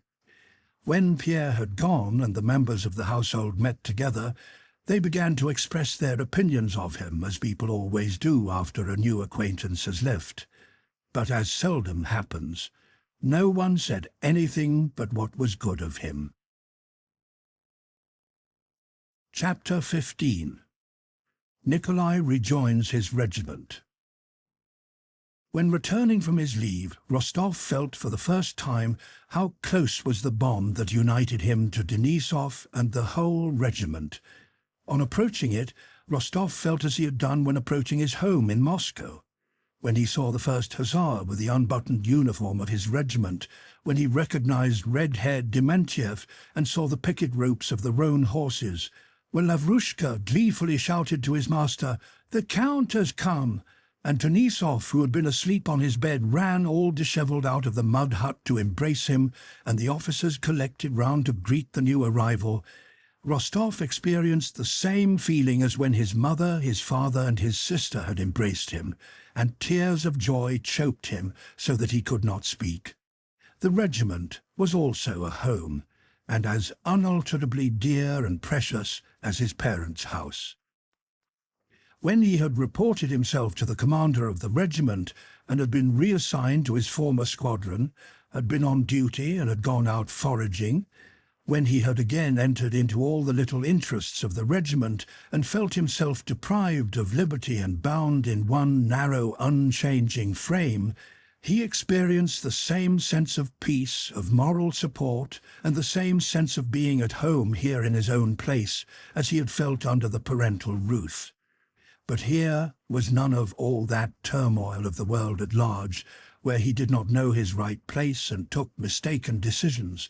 Here was no Sonia with whom he ought or ought not to have an explanation. Here was no possibility of going there or not going there. Here there were not 24 hours in the day which could be spent in such a variety of ways. There was not that innumerable crowd of people of whom not one was nearer to him or farther from him than another. There were none of those uncertain and undefined money relations with his father, and nothing to recall that terrible loss to Dolokhov. Here, in the regiment, all was clear and simple. The whole world was divided into 2 unequal parts. One, our Pavlograd regiment, the other, all the rest. And the rest was no concern of his. In the regiment, everything was definite. Who was lieutenant, who captain, who was a good fellow, who a bad one, and most of all, who was a comrade. The canteen keeper gave one credit, one's pay came every 4 months. There was nothing to think out or decide. You had only to do nothing that was considered bad in the Pavlograd regiment, and when given an order, to do what was clearly, distinctly, and definitely ordered, and all would be well. Having once more entered into the definite conditions of this regimental life, Rostov felt the joy and relief a tired man feels on lying down to rest. Life in the regiment during this campaign was all the pleasanter for him, because after his loss to Dolokhov, for which, in spite of all his family's efforts to console him, he could not forgive himself, he had made up his mind to atone for his fault by serving, not as he had done before, but really well, and by being a perfectly first-rate comrade and officer. In a word, a splendid man altogether, a thing which seemed so difficult out in the world, but so possible in the regiment. After his losses, he had determined to pay back his debt to his parents in 5 years. He received 10,000 rubles a year, but now resolved to take only 2,000 and leave the rest to repay the debt to his parents. Our army, after repeated retreats and advances, and battles at Pultusk and Preußisch Eylau, was concentrated near Bartenstein. It was awaiting the Emperor's arrival and the beginning of a new campaign. The Pavlograd regiment, belonging to that part of the army which had served in the 1805 campaign, had been recruiting up to strength in Russia, and arrived too late to take part in the first actions of the campaign.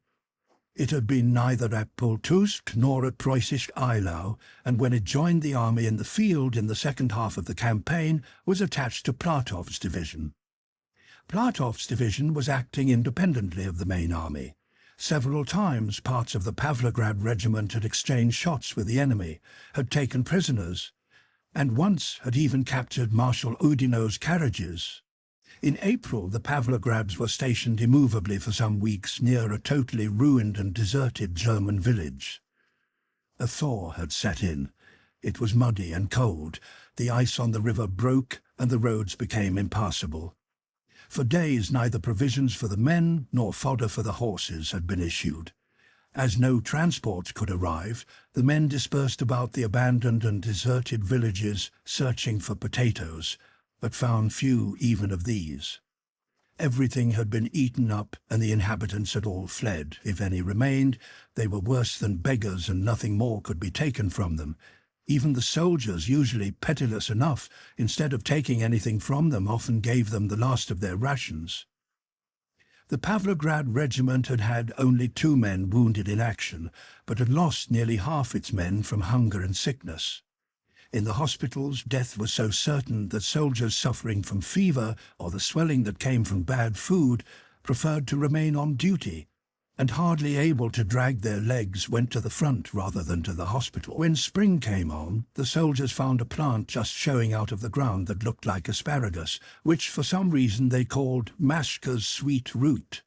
It was very bitter, but they wandered about the fields seeking it and dug it out with their sabres and ate it, though they were ordered not to do so, as it was a noxious plant.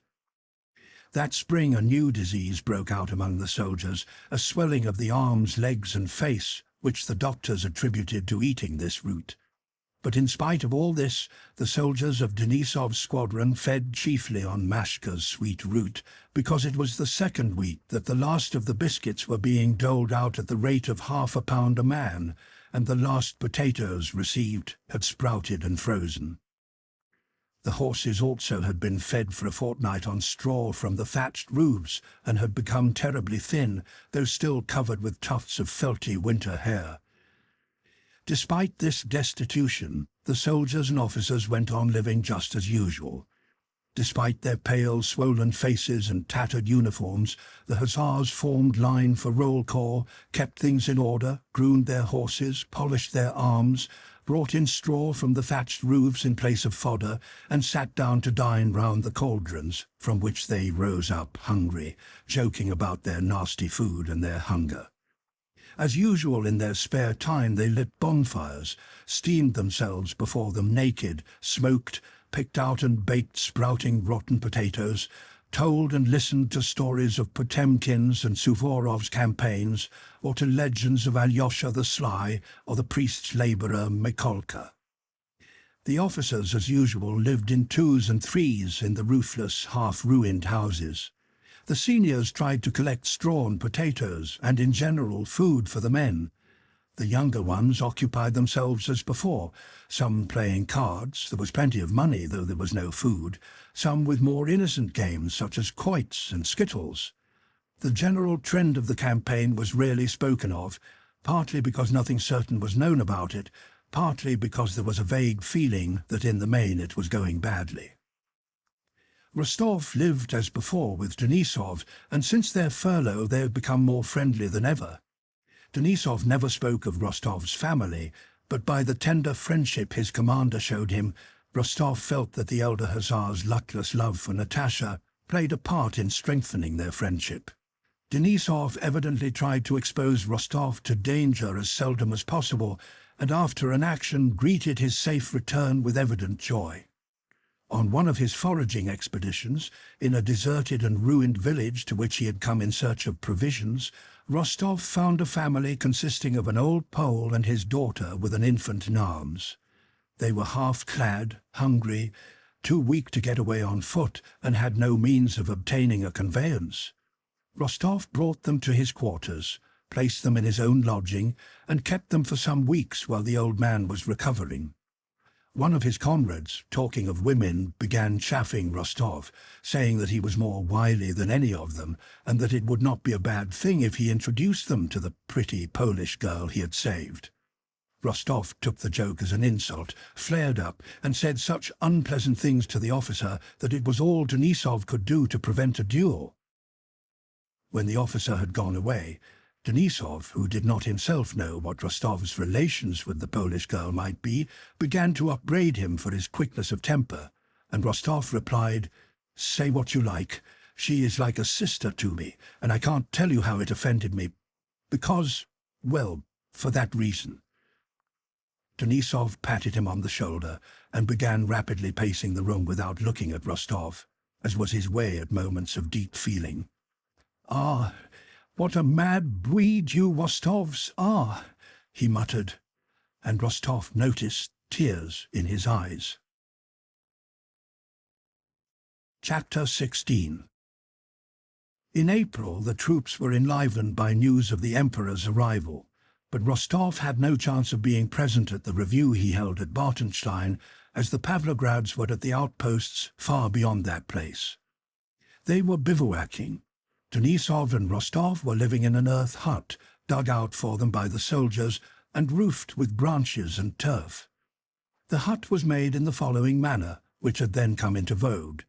A trench was dug, 3.5 feet wide, 4 feet 8 inches deep, and 8 feet long. At one end of the trench, steps were cut out, and these formed the entrance and the vestibule. The trench itself was the room, in which the lucky ones, such as the squadron commander, had a board lying on piles of the end opposite the entrance to serve as a table. On each side of the trench, the earth was cut out to a breadth of about 2.5 feet, and this did duty for bedsteads and couches. The roof was so constructed that one could stand up in the middle of the trench, and could even sit up on the beds if one drew close to the table. Denisov, who was living luxuriously because the soldiers of his squadron liked him, had also a board in the roof at the farther end, with a piece of broken but mended glass in it for a window.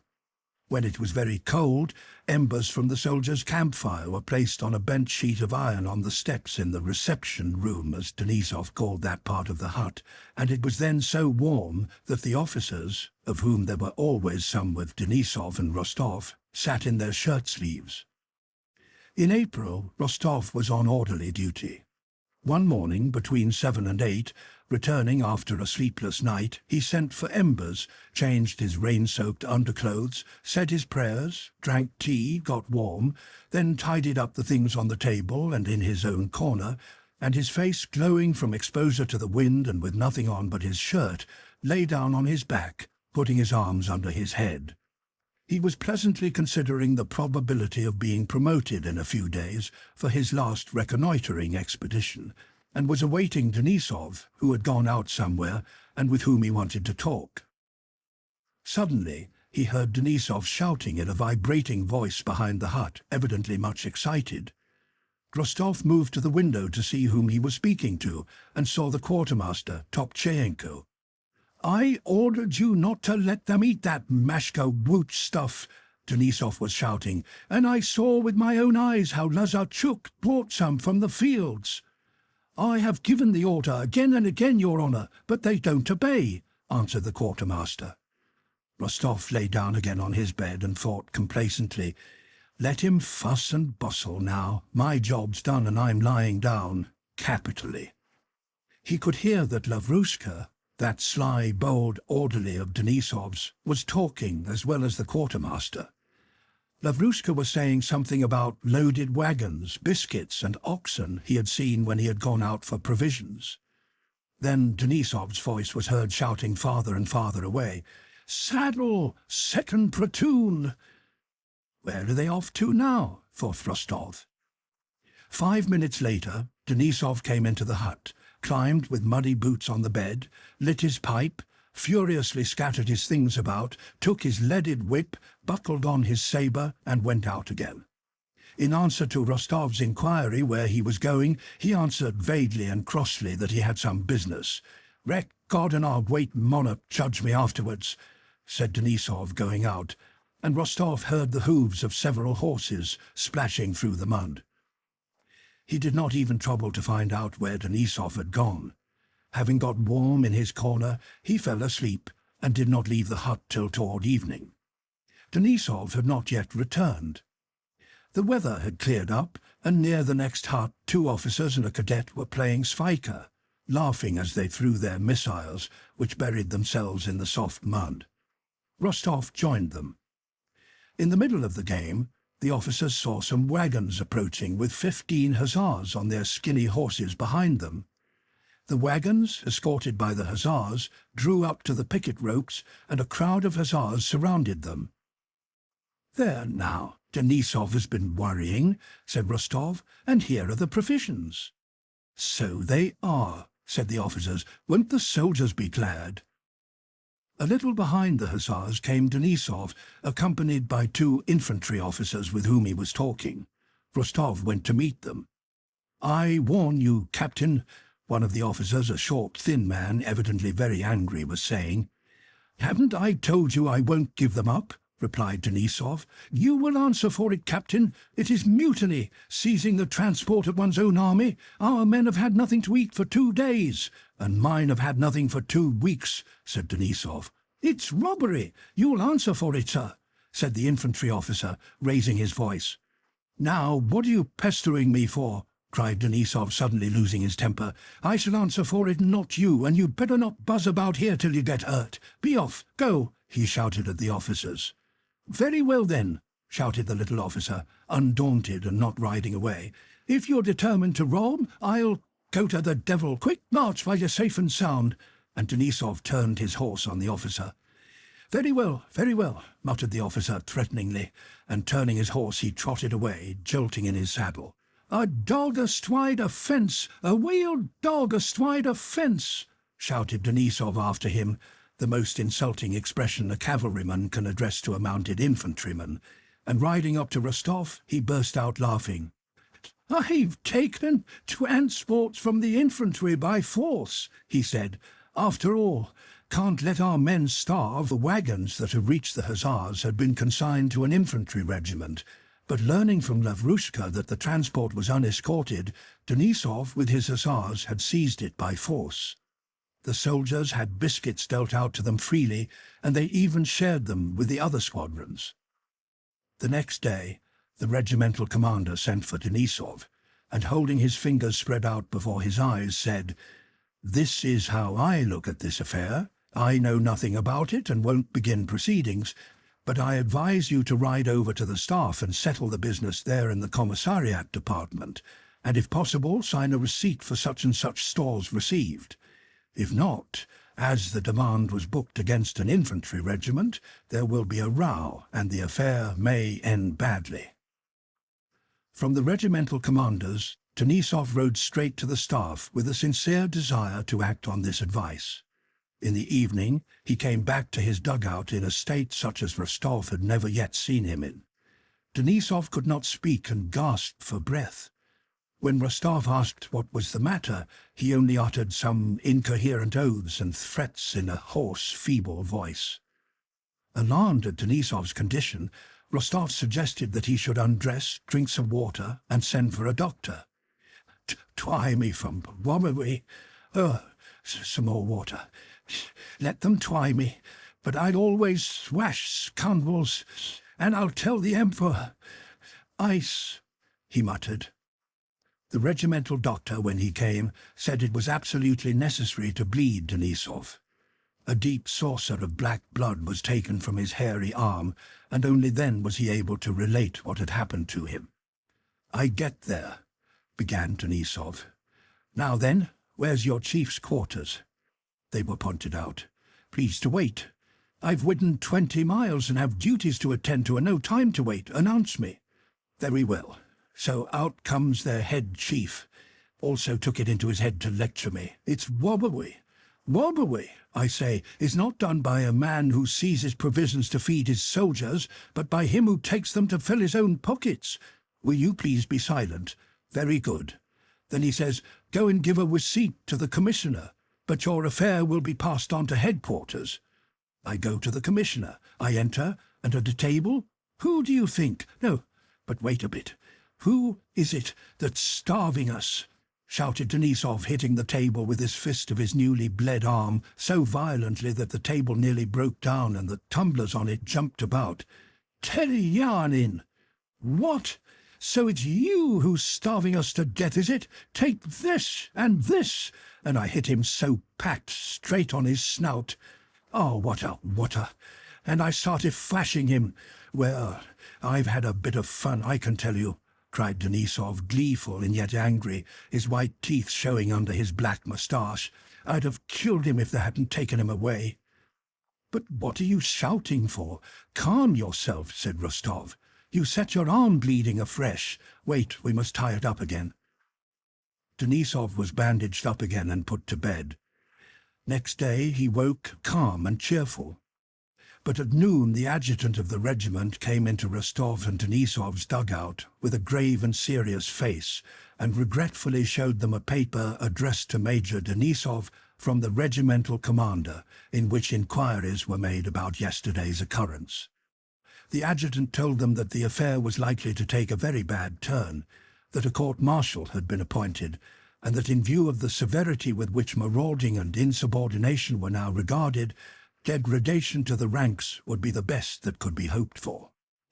The case, as represented by the offended parties, was that after seizing the transports, Major Denisov, being drunk, went to the chief quartermaster and without any provocation called him a thief, threatened to strike him, and on being led out had rushed into the office and given 2 officials a thrashing and dislocated the arm of one of them. In answer to Rostov's renewed questions, Denisov said, laughing, that he thought he remembered that some other fellow had got mixed up in it, but that it was all nonsense and rubbish, and he did not in the least fear any kind of trial, and that if those scoundrels dared attack him, he would give them an answer that they would not easily forget. Denisov spoke contemptuously of the whole matter, but Rostov knew him too well not to detect that, while hiding it from others, at heart he feared a court-martial and was worried over the affair, which was evidently taking a bad turn. Every day letters of inquiry and notices from the court arrived, and on the 1st of May, Denisov was ordered to hand the squadron over to the next in seniority and appear before the staff of his division to explain his violence at the commissariat office. On the previous day, Platov reconnoitred with 2 Cossack regiments and 2 squadrons of hussars. Denisov, as was his wont, rode out in front of the outposts, parading his courage. A bullet fired by a French sharpshooter hit him in the fleshy part of his leg. Perhaps at another time Denisov would not have left the regiment for so slight a wound, but now he took advantage of it to excuse himself from appearing at the staff, and went into hospital. Chapter 17. Nikolai visits Denisov in hospital. In June, the Battle of Friedland was fought, in which the Pavlograds did not take part, and after that an armistice was proclaimed. Rostov, who felt his friend's absence very much, having no news of him since he left and feeling very anxious about his wound and the progress of his affairs, took advantage of the armistice to get leave to visit Denisov in hospital. The hospital was in a small Prussian town that had been twice devastated by Russian and French troops. Because it was summer, when it is so beautiful out in the fields, The little town presented a particularly dismal appearance, with its broken roofs and fences, its foul streets, tattered inhabitants, and the sick and drunken soldiers wandering about. The hospital was in a brick building with some of the window frames and panes broken, and a courtyard surrounded by the remains of a wooden fence that had been pulled to pieces. Several bandaged soldiers with pale, swollen faces were sitting or walking about in the sunshine in the yard. Directly Rostov entered the door, he was enveloped by a smell of putrefaction and hospital air. On the stairs he met a Russian army doctor smoking a cigar. The doctor was followed by a Russian assistant. "I can't tear myself to pieces," the doctor was saying. "Come to Makar Alexeyevich in the evening. I shall be there." The assistant asked some further questions. "Oh, do the best you can. Isn't it all the same?" The doctor noticed Rostov coming upstairs. "What do you want, sir?" said the doctor. "What do you want? The bullets having spared you, do you want to try typhus? This is a pest house, sir." "How so?" asked Rostov.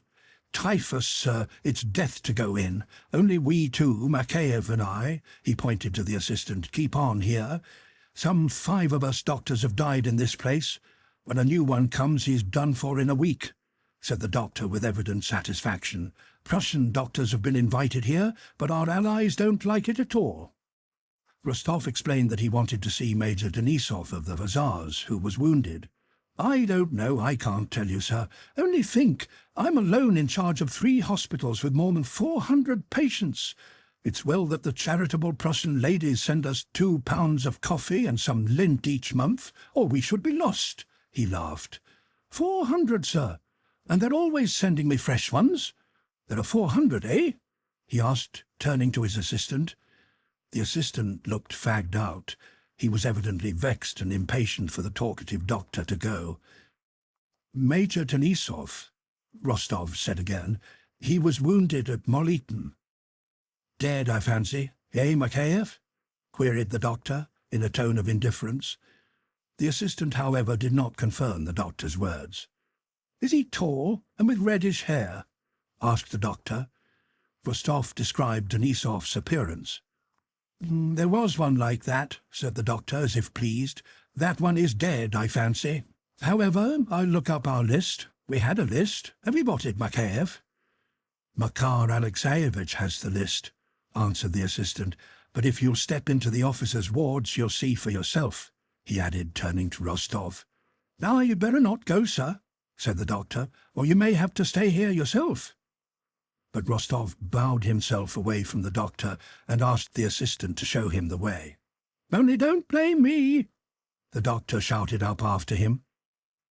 Rostov and the assistant went into the dark corridor. The smell was so strong there that Rostov held his nose and had to pause and collect his strength before he could go on. A door opened to the right, and an emaciated, sallow man on crutches, barefoot and in underclothing, limped out, and leaning against the doorpost looked with glittering, envious eyes at those who were passing. Glancing in at the door, Rostov saw that the sick and wounded were lying on the floor on straw and overcoats. "May I go in and look?" "What is there to see?" said the assistant. But just because the assistant evidently did not want him to go in, Rostov entered the soldiers' ward. The foul air to which he had already begun to get used in the corridor was still stronger here. It was a little different, more pungent, and one felt that this was where it originated. In the long room, brightly lit up by the sun through the large windows, the sick and wounded lay in 2 rows with their heads to the walls and leaving a passage in the middle. Most of them were unconscious and paid no attention to the newcomers.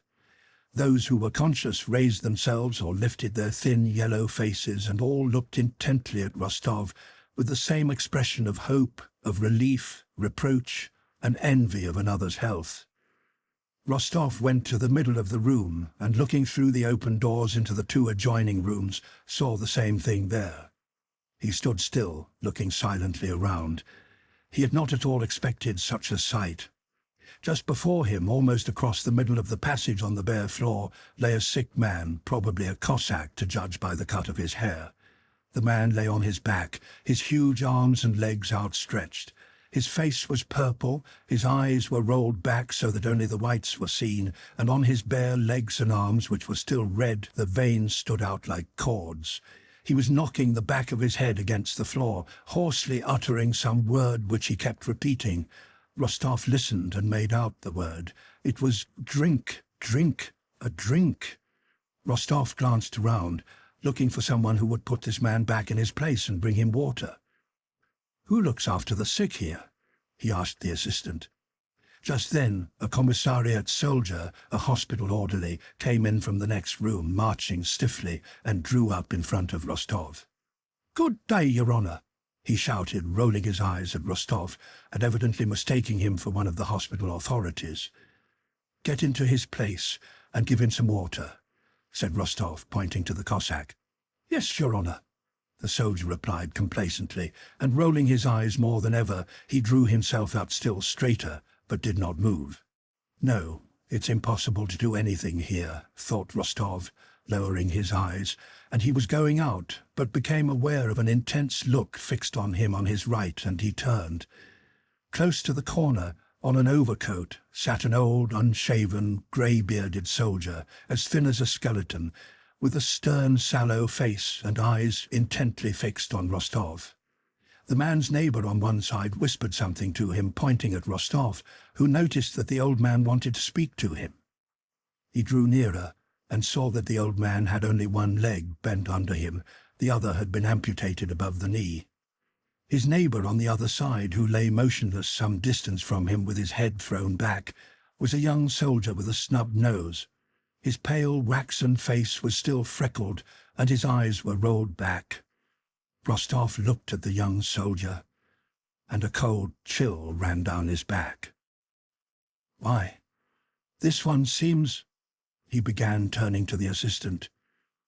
"And how we've been begging, Your Honor," said the old soldier, his jaw quivering. "He's been dead since morning. After all, we are men, not dogs." "I'll send someone at once. He shall be taken away at once," said the assistant hurriedly. "Let us go, Your Honor." Yes, let us go," said Rostov hastily, and lowering his eyes and shrinking, he tried to pass unnoticed between the rows of reproachful, envious eyes that were fixed upon him, and went out of the room. Chapter 18. Going along the corridor, the assistant led Rostov to the officers' wards, consisting of 3 rooms, the doors of which stood open. There were beds in these rooms, and the sick and wounded officers were lying or sitting on them. Some were walking about the rooms in hospital dressing gowns. The first person Rostov met in the officers' ward was a thin little man with one arm, who was walking about the first room in a nightcap and hospital dressing gown, with a pipe between his teeth. Rostov looked at him, trying to remember where he had seen him before. "See, where we met again," said the little man. Tushin, don't you remember, who gave you a lift to Schöngraben? And I've had a bit cut off, you see," he went on with a smile, pointing to the empty sleeve of his dressing gown. "Looking for Vasily Dmitritch Denisov, my neighbour?" he added when he heard who Rostov wanted. Here. And Tushin led him into the next room, from whence came sounds of several laughing voices. "How can they laugh, or even live at all here?" thought Rostov, still aware of that smell of decomposing flesh that had been so strong in the soldiers' ward, and still seeming to see fixed on him those envious looks which had followed him from both sides, and the face of that young soldier with eyes rolled back. Denisov lay asleep on his bed, with his head under the blanket, though it was nearly noon. "Ah, Rostov! How are you?" he called out, still in the same voice as in the regiment, but Rostov noticed sadly that under this habitual ease and animation, some new, sinister, hidden feeling showed itself in the expression of Denisov's face and the intonations of his voice. His wound, though a slight one, had not yet healed even now, 6 weeks after he had been hit. His face had the same swollen pallor as the faces of the other hospital patients, but it was not this that struck Rostov. What struck him was that Denisov did not seem glad to see him, and smiled at him unnaturally. He did not ask about the regiment, nor about the general state of affairs, and when Rostov spoke of these matters, did not listen. Rostov even noticed that Denisov did not like to be reminded of the regiment, or in general of that other free life which was going on outside the hospital. He seemed to try to forget that old life, and was only interested in the affair with the commissariat officers. On Rostov's inquiry as to how the matter stood, he at once produced from under his pillow a paper he had received from the commission and the rough draft of his answer to it. He became animated when he began reading his paper, and specially drew Rostov's attention to the stinging rejoinders he made to his enemies. His hospital companions, who had gathered round Rostov, a fresh arrival from the world outside, gradually began to disperse as soon as Denisov began reading his answer. Rostov noticed by their faces that all those gentlemen had already heard that story more than once, and were tired of it. Only the man in the next bed, a stout Ulan, continued to sit on his bed, gloomily frowning and smoking a pipe, and little one-armed Tushin still listened, shaking his head disapprovingly. In the middle of the reading, the Ulan interrupted Denisov. "But what I say is," he said, turning to Rostov, "it would be best simply to petition the Emperor for pardon. They say great rewards will now be distributed, and surely a pardon would be granted." "Me? Petition the Emperor?" exclaimed Denisov, in a voice to which he tried hard to give the old energy and fire, but which sounded like an expression of irritable impotence. "What for? If I were a wobber, I would ask for mercy, but I'm being court-martialed for bringing wobbers to book. Let them try me. I'm not afraid of anyone. I've served the Tsar and my country honourably, and have not stolen. And am I to be degraded? Listen, I'm writing to them straight. This is what I say. If I had robbed the treasury—" "It's certainly well written," said Tushin, "but that's not the point, Vasily Dmitrich." And he also turned to Rostov. "One has to submit, and Vasily Dmitrich doesn't want to. You know the auditor told you it was a bad business." "Well, let it be bad," said Denisov. "The auditor wrote out a petition for you," continued Tushin, "and you ought to sign it and ask this gentleman to take it. No doubt he," indicating Rostov, "has connections on the staff. You won't find a better opportunity." "Haven't I said I'm not going to grovel?" Denisov interrupted him and went on reading his paper.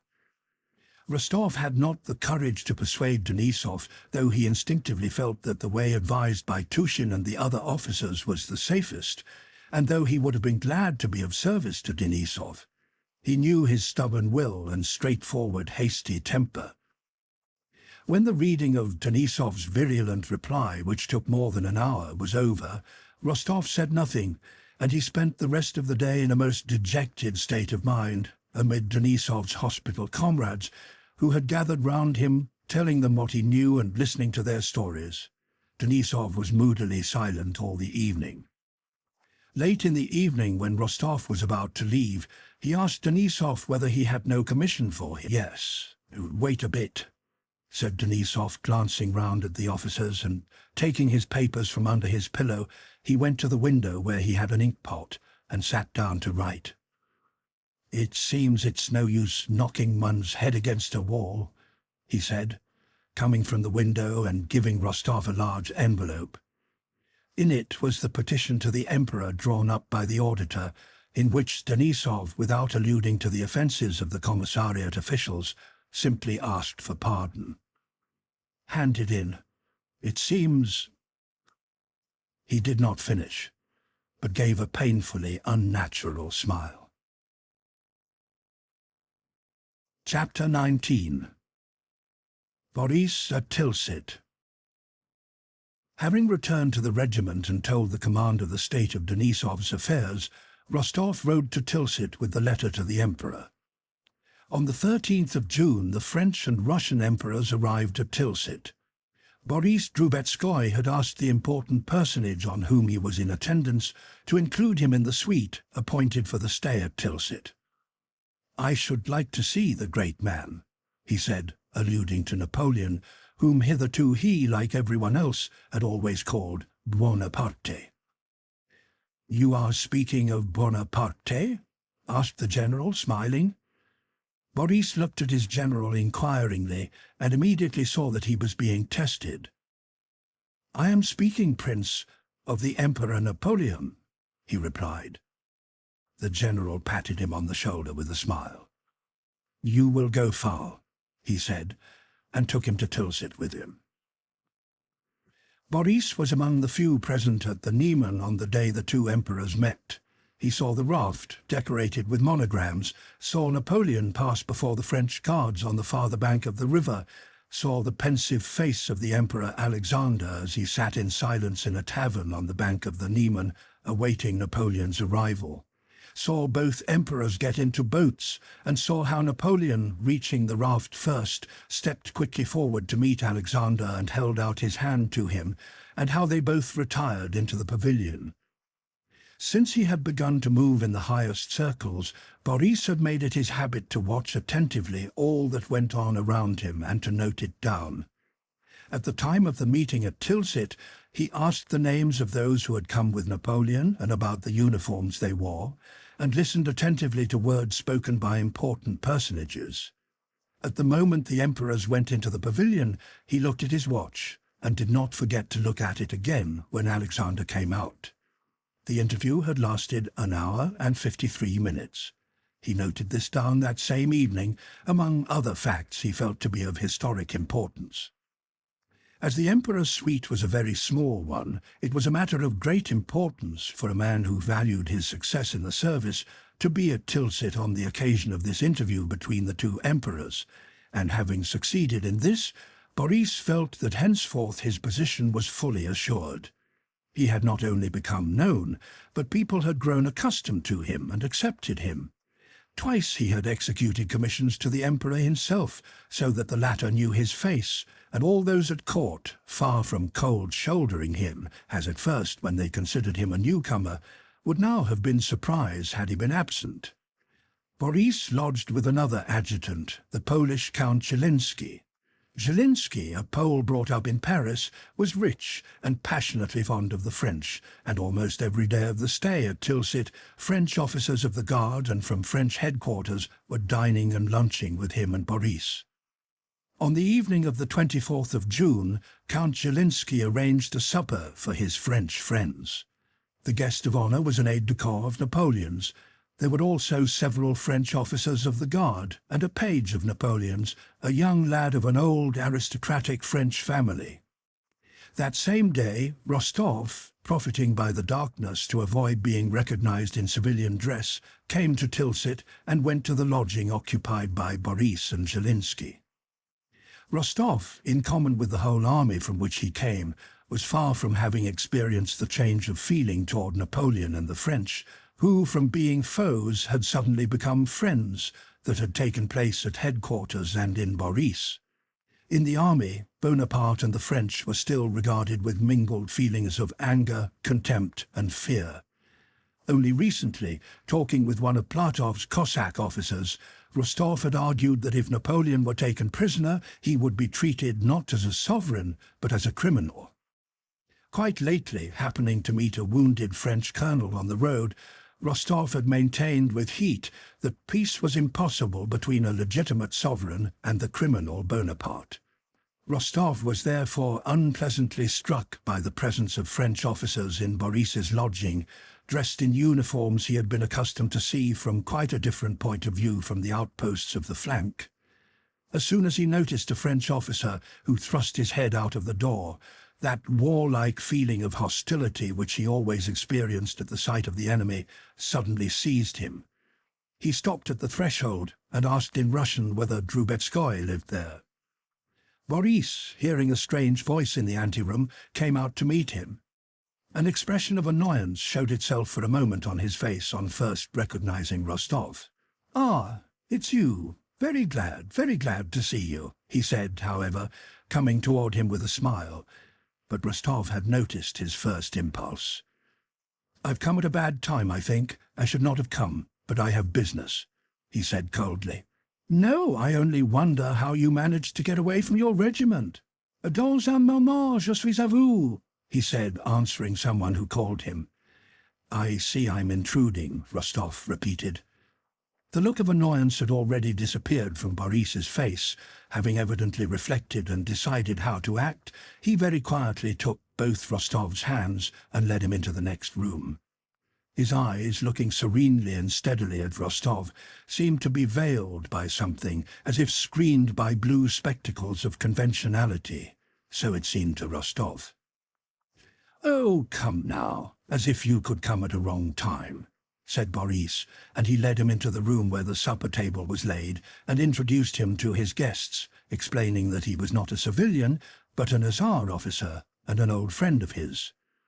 "Count Chylinsky, le Comte N.N., le Capitaine S.S., said he, naming his guests. Rostov looked frowningly at the Frenchman, bowed reluctantly and remained silent. Chylinsky evidently did not receive this new Russian person very willingly into his circle and did not speak to Rostov. Boris did not appear to notice the constraint the newcomer produced, and with the same pleasant composure and the same veiled look in his eyes with which he had met Rostov, tried to enliven the conversation. One of the Frenchmen, with the polite characteristic of his countrymen, addressed the obstinately taciturn Rostov, saying that the latter had probably come to Tilsit to see the Emperor. "No, I came on business," replied Rostov briefly. Rostov had been out of humour from the moment he noticed the look of dissatisfaction on Boris's face, and as always happens to those in a bad humour, it seemed to him that everyone regarded him with aversion and that he was in everybody's way. He really was in their way, for he alone took no part in the conversation, which again became general. The looks the visitors cast on him seemed to say, "And what is he sitting here for?" He rose and went up to Boris. "Anyhow, I'm in your way," he said in a low tone. "Come and talk over my business, and I'll go away." "Oh, no, not at all," said Boris. "But if you are tired, come and lie down in my room and have a rest." "Yes, really." They went into the little room where Boris slept. Rostov, without sitting down, began at once, irritably, as if Boris were to blame in some way, telling him about Denisov's affair, asking him whether, through his general, he could and would intercede with the Emperor on Denisov's behalf and get Denisov's petition handed in. When he and Boris were alone, Rostov felt for the first time that he could not look Boris in the face without a sense of awkwardness. Boris, with one leg crossed over the other and stroking his left hand with the slender fingers of his right, listened to Rostov as a general listens to the report of a subordinate, now looking aside and now gazing straight into Rostov's eyes with the same veiled look. Each time this happened, Rostov felt uncomfortable and cast down his eyes. "I have heard of such cases, and know that His Majesty is very severe in such affairs. I think it would be best not to bring it before the Emperor, but to apply to the commander of the corps. But in general, I think—" "So you don't want to do anything? Well, then say so," Rostov almost shouted, not looking Boris in the face. Boris smiled. "On the contrary, I will do what I can. Only I thought—" At that moment Chylinsky's voice was heard calling Boris. "Well then, go, go, go," said Rostov, and refusing supper and remaining alone in the little room, he walked up and down for a long time, hearing the light-hearted French conversation from the next room. Chapter 20. Nikolai tries to present Denisov's petition. Rostov had come to Tilsit the day least suitable for a petition on Denisov's behalf. He could not himself go to the general in attendance as he was in mufti, and had come to Tilsit without permission to do so. And Boris, even had he wished to, could not have done so on the following day. On that day, June the 27th, the preliminaries of peace were signed. The emperors exchanged decorations. Alexander received the Cross of the Legion of Honor, and Napoleon the Order of St. Andrew of the First Degree, and a dinner had been arranged for the evening, given by a battalion of the French Guards to the Preobrazhensk battalion. The emperors were to be present at that banquet. Rostov felt so ill at ease and uncomfortable with Boris that when the latter looked in after supper he pretended to be asleep, and early next morning went away avoiding Boris. In his civilian clothes and a round hat, he wandered about the town, staring at the French and their uniforms, and at the streets and houses where the Russian and French emperors were staying. In a square he saw tables being set up and preparations made for the dinner. He saw the Russian and French colours draped from side to side of the streets, with huge monograms A and N. In the windows of the houses also flags and bunting were displayed. "Boris doesn't want to help me, and I don't want to ask him. That's settled," thought Nikolai. "All is over between us, but I won't leave here without having done all I can for Denisov, and certainly not without getting his letter to the Emperor." "The Emperor? He is here," thought Rostov, who had unconsciously returned to the house where Alexander lodged. Saddled horses were standing before the house, and the suite were assembling, evidently preparing for the Emperor to come out. "I may see him at any moment," thought Rostov. "If only I were to hand the letter direct to him and tell him all. Could they really arrest me for my civilian clothes? Surely not. He would understand on whose side justice lies. He understands everything, knows everything. Who can be more just, more magnanimous than he? And even if they did arrest me for being here, what would it matter?" thought he, looking at an officer who was entering the house the Emperor occupied. "After all, people do go in. It's all nonsense. I'll go in and hand the letter to the Emperor myself. So much the worse for Drubetskoy, who drives me to it." And suddenly, with a determination he himself did not expect, Rostov felt for the letter in his pocket and went straight to the house. "No, I won't miss my opportunity now as I did after Austerlitz," he thought, expecting every moment to meet the monarch, and conscious of the blood that rushed to his heart at the thought. "I will fall at his feet and beseech him. He will lift me up, will listen, and will even thank me. I am happy when I can do good, but to remedy injustice is the greatest happiness," Rostov fancied the sovereign saying. And passing people who looked after him with curiosity, he entered the porch of the Emperor's house. A broad staircase led straight up from the entry, and to the right he saw a closed door. Below, under the staircase, was a door leading to the lower floor. "Whom do you want?" someone inquired. "To hand in a letter, a petition to His Majesty," said Nikolai with a tremor in his voice. "A petition? This way, to the officer on duty." He was shown the door leading downstairs. "Only it won't be accepted." On hearing this indifferent voice, Rostov grew frightened at what he was doing. The thought of meeting the Emperor at any moment was so fascinating and consequently so alarming that he was ready to run away, but the official who had questioned him opened the door, and Rostov entered. A short, stout man of about 30, in white breeches and high boots and a batiste shirt that he had evidently only just put on, was standing in that room, and his valet was buttoning onto the back of his breeches a new pair of handsome silk-embroidered braces that for some reason attracted Rostov's attention. This man was speaking to someone in the adjoining room. "A good figure, and in her first bloom," he was saying, but on seeing Rostov he stopped short and frowned. "What is it? A petition?" "What is it?" asked the person in the other room. "Another petitioner," answered the man with the braces. "Tell him to come later. He'll be coming out directly. We must go." "Later, later. Tomorrow. It's too late." Rostov turned and was about to go, but the man in the braces stopped him. "Whom have you come from? Who are you?"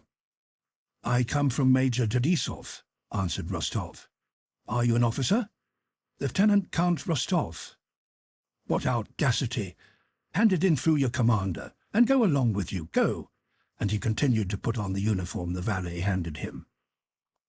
Rostov went back into the hall and noticed that in the porch there were many officers and generals in full parade uniform whom he had to pass.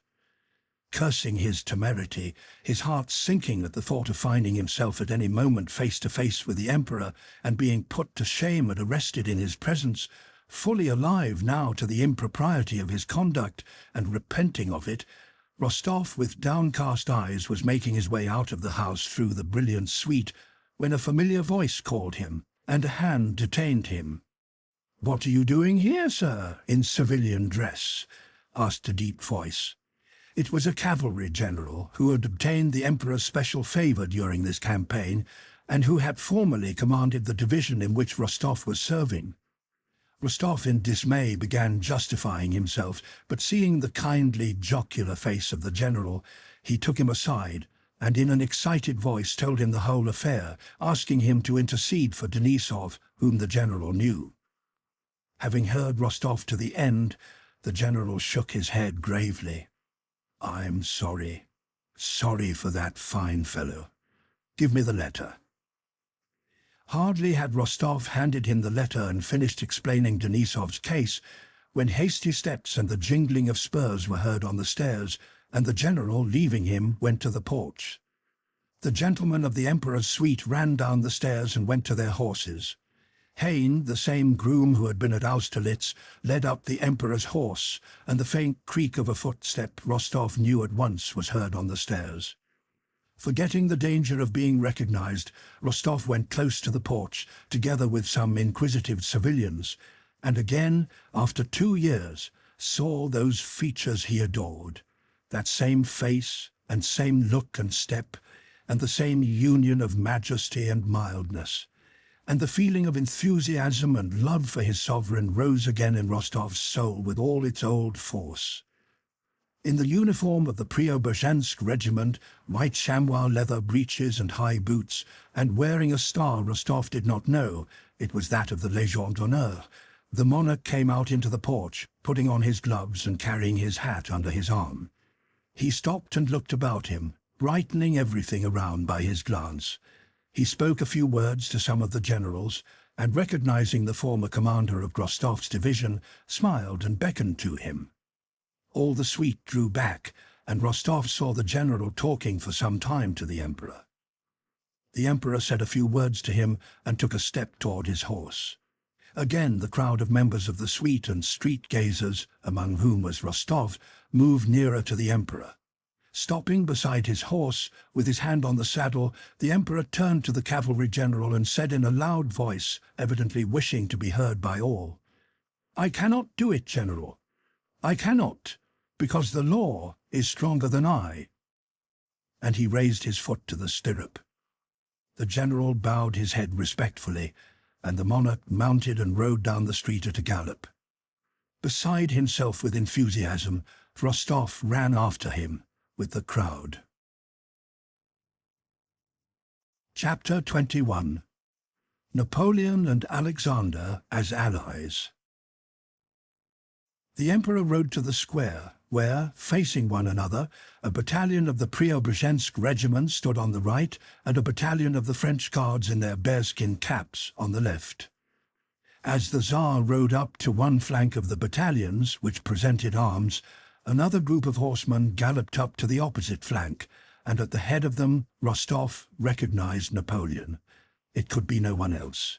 He came at a gallop, wearing a small hat, a blue uniform opened over a white vest, and the St. Andrew ribbon over his shoulder.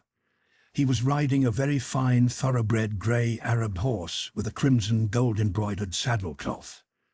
On approaching Alexander, he raised his hat, and as he did so, Rostov, with his cavalryman's eye, could not help noticing that Napoleon did not sit well or firmly in the saddle. The battalions shouted, "Hurrah!" and "Vive l'Empereur!"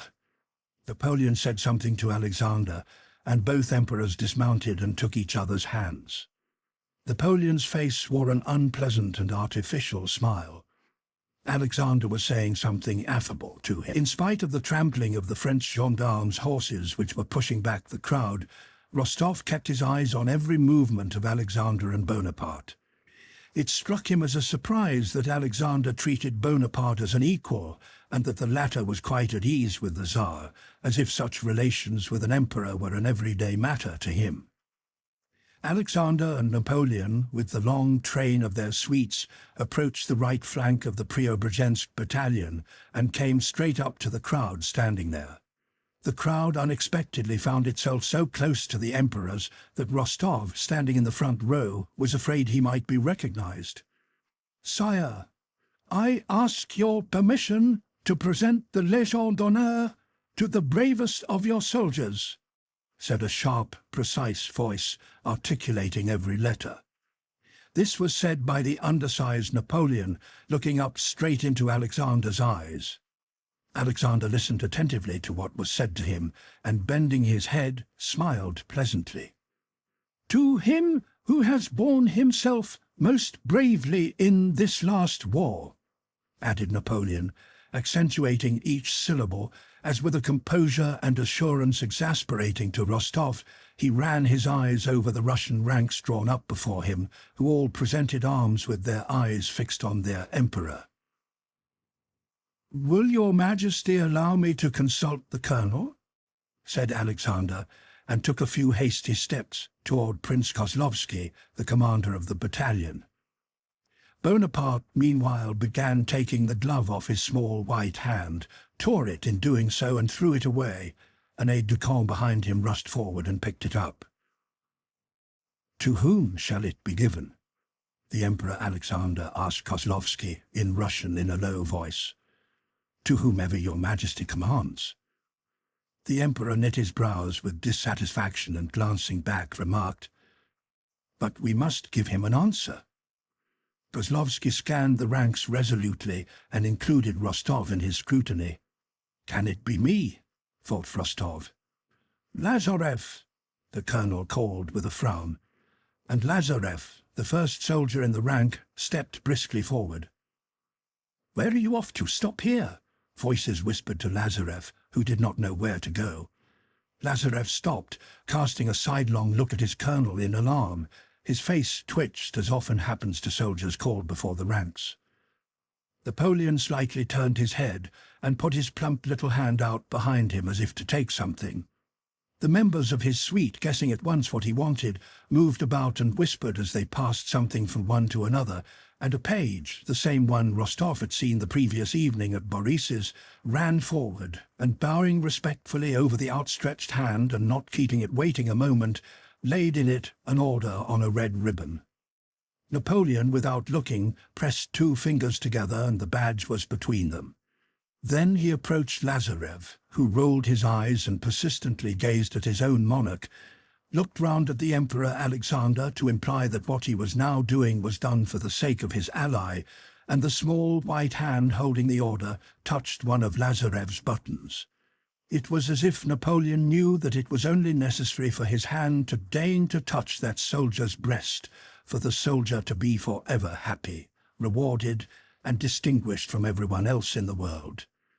Napoleon merely laid the cross on Lazarev's breast, and dropping his hand, turned toward Alexander, as though sure that the cross would adhere there. And it really did.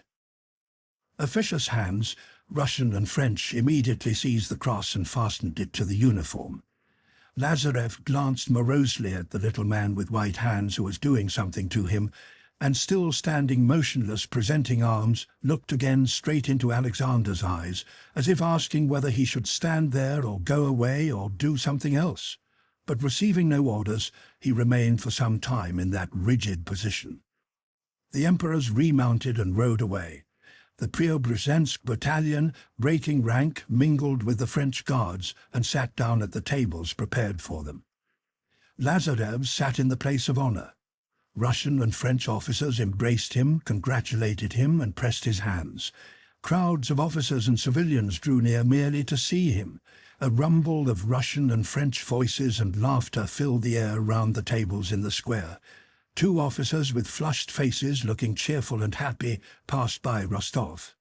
"What do you think of the treat? All on silver plate," one of them was saying. "Have you seen Lazarev?" "I have." "Tomorrow, I hear, the Preobrazhenskys will give them a dinner." "Yes, but what luck for Lazarev. 1,200 francs pension for life." "Here's a cap, lads," shouted a Preobrazhensk soldier, donning a shaggy French cap. "It's a fine thing, first rate." "Have you heard the password?" asked one guards officer of another. "The day before yesterday it was Napoleon, France, bravoure. Yesterday, Alexandre, Russie, grandeur. One day our emperor gives it, and next day Napoleon. Tomorrow our emperor will send a St. George's Cross to the bravest of the French guards. It has to be done. He must respond in kind." Boris, too, with his friend Zelinsky, came to see the Preobrazhensk banquet. On his way back, he noticed Rostov standing by the corner of a house. "Rostov, how do you do? We missed one another," he said, and could not refrain from asking what was the matter, so strangely dismal and troubled was Rostov's face. "Nothing, nothing," replied Rostov. "You'll call round?" "Yes, I will." Rostov stood at that corner for a long time, watching the feast from a distance. In his mind, a painful process was going on which he could not bring to a conclusion. Terrible doubts rose in his soul. Now he remembered Denisov with his changed expression, his submission, and the whole hospital with arms and legs torn off and its dirt and disease. So vividly did he recall that hospital stench of dead flesh that he looked round to see where the smell came from. Next he thought of that self-satisfied Bonaparte, with his small white hand, who was now an emperor, liked and respected by Alexander. Then why those severed arms and legs, and those dead men? Then again he thought of Lazarev rewarded, and Denisov punished and unpardoned. He caught himself harbouring such strange thoughts that he was frightened. The smell of the food the Preobrazhenskys were eating and a sense of hunger recalled him from these reflections. He had to get something to eat before going away. He went to a hotel he had noticed that morning. There he found so many people, among them officers who, like himself, had come in civilian clothes, that he had difficulty in getting a dinner. 2 officers of his own division joined him. The conversation naturally turned on the peace. The officers, his comrades, like most of the army, were dissatisfied with the peace concluded after the Battle of Friedland. They said that had we held out a little longer, Napoleon would have been done for, as his troops had neither provisions nor ammunition. Nikolai ate and drank, chiefly the latter, in silence. He finished a couple of bottles of wine by himself. The process in his mind went on tormenting him without reaching a conclusion. He feared to give way to his thoughts, yet could not get rid of them. Suddenly, on one of the officers saying that it was humiliating to look at the French, Rostov began shouting with uncalled-for wrath, and therefore much to the surprise of the officers. "How can you judge what's best?" he cried, the blood suddenly rushing to his face. "How can you judge the Emperor's actions? What right have we to argue? We cannot comprehend either the Emperor's aims or his actions." "But I never said a word about the Emperor," said the officer, justifying himself, and unable to understand Rostov's outburst, except on the supposition that he was drunk. But Rostov did not listen to him. "We are not diplomatic officials. We are soldiers and nothing more," he went on. "If we are ordered to die, we must die. If we're punished, it means that we've deserved it. It's not for us to judge. If the Emperor pleases to recognize Bonaparte as Emperor and to conclude an alliance with him, it means that that is the right thing to do. If once we begin judging and arguing about everything, nothing sacred will be left. That way we shall be saying there is no God, nothing," shouted Nikolai, banging the table, very little to the point as it seemed to his listeners, but quite relevantly to the course of his own thoughts. "Our business is to do our duty, to fight and not to think, that's all," said he. "And to drink," said one of the officers, not wishing to quarrel. "Yes, and to drink," assented Nikolai. "Hello there! Another bottle!" he shouted. Book 6, 1808 to 1810. Chapter 1. Prince Andrei's occupations at Bogucharovo. In 1808, the Emperor Alexander went to Erfurt for a fresh interview with the Emperor Napoleon, and in the upper circles of Petersburg there was much talk of the grandeur of this important meeting. In 1809, the intimacy between the world's 2 arbiters, as Napoleon and Alexander were called, was such that when Napoleon declared war on Austria, a Russian corps crossed the frontier to cooperate with our old enemy Bonaparte against our old ally, the Emperor of Austria, and in court circles the possibility of marriage between Napoleon and one of Alexander's sisters was spoken of.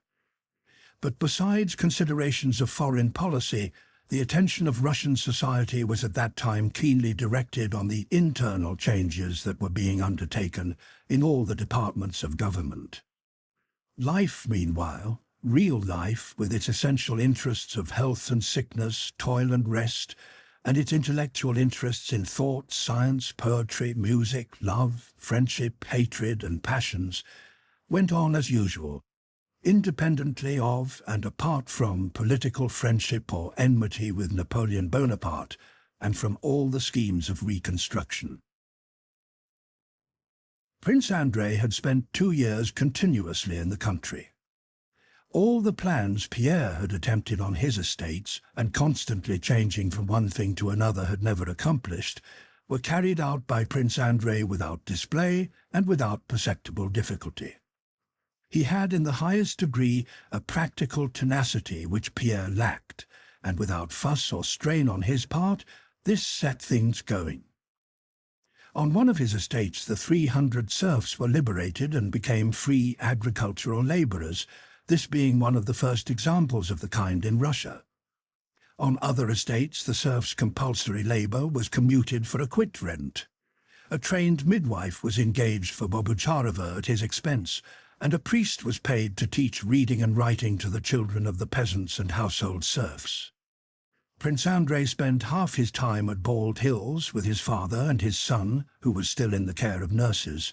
The other half he spent in Bogucharova Cloister, as his father called Prince Andrei's estate.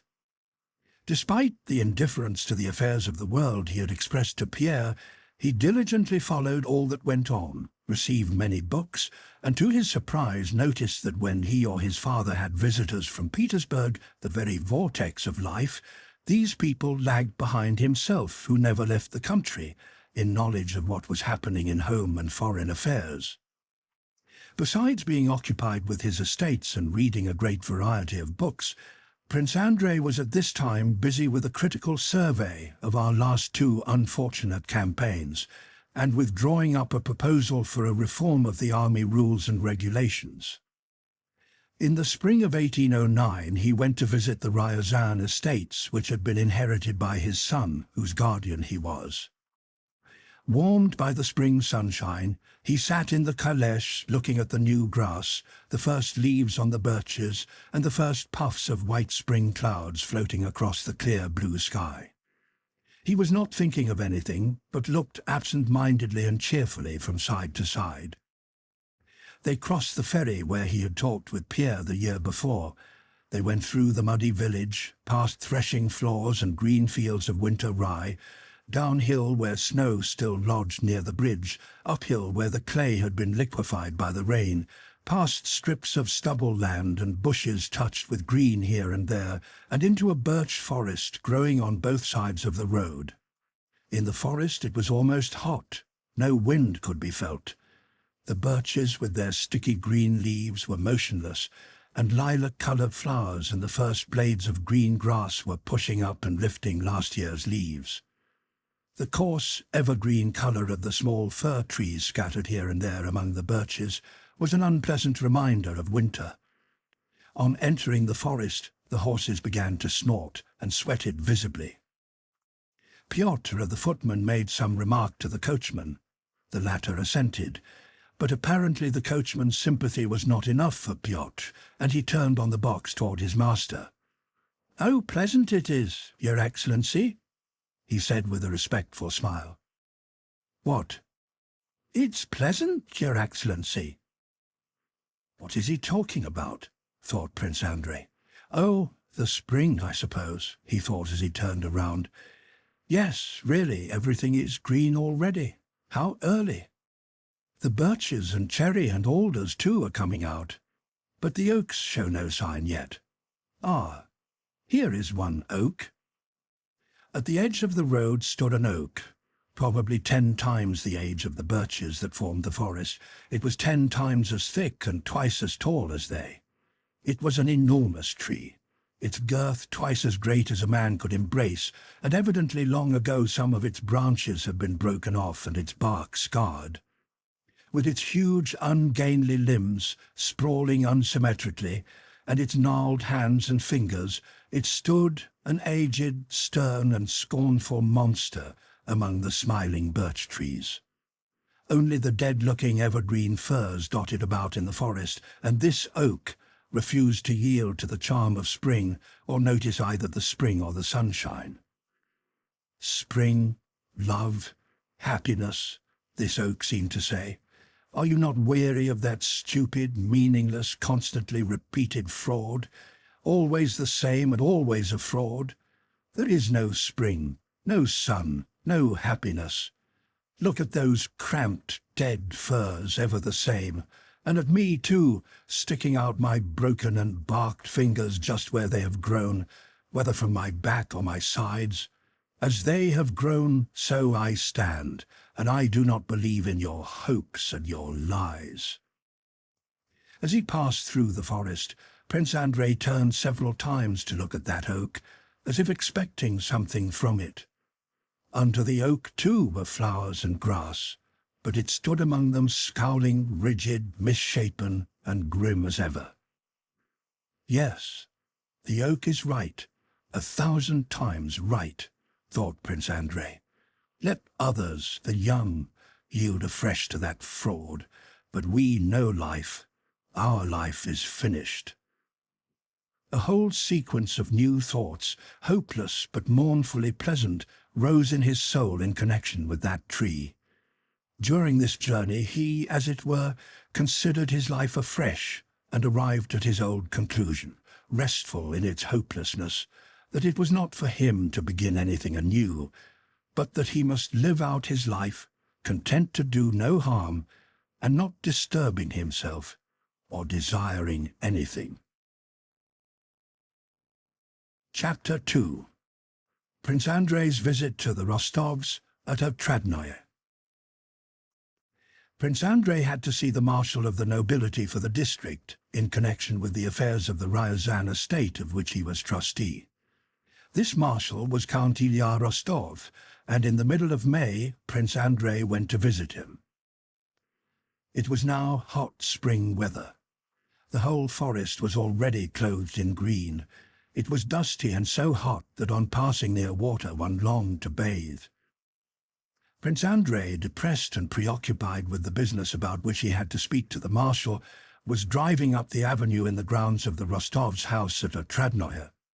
He heard merry girlish cries from behind some trees on the right and saw a group of girls running to cross the path of his calèche. Ahead of the rest and nearer to him ran a dark-haired, remarkably slim, pretty girl in a yellow chintz dress, with a white handkerchief on her head, from under which loose locks of hair escaped. The girl was shouting something, but, seeing that he was a stranger, ran back laughing without looking at him. Suddenly, he did not know why, he felt a pang. The day was so beautiful, the sun so bright, everything around so gay, but that slim, pretty girl did not know or wish to know of his existence, and was contented and cheerful in her own separate, probably foolish, but bright and happy life. What is she so glad about? What is she thinking of? Not of the military regulations, or of the arrangements of the Ryazan serfs' quit-rent. Of what is she thinking? Why is she so happy? Prince Andrei asked himself with instinctive curiosity. In 1809, Count Ilya Rostov was living at Otradnoye just as he had done in former years, that is, entertaining almost the whole province with hunts, theatricals, dinners and music. He was glad to see Prince Andrei, as he was to see any new visitor, and insisted on his staying the night. During the dull day, in the course of which he was entertained by his elderly hosts and by the more important of the visitors, the old count's house was crowded on account of an approaching name-day, Prince Andrei repeatedly glanced at Natasha, gay and laughing among the younger members of the company, and asked himself each time, what is she thinking about? Why is she so glad? That night, alone in new surroundings, he was long unable to sleep. He read a while and then put out his candle, but relit it. It was hot in the room, the inside shutters of which were closed.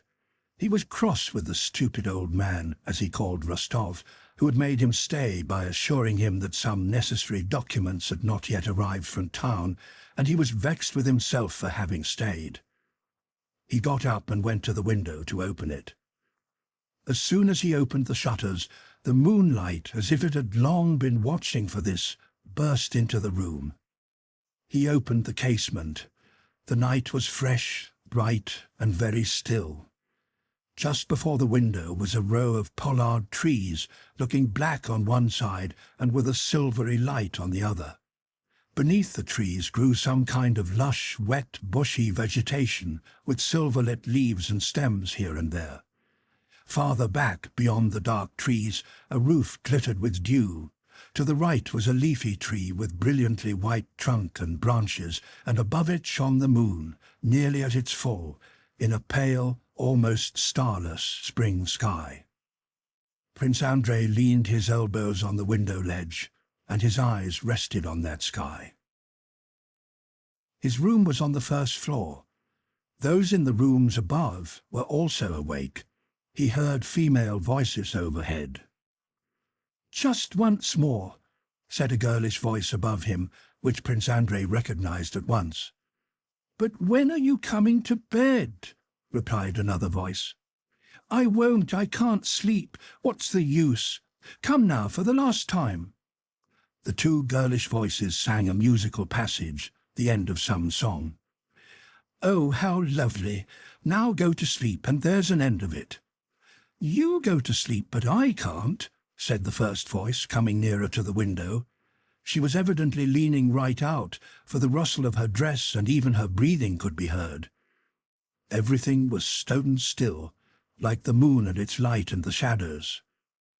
Prince Andrei, too, dared not stir for fear of betraying his unintentional presence. "Sonia, Sonia," he again heard the first speaker. "Oh, how can you sleep? Only look how glorious it is. Ah, how glorious! Do wake up, Sonia," she said almost with tears in her voice. "There never, never was such a lovely night before." Sonia made some reluctant reply. "Do just come and see what a moon! Oh, how lovely! Come here, darling sweetheart, come here. There, you see? I feel like sitting down on my heels, putting my arms round my knees like this, straining tight as possible, and flying away like this. Take care, you'll fall out." He heard the sound of a scuffle and Sonia's disapproving voice. "It's past 1 o'clock. Oh, you only spoil things for me. All right, go, go." Again all was silent, but Prince Andrei knew she was still sitting there. From time to time he heard a soft rustle, and at times a sigh. Oh, God, what does it mean?" she suddenly exclaimed. "To bed, then, if it must be," and she slammed the casement.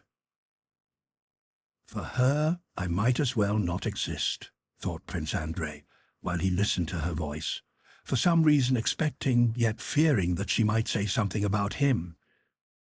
"There she is again, as if it were on purpose," thought he. In his soul there suddenly arose such an unexpected turmoil of youthful thoughts and hopes, contrary to the whole tenor of his life, that, unable to explain his condition to himself, he lay down and fell asleep at once. Chapter 3. The Return Through the Forest. Next morning, having taken leave of no one but the Count, and not waiting for the ladies to appear, Prince Andrei set off for home. It was already the beginning of June when on his return journey he drove into the birch forest, where the gnarled old oak had made so strange and memorable an impression on him. In the forest the harness bells sounded yet more muffled than they had done 6 weeks before, for now all was thick, shady, and dense, and the young firs dotted about in the forest did not jar on the general beauty, but, lending themselves to the mood around, were delicately green with fluffy young shoots. The whole day had been hot. Somewhere a storm was gathering, but only a small cloud had scattered some raindrops lightly, sprinkling the road and the sappy leaves. The left side of the forest was dark in the shade. The right side glittered in the sunlight, wet and shiny and scarcely swayed by the breeze.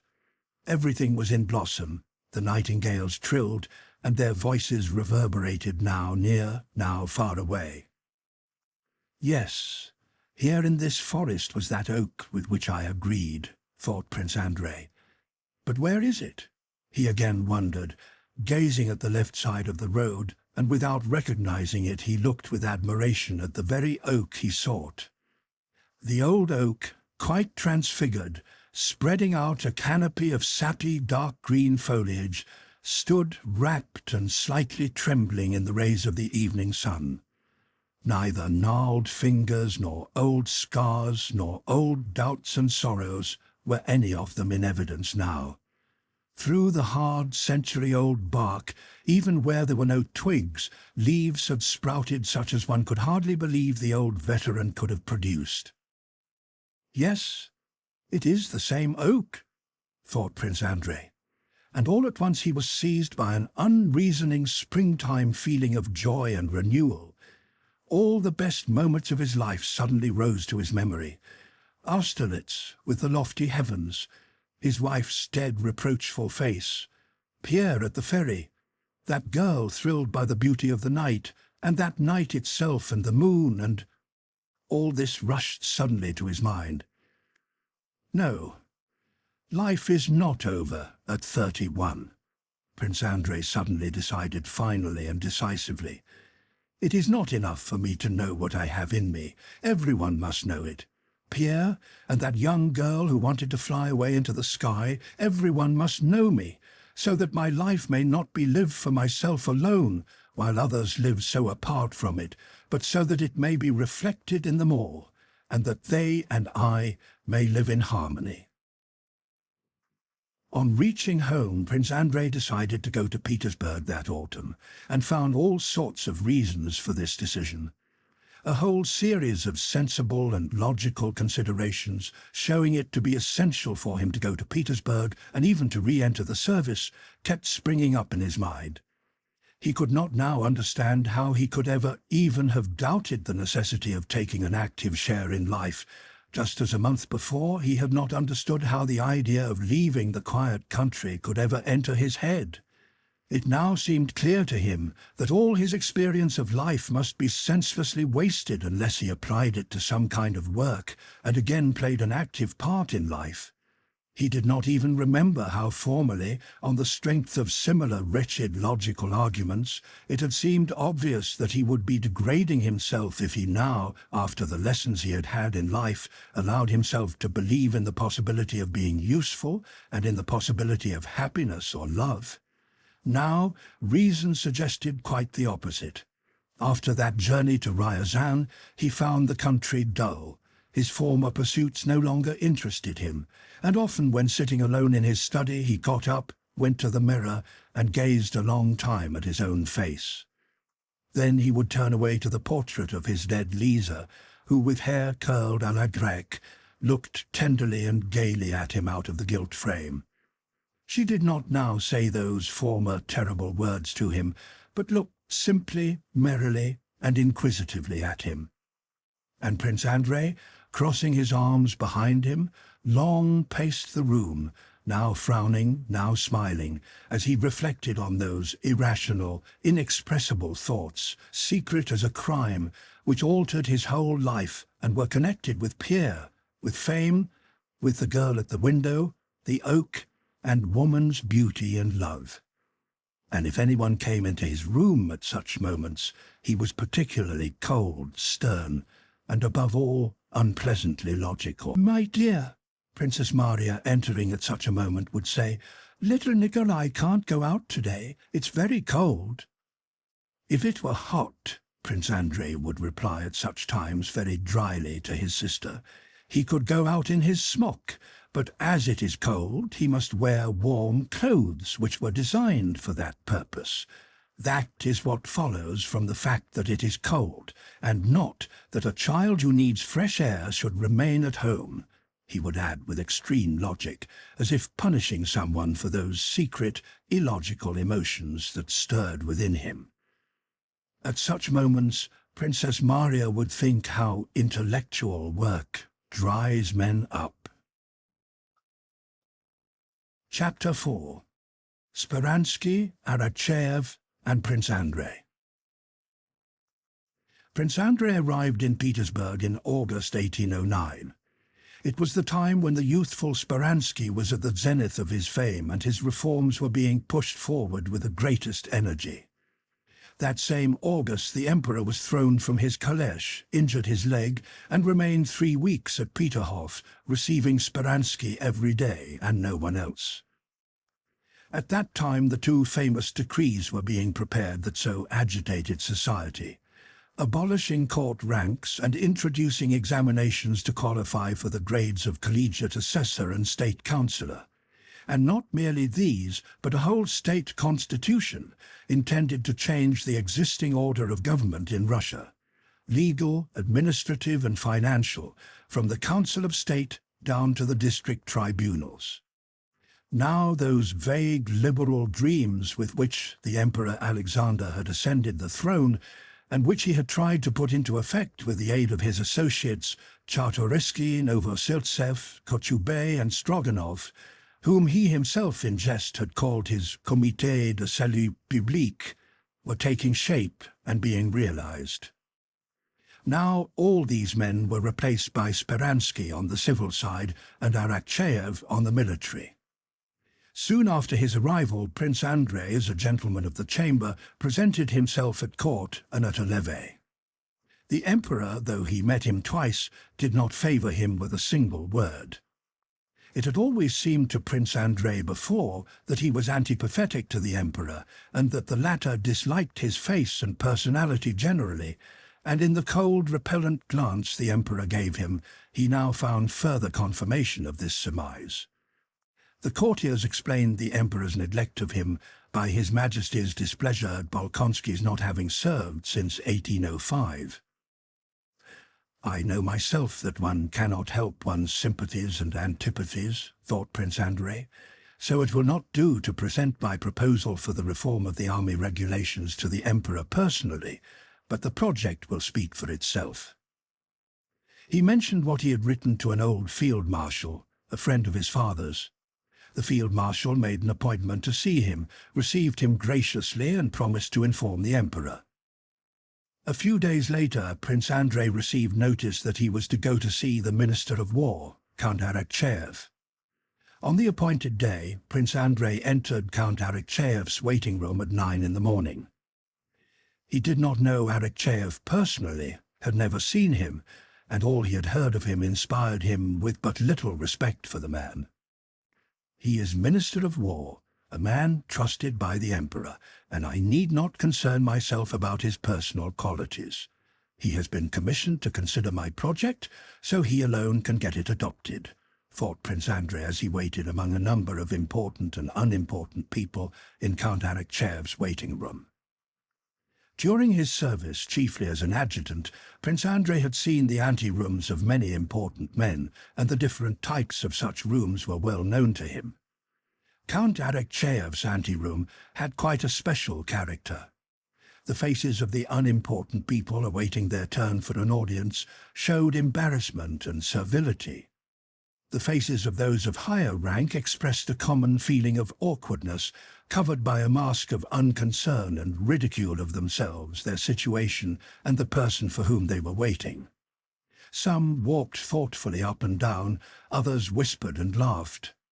Prince Andrei heard the nickname Sila Andreevich and the words, "Uncle will give it to us hot," in reference to Count Arakcheyev. One general, an important personage, evidently feeling offended at having to wait so long, sat crossing and uncrossing his legs and smiling contemptuously to himself. But the moment the door opened, one feeling alone appeared on all faces, that of fear. Prince Andrei for the second time asked the adjutant on duty to take in his name, but received an ironical look and was told that his turn would come in due course.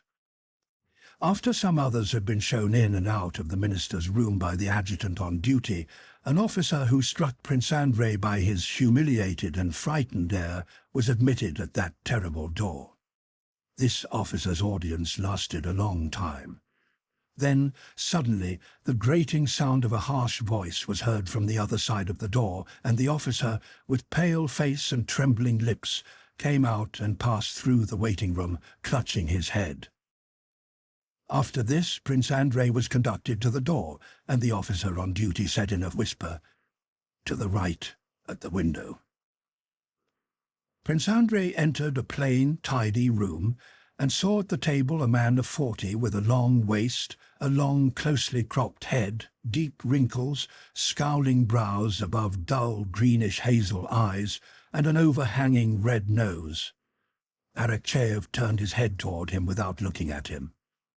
"What is your petition?" asked Arakcheyev. "I am not petitioning, Your Excellency," returned Prince Andrei quietly. Arakcheyev's eyes turned toward him. "Sit down," said he. "Prince Bolkonsky?" "I am not petitioning about anything.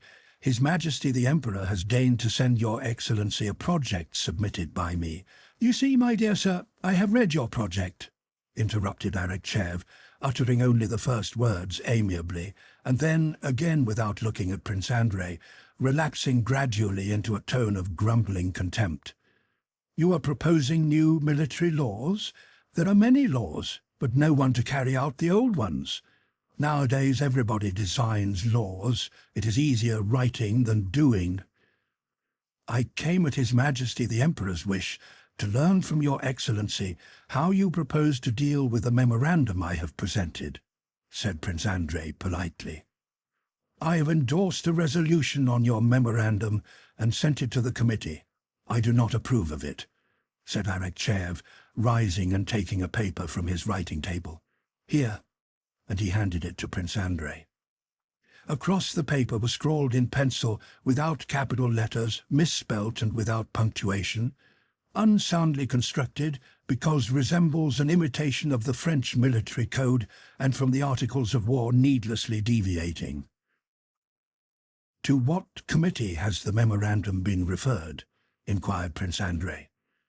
"To the Committee on Army Regulations, and I have recommended that Your Honour should be appointed a member, but without a salary." Prince Andrei smiled. "I don't want one." "A member without salary," repeated Arakcheyev.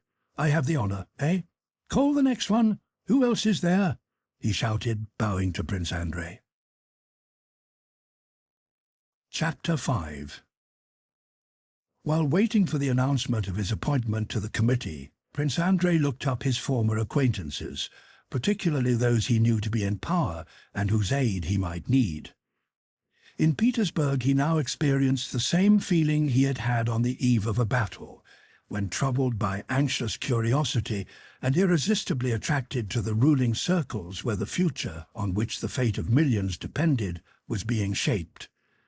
From the irritation of the older men, the curiosity of the uninitiated, the reserve of the initiated, the hurry and preoccupation of everyone, and the innumerable committees and commissions of whose existence he learned every day, he felt that now, in 1809, here in Petersburg, a vast civil conflict was in preparation, the commander-in-chief of which was a mysterious person he did not know, but who was supposed to be a man of genius, Speransky. And this movement of reconstruction of which Prince Andrei had a vague idea, and Speransky, its chief promoter, began to interest him so keenly that the question of the army regulations quickly receded to a secondary place in his consciousness.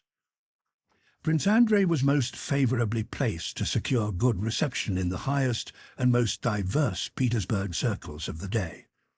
The reforming party cordially welcomed and courted him, in the first place because he was reputed to be clever and very well read, and secondly because by liberating his serfs he had obtained the reputation of being a liberal. The party of the old and dissatisfied, who censured the innovations, turned to him expecting his sympathy in their disapproval of the reforms, simply because he was the son of his father. The feminine society world welcomed him gladly, because he was rich, distinguished, a good match, and almost a newcomer, with a halo of romance on account of his supposed death and the tragic loss of his wife. Besides this, the general opinion of all who had known him previously was that he had greatly improved during these last 5 years, having softened and grown more manly, lost his former affectation, pride and contemptuous irony, and acquired the serenity that comes with years. People talked about him, were interested in him, and wanted to meet him. The day after his interview with Count Arakcheyev, Prince Andrei spent the evening at Count Kochubey's. He told the Count of his interview with strongman Andreevich. Kochubey spoke of Arakcheyev by that nickname with the same vague irony Prince Andrei had noticed in the Minister of War's anteroom. Mon cher, even in this case you can't do without Mikhail Mikhailovich Speransky. He manages everything. I'll speak to him. He has promised to come this evening. What has Speransky to do with the army regulations? Asked Prince Andrei. Kochubey shook his head smilingly, as if surprised at Bolkonskys' simplicity. We were talking to him about you a few days ago, Kochubey continued, and about your freed ploughmen.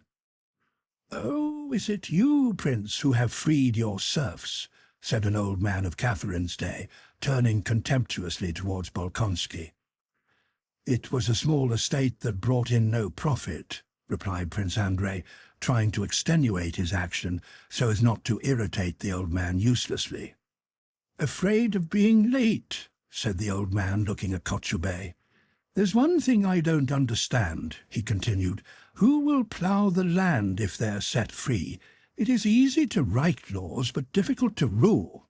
Just the same as now. I ask you, Count, who will be heads of the departments when everybody has to pass examinations? Those who pass the examinations, I suppose, replied Kochubey, crossing his legs and glancing round.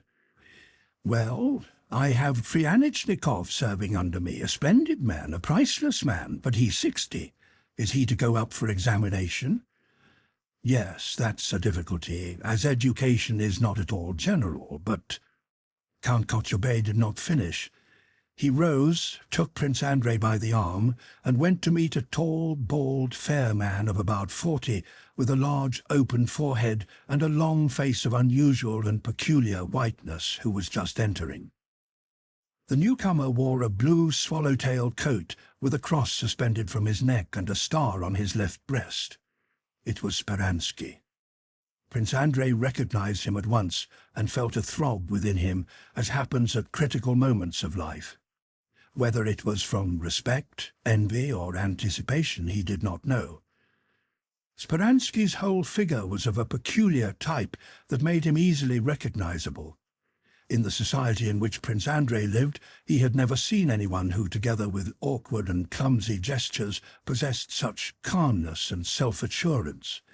He had never seen so resolute yet gentle an expression as that in those half-closed, rather humid eyes, or so firm a smile that expressed nothing. Nor had he heard such a refined, smooth, soft voice. Above all, he had never seen such delicate whiteness of face or hands, hands which were broad but very plump, soft and white. Such whiteness and softness Prince Andrei had only seen on the faces of soldiers who had been long in hospital. This was Speransky, Secretary of State, reporter to the Emperor, and his companion at Erfurt, where he had more than once met and talked with Napoleon. Speransky did not shift his eyes from one face to another as people involuntarily do on entering a large company, and was in no hurry to speak. He spoke slowly, with assurance that he would be listened to, and he looked only at the person with whom he was conversing. Prince Andrei followed Speransky's every word and movement with particular attention. As happens to some people, especially to men who judge those near to them severely, he always, on meeting anyone new, especially anyone whom, like Speransky, he knew by reputation, expected to discover in him the perfection of human qualities. Speransky told Kochubey he was sorry he had been unable to come sooner, as he had been detained at the palace. He did not say that the emperor had kept him, and Prince Andrei noticed this affectation of modesty. When Kochubey introduced Prince Andrei, Speransky slowly turned his eyes to Bolkonsky with his customary smile and looked at him in silence. "I am very glad to make your acquaintance. I had heard of you, as everyone has," he said after a pause. Kochubey said a few words about the reception Arakcheyev had given Bolkonsky. Speransky smiled more markedly. "The chairman of the Committee on Army Regulations is my good friend, Monsieur Magnitsky," he said, fully articulating every word and syllable, "and if you like I can put you in touch with him." He paused at the full stop. "I hope you will find him sympathetic and ready to cooperate in promoting all that is reasonable." A circle soon formed round Speransky, and the old man who had talked about his subordinate, Pryanishnikov, addressed a question to him. Prince Andrei, without joining in the conversation, watched every movement of Speransky's. This man, not long since an insignificant divinity student, who now Bolkonsky thought held in his hands, those plump white hands, the fate of Russia. Prince Andrei was struck by the extraordinarily disdainful composure with which Speransky answered the old man. He appeared to address condescending words to him from an immeasurable height. When the old man began to speak too loud, Speransky smiled and said he could not judge of the advantage or disadvantage of what pleased the sovereign. Having talked for a little while in the general circle, Speransky rose and, coming up to Prince Andrei, took him along to the other end of the room. It was clear that he thought it necessary to interest himself in Bolkonsky. "I had no chance to talk with you, Prince, during the animated conversation in which that venerable gentleman involved me," he said with a mildly contemptuous smile, as if intimating by that smile that he and Prince Andrei understood the insignificance of the people with whom he had just been talking. This flattered Prince Andrei. "I have known of you for a long time, first from your action with regard to your serfs, a first example, of which it is very desirable that there should be more imitators, and secondly, because you are one of those gentlemen of the chamber who have not considered themselves offended by the new decree concerning the ranks allotted to courtiers, which is causing so much gossip and tittle-tattle." "No," said Prince Andrei, "my father did not wish me to take advantage of the privilege. I began the service from the lower grade." "Your father, a man of the last century, evidently stands above our contemporaries, who so condemn this measure which merely re-establishes natural justice. I think, however, that these condemnations have some ground," returned Prince Andrei, trying to resist Speransky's influence, of which he began to be conscious. He did not like to agree with him in everything, and felt a wish to contradict. Though he usually spoke easily and well, he felt a difficulty in expressing himself now while talking with Speransky. He was too much absorbed in observing the famous man's personality. "Grounds of personal ambition, maybe," Speransky put in quietly. "And of state interest to some extent," said Prince Andrei. "What do you mean?" asked Speransky quietly, lowering his eyes. "I am an admirer of Montesquieu," replied Prince Andrei in French, "and his idea that the principle of monarchies is honor seems to me incontestable. Certain rights and privileges for the aristocracy appear to me a means of maintaining that sentiment." The smile vanished from Speransky's white face, which was much improved by the change. Probably Prince Andrei's thought interested him. "If you regard the question from that point of view," he began, pronouncing French with evident difficulty and speaking even slower than in Russian, but quite calmly. Speransky went on to say that honor, l'honneur, cannot be upheld by privileges harmful to the service, that honor, l'honneur, is either a negative concept of not doing what is blameworthy, or it is a source of emulation in pursuit of commendation and rewards, which recognize it. His arguments were concise, simple, and clear. An institution upholding honor, the source of emulation, is one similar to the Légion d'honneur of the great Emperor Napoleon, not harmful but helpful to the success of the service, but not a class or court privilege. I do not dispute that, but it cannot be denied that court privileges have attained the same end, returned Prince Andrei. Every courtier considers himself bound to maintain his position worthily. Yet you do not care to avail yourself of the privilege, Prince, said Speransky, indicating by a smile that he wished to finish amiably an argument which was embarrassing for his companion. If you will do me the honor of calling on me on Wednesday, he added, I will, after talking with Magnitsky, let you know what may interest you, and shall also have the pleasure of a more detailed chat with you. Closing his eyes, he bowed à la Française, without taking leave, and trying to attract as little attention as possible, he left the room. Chapter 6. During the first weeks of his stay in Petersburg, Prince Andrei felt the whole trend of thought he had formed during his life of seclusion quite overshadowed by the trifling cares that engrossed him in that city.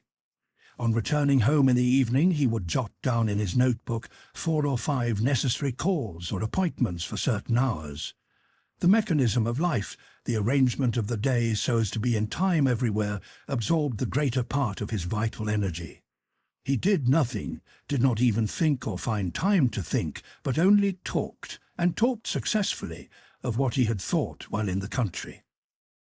He sometimes noticed with dissatisfaction that he repeated the same remark on the same day in different circles, but he was so busy for whole days together that he had no time to notice that he was thinking of nothing.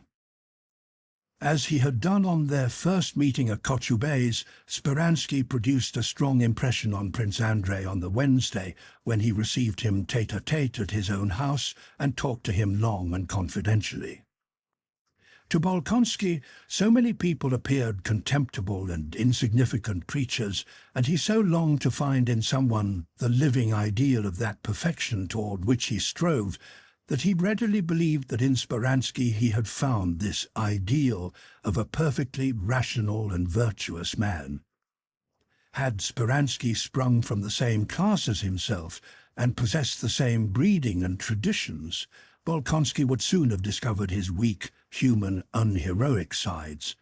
But as it was, Speransky's strange and logical turn of mind inspired him with respect, all the more because he did not quite understand him. Moreover, Speransky, either because he appreciated the other's capacity or because he considered it necessary to win him to his side, showed off his dispassionate, calm reasonableness before Prince Andrei and flattered him with that subtle flattery which goes hand in hand with self-assurance and consists in a tacit assumption that one's companion is the only man besides oneself capable of understanding the folly of the rest of mankind and the reasonableness and profundity of one's own ideas. During their long conversation on Wednesday evening, Speransky more than once remarked, "We regard everything that is above the common level of rooted custom," or with a smile, "but we want the wolves to be fed and the sheep to be safe," or "They cannot understand this," and all in a way that seemed to say, "We, you and I, understand what they are and who we are." This first long conversation with Speransky only strengthened in Prince Andrei the feeling he had experienced toward him at their first meeting. He saw in him a remarkable, clear-thinking man of vast intellect who, by his energy and persistence, had attained power, which he was using solely for the welfare of Russia. In Prince Andrei's eyes, Speransky was the man he would himself have wished to be, one who explained all the facts of life reasonably, considered important only what was rational, and was capable of applying the standard of reason to everything. Everything seemed so simple and clear in Speransky's exposition that Prince Andrei involuntarily agreed with him about everything. If he replied and argued, it was only because he wished to maintain his independence and not submit to Speransky's opinions entirely. Everything was right, and everything was as it should be. Only one thing disconcerted Prince Andrei. This was Speransky's cold, mirror-like look, which did not allow one to penetrate to his soul, and his delicate white hands, which Prince Andrei involuntarily watched as one does watch the hands of those who possess power. This mirror-like gaze and those delicate hands irritated Prince Andrei, he knew not why. He was unpleasantly struck, too, by the excessive contempt for others that he observed in Speransky, and by the diversity of lines of argument he used to support his opinions. He made use of every kind of mental device except analogy, and passed too boldly, it seemed to Prince Andrei, from one to another. Now he would take up the position of a practical man and condemn dreamers, now that of a satirist and laugh ironically at his opponents, now grow severely logical or suddenly rise to the realm of metaphysics. This last resource was one he very frequently employed.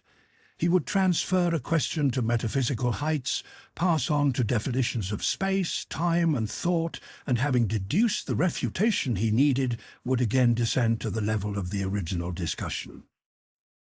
In general, the trait of Speransky's mentality which struck Prince Andrei most was his absolute and unshakable belief in the power and authority of reason.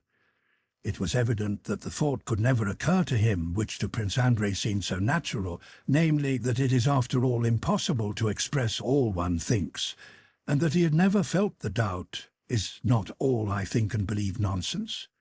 And it was just this peculiarity of Speransky's mind that particularly attracted Prince Andrei. During the first period of their acquaintance, Bolkonsky felt a passionate admiration for him, similar to that which he had once felt for Bonaparte. The fact that Speransky was the son of a village priest, and that stupid people might meanly despise him on account of his humble origin, as in fact many did, caused Prince Andrei to cherish his sentiment for him the more, and unconsciously to strengthen it.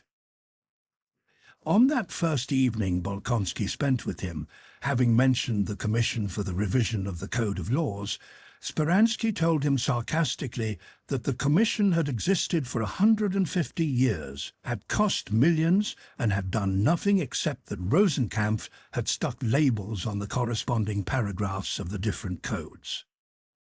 "And that is all the state has for the millions it has spent," said he. "We want to give the Senate new juridical powers, but we have no laws. That is why it is a sin for men like you, Prince, not to serve in these times." Prince Andrei said that for that work an education in jurisprudence was needed, which he did not possess. "But nobody possesses it, so what would you have? It is a vicious circle from which we must break a way out."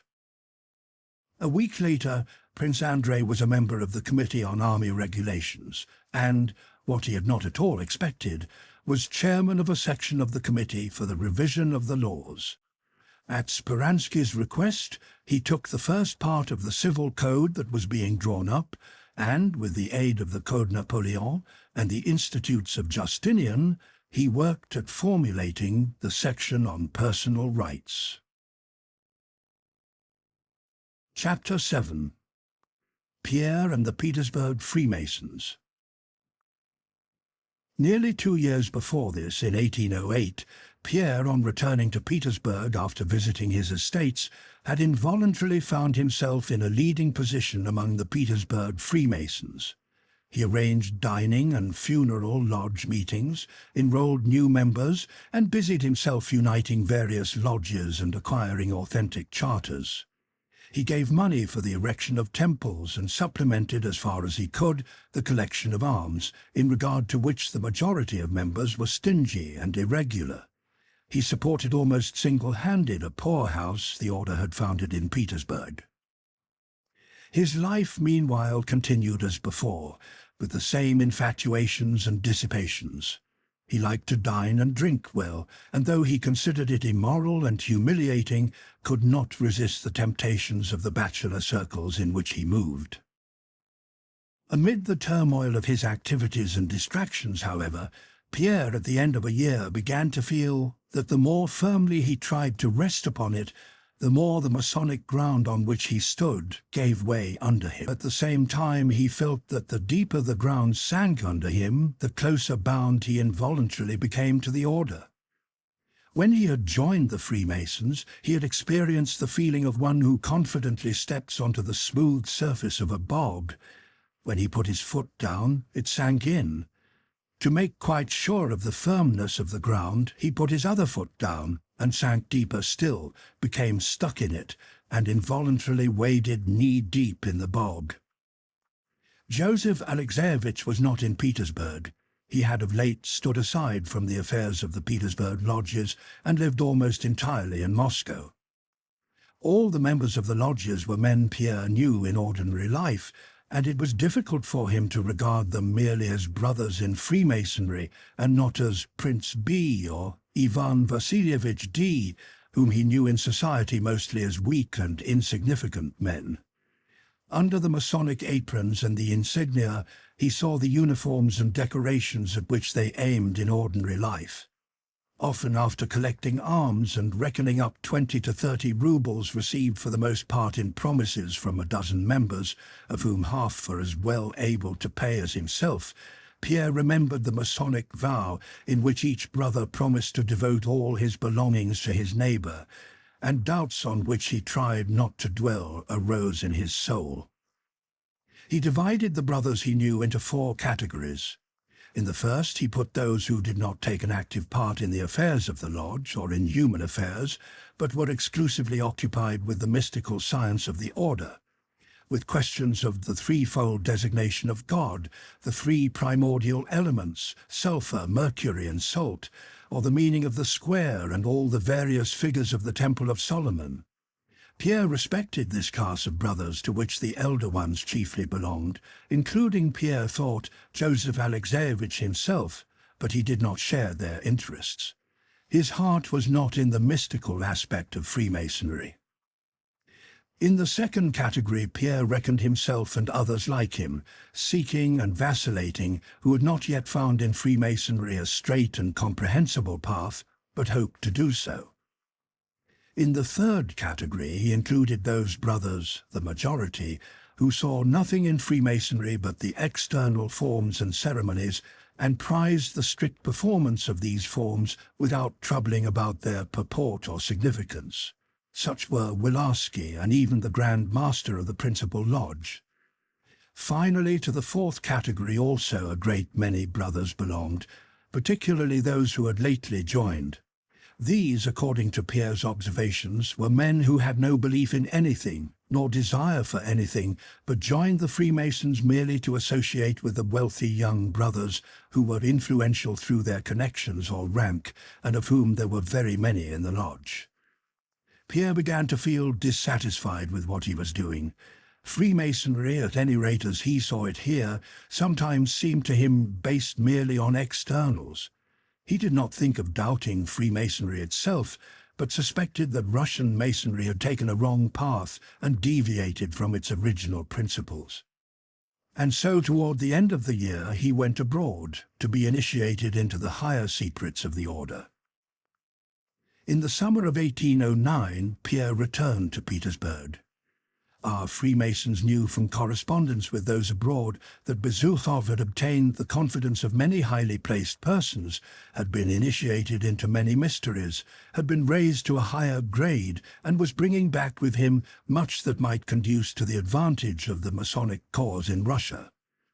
The Petersburg Freemasons all came to see him, tried to ingratiate themselves with him, and it seemed to them all that he was preparing something for them and concealing it.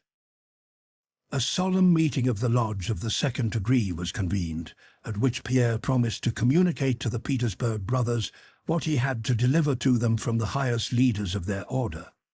The meeting was a full one. After the usual ceremonies, Pierre rose and began his address.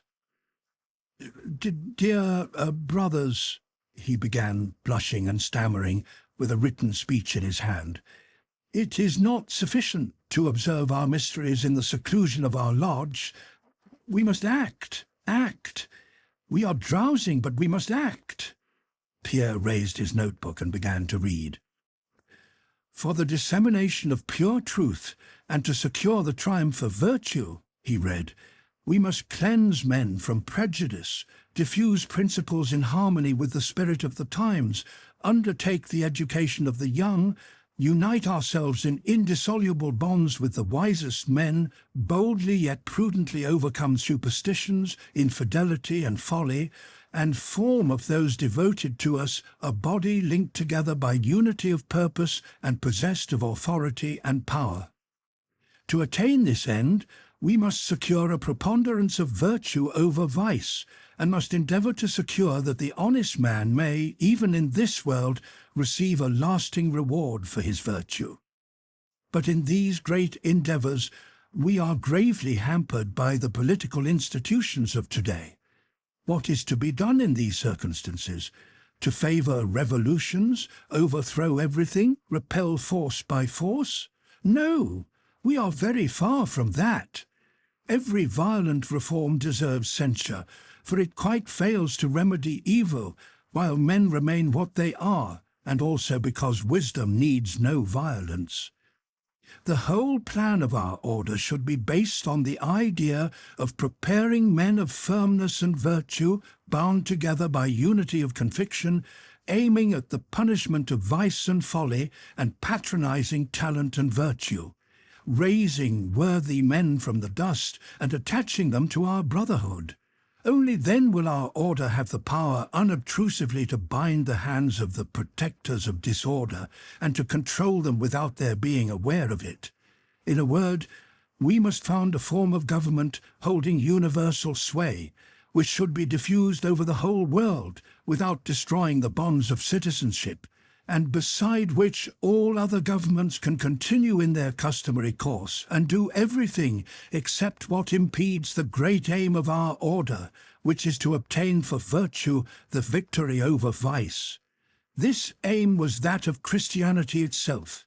It taught men to be wise and good, and for their own benefit to follow the example and instruction of the best and wisest men. At that time, when everything was plunged in darkness, preaching alone was of course sufficient. The novelty of truth endowed her with special strength.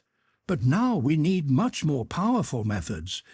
It is now necessary that man, governed by his senses, should find in virtue a charm palpable to those senses.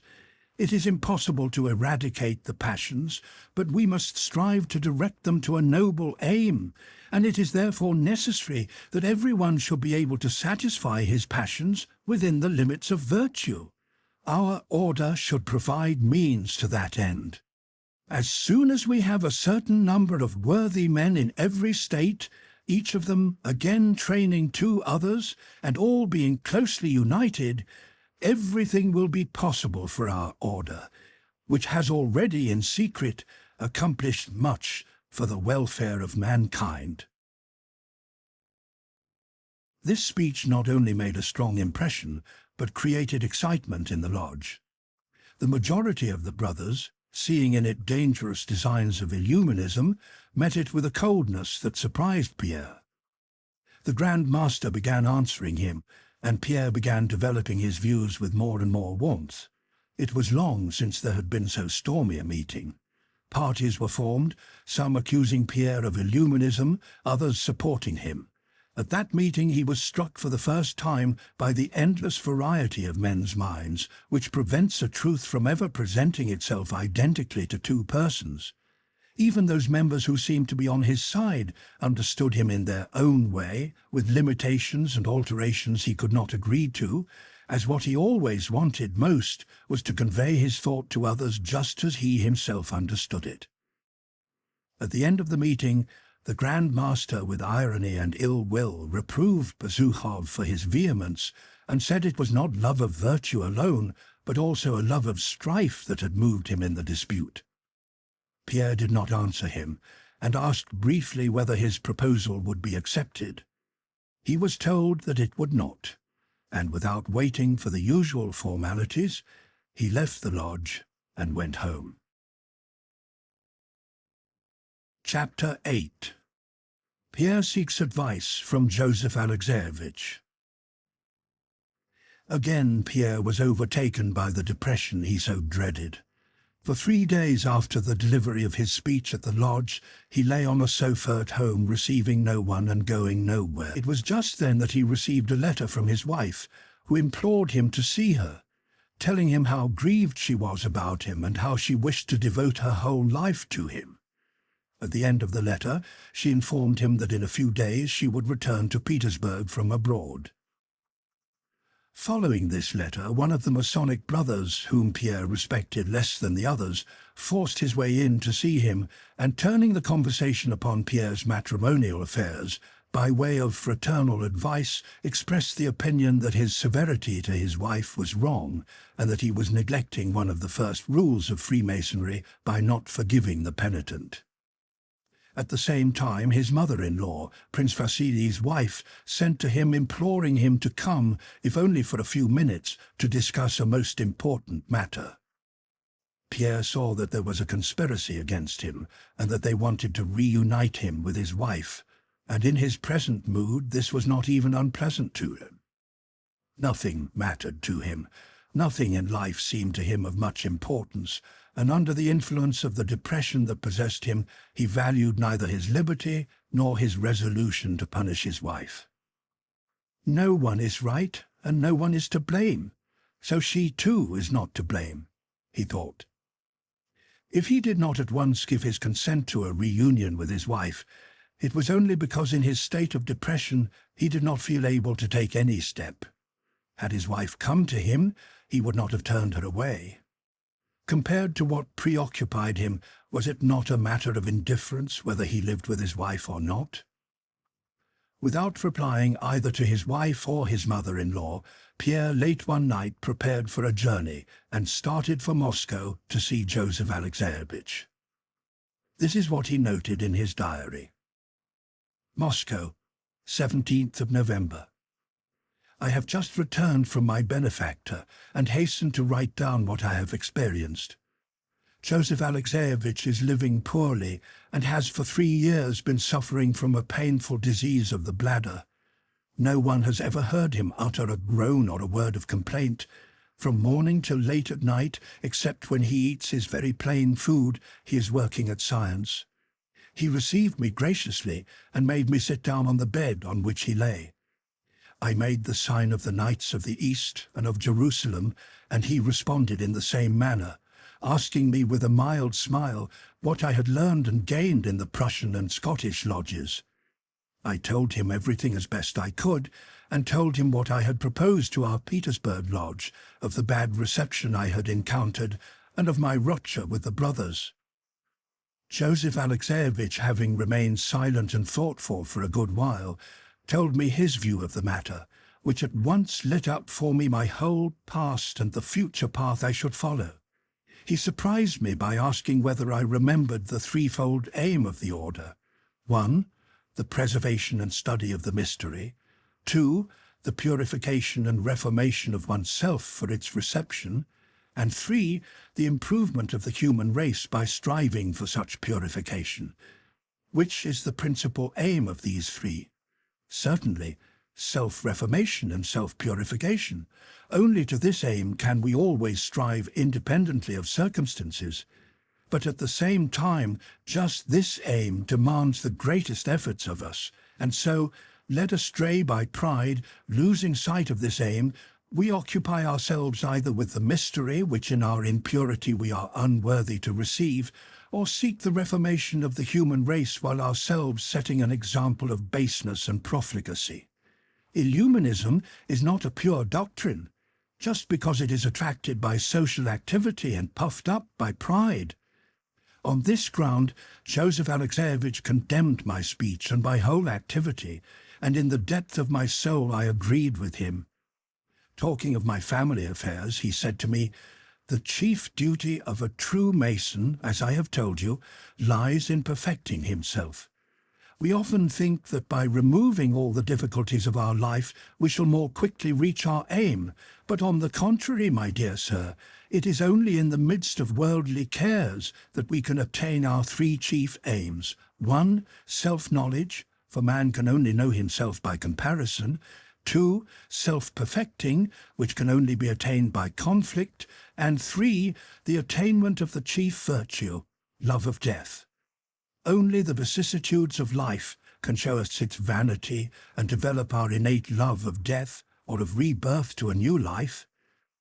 These words are all the more remarkable because, in spite of his great physical sufferings, Joseph Alexeyevich is never weary of life, though he loves death, for which, in spite of the purity and loftiness of his inner man, he does not yet feel himself sufficiently prepared.